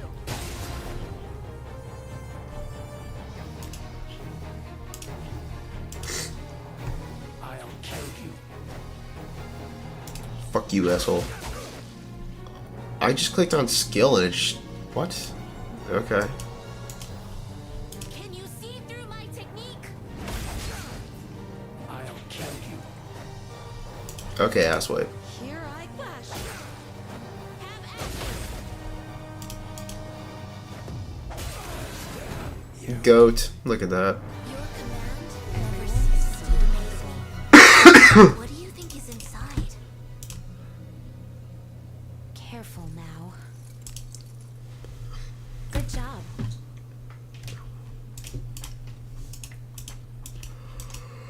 I look a lot, guys. I'm getting a little tired. We can rest here. Which is surprising. Usually I'm passing out like halfway through stream, admittedly. Rest. Sleep time. Sleep safely.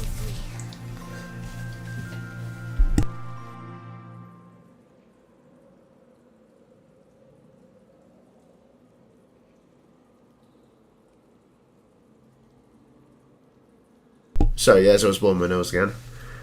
Yikes.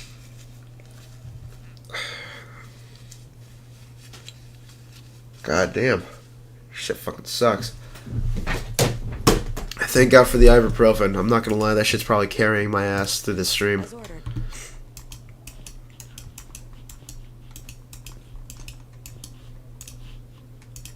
As ordered.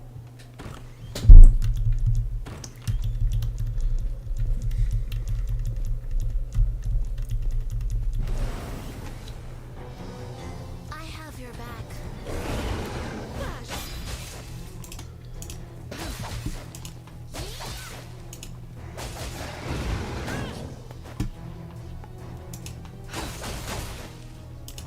Have at you. Oh, goat. What do you think is inside? Careful now. Good job. Translucent pebble, dude. Go fuck yourself.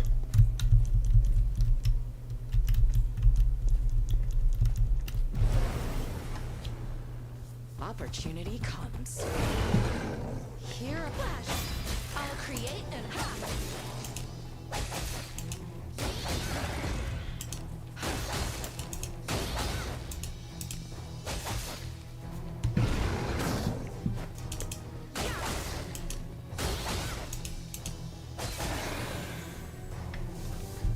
The valor of this Who feat could is have guessed yours, adventure as is my would be pride. quite so entertaining.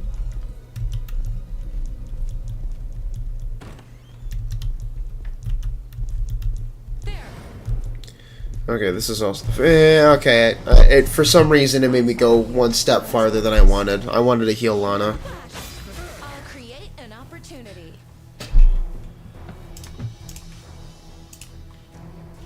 Guardian of House Owen, give me strength.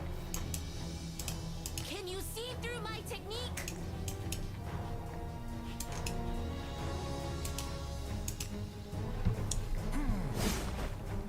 Here I flash. Have at you.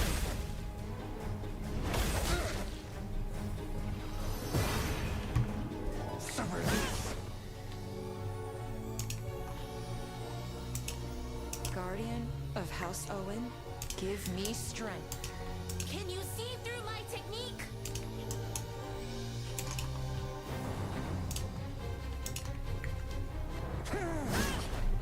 Flash.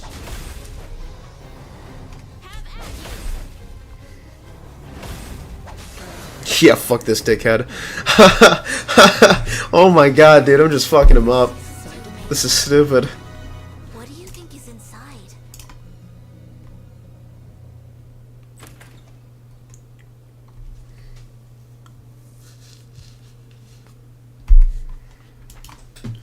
Wizardry feels like a game I can just sink hours into. Case in point, my total gameplay on Steam is nearly 200 hours, and I've only downloaded it just over a week ago. Wow, dude. Hey, that takes dedication, man. Is there. I'm glad that you're enjoying the game so much. I've loved the game since it fucking came out, dude. It's such a fun fucking game. I don't really need to, but I'm gonna rest anyways. Where do you usually farm your equipment? Because I think Abyss 1 is good for getting refinement and alteration stones. Best place to get refinement and alteration stones is the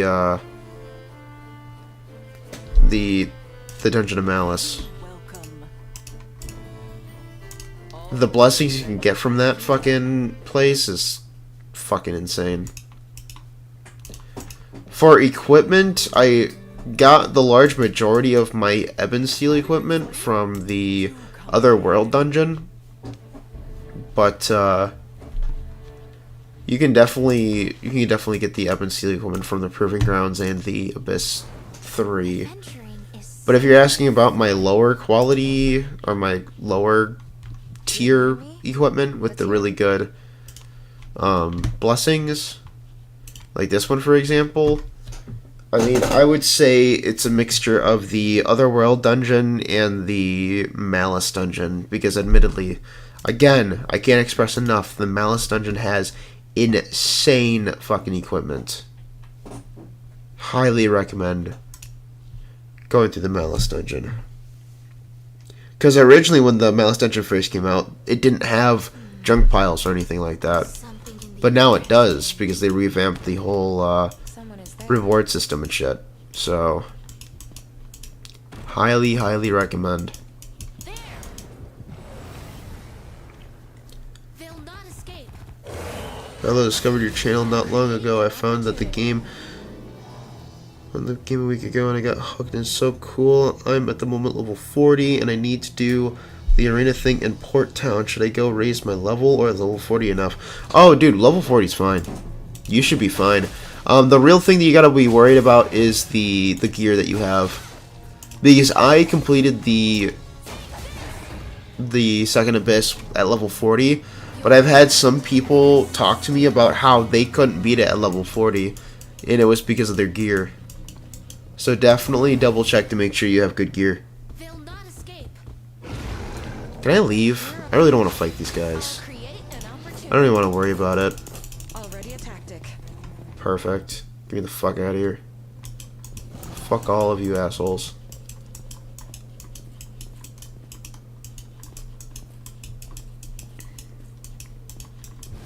Perfect.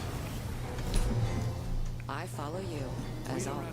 Here, flash. You said Cave Malice earlier, pretty sure. Yep, Cave said... Yeah, I said Cave... Malice Dungeon, whatever the fuck you want to call it. Yeah. Shit's goated. Of House Owen, give me strength.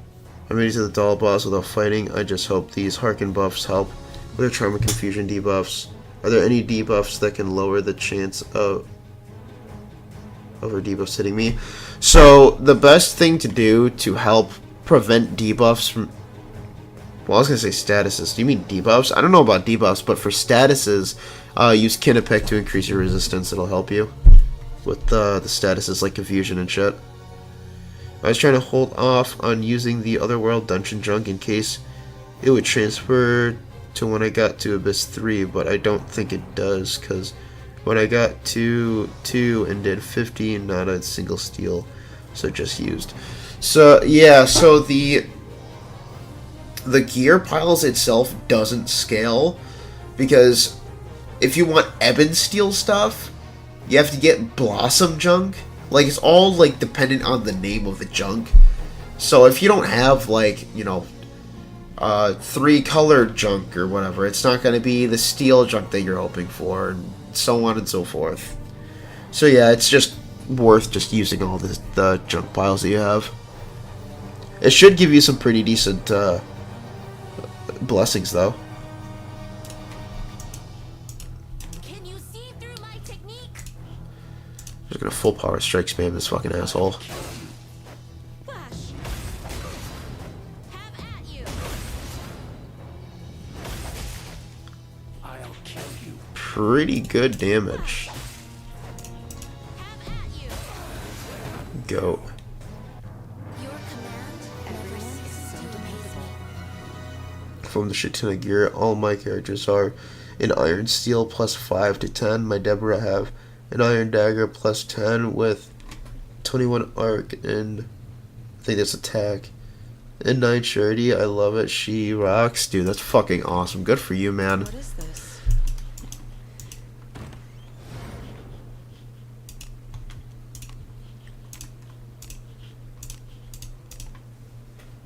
That's a nice piece of So yeah, I'm at status effects. No, you're good, man. I'm just trying to make sure that I know exactly what you're talking about so I can actually give you the advice that you're looking for. But yeah, Kinnepick should help you with like confusion and shit.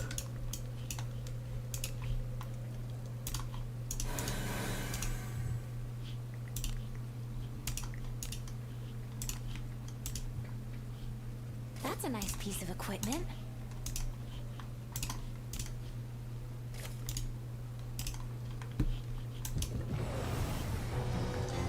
I have your back. Talking with teammates in the tavern is useful. So it's not useful in the sense that like it increases your stats or anything, but it does increase your friendship with them, and depending on what character it is, you can actually get a special quest line for them that'll alter their appearance and shit.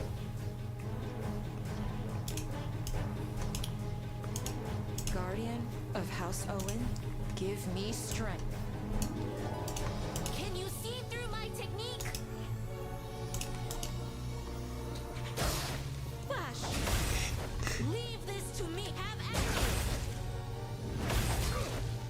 I'll kill you. Guardian of House Owen, give me strength. Can you see through my technique? I'll kill you. Not yet! Have at you. Yeah, fuck you, dickhead. Your command never ceases to amaze me. What do you think is inside? Careful now. Good job.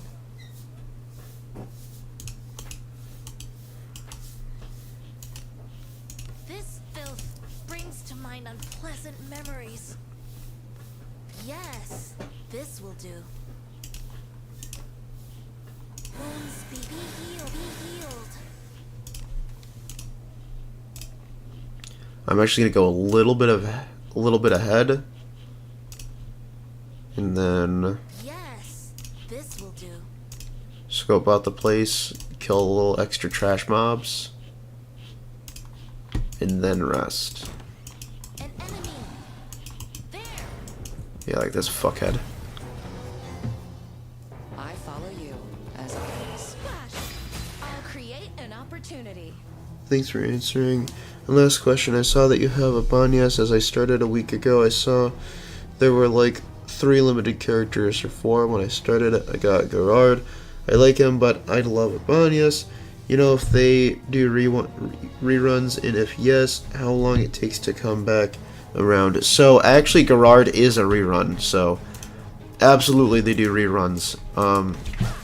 How long does it take for them to do reruns?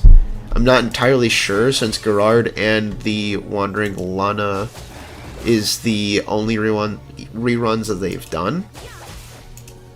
So I am unsure exactly as to like if they have like a solid schedule for reruns or whatever. But hopefully they bring back Abanyas soon, because I love Abanyas. She is amazing. One of my favorite fighters.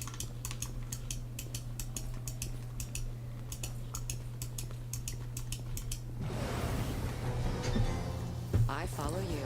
I really hope they add another element to dragons, because that fire dragon is fun to beat. It is, I just wish that more people were able to beat it. I flash. Because I feel bad for all the newer players, or all the players that were really early on in the game. They couldn't really exactly beat the dragon. And some of the later ones too. Like, I think the people who were like in the middle of the game had a perfect like fight. Excuse me. Had a perfect fight with the dragon, because the really early players had like no equipment to fight it, and all the really late players were just like, Look like you're at death's door. holy fuck, that almost killed me. Yeah, fuck you, asshole. But yeah, I just think that the people that were in the middle of the game had the best fight experience with the That's a dragon. nice piece of equipment. Because the two extremes, like too early and too late in the game, it was like way too hard.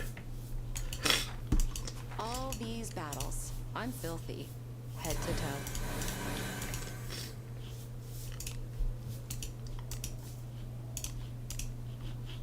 That's a nice piece of equipment.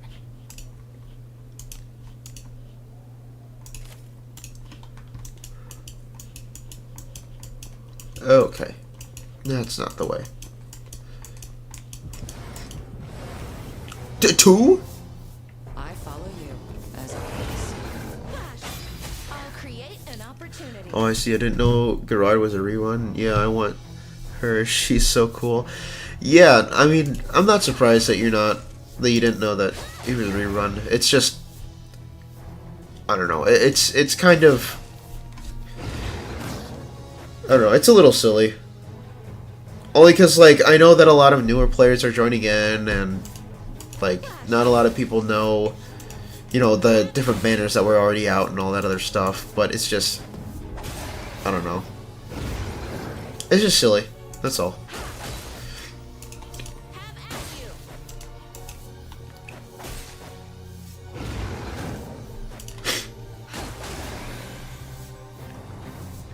The valor of this feat is yours, as is my pride. Quite so entertaining. Holy fuck. So what is this guy? Who is this asshole? I follow you. What? as always. Huh? Flash! I'll You create gotta be an fucking kidding me. Here I flash. I've run out of skills. Have at you.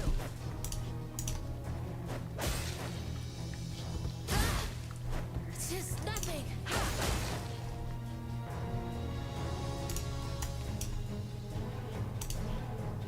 Healing now.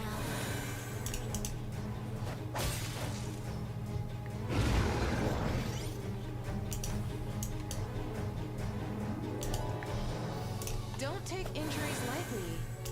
Leave this to me. Have at you. Oh fuck. Not yet. Oh fuck yeah, we won. Yeah, we win those. Alright, I'm going back to camp. Holy fuck. Hope that is something good.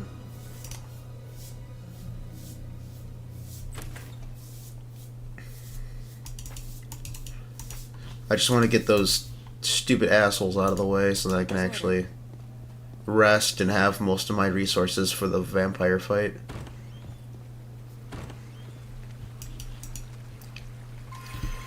We can rest here. Let's have something to eat. I feel like I did much more damage that time. I just wish I knew how much HP this boss has. I know, man, they don't elaborate how much HP, like there's no health bar, and also nobody in the community has been able to like data mine the fucking game, so there's no legitimate way to figure out what the boss's HP is. We can only guess depending on how much damage we've done. And this is how it's been for the entire time since the game came out. That's why it always got me a little frustrated whenever people kept asking me what the HP for a boss is. It's like, we quite literally do not know. Like, I cannot answer. If I could answer that question for you, I would have in the video, in the comment section, in the streams. Like, if I knew what the health bar is and where to find out where the health bar is, I would have told you. Like, I'm not intentionally withholding this information from you. Like, I understand that it would be easier, and I agree it would be easier if we knew the health, but we literally don't. So, how am I going to give you information we just don't have? Like, what the fuck?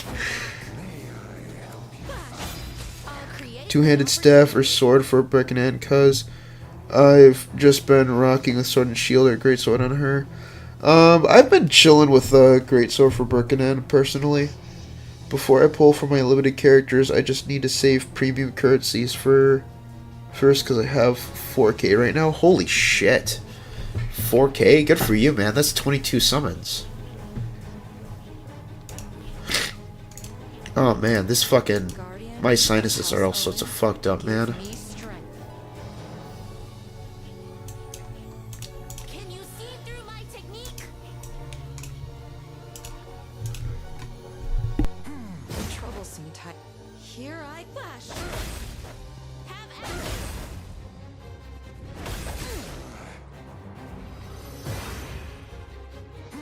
Troublesome type.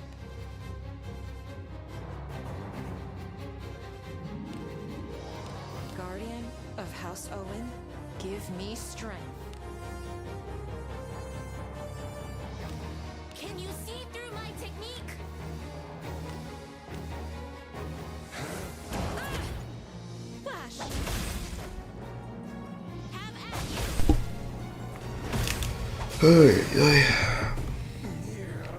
It's more physical, but wondering if I should invest just a little more into her magical abilities. So I tried investing in magic with Birkenin as well.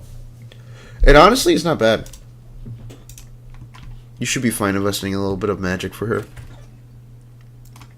I think I did around a 6 to 8k that time. Yeah, I know.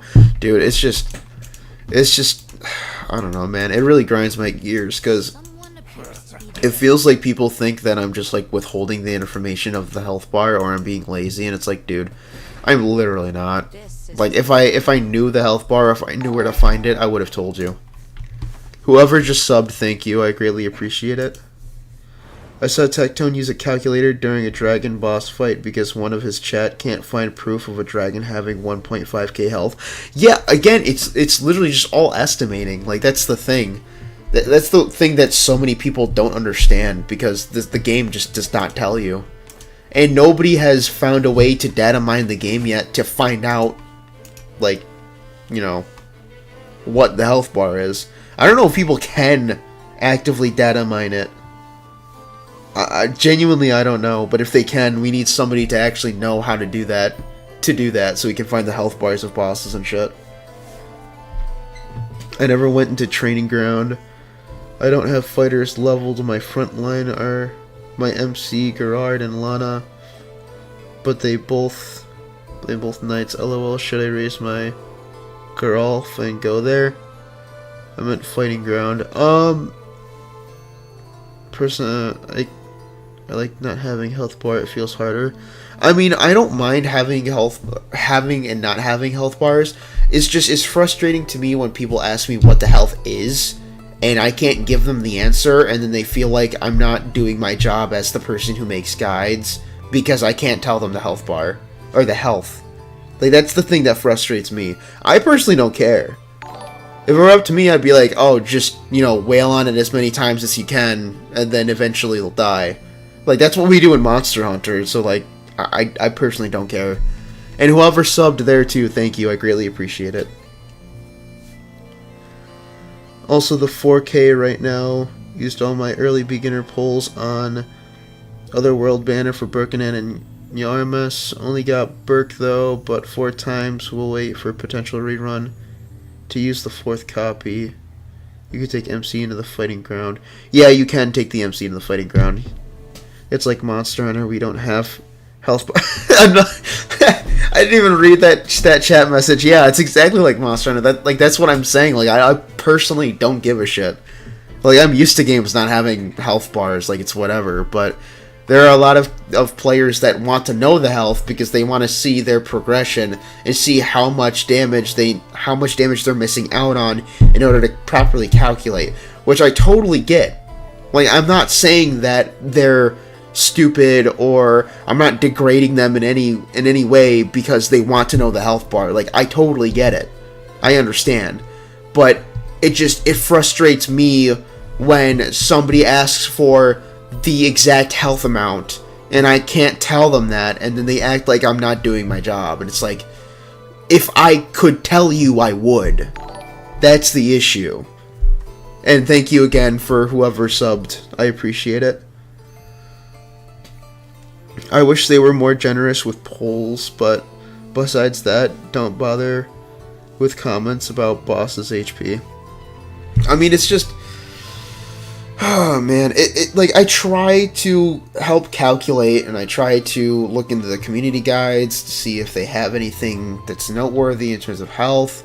Like, the dragon was the first time I actually put in the health bar into the video, or the estimated health, and of course, because of how early the information that I got was, it wasn't correct, and then somebody in the comments corrected it, and it's like, I mean, that the kind of happens when people update information, but it's just frustrating because nobody knows the exact health, so everyone's just correcting misinformation with more possible information that's slightly more accurate than the misinformation that people had originally. So it's like, I can't properly tell you. You need to figure it out yourself.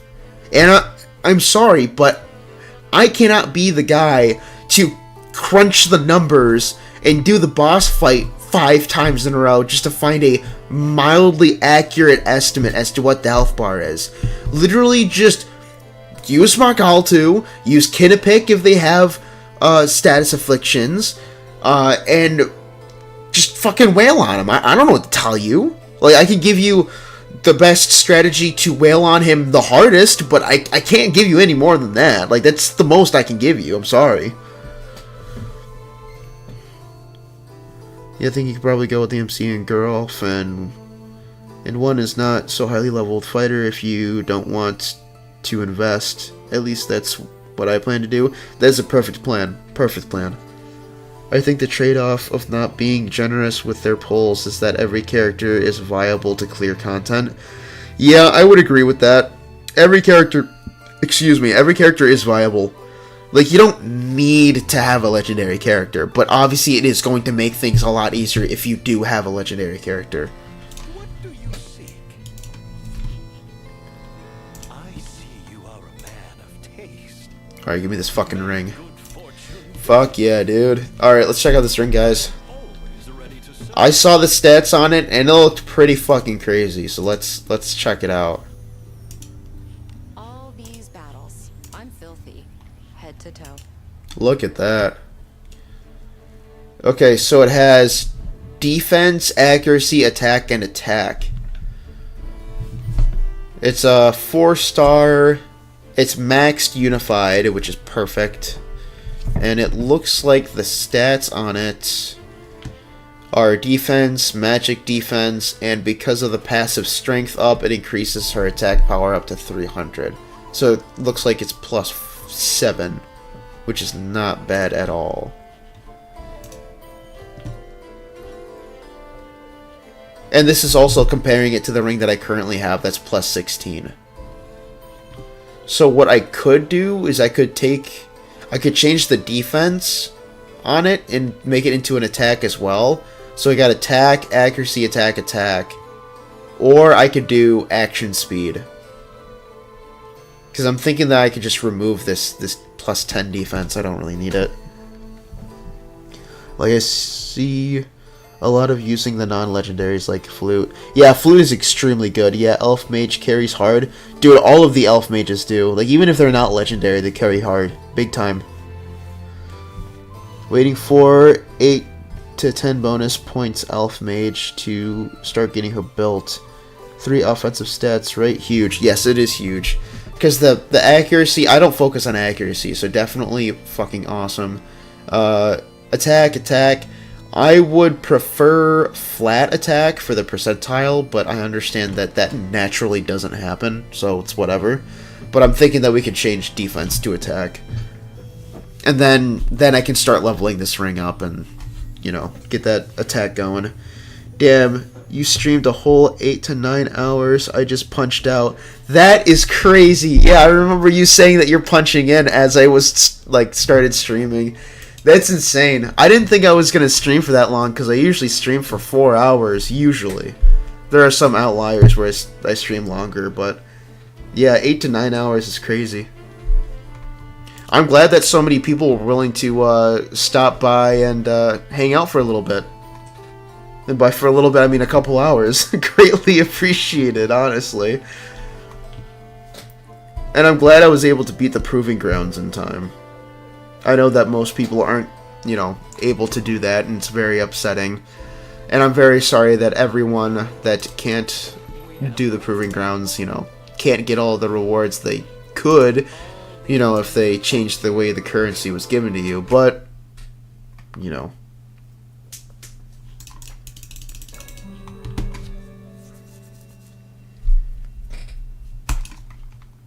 Had a good sleep? So when it comes to the Elf Mage, though, are you talking about, like, the Dark type? Like the no-name one? Because I actually have 2 of them. I've been using them for dispatch. Welcome. How can I help? One of them now is mainly using Barbara. Was a 10-pointer, and she's kind of crazy, admittedly. Brain level 60 right now. Can I see your character stats? Like, do the bonus points really matter that much? Have a good So the bonus points do matter, but they're not game breaking. Like I keep getting people, like I'm starting to get people talking to me about, oh, the bonus points don't matter. It's like, yes, the bonus points do matter. They're just not game breaking. Like you're not, you know, missing out on a fuck ton of stats because you are missing out on like 2 bonus points or something. You know what I mean? Let's hear it. By the way, if we're talking about blessings, can you make a guide video about which most prioritized to least prioritized every role or class? That is actually a good idea. I want to say somebody else commented on one of my videos about that. I think it was in the beginner guides video. I'm definitely looking into it. I'm not entirely sure how I want to tackle that kind of video, but it is definitely on the list at the least. I came in a little early in stream, but I didn't have any questions at the time. Hey, dude, you're fine. I mean, like, even if you just wanted to type some random shit in chat, it's fine. Or if you just want to lurk. I understand people that lurk. I'm a lurker myself. Guess I'll have Fighter Lana another time. Hey, yeah, for anybody who is worried about missing out on the event, they're planning on bringing this event back. And that's another reason why I'm saying, like, don't even worry about not getting to, you know, max out your profits. Yeah, but I got one with, what is that? I can't read Roman numerals. Is that int 6? I don't think that's good. I want to get pretty much 1 copy of all non-legendaries built. Dude, honestly, I love that idea too. Because I have a huge thing about making really shit characters good. And I'm trying to get my good team to like maxed out first. And then I want to start building all the lower tier characters. But FOMO is strong. True. FOMO is extremely strong. Int 4. Gotcha, int 4. Yeah, I don't think that's good. Unless you're saying you put 4 points into its intelligence. Because I want to say the elf mage has fucking what, 18 points in int, which is actually insane. Or is it adventure log? Want to register? Certainly.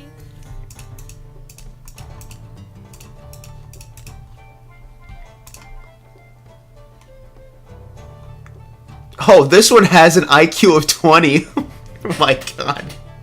I forgot that this one has variance. Yeah, that's crazy. Because this one's 19, right? Yeah.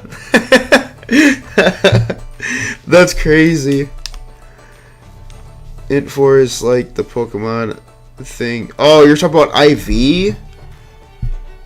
Where one of their base stats go +1 and gets... Okay, you're talking about IVs. Sorry, I read that as a fucking Roman numeral. Yeah, I know exactly what you're talking about with Pokemon. I was heavy into the competitive scene of Pokemon, so I know exactly what you're talking about. As a new player, I could recommend a video showing every areas in the game and give an estimate of level gear needed or harm that would help. I'm always scared to go on a new map because I have no idea what... Oh, gotcha. Yeah, I mean, again, levels aren't too important. They're mainly good for skill milestones and maximum HP. Other than that, you don't really need to worry about levels, but I can totally understand what gear and stuff you wanna look into. Holy F, you're still alive. I am surprisingly. Yep, meta first so I can go do fun things with more freedom. True. Every 10 levels, gotcha. I am always scared to go to a new map. Okay, I just read that. What am I talking about? That's the int IV I'm talking about. Gotcha. What's the best weapon for MC Fighter? That is a That is a question.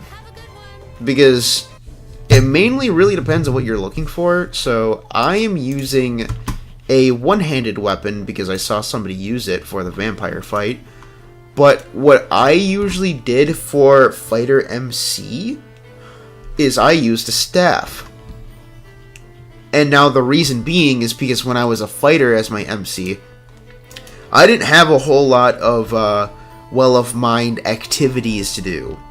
So I didn't have a whole lot of shit to kind of help myself to. So I would make my MC a mixed attacker as a fighter class. So I have pretty good attack, but then I would also have pretty good magic and divine power from the Well of Mind and other ways of increasing my magic and divine power.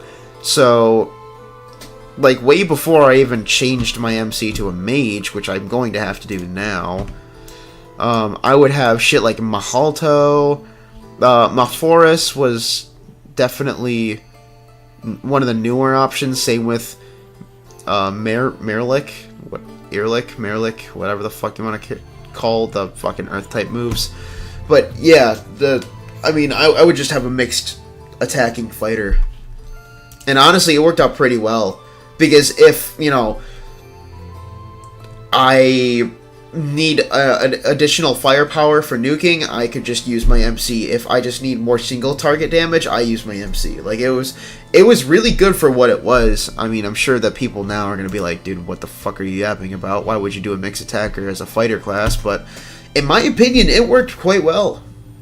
I mean, just shove in a couple of MP increasing passives, shove in a couple of magic power increasing passives, you're chilling, in my opinion. That's what I did. I mean, like, that's what I got right now. But, I mean, I can definitely see the arguments in using one-handed weapons. That's a nice piece of equipment. Because not only will you have your weapon of choice, but you can always go over here and use a stat stick. That's what I call shields in this game. And the reason being is because, they give you the defense buff, whatever, but the blessings, the additional blessings they give you is what makes them what I call stat sticks. And I elaborated this like really early on in the stream, so for people who missed it, I took the terminology of stat stick from Warframe, because essentially the shield is used to buff the weapon. And in Warframe, stat sticks are weapons that are used to buff what they call exalted weapons, which are weapons that are used via abilities and stuff. So, technically, in a sense, the shields are stat sticks from using their blessings. So, in my opinion, as a fighter, I would say either a single-handed weapon with a stat stick or a staff. That's what I would recommend. And the single-handed weapon could be a fucking hatchet, because I know that hatchets or one-handed axes, whatever the fuck you want to call them, they have the defense penetration. They hit once, but they have defense penetration, and they have the benefit of stat sticks. So, honestly, it depends on what you want to do. Because two-handed axes have the same defense penetration, but they do more damage, but they don't have the ability to use a stat stick. So, again, up to you.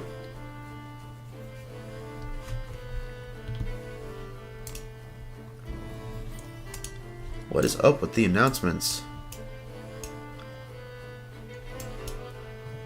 Oh, just bugs. Do I have the ring still on Abanyas? No, I don't. Okay, cool. Let's hear it. Yeah, I think I might be farming the Malice dungeon at some point soon, so that I can start. Yeah, these are the ones I'm going to be using for 2 weekends from now for a summoning stream. But no, I'm thinking of just farming the Malice dungeon at some point soon, so that I can start farming some fucking alteration and refinement stones. I know exactly what you mean with stat sticks and Warframe. Korra Whip. Korra Whip for the win. By the way, fella, they got rid of pseudo-exalted weapons. You no longer need to use stat sticks. You can just level up the weapon itself now. It's crazy. Ooh. Look at that. But it's 34. Okay, dude. Really, you got me excited with a 4-star, 1 additional blessing, one-handed axe? Dude, go fuck yourself. Attack plus 10. This is what I mean by the natural blessings will always be better. Because if I were to make this artificial, the hardest, or the highest that I would be able to make this attack would be plus 6.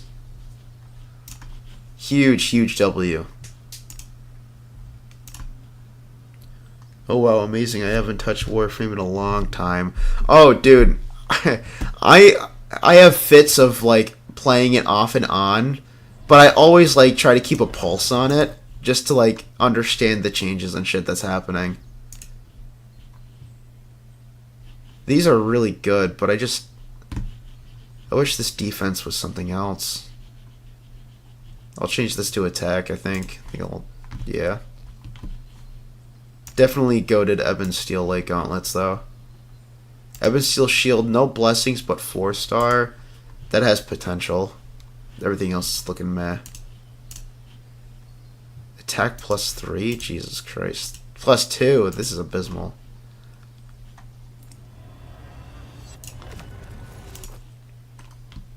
Oh, hello. Evasion, evasion, attack. Useless. Evasion and attack. What is up with evasion and weapons to, like, well, not today. Technically yesterday and today. What difficulty of Mail Ascension would you recommend farming for level 40? I would say the hardest difficulty. If you're level 40 already, you should have no issue, or, excuse me, you should have very little issue farming the event dungeon. Or the Malice dungeon at level 40. Yeah, Wizardry gives me the Warframe vibe, lol. I started a week and I have around 120 hours put in already. Yeah, dude. It's just because, like, Wizardry is such a grindy game and it really hits that spot in my brain that just loves the grind. The only part of the grind that I hate is stuff like the Proving Grounds, where I realize that I'm super, like, my setup is super inadequate. So I try to rush, trying to grind out what I need, and then it feels like I don't have enough time, so now I'm grinding 2x what I normally would, and also potentially missing out on rewards, and it sucks. And I don't want anybody else to have to deal with that kind of crap, so I always tell them, like, please, just don't worry about this event, it'll come back. I just wanted the ring, man. I'm not gonna lie, the ring was like the only reason why I wanted this event. The Lana handbook was good too, don't get me wrong. I love the fact that Milan is a fighter now, but honestly, the only reason why I wanted this event was for the fucking ring. And I actually have 50 fucking points now. So I think I might do the Book of Heavy Attack. Yeah. Yeah, I'm gonna do that. Delicious. My Lana will be eating that shit up like there's no tomorrow. Welcome to the Guild Tavern. Although I think I need 500 XP to level it up to 4, don't I? Shall we chat?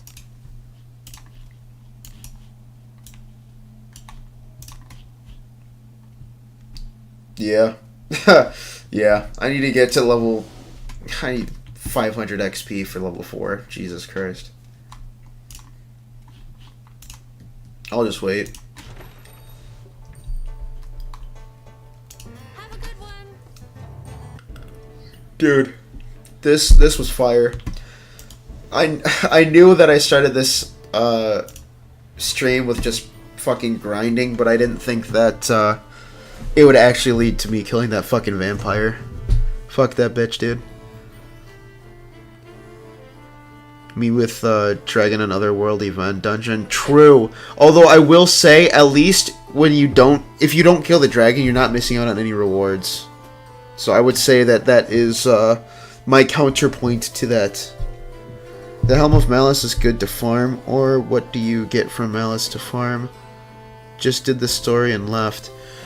So, try to get the water resist gear. Fire resist gear. Oh, he's talking about the dragon. Yeah, no, I totally get you. But, Vesp, if you're talking about if you want to farm I definitely recommend farming the Helm of Malice, because I actually have 2 that are fairly good, but I think I could get better. So, let me show you.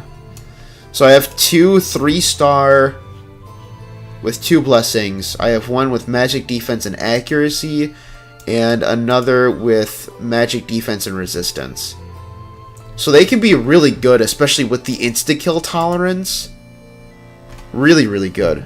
But, yeah, I would definitely recommend trying to get those Helms of Malice.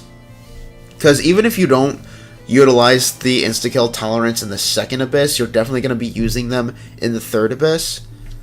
And also, the fact that the... Oh, what was it? The junk piles. You can get steel grade... Okay, you can get steel quality 4-star grade 4 quality equipment. And what I mean by that is you will be able to get steel equipment that is 4-star and has 3 blessings already on it, if you are lucky. That is insane.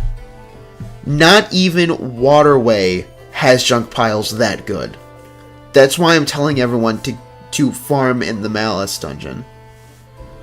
But I still wanted that one extra pull, you know, maybe it kind of been a legendary, 99% of gamblers quit before winning big.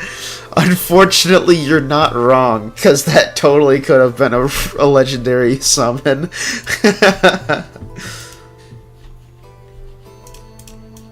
I think I got everything for the... Yeah. Sick. Everything's... I'm caught up with everything. I see, because I farm in Waterway. Haha. Yeah, I would recommend, if you're just trying to farm in Waterway, you're better off farming in the Malice dungeon, excuse me. Because the steel grade, like, you get better equipment from the Malice dungeon than you do the Waterway. So 100% recommend the Waterway. Or the Malice dungeon, I meant. I guess I'll go Malice now then, huh? Which floor should I aim the first? So, if you have the resources to do it, I would say farm floors 4 and 3. 1 and 2 give you okay stuff, but if you want to get to like the really good shit, it's between floor 3 and 4. I'm new in the game and I just want to know, is the currency carry over to the next banner? No, it does not. So if you have any leftover currency, make sure you use it. Use it before you lose it.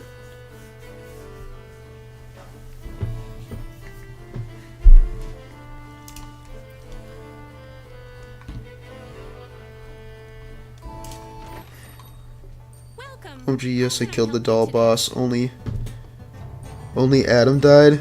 Dude, good shit. Good for you, man. I'm glad that you were able to kill it. Who's going to be in your party? Alright, where is Birkenann?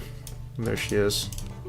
Nice to meet. I sense there are those who do not believe in a And then... Who else did I have? I had somebody else. Who was it? It was Deborah. Where's Deborah? There she is. Good and reliable team. Okay, and the reason why I put my character in the back is because... Unfortunately, I haven't finished It's as gloomy as leveling up the mage yet, even though I'm like not even a level away from maxing it out from what I'm aware of.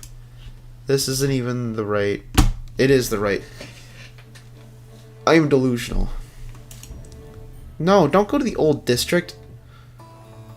Bro.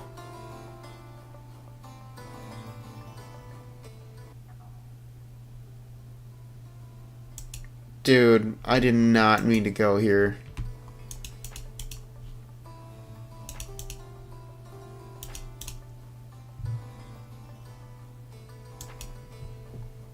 That I sounds can't believe a lovely. place like this exists just beyond the castle walls. This is worse than I imagined. Find children who show promise, huh? How are we supposed to do that? I guess we should start by gathering information. We can drag him into a fight. Beat the shit out of a kid and see if they survive. If they do, they're good enough. Just like the most barbaric like way of finding a kid. Oh shit, what the fuck? What's going on here?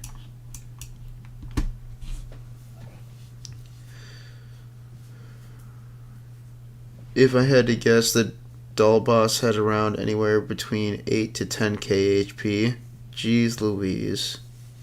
That is a lot of HP. Does Adam get resurrected? He can if you go to the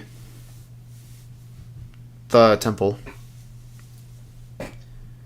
I have to go back to the temple to res him. Yep, exactly.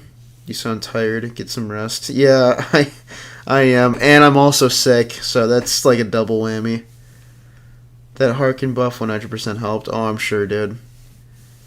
Yeah, resist... I don't know if you tried Kinnepick, but I'm sure Kinnepick would have helped as well. Says he will probably call it off after showing off the ring continues. Bro might just be addicted to the game. Just a hunch. Bro, I love this game, dog. It's bad. Wait 8 hours. Are you delusional? I'm not waiting 8 hours. You got me fucked up.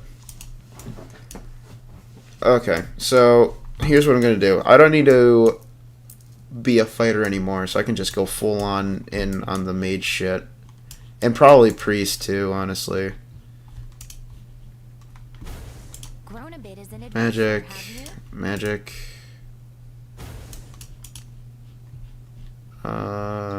Magic. We're just gonna buff the fuck out of my magic power. Staff proficiency 1000%. Spell proficiency, yes. Evasion, magic, defense, detection up. Fuck it, we'll do detection. Grown a bit as an adventurer. Instant kill tolerance, passive SP, we're gonna do instant kill tolerance. Magic defense, resistance, sleep tolerance. We'll do passive resistance. Resistance up, evasion up, passive defense power. Fuck, we'll do passive defense, I guess. Priest, unlock that. Step proficiency 1000%. Grown a bit as an adventurer. Monthly late armor, I don't care about all that shit. Action speed, yes.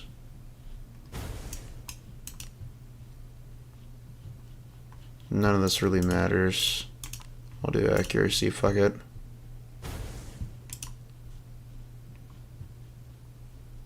Disarm trap. Where is the fucking... Is it right here? Is it right here? It is. Stun tolerance, passive accuracy, passive defense power. We'll do defense. And then we'll do MP up. Have you?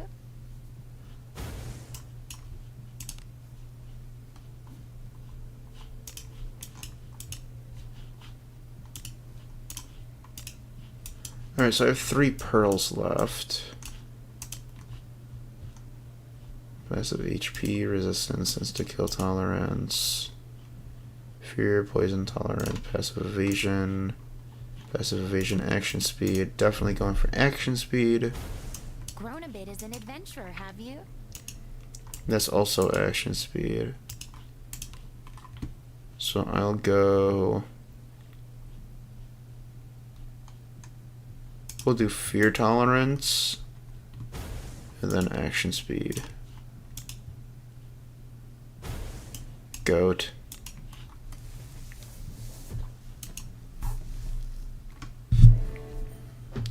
Should I re-roll? I have been playing for 5 days Straight, I only have Alice and Geralt. Honestly, you don't need to roll constantly for legendaries. If you want to, I mean, like, you can. Alice is probably the only good legendary that you got out of it. Geralt is okay, but he's not crazy. But I mean, if you've invested 5 days into your game, don't even worry about re-rolling, man.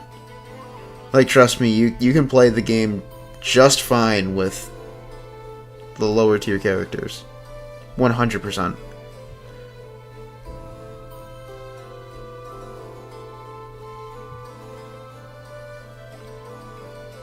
Looks like Mag already answered Xavier's question. Fondia did for sure. I grabbed some Kinnepic scrolls for the start of the fight. Good shit. I'm glad that they helped. Oh wait, use the lamps to unlock more pearls before actually building. Okay, yeah, so in order to unlock more spaces and gain more pearls, you need to use the lamps. So once you use... So what you need to do is... Here, I'm planning on making a Well of the Mind rundown video at some point soon, but essentially what you need to do is you need to bring all of these, like, all these little spots up to a part that you want to unlock. Like, so this needs a guiding light of luck.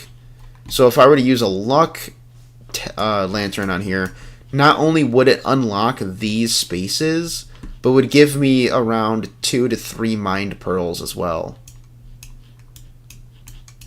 So reach to the spot you want to unlock the spot, get pearls, expand more, essentially.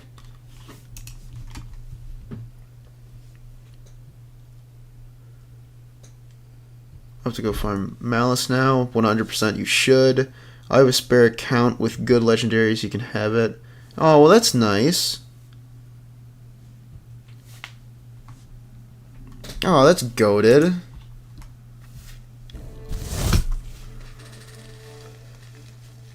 Legendaries are mostly extra quality of life, at least the non-limited ones are. Yep, true. Yeah, I can send you a pic of the account. You can rename it in the future, so it should be fine.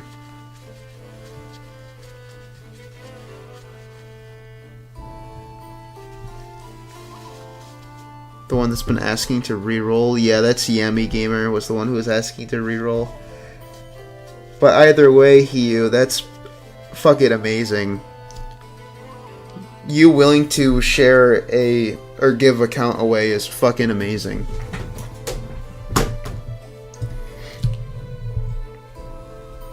I'm already focused on my account.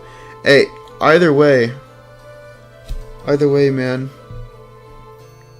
Oh, sorry, I'm reading Xavier. I'm thinking it's Hiyu. Jesus Christ. I already focused on my account, so I don't think I can handle a second account. Yeah, I don't blame you. I don't blame you, man. Back when I played Clash of Clans, it was really hard for me to even, like, focus on 2 accounts, much less my own. It was crazy. So I know exactly how it feels, man.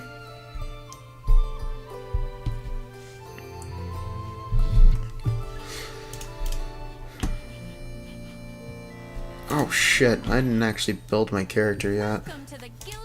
Alright, I need to put away most of the shit. Put the storage. Excuse me, storage. Yeah, I could probably get away with that. And change this to my staff. That's a nice piece of What was that X? Oh, the one with evasion on it for some reason. Yeah, whatever. Go to training room.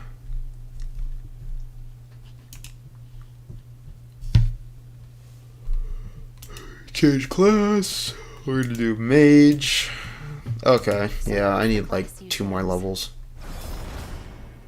Then I would have maxed out mage by then. And by maxed out, I mean unlocked all of the passives and shit, and then I can go on to priest.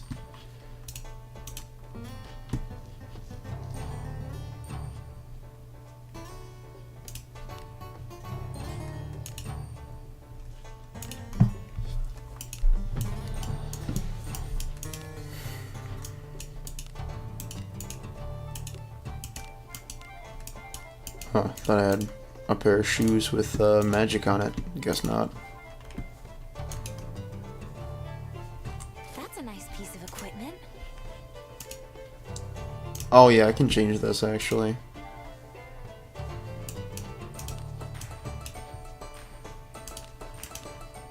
Yeah, that works.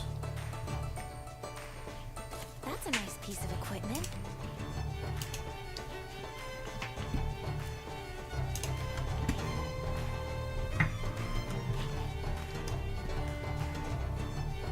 Have a good one. I can level up Birkanan to 60 right now. I just need to do the exam. But I really just don't feel like it. The amount of accounts that I made to chase the perfect 10 Birkanan is atrocious. I ended up getting it, but I deleted the account because I wanted more legendaries. LOL, I'm greedy. Jeez Louise. Yeah, Mag, I can tell. Jeez Louise. Wow. Yeah, I got what I wanted, but I didn't have enough of anything else that I also wanted, so I kind of deleted it. Okay. Where do I want to go? Where do I want to farm, guys? I'm trying to farm XP. I guess Garuda Forest, right? Or Fortress, whatever.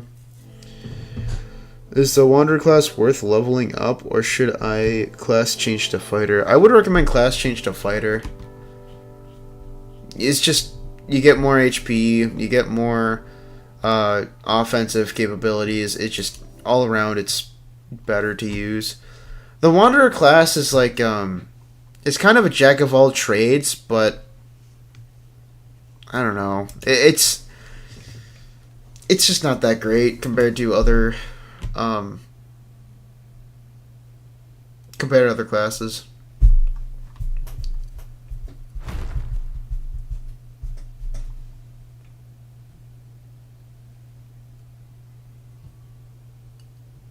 We're off. I am ready. Okay, so here, I'm going to show you guys. So, this area right here, earlier, was up here. Like, this entrance would be here, and this is all normal. And then this part would lead into this part. But for some reason, this part is located here now, instead of being located right here. And I don't get why that happened. But like what I would do is I would go to zone 5, climb up these stairs, go around, trigger this, fight the enemy here, and then right next to this, I would be right here and just trigger all of these traps to farm all of the monsters and shit. And it was fire. I don't know why the fuck it changed. But it low-key kind of got me upset. Let's go. Because that's my whole entire farming spot gone. Something's here. What do you think is inside?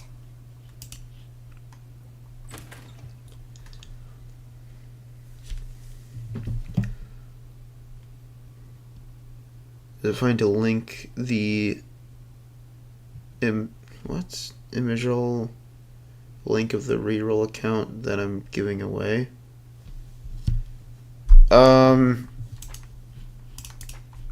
I mean, I never really came in that situation before. I mean, sure, I guess. I mean, as long as it's not, like, against YouTube's rules of service, I don't really see the issue with it right now.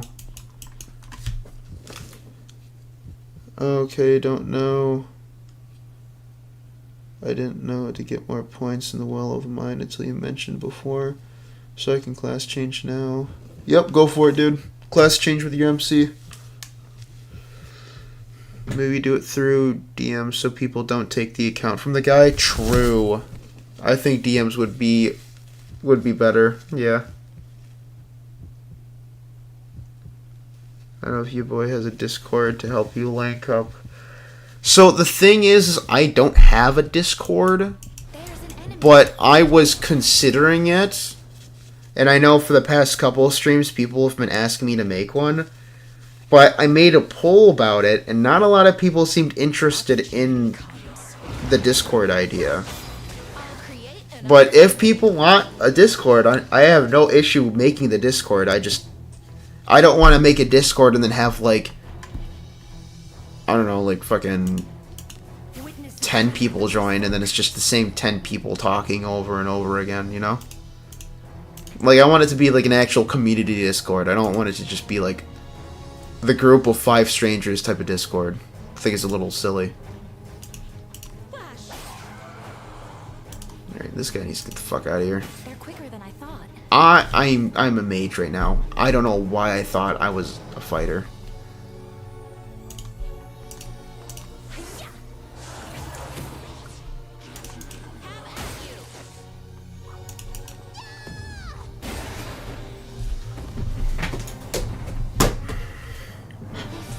I was gonna link the image of the legendaries, not the password and stuff. Oh, okay. I mean, like, yeah. If you're just sending a image to the legendaries, go for it, man.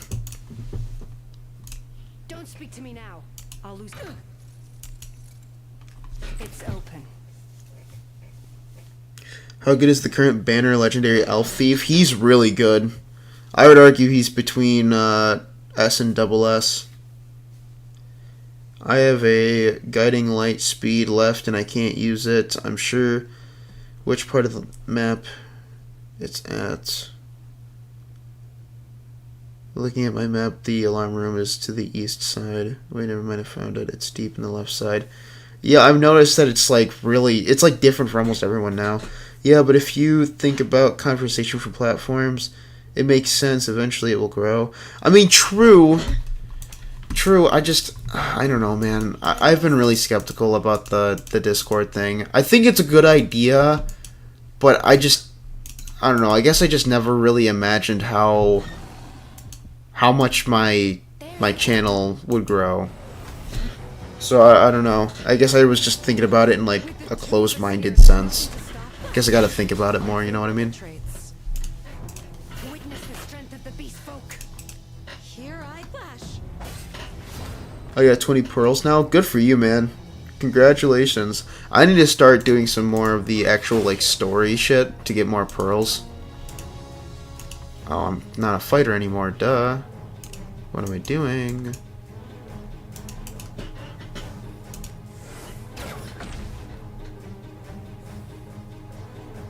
Maybe not promote it, just leave it for stream, and once you get a little more traction and more people ask for it, you can link it.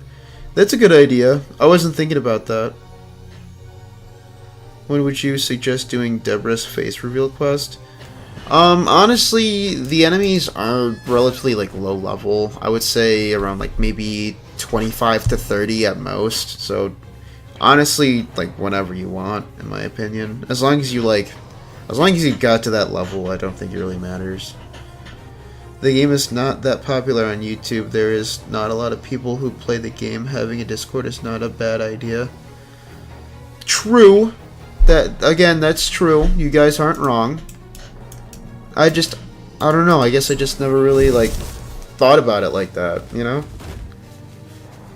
I'll get, I mean, if everybody wants, I can definitely get started on Discord. And I'll, start getting some mods going, because I have 2 friends that are willing to mod for me. They said that they were willing to do so if needed, so we'd have some kind of moderation in it. I don't know, I think my biggest issue is trying to make sure that, like, everyone is, like, 18 and plus, you know what I mean? Because I don't want anybody lower, like, below the age of 18 to join. Because, like, I'm sure that there are people that are younger than 18 playing this game, but at the same time, I don't want it to be a weird space for, you know, the kind of stuff that I'm already thinking of. I don't need to elaborate, but you know what I mean. And I don't want to say, because I know, I'm not saying that anybody here is a weirdo or anything like that, but it's just like, I've seen a lot of horror stories, and I don't want to deal with any of that. So 18 and plus only is definitely a big thing, but I don't know how I could enforce that.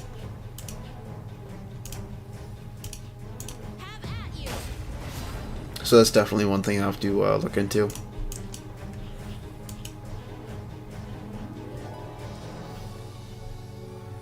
Where the fuck is Marin? Oh, there. You make me proud to call you an ally.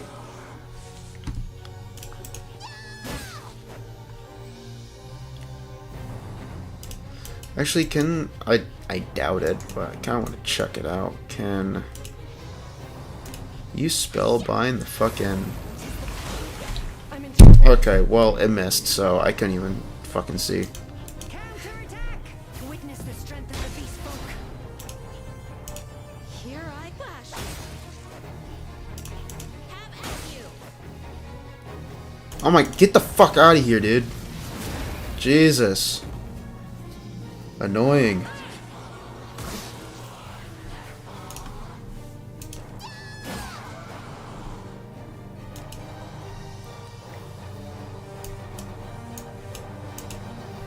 You must heal. Lesser of Agora. You have my thanks. Witness the strength of the beast folk. Goat. Alright, you can fuck off, ghost lady. The types do not match. They're quicker than I thought. Get away from us. Leave us alone. I missed. Why? It can't be. I'm just gonna keep basic attacking until you die. Wizardry is inherently a small game. 50k downloads, so not a lot of potential viewers. And I think you are pretty much the largest solely Wizardry-based content creator. Wizardry variants Daphne. Gotcha. Standard Discord activities. Yeah. Not just Discord, any social type of platform. True. Facts. Even games that allow chat usage. True. True. All true. Nothing but the truth coming from chat right now. Don't speak to me now. I'll lose. It's open. Like, I was even talking about it with my younger sister, but she was like, oh yeah, I would love to join your Discord. And I'm like, I'm sorry, but I don't feel safe with, I don't feel comfortable with you joining the Discord. Especially with a bunch of strangers. And obviously she was giving me a ton of lip about it, but I mean, I told her, I'm like, look, I'm not saying that my community is full of weirdos, but I just don't feel safe with you being in a chat room full of strangers. I just don't. Sorry.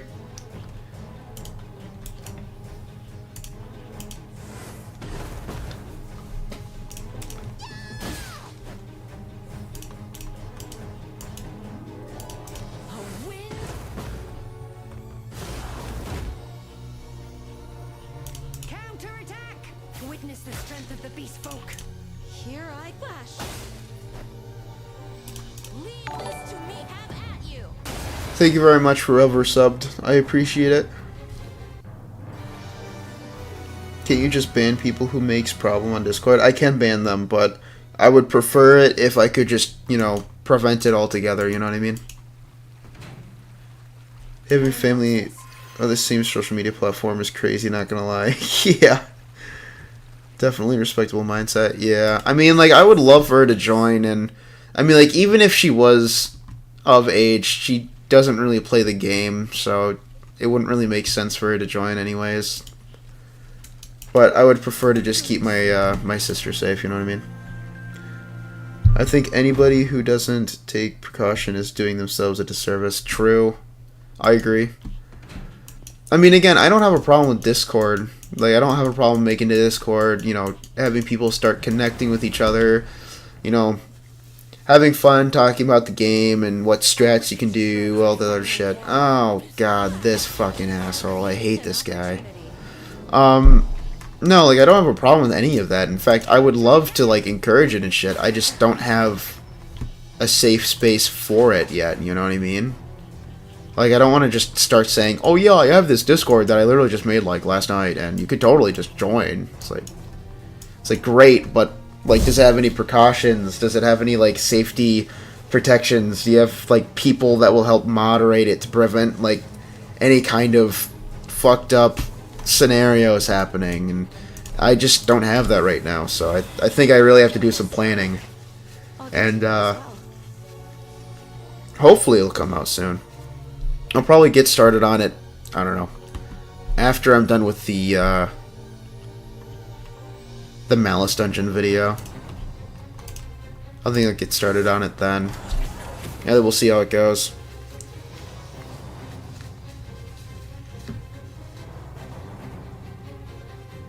Or you can make a Reddit. Honestly, I never even thought about making a Reddit. That's a good idea. I could probably make a Reddit. I don't know how to do it though. But I'm totally down to trying. I think you can set a rule to make people block PM from people that are not on their friends list. No links allowed. I don't know. Other than that, I don't know. I don't know how easy it is to make. As I've recently just gotten to using it because of this game. I'm not gonna lie, dude. I am in the same boat as you. I have only started using Reddit at least semi-frequently because of this game. Because I actively like ask people like, hey, you know what's up with this? How does this work? You know, trying to like not only just find things for myself, but find things for the videos. And the lack of activity on the posts that I make is just it's embarrassing. The only time I actually got like oh, what the fuck? Oh, I think my Deborah just hit my Birkenau. The only time that I ever got any kind of like decent amount of responses is when I told everyone I was making a beginner video. Everyone's like, I think everyone was just like, oh my god, he's making a video. you use my ideas here. Because like everything else, every time that I don't mention my videos, they're just like, nothing is there. It's like, alright, well, I don't know, maybe I'm just reading a little too much into it, but I just find it funny. Oh, nice one, Deborah. Damn. Yeah, get that bitch out of here. Good shit. Good shit, team. Can you make a tier list video on the current characters?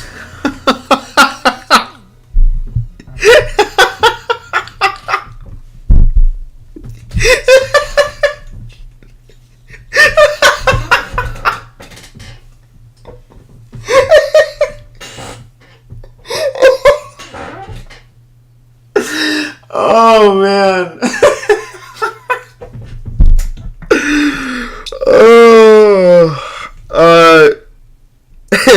Yeah, dude, I'll get right on that.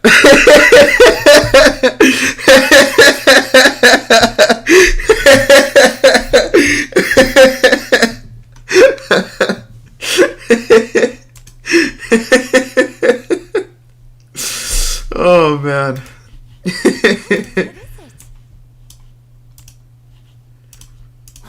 Blessing of Agora. Let us be off.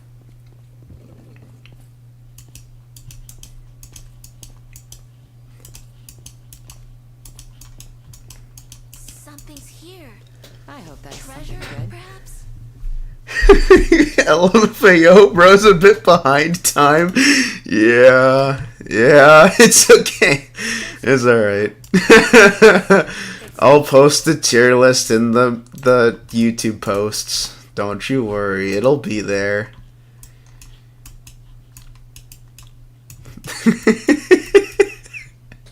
I just find it so funny because I spent like what was it, like 2 hours making the fucking tier list.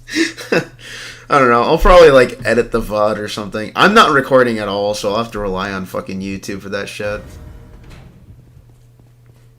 For the VOD, and just fucking edit it.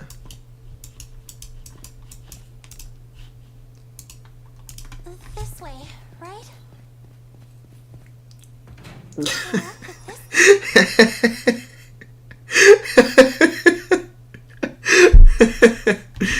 Oh man. Guess I missed the stream. No, you're good, man. It's just like I made the tier list a while ago, like earlier in stream, so like if you're looking for a tier list and like my thought process on it and stuff, you can definitely like rewind. I just find it really funny because like I even named the stream like tier list or whatever, something along those lines. And like you near the end of the stream is like, hey, can you make a tier list video? And I'm just like, I just did that. Is your level 5 healing spell even worth it to use compared to your level 1 healing spell? It is, but I heal so much with the level 5 that I just don't use it because it costs so much MP to use like half of the heal. So I don't use it that much. Man, do wish this game was a little bit bigger, a lot more people theory crafting, potential data miners, and just more chance for community interaction. True, I was hoping that there was going to be some kind of data miner just to get the health percentages, man. Just so I can put those in my video and be like, yep, this was confirmed by official data miners that the HP of this boss is this much. Do come in. Yeah, no, I don't blame you guys. This room's the most understood. Well, I'm hoping the more I make content on it and the more we talk about it, the more we can make this this game expand, you know what I mean? That is the ideal situation. Had a good rest? Come stay anytime. Lana bonus points. Which point do I need to invest? If you're gonna make her a fighter, put in strength and speed. If you're gonna leave her a knight, put in strength and health. I would recommend turning her into a fighter when you can. So I would recommend just flat out strength and speed, and then just change her class once you max out her knight class. Welcome. What do you say? That's the exchange shop. I'm at limited time offer. What's my weekly looking like? That is garbage. It changes in almost 15 hours though, so we'll see how that goes.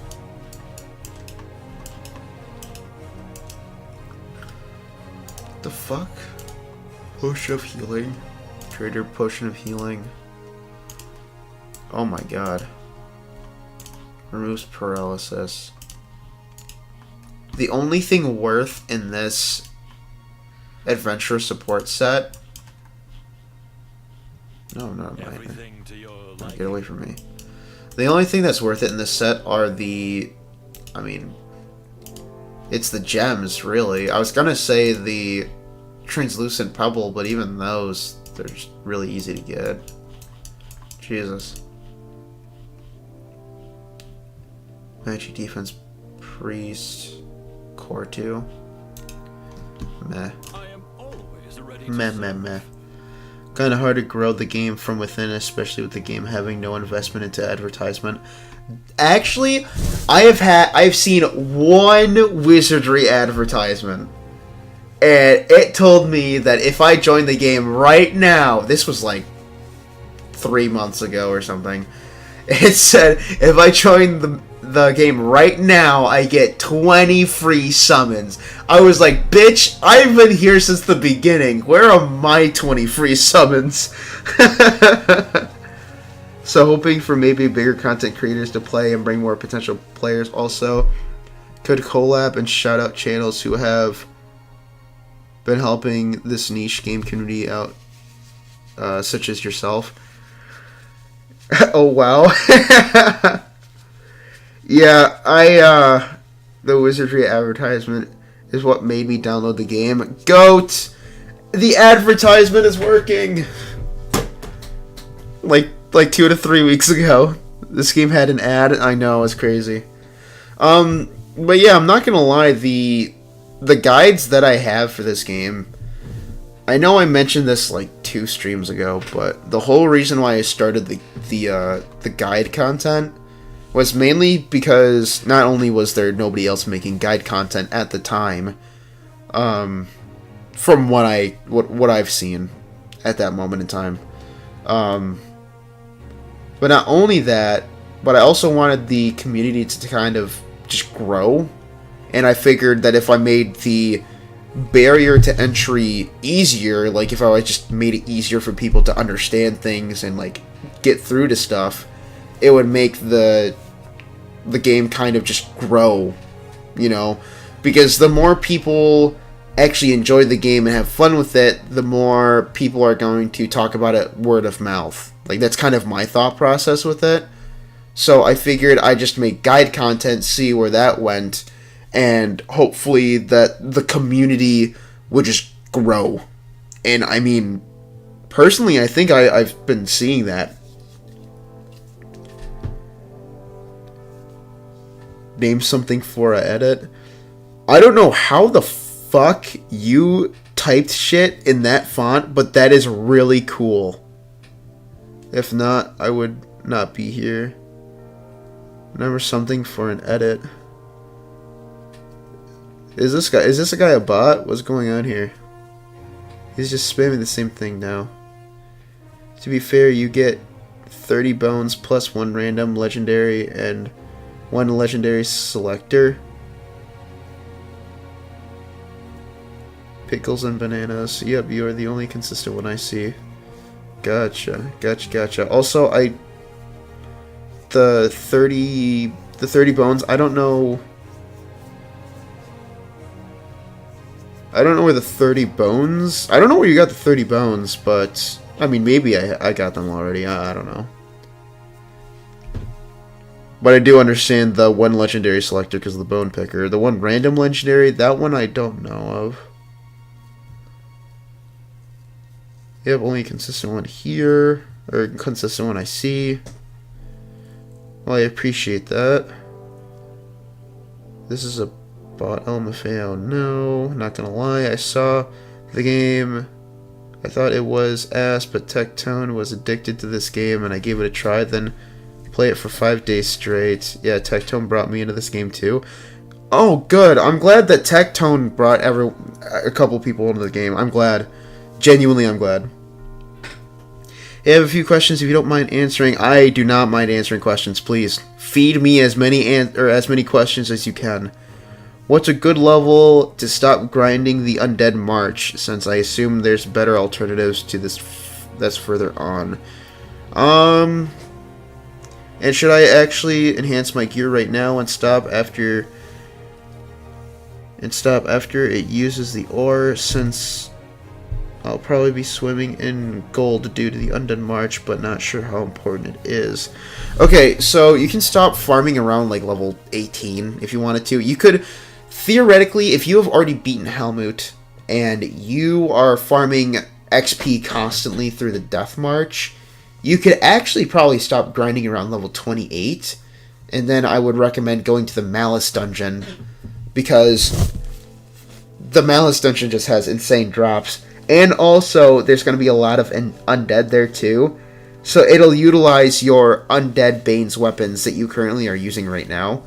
So you could, if you have 3-star Bane of Undead weapons, level those up to like +5.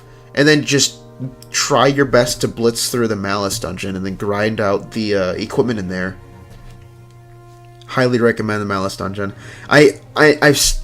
Everyone who has been here for a long time in the stream is probably tired of me recommending the Malice Dungeon, but every time somebody asks me where should I farm, I'm starting or in the middle of the waterway abyss, I cannot help but just recommend the Malice Dungeon. Well, have you slept yet? I completely fell asleep on my phone while grinding XP during your tier list. Oh, you've been asleep for that long? Well, good morning, pal. How are you? How was your sleep? Did you dream of anything cool? Most likely, you're probably grinding out XP in your sleep too, huh? You get 30 adventure remains and 1 random legendary remains on the guild mail after finishing the early tutorial. Really? I didn't know that. That must be new, because they didn't have that when the game first came out. Interesting. Well, I'm glad that they are doing that. Definitely helps get newer players into the game. Questions for Wizardry. Is your boy's main source of sustenance? Forget air, water, food, breathing, the thing you do. He doesn't need it. Drinking, eating for filthy casuals, he says. Dude, I just love answering questions, man.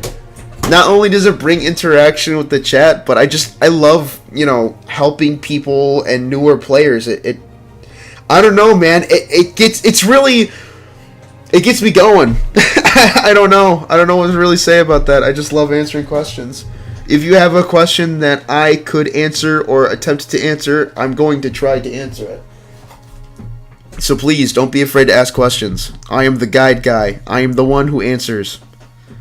Yeah, I defeated Helmut. I was just looking for guides in the Undead March and saw some people commenting that on your vid that might be the best to stop at level 40, which is storing 1 million XP. There's no undead weapon for staff and wands, right? Oh my god, storing 1 million.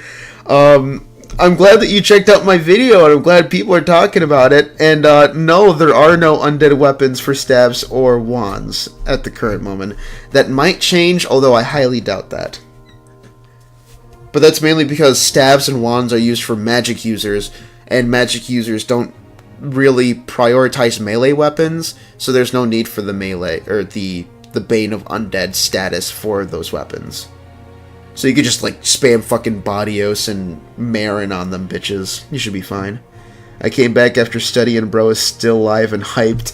Bro, I'm getting so many people asking me questions and shit. I'm so fucking fired up. I'm glad. I'm so happy. Hello, how do you unlock the Malice Dungeon? Had the Cursed Wheel unlocked and the character is capped at level 20. You unlocked the Cursed Wheel. Are you sure? Have you beat Helmut yet? Because if you haven't beaten Helmut yet, then you haven't unlocked the Cursed Wheel. But if you have unlocked the Cursed Wheel, that means you did... I don't want to spoil anything, but I'm trying to think here. Yeah, I mean, if you unlock the Cursed Wheel and being able to use it just whatever you want in the ruins, you should be able to unlock the Malice Dungeon. If you can't find the Malice Dungeon, you need to go to the quest board and go onto the Features tab and then accept the quest to do the Malice Dungeon, and then the dungeon itself will be unlocked for you.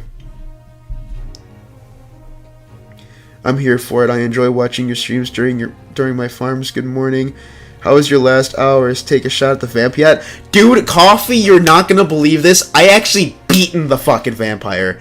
I've beaten that guy all 5 times. I got the fucking ring, and I will be more than willing to show you this fucking ring, dude.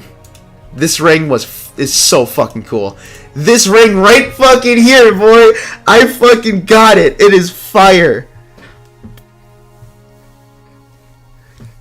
Get to BF4. Yes. Yeah, so if you get to beginning floor 4 and do the thing there that I don't want to spoil, you should be able to unlock the Cursed Wheel normally. But, excuse me, if you already did that, then just try to do the tab thing that I was talking about. Yeah, I've gotten, I have to accept a quest. Is it in the Adventure Guild? Yep, if you go to the Adventure Guild and you go to the Features tab, you will be able to accept the featured request, which is the Malice Dungeon. And then after you beat the Malice Dungeon, you don't have to accept a request again to go back unless you reset the Malice Dungeon.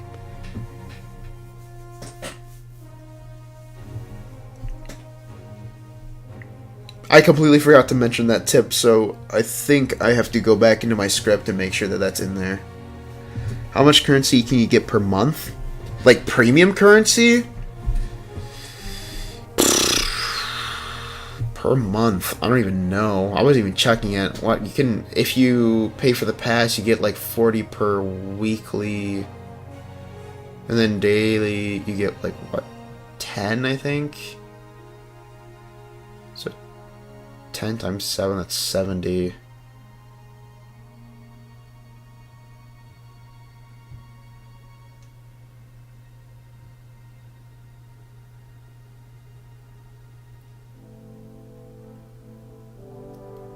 70 times 4 be 120 or 210. 20, 40, so 40 each week, so that's times 4, so that's 4 times 4 is 16, so that's 160, so 160 plus, what was it, the previous number, what up, 240, so I'm gonna say like 400 gems. If you pay for the pass, it'd be like 400 gems, I think. But the gems aren't going to be the huge thing. If you want to find more summons, just in general, go to the Ancient Mausoleum. And if you want to know about the Ancient Mausoleum, watch my video on it. I discuss literally everything you need to know about it. Well, I gotta go back and watch later on. Later than I knew you could do it. Congrats. I appreciate it. What was your secret that you changed? Or your secret strat that you changed? So literally, so the first time I beat him was totally on chance. I used the power scroll and I used one turn on my Lana to use the power scroll, and then I used the power strike for both Abanyas and my main character, and I just spammed the fuck out of that while having like heavy strike on my Lana. And I eventually killed him. I don't know how the fuck I pulled that off, but I did. And then the 4 other times I had my Lana up to the level to use full power strike. So I just full power strike spammed him. Like, I used full power strike 2 times with each character on the vampire, and each time he just kept dying. And I did go over my stats and my equipment that I used. So if you want to look at that, definitely go back in the stream. 100%. He's gonna play for 10 extra hours. No, I can't play for 10 extra hours. 20 stream boy. I can't. I totally would, but I can't. Free to play cuts that in half, so I'd say 200 gems. For free to play, 200 gems. I was guessing about 2 multis worth, including maintenance updates and bug fixes every month, or maybe they were just generous this month. So they normally just give people 200 gems, but the reason why they recently gave us 2,000 gems is because the whole fuck up with the Latomorphis, I think it was called. It was the poison cure spell. I guess there is some exploit that some people were taking advantage of, where like if you bring Latomorphis up to a high enough level, it will also heal your characters, but it costs less MP than Dios, so people would use the healing Latomorphis level over Dios, and so they had to nerf how much it heals and shit, on top of the rebalancing that they're going to be doing it soon. So as compensation, they gave everyone 2,000 gems. Bro, get some rest. I'm planning on it. Soon. I have more questions to answer. There's no codex in-game or one that is maintained by the community, right? Because it's so annoying when it comes to equipment, since there's a truckload of equipments category, like there's a beginning common silver, nether, etc.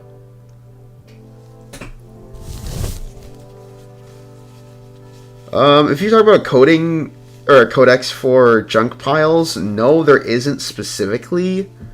I would like the community guide to have that as a section. I think it would be really helpful, especially for just everyone looking. But as of right now, there is no codex for junk piles. Brother, I'm just listening to your yapping in a good way in background while playing. Hey, I'm glad that people are actually interested in my yapping. I cannot tell you how grateful I am that people are just willing to hear me yap in the background. I love yapping.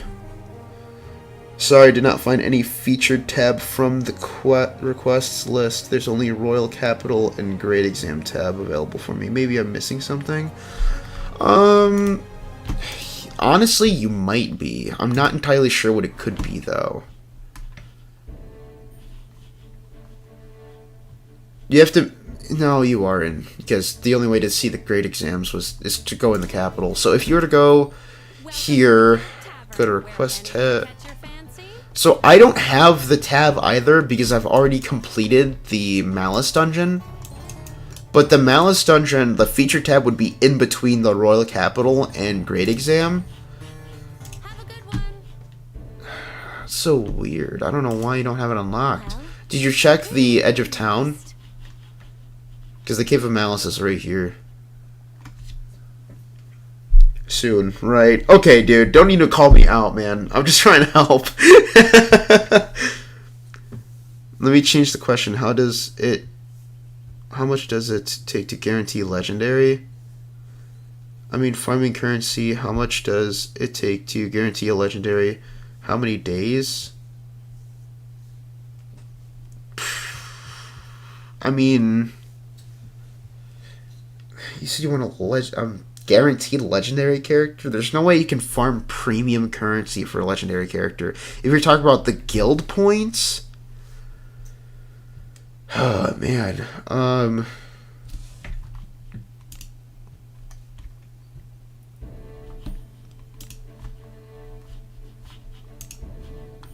Let's see, you got 5, 10, 25,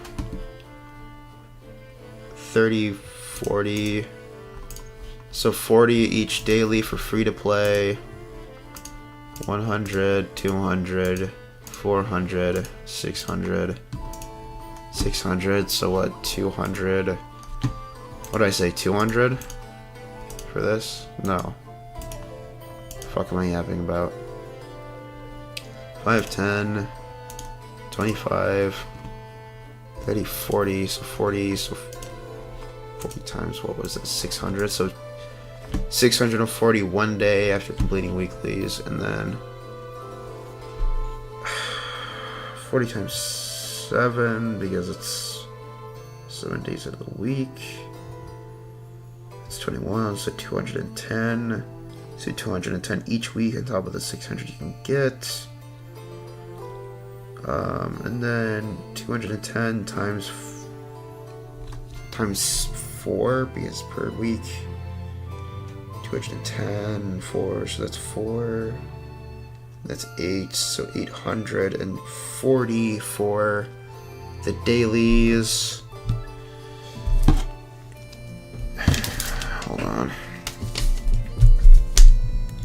So 840 for the dailies, plus what, 600 for the weeks.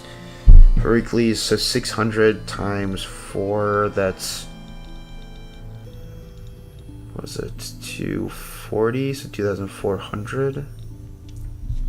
So 2,400. That'll equal to, that's 40. It's 2, so that's, so free-to-play players can get 3,240 guild points each month. So if we were to go to the exchange shop, Welcome, esteemed. What do you see?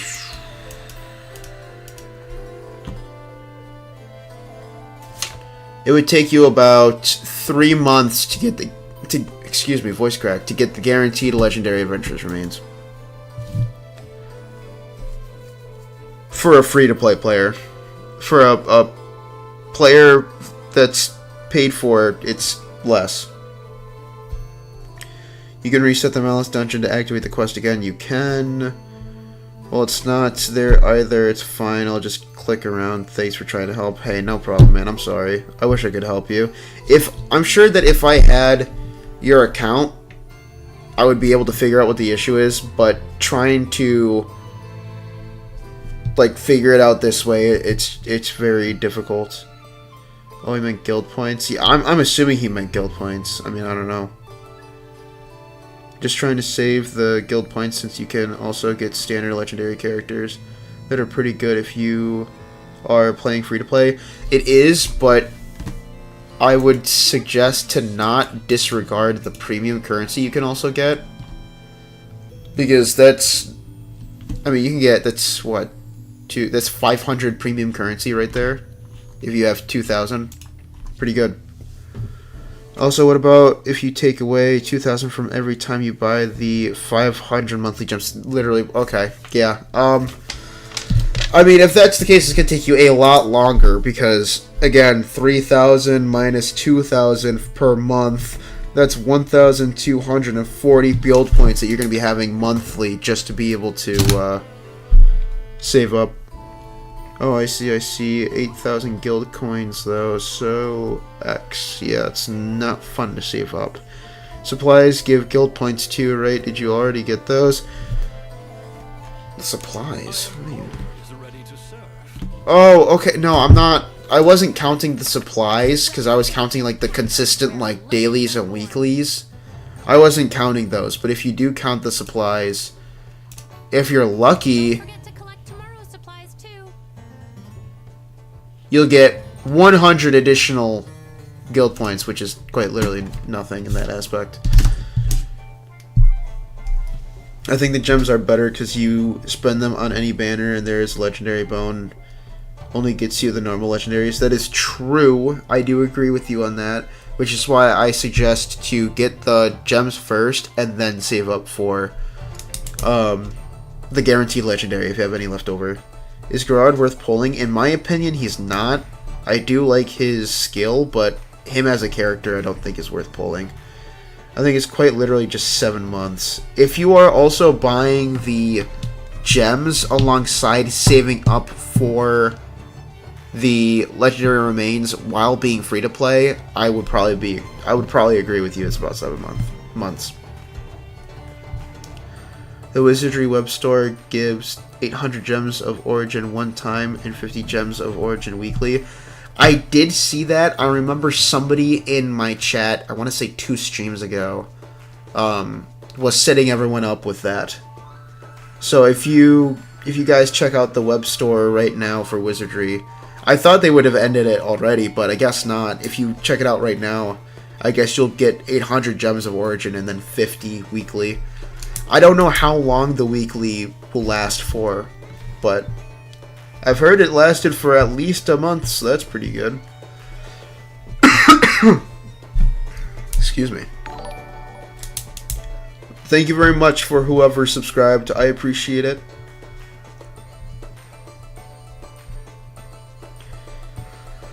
Alright guys, does anybody have any last minute questions before I end stream? Because I need to get some rest. I have work to do tonight, unfortunately.